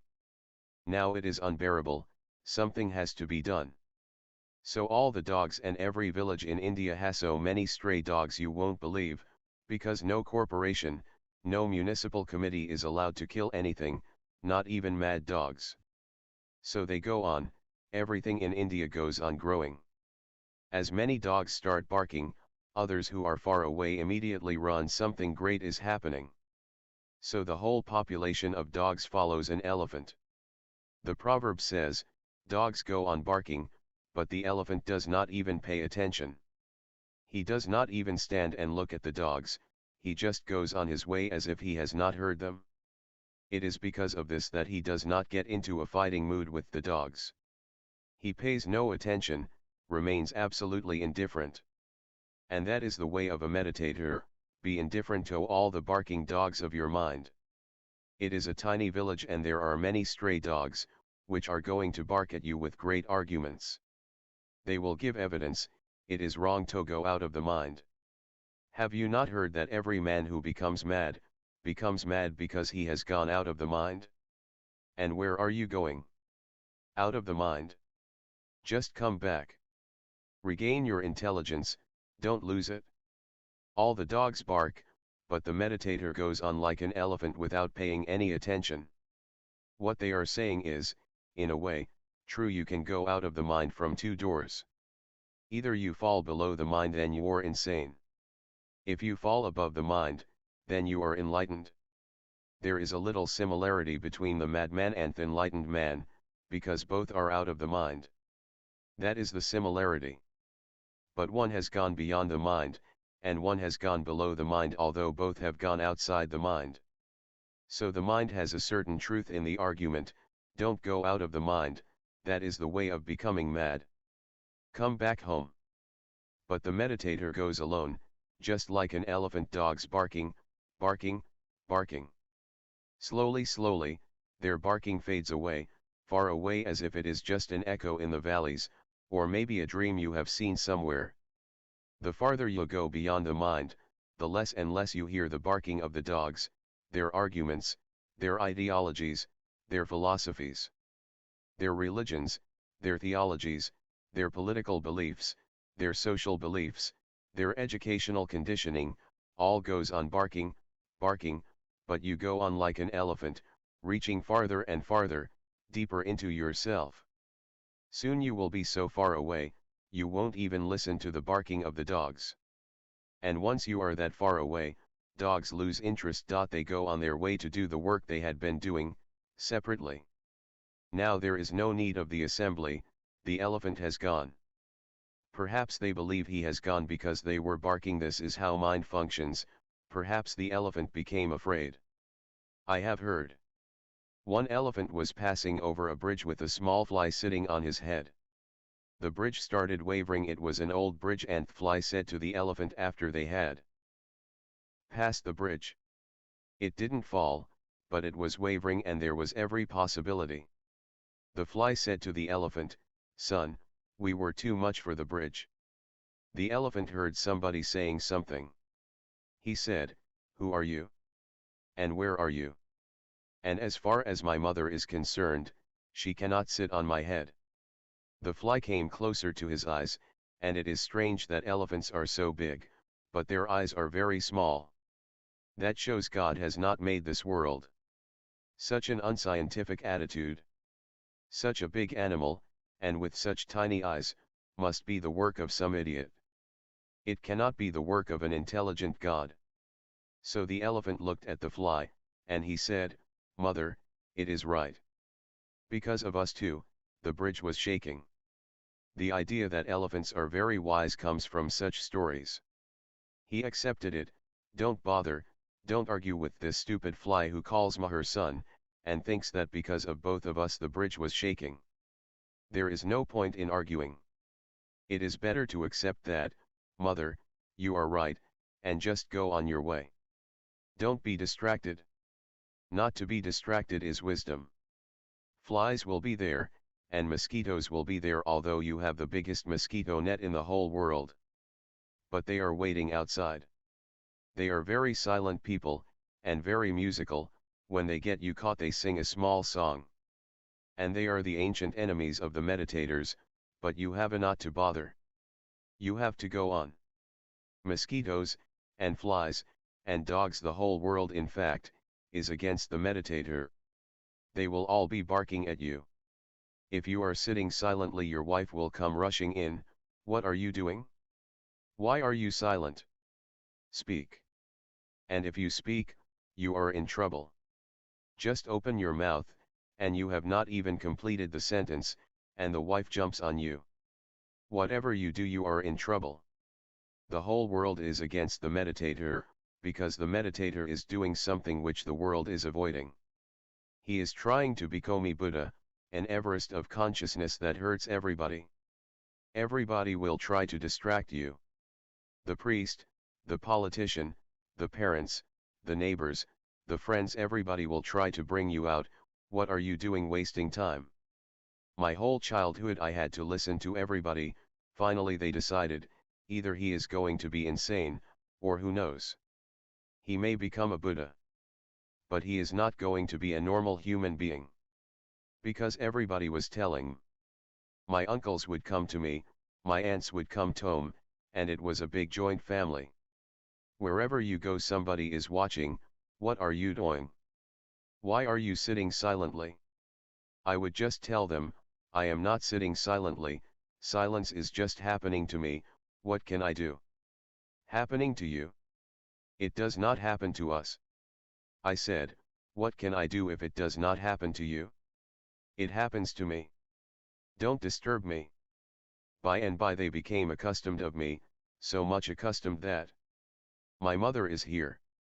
I would be sitting in the house and she would ask me, have you seen anybody here? Because I want some vegetables to be fetched from the market. And I would say, I have not seen anybody. If I see anybody I will report to you. People finally accepted that this man is absent. Just don't count on him. Once or twice they depended on me, and felt, he is not reliable. In the morning they would send me to fetch some vegetables. In the middle of night I would come back to ask, I have forgotten for what you have sent me. And they had been waiting the whole day, and they would beat their heads, where have you been the whole day? I said, you know, on every point there are people ready to argue with me. And then I get so much involved in the argument, by the time I reach the market I have completely forgotten for what I had gone there. Seeing no reason, I went into meditation, I went to the river. One day one of my aunts sent me, saying, you can bring some bananas. I said, you really mean bananas? I can bring many, the whole city consists of bananas. She said, I don't mean that banana, I mean the fruit. I said, okay, I am going. So I went to the first shop in the market, the vegetable market, and I asked the man, which are the most precious and best bananas you have? And the man knew me, that I had never come into the vegetable market. He was the first shop near the door of the market. He knew that I was a little eccentric, so he gave me the worst bananas, almost rotten, and asked me the highest price. I gave him the highest price and brought those rotten bananas back. I could see what was happening, but I said, this is a good device to get rid of these bananas forever. So I gave those bananas to my aunt. She said, are you mad? These are all rotten. I said, I asked the man to give me the best and said I would pay the highest price. So I have paid the highest, and you call them rotten? Now that man knows better about bananas than I know. I have no concern with bananas, either human or fruit. She said, just take them out. There is a beggar woman sitting under the tree, just give them to her. Even she did not accept them. She told me, throw them away. Do you think I am mad just like you? These bananas. In your whole life for the first time you have come to give me something. These rotten bananas, just throw them. Nobody is going to accept them. I said, that's okay. So I threw them into the gutter.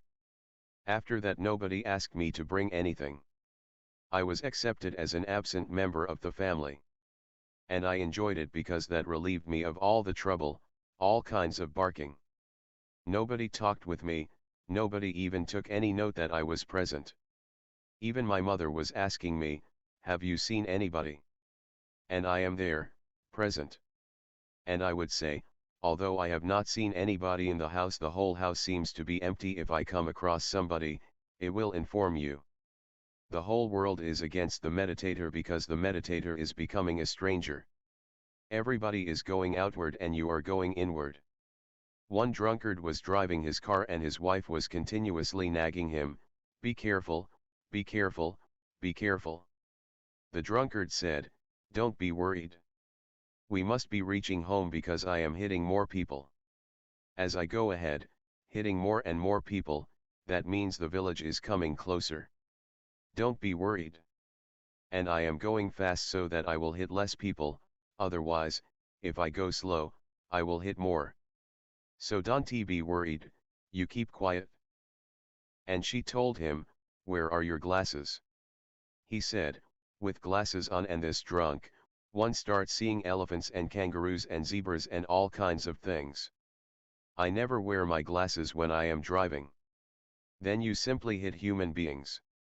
If you hit an elephant which does not exist, you are in trouble. The wife simply sat silently. There is no point, this man is absolutely drunk, can't see, because I know his eyesight. And going so fast and hitting so many people, but still he is logical. That village is coming closer. When everybody is going outward and you are going inward, then you are hitting many people and everybody is angry. Where are you going? When the whole crowd is going this way, where are you going? Against the current, against us all. Do you think we are mad? So remember, don't pay any attention to barking dogs. That's what Shiki is saying, alone, move silently. Don't pay any attention to anybody. Dogs or no dogs, they will be barking, that is their nature. Question 3. A question from Main Esha, our beloved master.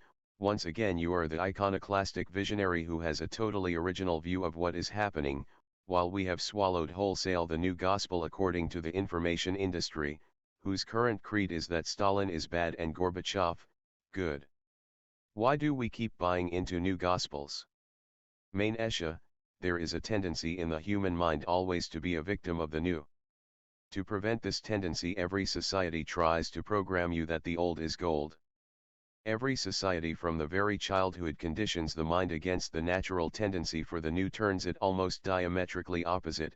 Everything old is good. The more ancient the scripture, the more truthful. Every religion tries to prove that their scripture is the most ancient. Why this attraction for the ancient? Every society thinks they have passed the golden age. These are the conditionings from society. Culture, whatever you have, religion, education, these are to prevent you from falling for the new. Otherwise, the natural tendency is to believe the new. But neither to believe the old is right, nor to believe the new is right. Not to believe is right. Without believing anything, just be clear, like a mirror without any dust, and respond to reality with your totality. And you will always find the truth. No news media can deceive you, nobody can deceive you. You get deceived because your clarity is not there, your mirror-like ability to reflect the reality as it is not there. You are thinking through prejudices. When the whole news media says that Stalin is a bad Jew, it fits with your morality, with your Puritan upbringing, your Christianity, your Hinduism. It fits with your upbringing that because he killed so many people. Majid was saying to Amrito, my personal physician, that it is not only in the Soviet Union that Stalin killed 1 million people, he also killed revolutionaries in Spain, in Italy, in other countries. It is true, but I want Majid to know that there are revolutionaries and revolutionaries. There are revolutionaries who are really counter-revolutionaries, but they pretend to be revolutionaries. They are in the service of the status quo. And Stalin certainly murdered people outside the Soviet Union because his conception was not that of a nationalist. His conception belonged to the original Marxian idea of one earth. The revolution has to happen all over the world, and if it is not coming from within a country on its own, then the countries which have become communist should help to bring the revolution to these other countries also. And every country which is capitalist, to prevent the communists, create pseudo-revolutionaries. They talk of socialism, they talk of beautiful things, but all these things are just to create barriers and confusion in the proletariat. So Majid is right that Stalin killed many revolutionaries outside the Soviet Union, but he does not know whether those revolutionaries were revolutionaries, or anti-revolutionaries pretending to be revolutionaries. Their whole effort was to counteract the oncoming revolution of communism, and they succeeded to a large extent in deceiving people. Stalin was not deceived. I see that man with very clear eyes. He knew who was a counter-revolutionary, who was a wolf in the skin of a sheep. So you see that he is killing a sheep, but he is killing a wolf. And so much fuss will be made by the countries where so-called revolutionaries are killed because those are the agents of the capitalists. They were not revolutionaries. Joseph Stalin's understanding about revolution was very pragmatic and practical. He was not a dreamer. He could see exactly how things are happening. I can see it happening in India. The Socialist Party of India is known all over the world as a revolutionary party, but they are paid by the capitalists and they are the agents of the capitalists. One of Mahatma Gandhi's closest disciples, Vinoba Bhave, it is said that Gandhi had two successors. One was Pandit Jawaharlal Nehru, his political successor, and one was Vinoba Bhave, his spiritual successor. Vinoba Bhave created a very great movement. He walked all over the country for almost 12 or 13 years, and he created the idea in the mind of the people that this was real revolution, because he was asking from the landlords. 80% of India is in the villages, and 80% of its poor people are in the villages. So Vinoba Bhave would approach the village, sing devotional songs, his disciples would sing devotional songs, and he was considered to be Mahatma Gandhi's spiritual successor, almost a mini Mahatma. So people would gather, the landlords would gather, and he would talk about Vedas and Upanishads which are appealing to the people. He would talk about Ramayana, and give interpretations which are absolutely wrong, but appealing to the people. And he would ask, after he had talked to people, that those who have lands, if you have 5 children, let me be your 6th child. Give me the 6th part of your land and I will distribute it to the poor. And he collected millions of acres of land. But he became very much disappointed. He was supported by all the landlords, capitalists, the government, even Pandit Jawaharlal Nehru, who never liked the man before India became independent, because Jawaharlal was an ultra-modern man, educated enthusiast. Although he was a Brahmin, he was not a vegetarian, he was eating meat, he was drinking alcohol. He was an ultra-modern, Western man, and Vinoba Bhave is absolutely antique. So Jawaharlal never liked the man, but he was very close to Gandhi, so he had to suffer his presence. But after freedom, Jawaharlal started going to Vinoba Bhave. Whenever Vinoba Bhave was having annual conventions, Pandit Jawaharlal Nehru was present there, because thousands and thousands of people would gather. He could not miss the opportunity to show them that he was in support of Vinoba Bhave, and Vinoba Bhave would feel great that the Prime Minister comes to his every conference. So it was a mutual conspiracy. And it was said even by the capitalists that Vinoba Bhave had to be supported because he was diverting the poor people from the communists. Poor people were thinking that if just by being asked, the landlords are giving their land, what is the problem? Why unnecessary violence? Why does revolution have to be violent when without violence people are giving their land? And they thought, if people are giving land, they will also give money, because Vinoba Bhave was not yet working in the big cities. First wanted to transform the bigger part of India which lives in the villages, and later on, the big cities are not many. If he succeeds in transforming 80% of India, he will be able to transform the remaining 20% without any difficulty. And he certainly became one of the greatest hindrances for the communists. Communists believe that revolution has to be violent, there is no way out of it. People are not going to drop their private property easily. But Vinoba proved that they were dropping it, so even communist strongholds became weaker. But the reality is that all the land that was given, and when it was distributed, somebody got half an acre, somebody got 1 acre because they had a bigger family. It was distributed according to the number of people in the family. But what are you going to do with 1 acre? And finally it was found that all the land that he had received was absolutely useless, unfertile. Those landlords were giving land that was so stony, on the hills. Vinoba never went to those places to see what kind of land he was receiving, he was just receiving it in public meetings. When it was distributed, then it was found that the poor people refused to take it, saying, "What will we do with this land?" And those who received it were at a loss, because just the land is not enough. In the first place it was too small a piece of land, it was not going to give them enough nourishment, they would remain undernourished. Secondly, they need bullocks, they need a plow, they need seeds, they need manure. They don't have anything, what to do with the land? And the land is so stony, unless hard work is done those stones cannot be removed. They needed tractors and bigger mechanical devices to make their land fertile, but they were so poor, from where to get all these technological devices? They could not even purchase 2 oxes to work for them. And not only that, it became a trouble for them because they had to pay property tax. And the land is not even giving anything to them property tax.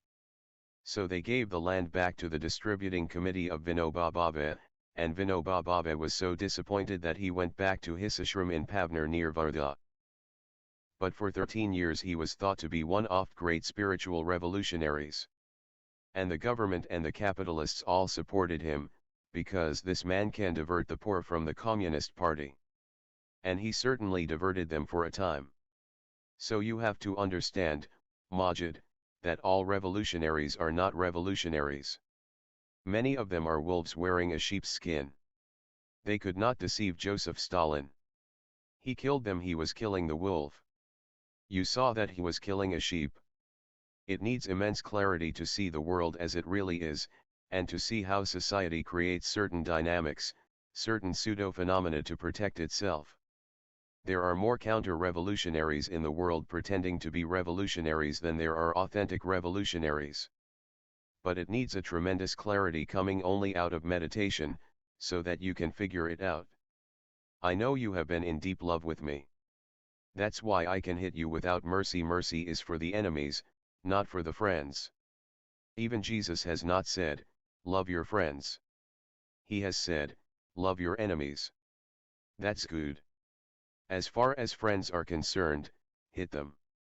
This is my improvement on Jesus.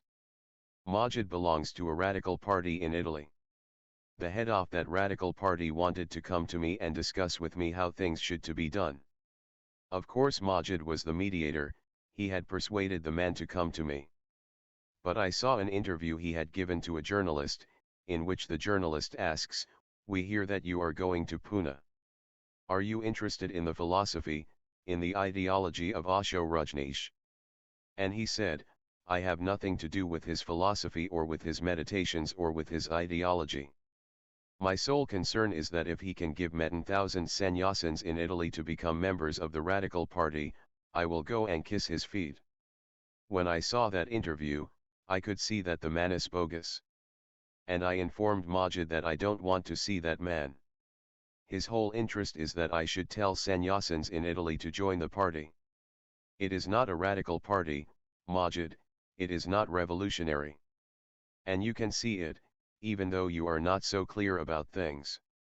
Just to get votes, your radical party leader arranged a woman, she must have been a prostitute or must have been having the mind of a prostitute. She remained sitting in the square, the main square of Rome, with uncovered breasts and said to people, I will allow you to play with my breasts, I will allow you to kiss my breast, or to kiss me, if you become part of the radical party. A membership drive, and she managed to get 10,000 people to become party members. Do you think this is revolution? This is absolutely prostitution. And the people who have become members of your party don't understand anything about your party. These must be the most third-rate people in Italy, because I can't think that people who were standing in queues to play with her breasts. I don't think any intelligent person, any person who has any self-respect, will stand in those queues. These must have been the worst people, pimps and all kinds of idiots. A crowd was there watching all this scene. And that woman must be just a vegetable, a cabbage, not even a cauliflower. I make a distinction between the two, although they are the same. But a cauliflower is a cabbage with a college education. These people who have become members of the radical party just by touching the breast of an idiot woman, you think are revolutionaries. But the head of your party was behind the whole scene. I refused. I said, don't bring him here because he is not a revolutionary. He simply wants to have a great ego, become more powerful. Perhaps he hopes to become the Prime Minister of Italy. I don't prevent my sannyasins.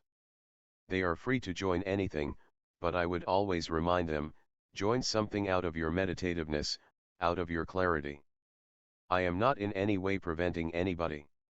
Your freedom is absolutely sacred to me. I will not interfere even if you are going wrong, I will not interfere. I will tell you that you are going wrong, but you are free to go. Now I could not tell my people to belong to the radical party. It is not a radical party. Majid, I would like you to create a real, authentic revolutionary party. Don't collect pimps and prostitutes. And main Esha, just as Stalin is a bad guy, and you have accepted it because all the propaganda of the communist world was small in comparison to the propaganda of the capitalist world. The capitalist world has all the newspapers, magazines, television stations, radio stations. They have the whole propaganda machine in their hands. So when they propagated that Stalin is a bad guy, just repeat any lie again and again and again and it becomes almost true. If not truth, then at least a truism. Now those same people of the same capitalist propaganda machine are telling you Gorbachev is a good guy. I don't bother what they are saying. I look who is behind the screen. Who is forcing these people to propagate the idea that Gorbachev is a good guy? The same people, because they want Gorbachev to become personally involved in his ego. That will be their success and that will be the destruction of the Soviet Union and the great experiment of communism I have been telling you about. But unless you have the eyes of a meditator, it is very difficult.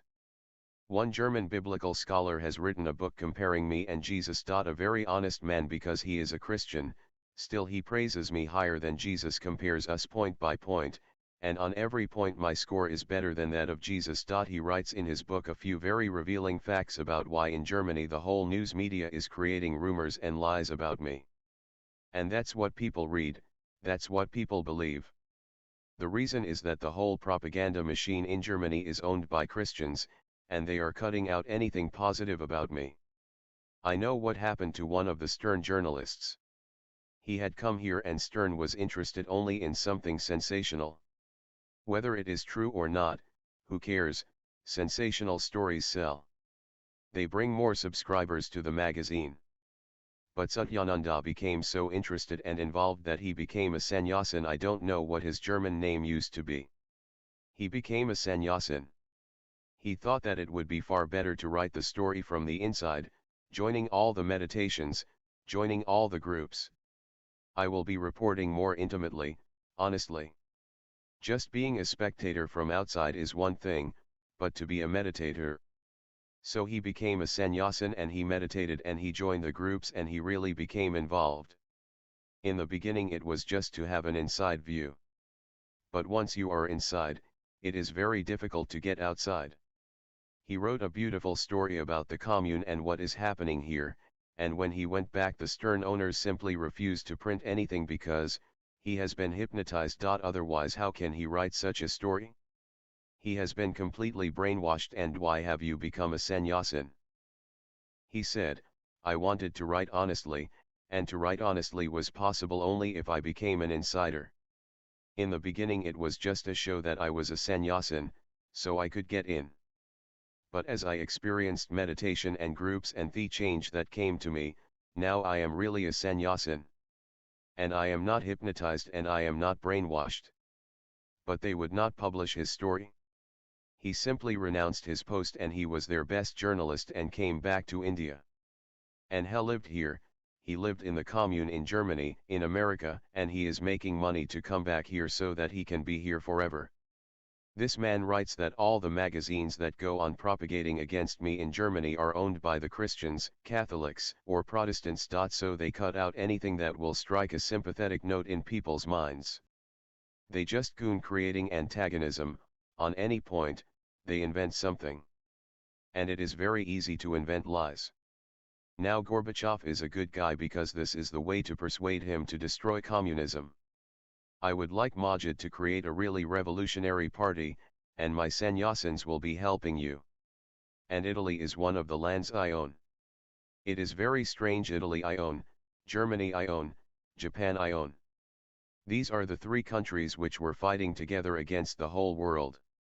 It is very strange that amongst my sannyasins number 1 are the Germans, number 2 are the Japanese, number 3 are the Italians, others are here in very small numbers. But these three countries were together in the Second World War, so something brings them to me. They are utterly fed up with war, they are utterly fed up with fascism, they are utterly fed up with people like Adolf Hitler, Benito Mussolini, Hirohito. That frustration brings them here in search of a world which will not have wars, because they have suffered so badly. Others have not suffered so badly. That's why I own these 3 countries. And I would like you to create a revolutionary party on your own. Why be a second-hand man in that radical party? Be the leader of a revolutionary party and I will support you. And more Italians are going to come, just all that we need is more spaghetti. It is time for Gurudale Singh. He always manages to find the right place and the right time. Gorbachev is intent upon really getting rid of the memory of Joseph Stalin. So he orders Stalin's bones to be removed from his grave in the little village in the Caucasus, and tries to find some other country where Stalin can be buried. Gorbachev calls up Margaret Thatcher in London, and asks her if Stalin can be buried in England. "Sorry, old chap," replies Thatcher, "but we already have Karl Marx buried here. 2 big-time communists would be too much and too many for us." Then Gorbachev dials Berlin, and asks if Stalin can be buried there. "Sorry, comrade," says Helmut Hamburger, the government spokesman, "but we already have Adolf Hitler buried here. 2 such tyrants in own place would be too much for us." But Reuben Rosenbaum, from the Israeli government, hears of Gorbachev's problem and phones the Kremlin. "Since Stalin fought against the Nazis," says Reuben, "we agree to bury him here, in Jerusalem." "Thanks," replies Gorbachev, "but no thanks. We cannot risk another idiot getting resurrected." Gorgeous Gloria goes to have her eyes checked with Dr. Peake, the eye specialist. "Doctor," says Gloria, anxiously, "I think I am going blind." So Dr. Peake gives Gloria a thorough checkup, but cannot find anything wrong. "Your eyesight seems perfect to me," says Peake. 20/20 vision. "Yes, but you don't understand," insists Gloria. "The problem happens every time I make love." "Really?" says Dr. Peake, eyeing Gloria. "Well, in that case, I shall have to make a more thorough examination." "Ah, doctor," says Gloria, taking off her clothes and lying down on the couch. "If you insist." A few minutes later, Dr. Peake is huffing and puffing, and Gloria is moaning and groaning. "I still don't see any problem," gasps Dr. Peake. "Go on. Go on," cries Gloria, moaning louder and louder. Suddenly, Gloria lets out a loud, orgasmic shriek. "Now, doctor. Now. I cannot see a thing." Paddy makes a lot of money on his used furniture stall one year, so he shuts up shop and goes to Paris for a holiday. 2 weeks later he is back in Ireland, sitting in the pub and telling Seamus all about his adventures. "Oh, it was great," says Paddy. "Paris is out of this world." "Really?" says Seamus. "But how did you get on, without knowing a word of French?" "It was simple," says Paddy. "For example, I met Agirl in the park. So I took out a pencil and a piece of paper and drew a picture of a taxi. She knew what I meant, so we went for a drive. Then I drew a picture of a knife and fork and she knew that I wanted to take her out to dinner." "That sounds great," says Seamus. "I'm not finished yet," says Paddy. "Then I drew 2 people dancing and we went to a nightclub.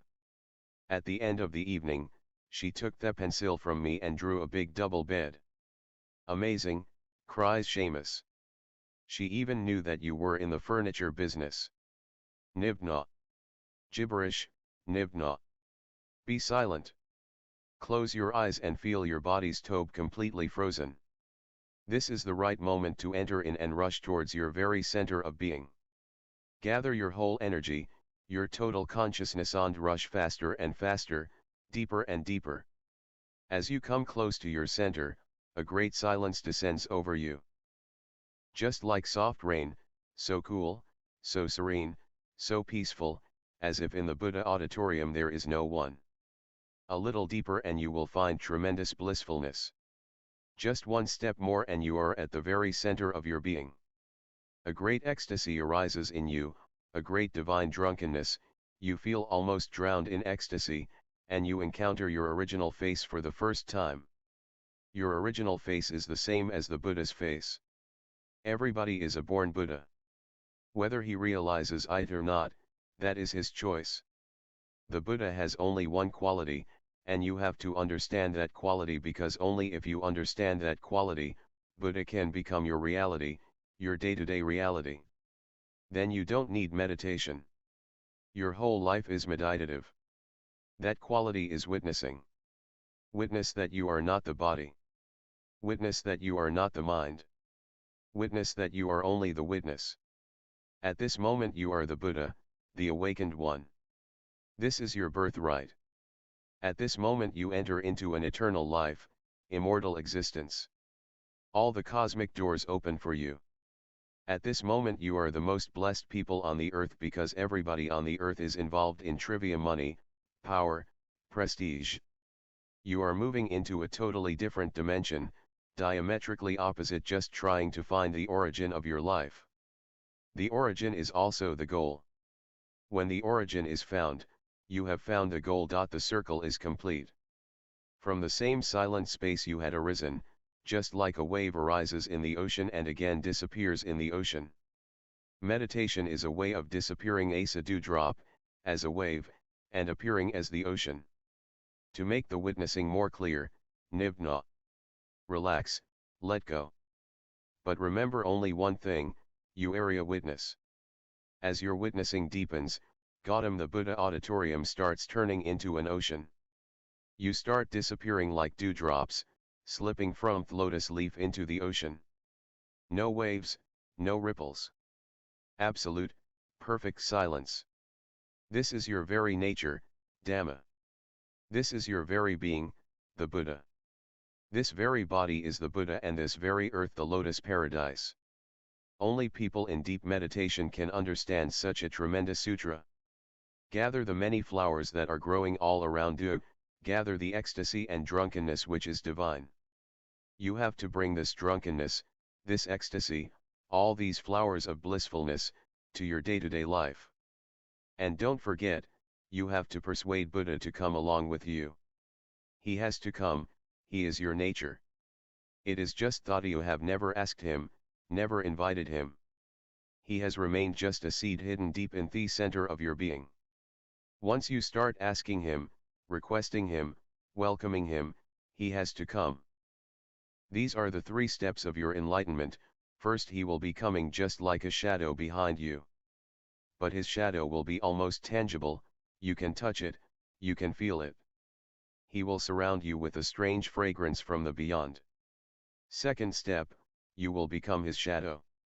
And the third step, you will disappear into the Buddha. You will not be any more, only the Buddha, only the existence. You are burned in the Zen fire, and the Zen wind has taken all your ashes far away. Nothing is left. This nothing is your inner sky. This nothing is your very nature. Buddha is nobody. Buddha is a pure nothingness, an open space, infinite and eternal. Nibbana. Come back, but remember to come as a Buddha with the same grace, the same silence, the same beauty, the same blissfulness. Sit for a few moments just to recollect what space you had entered. Remember you had gone beyond your mind, remember you had touched the greatest experience in the world of witnessing, and you followed a golden path which leads exactly to the hidden Buddha, to the hidden splendor inside you. And just feel, the Buddha is behind you. His coolness is almost tangible, his fragrance fills your whole being. His luminosity makes you more and more drunk. My whole effort here is to create drunkards, drunks off the divine people who have found their Buddha, their Dhamma, their nature. Once you find it, everything starts growing in you, to your very potential. You will reach the highest peak, the Everest of consciousness, and you will reach to the greatest depth of the Pacific Ocean of your being. The day you merge with the Buddha, the day you disappear and only Buddha remains, will be the greatest day of your life.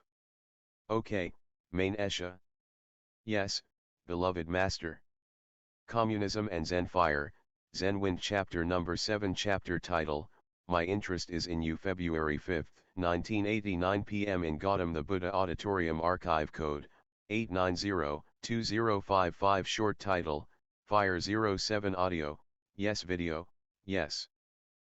Length, 142 minutes. Our beloved master, when Ungan himself became a master, he once said when addressing an assembly of monks, here is a child from a respectable family, whatever you ask, there is nothing he can't answer.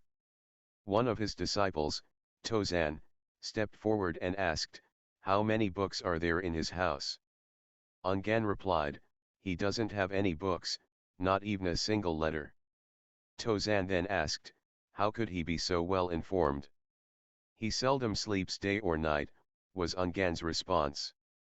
I want to ask something of the child, continued Tozan. Is it possible? He could answer, but he would not, replied Ungan. On another occasion, Ungan asked a monk, where have you been?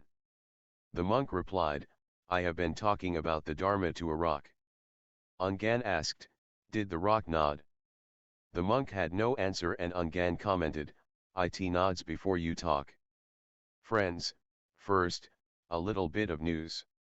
The first failure of Comrade Gorbachev, the Central Committee of the Communist Party of the Soviet Union has declared that Gorbachev's first act of reform, to eradicate alcoholism, has failed. The party declared that Gorbachev's radical changes have not yet been achieved, on the contrary, the sale of illicit liquor has grown, state liquor revenues have fallen, and the masses have been constantly complaining about long queues to buy vodka. Second, over the past year Comrade Gorbachev has allowed the following symbols of capitalism to do business in Russia: Coca-Cola, McDonald's, Kentucky Fried Chicken, and fast food pizza. This is all junk that America wants to pour on the very innocent people of the Soviet Union. Third, just today he has allowed the world's largest advertising agency, Saatchi & Saatchi, to begin advertising campaigns in Russia for Western goods. Saatchi's, who are advertising agents for Margaret Thatcher, said they would also like a contract to polish Gorbachev's image, although he does not really need it at the moment. On the one hand, he is saying that Russia's economy is failing, and on the other hand, he is giving contracts to advertising companies to advertise Western goods in Russia. Do you see the contradiction? The latest data about the economy of Russia is that 20% of the people are living below an adequate nourishment level. But in America, 14% of the people are below this level, the difference is only 6%. For just 6%, if communism has to be thrown out and American capitalism has to be brought in, it is a total tragedy. 6% of the people can be helped without bringing American capitalism in. There was no need to declare to the world that they are no longer making nuclear weapons. There was no need to tell the world that they are cutting their military budgets and armies. They should have done it silently, is the level of those 6% without any problem. It is so simple, but Gorbachev is going about things absolutely irrationally. He is throwing out the baby with thwish water. His effort is absolutely against the Soviet Union, and this first failure of his policy will not be the only failure. This is the beginning of the end. All his policies are going to fail because all his policies are against basic fundamentals of communism. And one man cannot undo 70 years' sacrifice of millions of people who have created communism, the first experiment in human history to bring a classless society into existence. Now the questions. Question 1. The first question, according to your vision, what exactly is communism? Communism simply means moving private property into the hands of the collective, because private ownership of property creates classes, the oppressed and the oppressors. Money brings more money, attracts more money, poverty attracts more poverty. And a man who sees all around him people having money, beautiful houses, cars, and he has not even food to eat, his dignity as a human being is destroyed. He starts feeling subhuman, inferior, unsuccessful, and to create this feeling in millions of people just for the sake of a few who will be rich is against the whole of humanity. Communism brings dignity to everybody because all the properties, the land, and everything, belong to the collective. Nobody can be richer than you and nobody can be poorer than you. Equality is equivalent to communism, an equal opportunity for everyone to blossom into whatsoever he has hidden in his potentiality. Communism is only the first step of a great experiment. Once people are without inferiority complex, once religions are removed, that is part of communism, that there is no God and the so-called religions are just the opium of the people. Once religions are removed, soon a tremendous vacuum will be felt by everybody, because these religions have been stuffing you with systems of belief which are all fiction. But they help you to feel that you are full.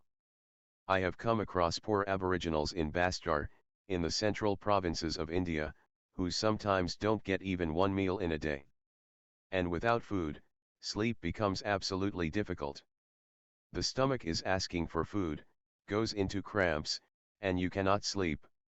I have seen with my own eyes, people just drinking water to fill the stomach, to deceive the stomach, and putting a brick on their bellies and binding it around themselves with a rope, so the stomach feels that it is not empty inside water, outside the brick. You can deceive the stomach by such false methods, but that is not going to give you nourishment. So they are just skeletons. Religions have been giving you false ideas, fictions, to console you. Communism means removing all fictions from the human mind, giving it a good cleaning of all the past that has filled it with rubbish. Marx's vision never reached beyond that, but my understanding and my vision is far more perfect. To me, communism is only the first stage, not the last. And as communism succeeds, people will drop the inferiority complex which is needed by the priests, which is needed by the people who are driving humanity into different kinds of slavery. And when there is no God, there is no guilt. Without guilt, no organized religion can live. It is guilt that takes people to the churches, because they become afraid, they have committed sins, now they will suffer hellfire for eternity. So something has to be done to remove the guilt. All religions provide fictions. In India just now there has been a Kumbh Mela, itis going on in Allahabad. Millions of people, perhaps this is the biggest fair in the world, just go to the Ganges. To take a dip in the Ganges means all your sins are taken by the Ganges and you come out absolutely clean. That does not mean that you will stop committing sins, that simply means you have found a very cheap method to get rid of your sins and guilt, so you can commit as many sins as you want. There is no problem, just a small journey to Allahabad, take a dip in the Ganges, and all your rapes and murders, and anything that you have committed, the Ganges takes away. This is the Hindu strategy to keep you feeling guilty. And the priests are there, you cannot take the dip alone. The priest has to take you into the Ganges in a boat. And he will be reciting mantras, and then you take the dip, and you have to pay the priest. The priest is the agent of God who does not exist. In the Catholic religion, you have to go to the priest to confess your sins, and for just $10 and 5 Hail Marys your sins are erased. God has forgiven you. I have always wondered that not a single Catholic theologian, and they have great theologians, very intellectual, has raised the question that when a man rapes a woman and God forgives him just because he has given $10 to the priest and done 5 Hail Marys, is God absolutely unaware of the woman who has been raped? The criminal is forgiven and the victim. Not a single theologian of any religion has ever thought, what about the victim who has suffered? A man kills someone and he goes to the priest and he is forgiven. He goes to the Ganges, gives some money to the priest, takes a dip, and he's forgiven. What about the murdered? God does not seem to be just. He is in favor of the criminals and sinners. For them he is a father who forgives. But what about the victims? There is not a single word in any scripture of the organized religions which takes note of the victims. God seems to be favorable to the sinners, to the criminals, but not favorable to the victims. He has no sympathy for the victims. Just today I received a letter from a sannyasin who has been abused by her father in her childhood, sexually abused. And now she suffers continuously the nightmare that her father exploited her innocence. She did not know anything about sex, and her own father. Now that father must have gone to the church and been forgiven by God. What about this girl, who is suffering even now? God has no consideration for this girl. Because the father has abused her, she has become afraid of sex, so she cannot fall in love. The image of the father comes in between. So she is suffering because of the father, she has nightmares about her father and all the abuse that they has done to her, and because of all that, she has become frightened of love. If anybody approaches her she will escape, so she will suffer more because she will never be nourished by love. Because her own father has destroyed her trust in love, her trust is completely finished. If the father cannot be relied upon, then on whom are you going to rely? But God has no consideration. This God is an absolute fiction created by the priests. Communism dissolves these priests, dissolves organized religion, takes away all the opium that they have been giving to the people. Marx was not aware that this was not going to be the complete phenomenon. I can see with more clarity than any Karl Marx or Lenin or Stalin. Communism has created a vacuum. You must be surprised, you must be continuously talking amongst yourselves. Amrito informed me that in the canteen it seems like the early days of the Soviet Union before the revolution, when all the young people were discussing about communism and revolution. The whole Soviet Union before the revolution was agog, everybody was talking about what this revolution is going to be, what is communism. And there were anarchists like Prince Kropotkin and Bakunin who were talking about a world without the state, without government, without any kind of domination, and all this was discussed. For all these days you have been discussing only the Indians had disappeared. They have come back today, knowing that this is the last day. Such cowards, and they think they are spiritual. And if any problem is going to happen, it is going to happen to me, not to them. They are just listeners, nobody is going to put them in jail, and they are not going to be shot, but they all disappeared. I have been watching.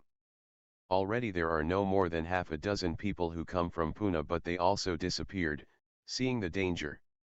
Communism creates a vacuum, that is why I support it. My whole vision is that that vacuum can be only filled by meditation. And I am against Gorbachev because he is filling it with Coca-Cola, bringing the priests back, opening the churches. I have some fundamental reason to oppose him because he is opening the doors to all the rubbish that took the communists 70 years to finish. Now is the time that meditation should be introduced in the Soviet Union. The door should be opened only to the people who are awakened, enlighten the Buddhas, because they can fill the vacuum, not with any fiction but with your own potential growing into the vacuum and blossoming into lotus flowers. So communism is a first step. The second step is spiritualism, and the third step is anarchism. Anarchism is not possible unless people are really, authentically spiritual. Prince Kropotkin, Tolstoy, Bakunin all were unaware of the fact that they were talking about the flowers, but they had forgotten about the roots and the trunk. You cannot create flowers without roots, without a trunk. Communism is just the roots, and the trunk will be meditation. And the flowers will be a world without any domination, without any interference with individual growth. A world without states, a world without boundaries. Just a world consisting of individuals, not organizations, not nations, not races. These are the three steps, and I can see them clearly because I have no identification with any, neither communism nor spiritualism nor anarchism. I am just a witness. I have no involvement with anybody. I am just a mirror who can reflect the whole situation as it is, and even the future as it can grow if the right nourishment is given. So don't think that I am a communist. I don't identify with anything. Don't think that I am an anarchist. I don't identify with anything. Don't think that I am a spiritualist. I don't identify with anything. I am just a pure awakened being, just a mirror who reflects, who has no involvement, no commitment to anything. I don't belong to any organization, I don't belong to any party, I don't belong to any ism. You have to understand clearly, I simply see things because I have gone beyond thoughts. My no mind is just a pure space in which I can see the actual growth of consciousness and how it should happen. So communism, to me, is just a basic ground. It is the roots. Spirituality is going to be the trunk and the branches and the foliage.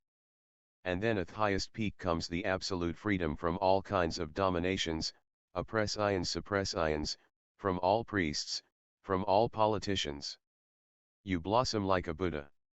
My only interest is to bring out your Buddha as a fully opened lotus in the early morning sun, with small dewdrops shining so beautifully that even real pearls cannot compete with them. I am not a politician, but that does not mean that I am not interested in human welfare. And I will say things which may hurt your prejudices. I want to destroy your prejudices completely. I want to create a vacuum.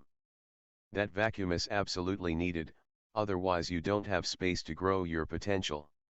You are filled with religious rubbish, you are filled with political rubbish, you are filled with economic rubbish, all kinds of ideas that you have borrowed.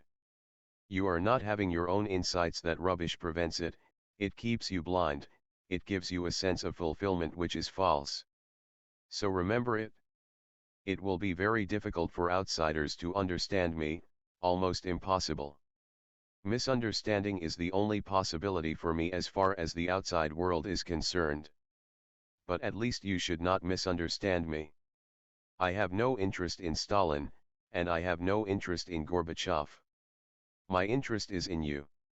And when I see that you are filled with a certain prejudice, I have to bring that prejudice to the surface so you can see it. All kinds of moral, Puritan programming. I have to fight so many enemies that you are nursing within you. But my whole concern is to make you utterly empty. So I am not preaching anything, I am not supporting anything. I don't have any doctrine, no philosophy, no cult, no creed.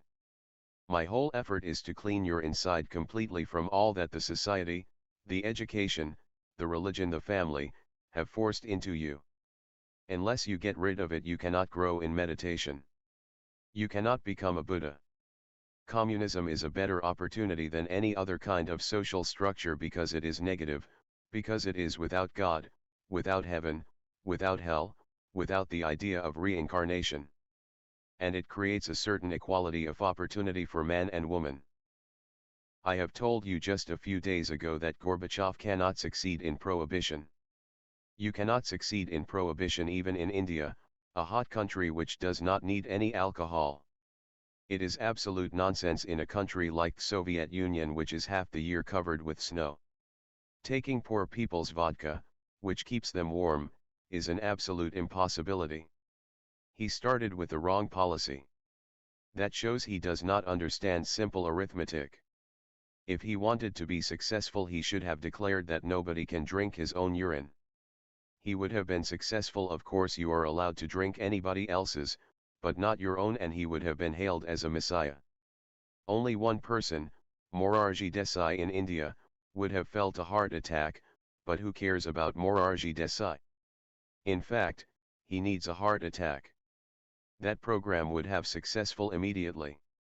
The whole of the Soviet Union would have hailed Gorbachev as the greatest man of their history. Just choose the right things, which are going to be a success. Gorbachev is choosing wrong things. Now his second policy is that women should go backwards. No woman is going to go back to the kitchen. Women are professors, women are engineers, women are doctors. They are pilots in the army, and they proved in these conned World War that they could fight shoulder to shoulder with any man on every front. They were bombers, they were flying planes to bomb. Now you cannot force them back. It is as impossible as, once you have taken the toothpaste out of the tube, then try to force it back, and you will understand how unsuccessful Gorbachev is going to be. Just a small experiment you can do in your bathroom, nobody will know about your failure. Now these women who have lived as professors, doctors, and engineers and pilots and scientists and academicians, you want them to go back to the kitchen? It is impossible. The whole of womankind in the Soviet Union will oppose Gorbachev. I have heard that his wife is very intelligent, is a law graduate just as he is a law graduate. In fact, she should start a revolution against Gorbachev. She can understand the situation of women far better than Gorbachev. And for what is he doing this? Again, reducing women to a second-class category of citizens. What is the reason? Just those 6%. If women are forced back into kitchens and imprisoned to take care of the babies and the husband, and their financial independence is destroyed, there will be more posts vacant for men to occupy. It is because of this small unemployment that is creating a certain undernourishment just to give men more opportunities, withdraw all women from the status that they have gained. Do you think he can succeed in it? A woman who has lived as a free individual, not dependent on her husband's bank account. Only in the Soviet Union do women have their own bank accounts, their own salaries, their own way of living. Only in the Soviet Union are women free to move.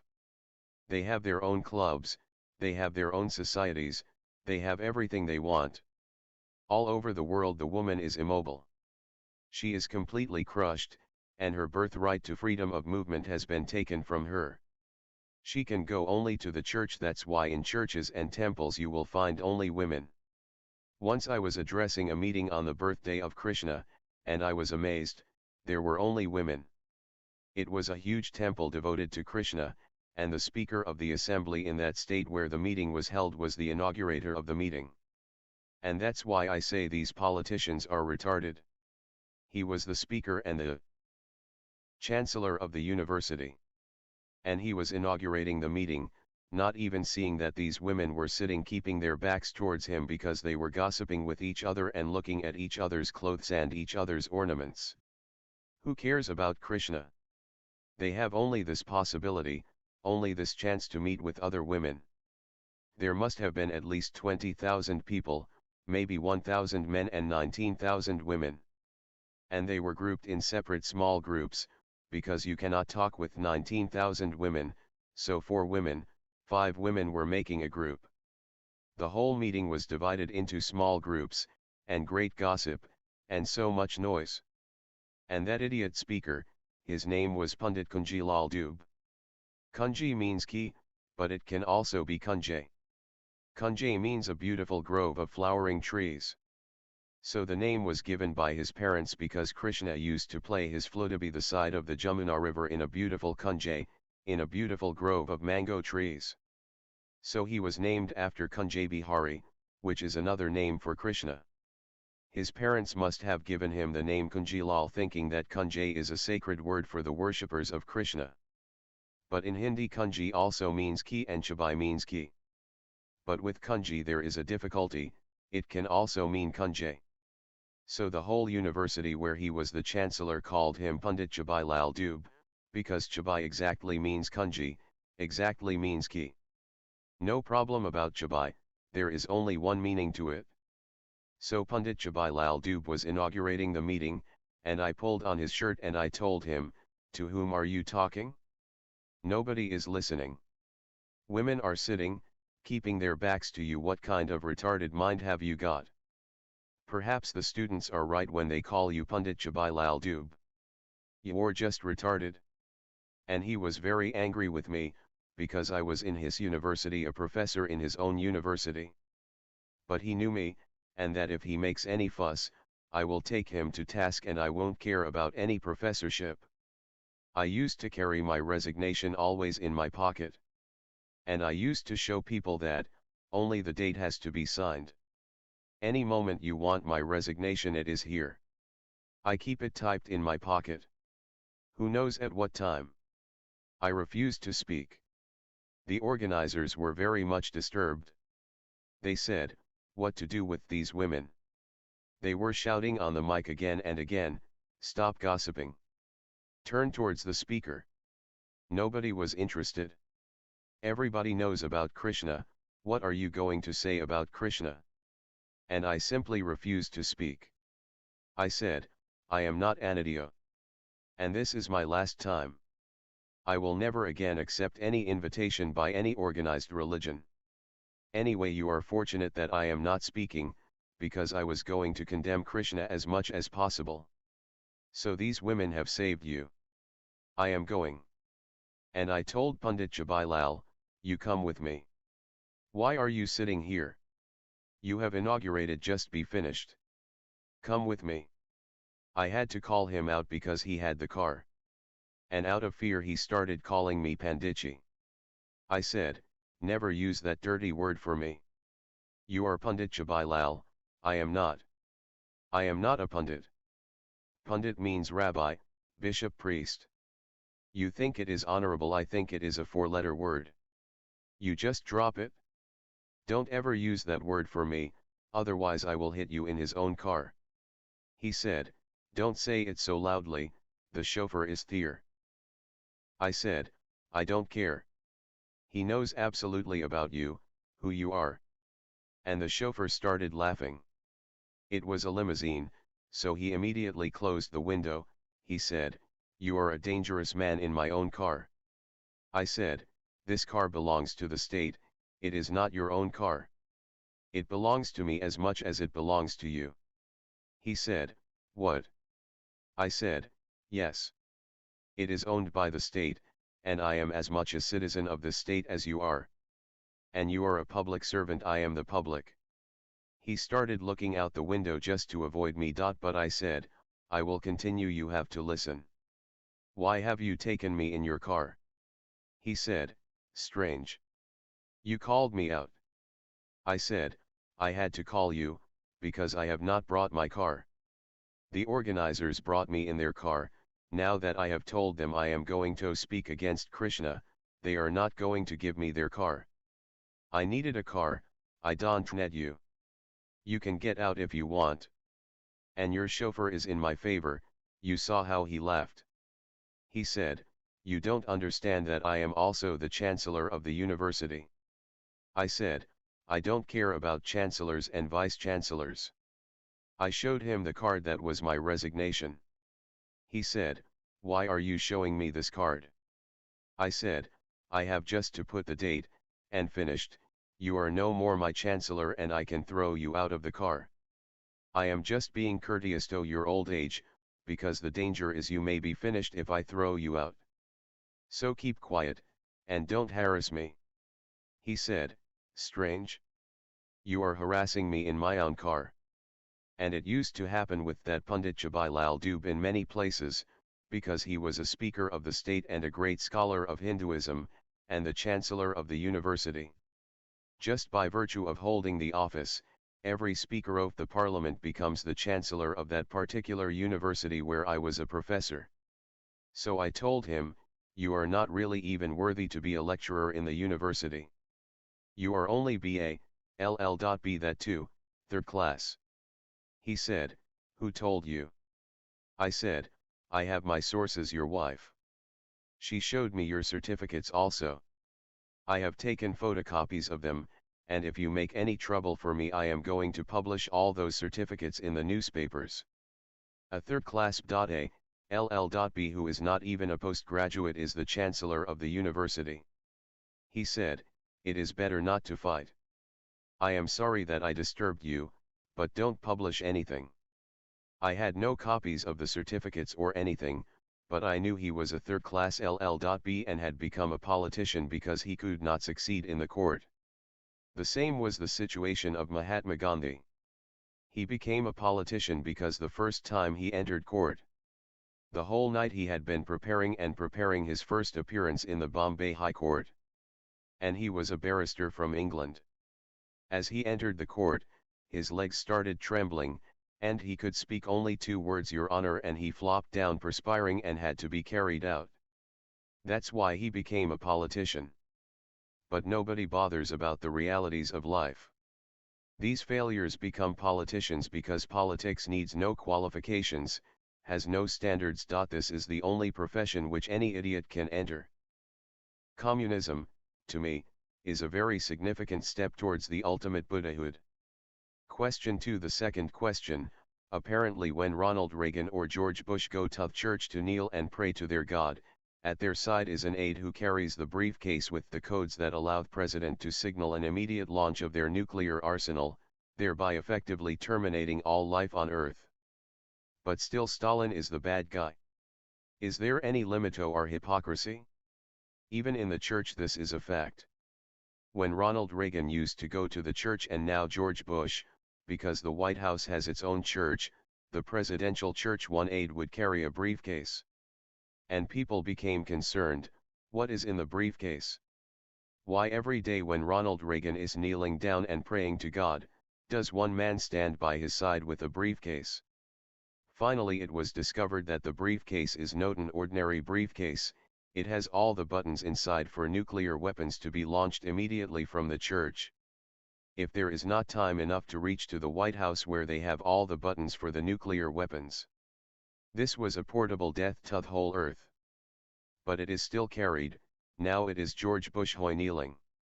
And one never thinks about what kind of hypocrisy. You are praying to God, you are kneeling down, and you are keeping by your side death for the whole planet. There is certainly no limit to our hypocrisy. We have succeeded only in creating a hypocrite world. It is not civilized, it is not cultured. Question 3. The third question, in the USA, awash with drugs, violence, mental illness, and general alienation, it seems that Marx's much-awaited crisis of capitalism has come. But it is a spiritual rather than an economic crisis. Would you please comment? This is the USA, full of drugs, and full of nuclear weapons, mental illnesses, violence without purpose. I have told you that just recently 6 people were killed in LA because the cars were delayed, some accident somewhere miles away must have happened.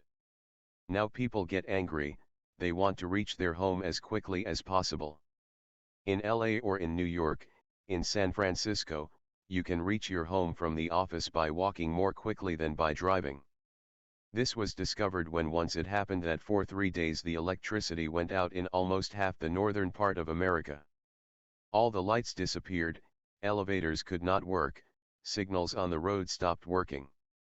So the traffic had to stop, otherwise there would have been tremendous clashes. When there are no signals giving a red or green light to stop or to go, so all the traffic had to be stopped, and people had to walk then. They discovered that by walking they reached to the office more quickly, they reached their homes more quickly. Now cars in America are moving with less speed than bullock carts in India. For hours the traffic is jammed, and it certainly creates anger. You are hungry, you want to go home to eat something, to drink something, and here you are sitting in the car just boiling, honking your horn. But that is useless because everybody is honking his horn for miles. So you only hear horns, honking, and honking. Then a few people became so furious that they forgot completely that the man ahead is in the same trouble. He is not preventing you, nobody knows who is preventing, nobody knows what has happened far away. Maybe a truck has turned, maybe a crash of 6 cars, and unless that is removed. Until the police come, it cannot be removed, because the police have to take care. Until the insurance agent comes it cannot be removed, because the insurance agency has to pay the price of the car. If a man has died, there is even more delay. One never knows what is happening. But people, 6 people, not one, just in one day, went so mad that they took out their guns and shot the people just ahead, who were not at all responsible. But in anger, in rage, you become absolutely blind. It is not only that love is blind, hate is much blinder, but nobody has said it. Love is blind, nobody says about hate, how blind hate can be. Now this anger is absolute madness, shooting the poor fellow ahead, who is in the same jam as you are. And then immediately the sale of machine guns, automatic rifles went up. Every person who had a car purchased an automatic gun, because it is dangerous. At least if somebody kills you, you can also kill somebody. It does not matter who is killed, but somebody is killed. At least you can show the gun. And people hang their guns above their heads in the car, so everybody can know, beware. If you honk too much behind me or ahead of me, I am going to shoot. America is perhaps the only country where there is no special license needed for keeping such dangerous arms, automatic guns. One gun can kill 160 people without reloading the bullets, and you can purchase one from any dealer.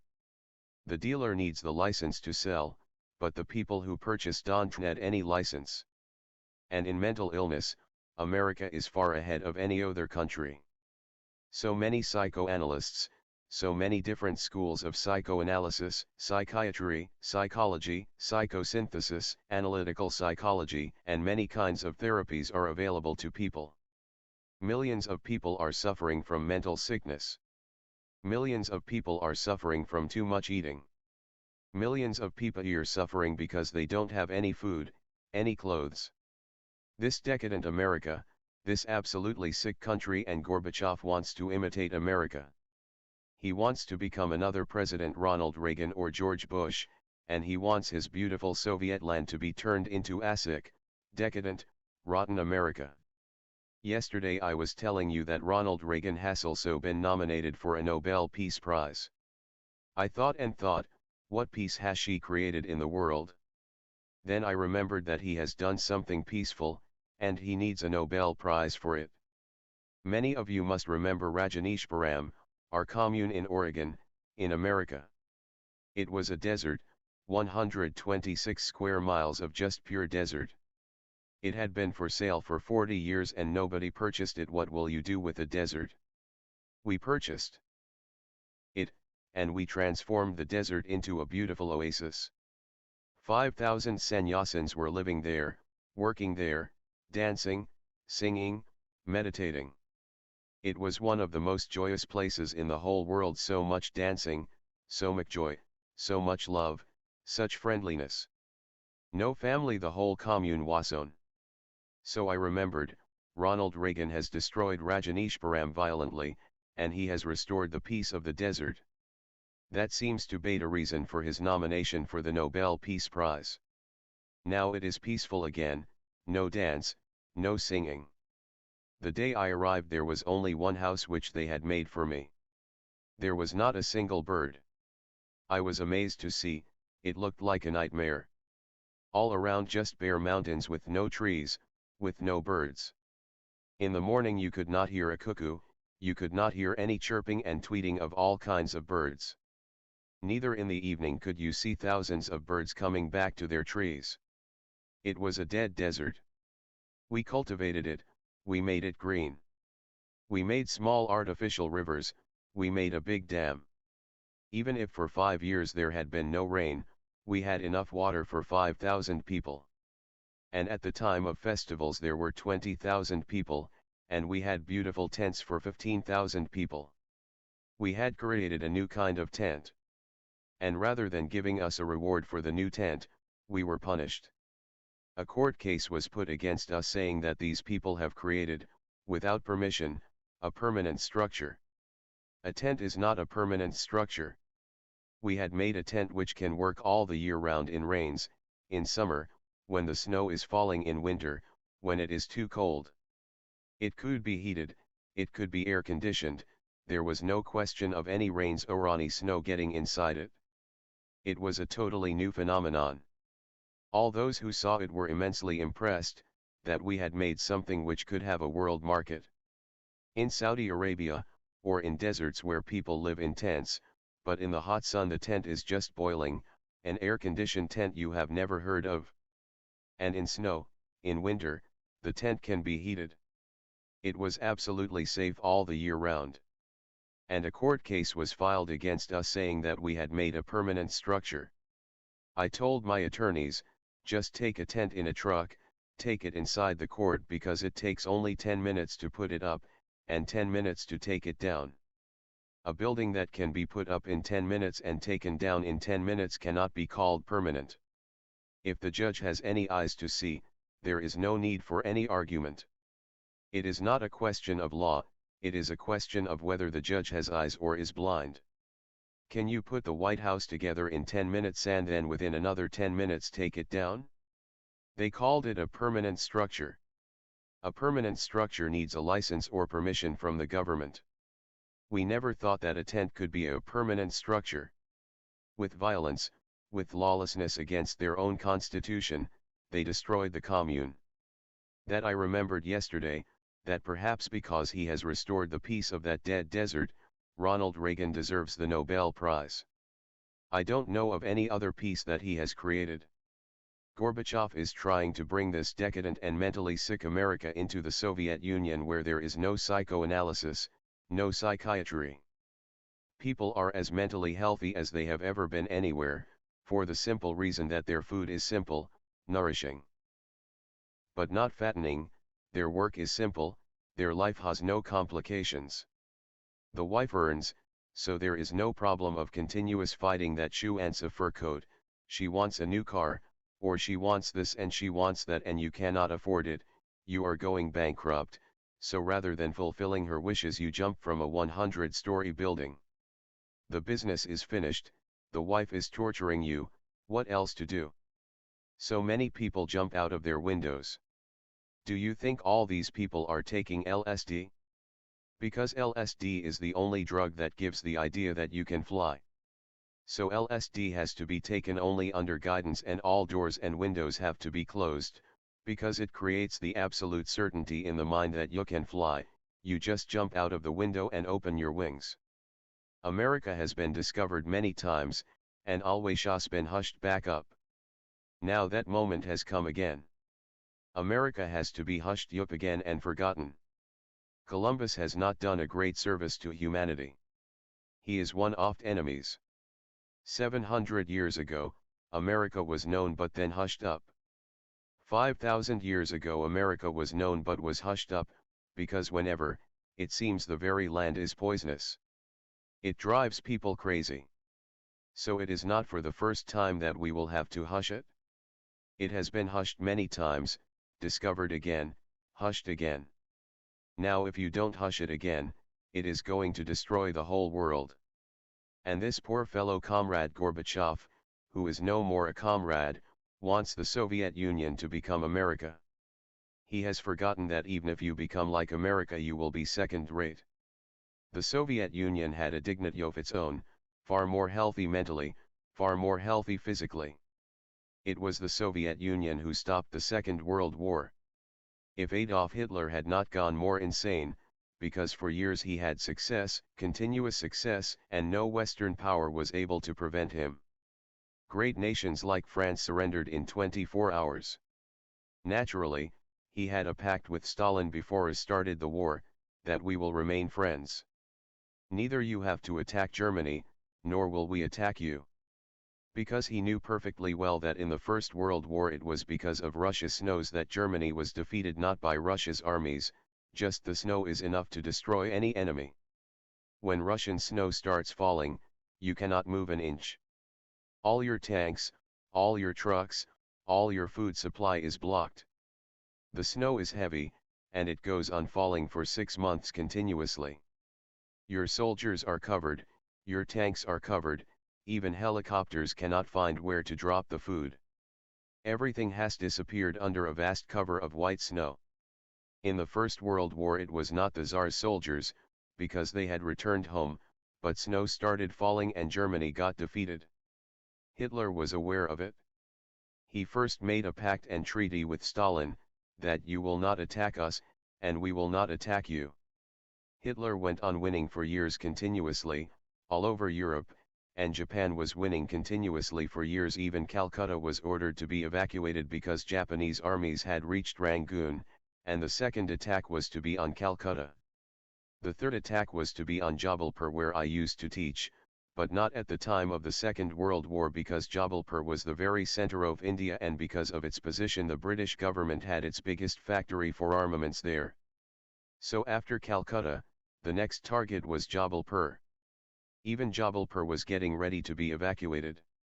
Once they attacked Calcutta, Jabalpur would have to be evacuated. Such tremendous success got into the head of that madman Adolf Hitler, and he started attacking the Soviet Union. He forgot the treaty, he forgot that the Soviet Union had kept its word and had not interfered at all. And that was the point of his defeat. It was Stalin who was responsible for saving the world from Adolf Hitler and Hirohito and Benito Mussolini. Just not to give the whole glory to the Soviet Union, America immediately rushed to help Europe. Up to now, America had been keeping aloof, but when they saw that the Soviet Union was going to have the whole glory of saving Europe and the whole world, they immediately rushed in on both fronts. MacArthur was sent with great armies to fight Japan, and Eisenhower was sent to Europe. If Adolf Hitler was going to be finished, the glory should be shared by the Soviet Union and America both, not only the Soviet Union. But it was, in fact, only the Soviet Union who ended the Second World War and the desire of fascism to rule over the whole world. Question for the fourth question: hearing you talk, I have the feeling that Christian fascism won't rest until it has destroyed every trace of communism. I feel Christians' vengeance against communism for powerfully challenging their word of God. That's true. The whole of Christianity is against communism for the simple reason that the communists have thrown the Bible and thrown all the Christian missionaries and Christian priests out of the Soviet land. The whole of Christianity is sitting on a volcano. And America is basically a fundamentalist, fascist Christian country. It is so fascist in its ideologies that all Charles Darwin's books, Ronald Reagan wanted to burn. His teachings should be prevented in every school, college, university, research institute, and all his books in all the libraries, all the colleges, schools, universities, should be burned. Why? Because his idea of evolution goes against the Christian idea of creation. This is real fascism. Certainly Christianity will take every chance to destroy communism, but it is not going to succeed. 70 years has made the Soviet Union strong enough. Gorbachev will be thrown out. Russia is not going on the way of capitalism and Christianity.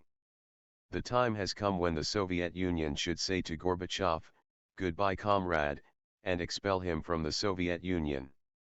He can have the Nobel Prize and go to America and become a Yankee. The Sutra, our beloved master, when Ungan himself became a master, he once said when addressing an assembly of monks, "Here is a child from a respectable family, whatever you ask, there is nothing he can't answer. You have to understand a few symbols." Ungan himself became a master, became an enlightened Buddha. Addressing an assembly of monks, he said, "Here is a child. Unless you become a child again, you cannot be a Buddha. That innocence is needed, and I am destroying all your conceptions in every possible way, just to clean your mind and bring it closer to that of a child who knows nothing. Here is a child from a respectable family." He is not talking about ordinary families. In Zen, the family means the whole lineage of Zen masters. That is called the Dhamma family, from Buddha to Mahakashyapa, to Bodhidharma, to Rinzai. This is the family. He's not referring to his ordinary family. Whenever you come across the word family in a Zen anecdote, remember, they are referring to their masters, who have given them their second birth. The first birth is physical, which parents give to you. The second birth is spiritual, which only one who is enlightened can give you. It comes from master to disciple. This is the family. It goes back 25 centuries to Gautam Buddha. So when Ungan said, "Here is a child from a respectable family," he is saying, here is another Buddha again, from the lineage of thousands of Buddhas. That is my family, I am coming out of it. My master has given me a new birth. Whatever you ask, there is nothing he can't answer. This child, this innocent clarity, can answer any question. Whatever you want to ask, you can ask and you will receive the answer. One of his disciples, Tozan, who finally became an enlightened master, stepped forward and asked, "How many books are there in his house?" You are talking about the child, and he is asking, how many books are in the house of the child?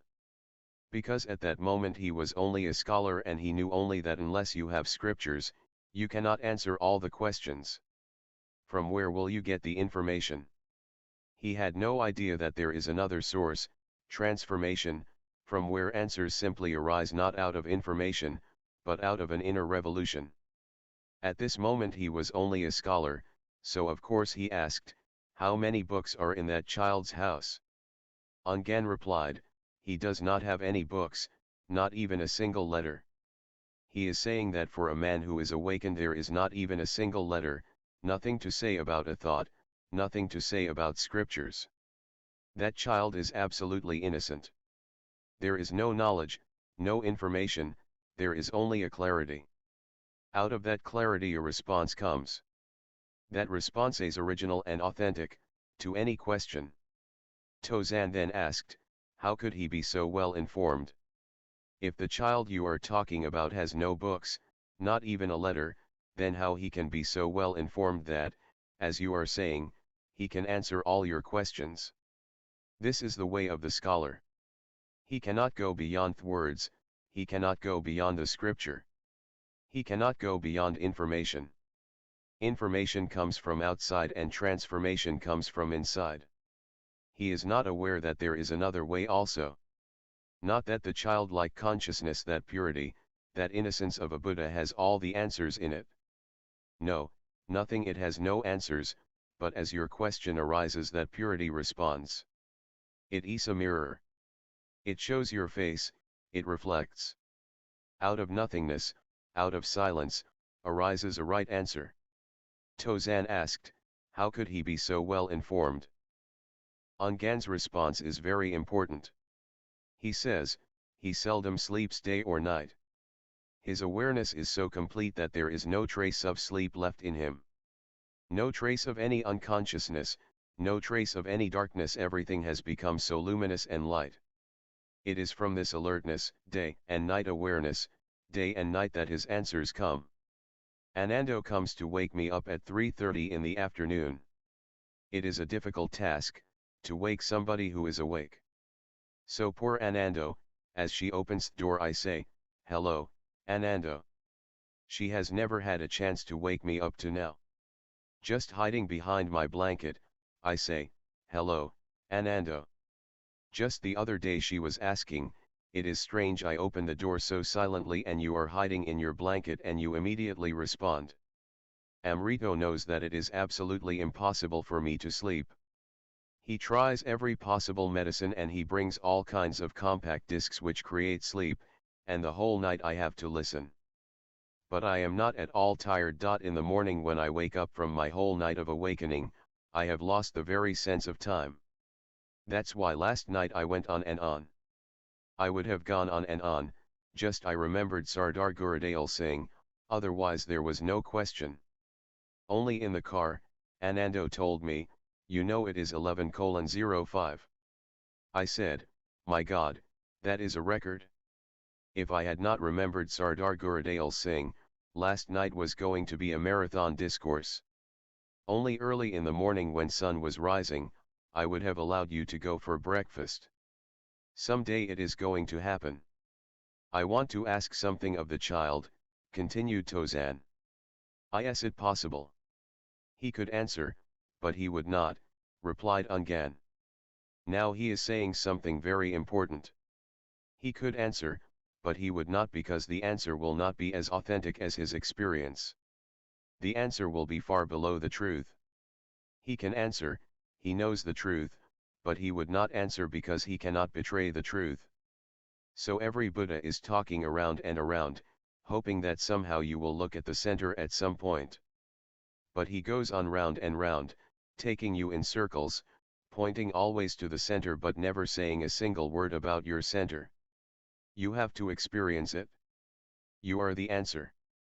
So Ungan replied, he could answer, because he knows it, but he would not, because language does not allow it.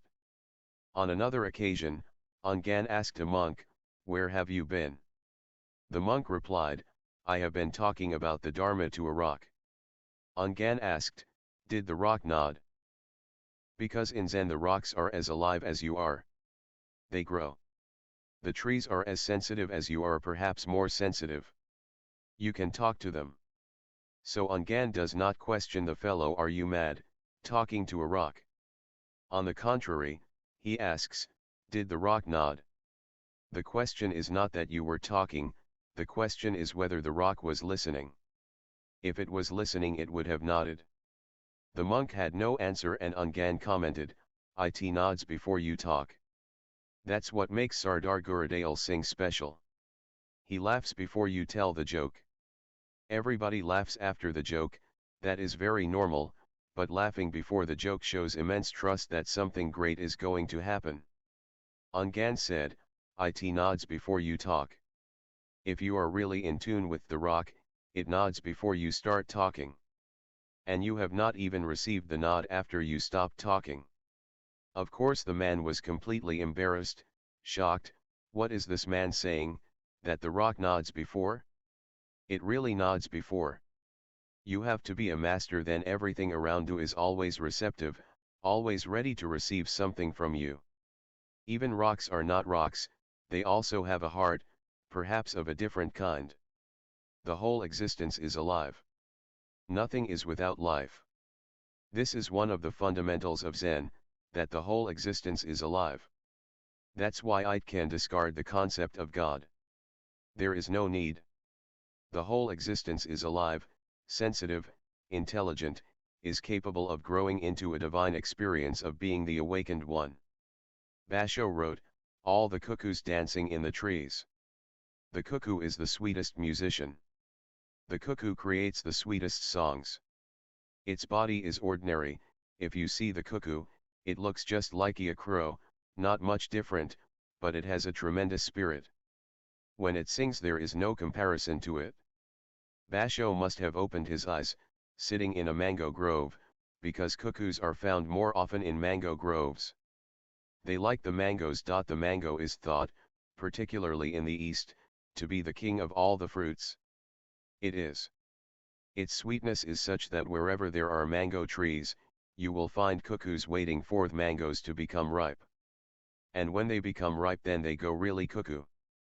Dancing, singing, the mangoes are ripe. They love the mangoes. So Basho must have been either by the side of a mango grove or inside it. Buddha always loved, his whole life, to have his camps because he was continuously moving in mango groves. Perhaps India has more mango trees than any other country, and at Buddha's time it had even more because it was thought to be one of the virtues to plant mango trees. All the kings, all the rich people tried to create as many mango trees as possible. All roads were surrounded for hundreds of miles by mango trees. And every village, every town, had its own mango grove outside the town, by the riverside or by the lake, because the mango grove was the shelter of all the wandering mystics. The trees are very thick, shadowy trees, and when there are thousands of mango trees they give a great cool breeze even in the hottest summer. When the mangoes are ripe, cuckoos come running from all over because the mango has a very special fragrance.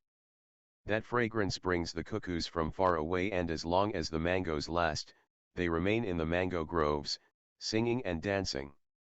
Their song is certainly the sweetest song in existence. So Basho must have come out of his meditation, and suddenly he saw all the cuckoos dancing in the trees. Just visualize these haikus, always. See the mango trees, see the hundreds of cuckoos dancing, singing, and their sweet song will fill your very heart. Question 5. Maniesh's question, our beloved master, hearing you talk about communism being combined with Zen, Marx combined with Buddha, I had the flash that Rosa Luxemburg would be delighted to hear you. I have the feeling that this is what she was looking for and could not find or express in her time, but she must have had the longing in her already. She wrote the following while she was in prison in Breslau, Germany, in 1917. Here I am lying, alone, wrapped in these black folds of darkness, boredom, imprisonment, the winter, and at the same time, my heart beats with an unbelievable, unknowable, unknown inner joy. In the darkness of life I'm smiling, as if I know some magic secret that gives the light to all evil and sadness and changes it into bright light and happiness. I'm looking for a reason for this happiness and I don't find any, and I have to smile again. I think that the secret is nothing else than life in itself. Would you like to comment? Maniesha, I have always loved the woman revolutionary, Rosa Luxemburg. She is the topmost revolutionary as far as women are concerned. She had the same quality of revolution as Lenin, and she was a woman, so certainly she had a totally different approach to revolution. It has not to be just of the body, it has also to be of the soul. It has not be just on the outside of man, in the social structure, it has to be of man in his consciousness also. Certainly she was not aware of any meditative rebellion within. That's why she says, I'm looking for the reason. And she thinks she has found the reason in life itself, but that is a very superficial reason. Without meditation you don't know the secrets of life, you know only the surface of life. Even that much gives you enough joy, but you don't know the depth, the abysmal depth and the infinite height, immeasurable both. Once you know this vertical dimension of height and depth, life becomes a pure joy, a laughter, a song, a dance, an ecstasy. Rosa Luxemburg was in a wrong place. She should have been in the East. Out of all the revolutionaries in the West, perhaps she was more sensitive and would have learned the Eastern way of getting deeper into life, not just on the surface. On the surface life becomes eat, drink, be merry. It is superficial, you get bored sooner or later. Unless you reach to the abysmal depth and infinite height, simultaneously, you don't know what a miracle life is, what a mystery life is. But she was in search, she died before she could have found it. But death is not death. Rosa Luxemburg may be here if not today, then tomorrow. All those who are seeking the depth of life and Thes Ekrat, the ultimate secret of consciousness, are bound to move knowingly or unknowingly towards someone who has already reached the whole. It is time for Sardar Gurudale Singh again. Officer Dopsky, of the Warsaw Police Traffic Control Team, is sitting in his car eating a potato sandwich when he sees a bright red Ferrari speed past him at 180 miles per hour. Officer Dopsky nearly chokes on his sandwich in excitement as he slams his door, starts his car, flicks on his red flashing lights, flicks on his siren, fastens his seat belt, checks his pistol, opens the glove box and looks for his ticket book, slams the gear shift into go, and stomps on the gas pedal. 1 hour and 200 miles later, Officer Dopsky finally manages to stop the speeding Italian sports car. "Okay," says Dopsky, fumbling nervously with his ticket book. "Just tell me your name." The driver of the Ferrari looks up and says, "My name is A. Alfonso de Villa Martino Rivera Giovanni Tortoni Bolani." "Well," replies Officer Dopsky, perspiring, "don't do it again." Newton Hooton drops into the Lucky Luke saloon one evening, and orders a triple martini. "What a coincidence," says Max, the bartender. "Just an hour ago, I was saying that nobody ever orders a triple martini anymore." As Max is mixing the drink, both he and Newton look up as Lucy Legs rushes in and asks for a triple martini.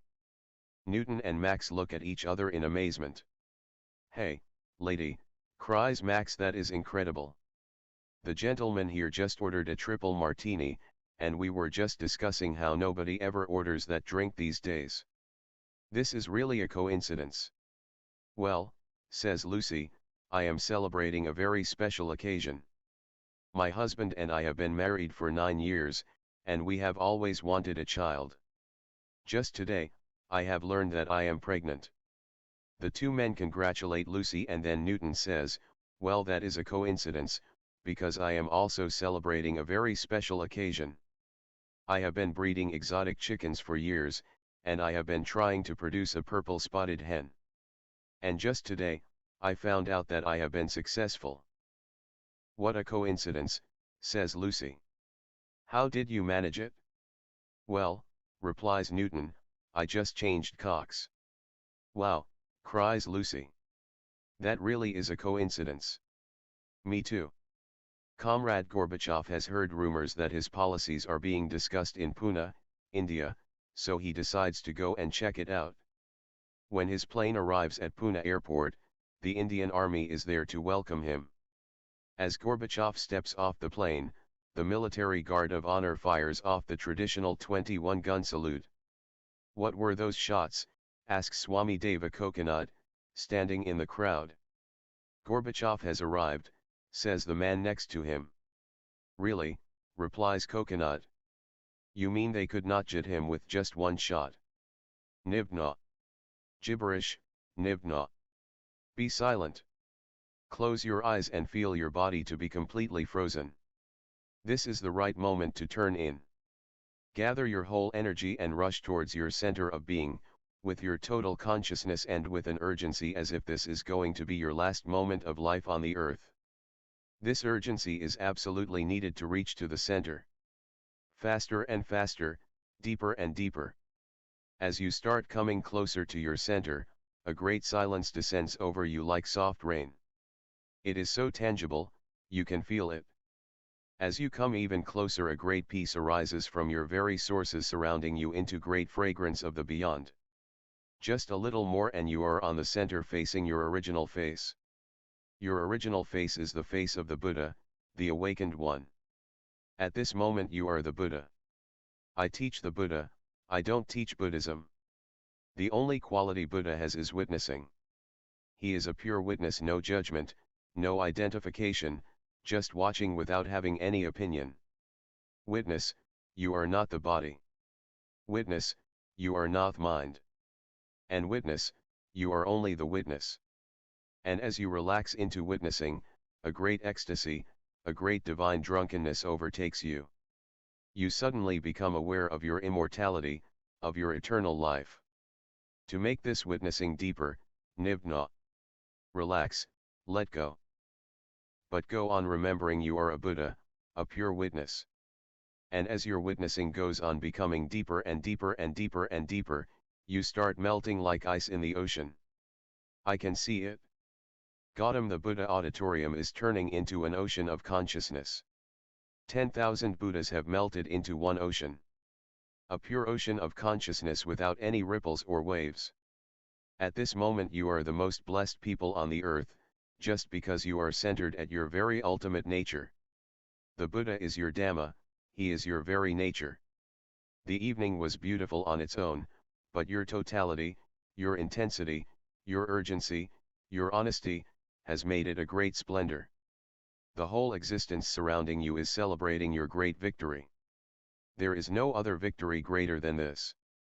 To become a Buddha is the most important, the most significant, the only meaningful act in your whole life. Gather as much experience and as many juices of life, and the blossoms and the flowers and the fragrances, the peace, the silence, the serenity, the divine drunkenness, the ecstasy. Collect all of them. You have to bring them to your life. Your life has to become a life of songs, a life of dances, a life of eternal music, a life of divine ecstasy. This is the transformation which Zen fire and Zen wind brings to you. And never forget to persuade the Buddha to come along with you. He is coming every day closer and closer and closer. You will feel his presence just behind you, coming, following, like a shadow. This is the first step of meditation, Buddha coming behind you as a shadow. But the shadow is very solid, very tangible, you can touch it, you can feel it, you can have a tremendous fragrance arising from it. The second step, you become the shadow and Buddha comes ahead of you, in front of you. The third step, your shadow disappears into the transparent awareness, awakening, enlightenment of the Buddha. You are no more, only the Buddha is. You are no more, only the existence is. This is the ultimate revolution, the ultimate evolution, the ultimate truth, beauty, godliness. Nibbana. Come back. But come as Buddhas, with the same grace, the same beauty, the same joy, the same ecstasy. Sit just for a few seconds to remember and to remind yourself where you have been, to what depth, to what height you have reached, to what opening of space you have experienced. And see that the fragrance of the innermost has come with you, surrounding your being. And watch, feel, the Buddha is standing behind you. He is your very nature, he is your blissfulness. He is your benediction. And the day is not far away when you will take these step and become the shadow of the Buddha. Once you become the shadow of the Buddha, the third step becomes very easy. The shadow can disappear into the Buddha without any trouble. When only the Buddha is left, alone, you have come home. This is the search of all human consciousness, this is the search of all living beings. This is the source from where we have come, and this is the goal to where we are going. Once the circle is complete, the source and goal meet together, you have come to a perfection of which you cannot even have a dream. You cannot even visualize what that perfection is. Even after reaching it, you cannot manage to describe it, you cannot manage to explain it, you can simply dance. Your eyes will shine with it, your silence will become a song about it. Your words may carry a little fragrance of it. Your very existence will radiate with the light that you have found in the completion of the circle. The source and the goal meeting. Now, once this happens to any consciousness, any human being, he is not to be born again into a prison of body, of bones and blood and flesh. Then he disappears into the cosmos and becomes one with the cosmos. Just a sincere passion to disappear into the cosmos is needed. It is not a long journey, it is just a quantum leap. And you are trying the best that you can do. I am absolutely happy about you. And the day when you all will start blossoming into Buddhas will not only be a day of happiness for you, it will be a day of great celebration for the whole of existence. Okay, Main Esha. Yes, beloved Master.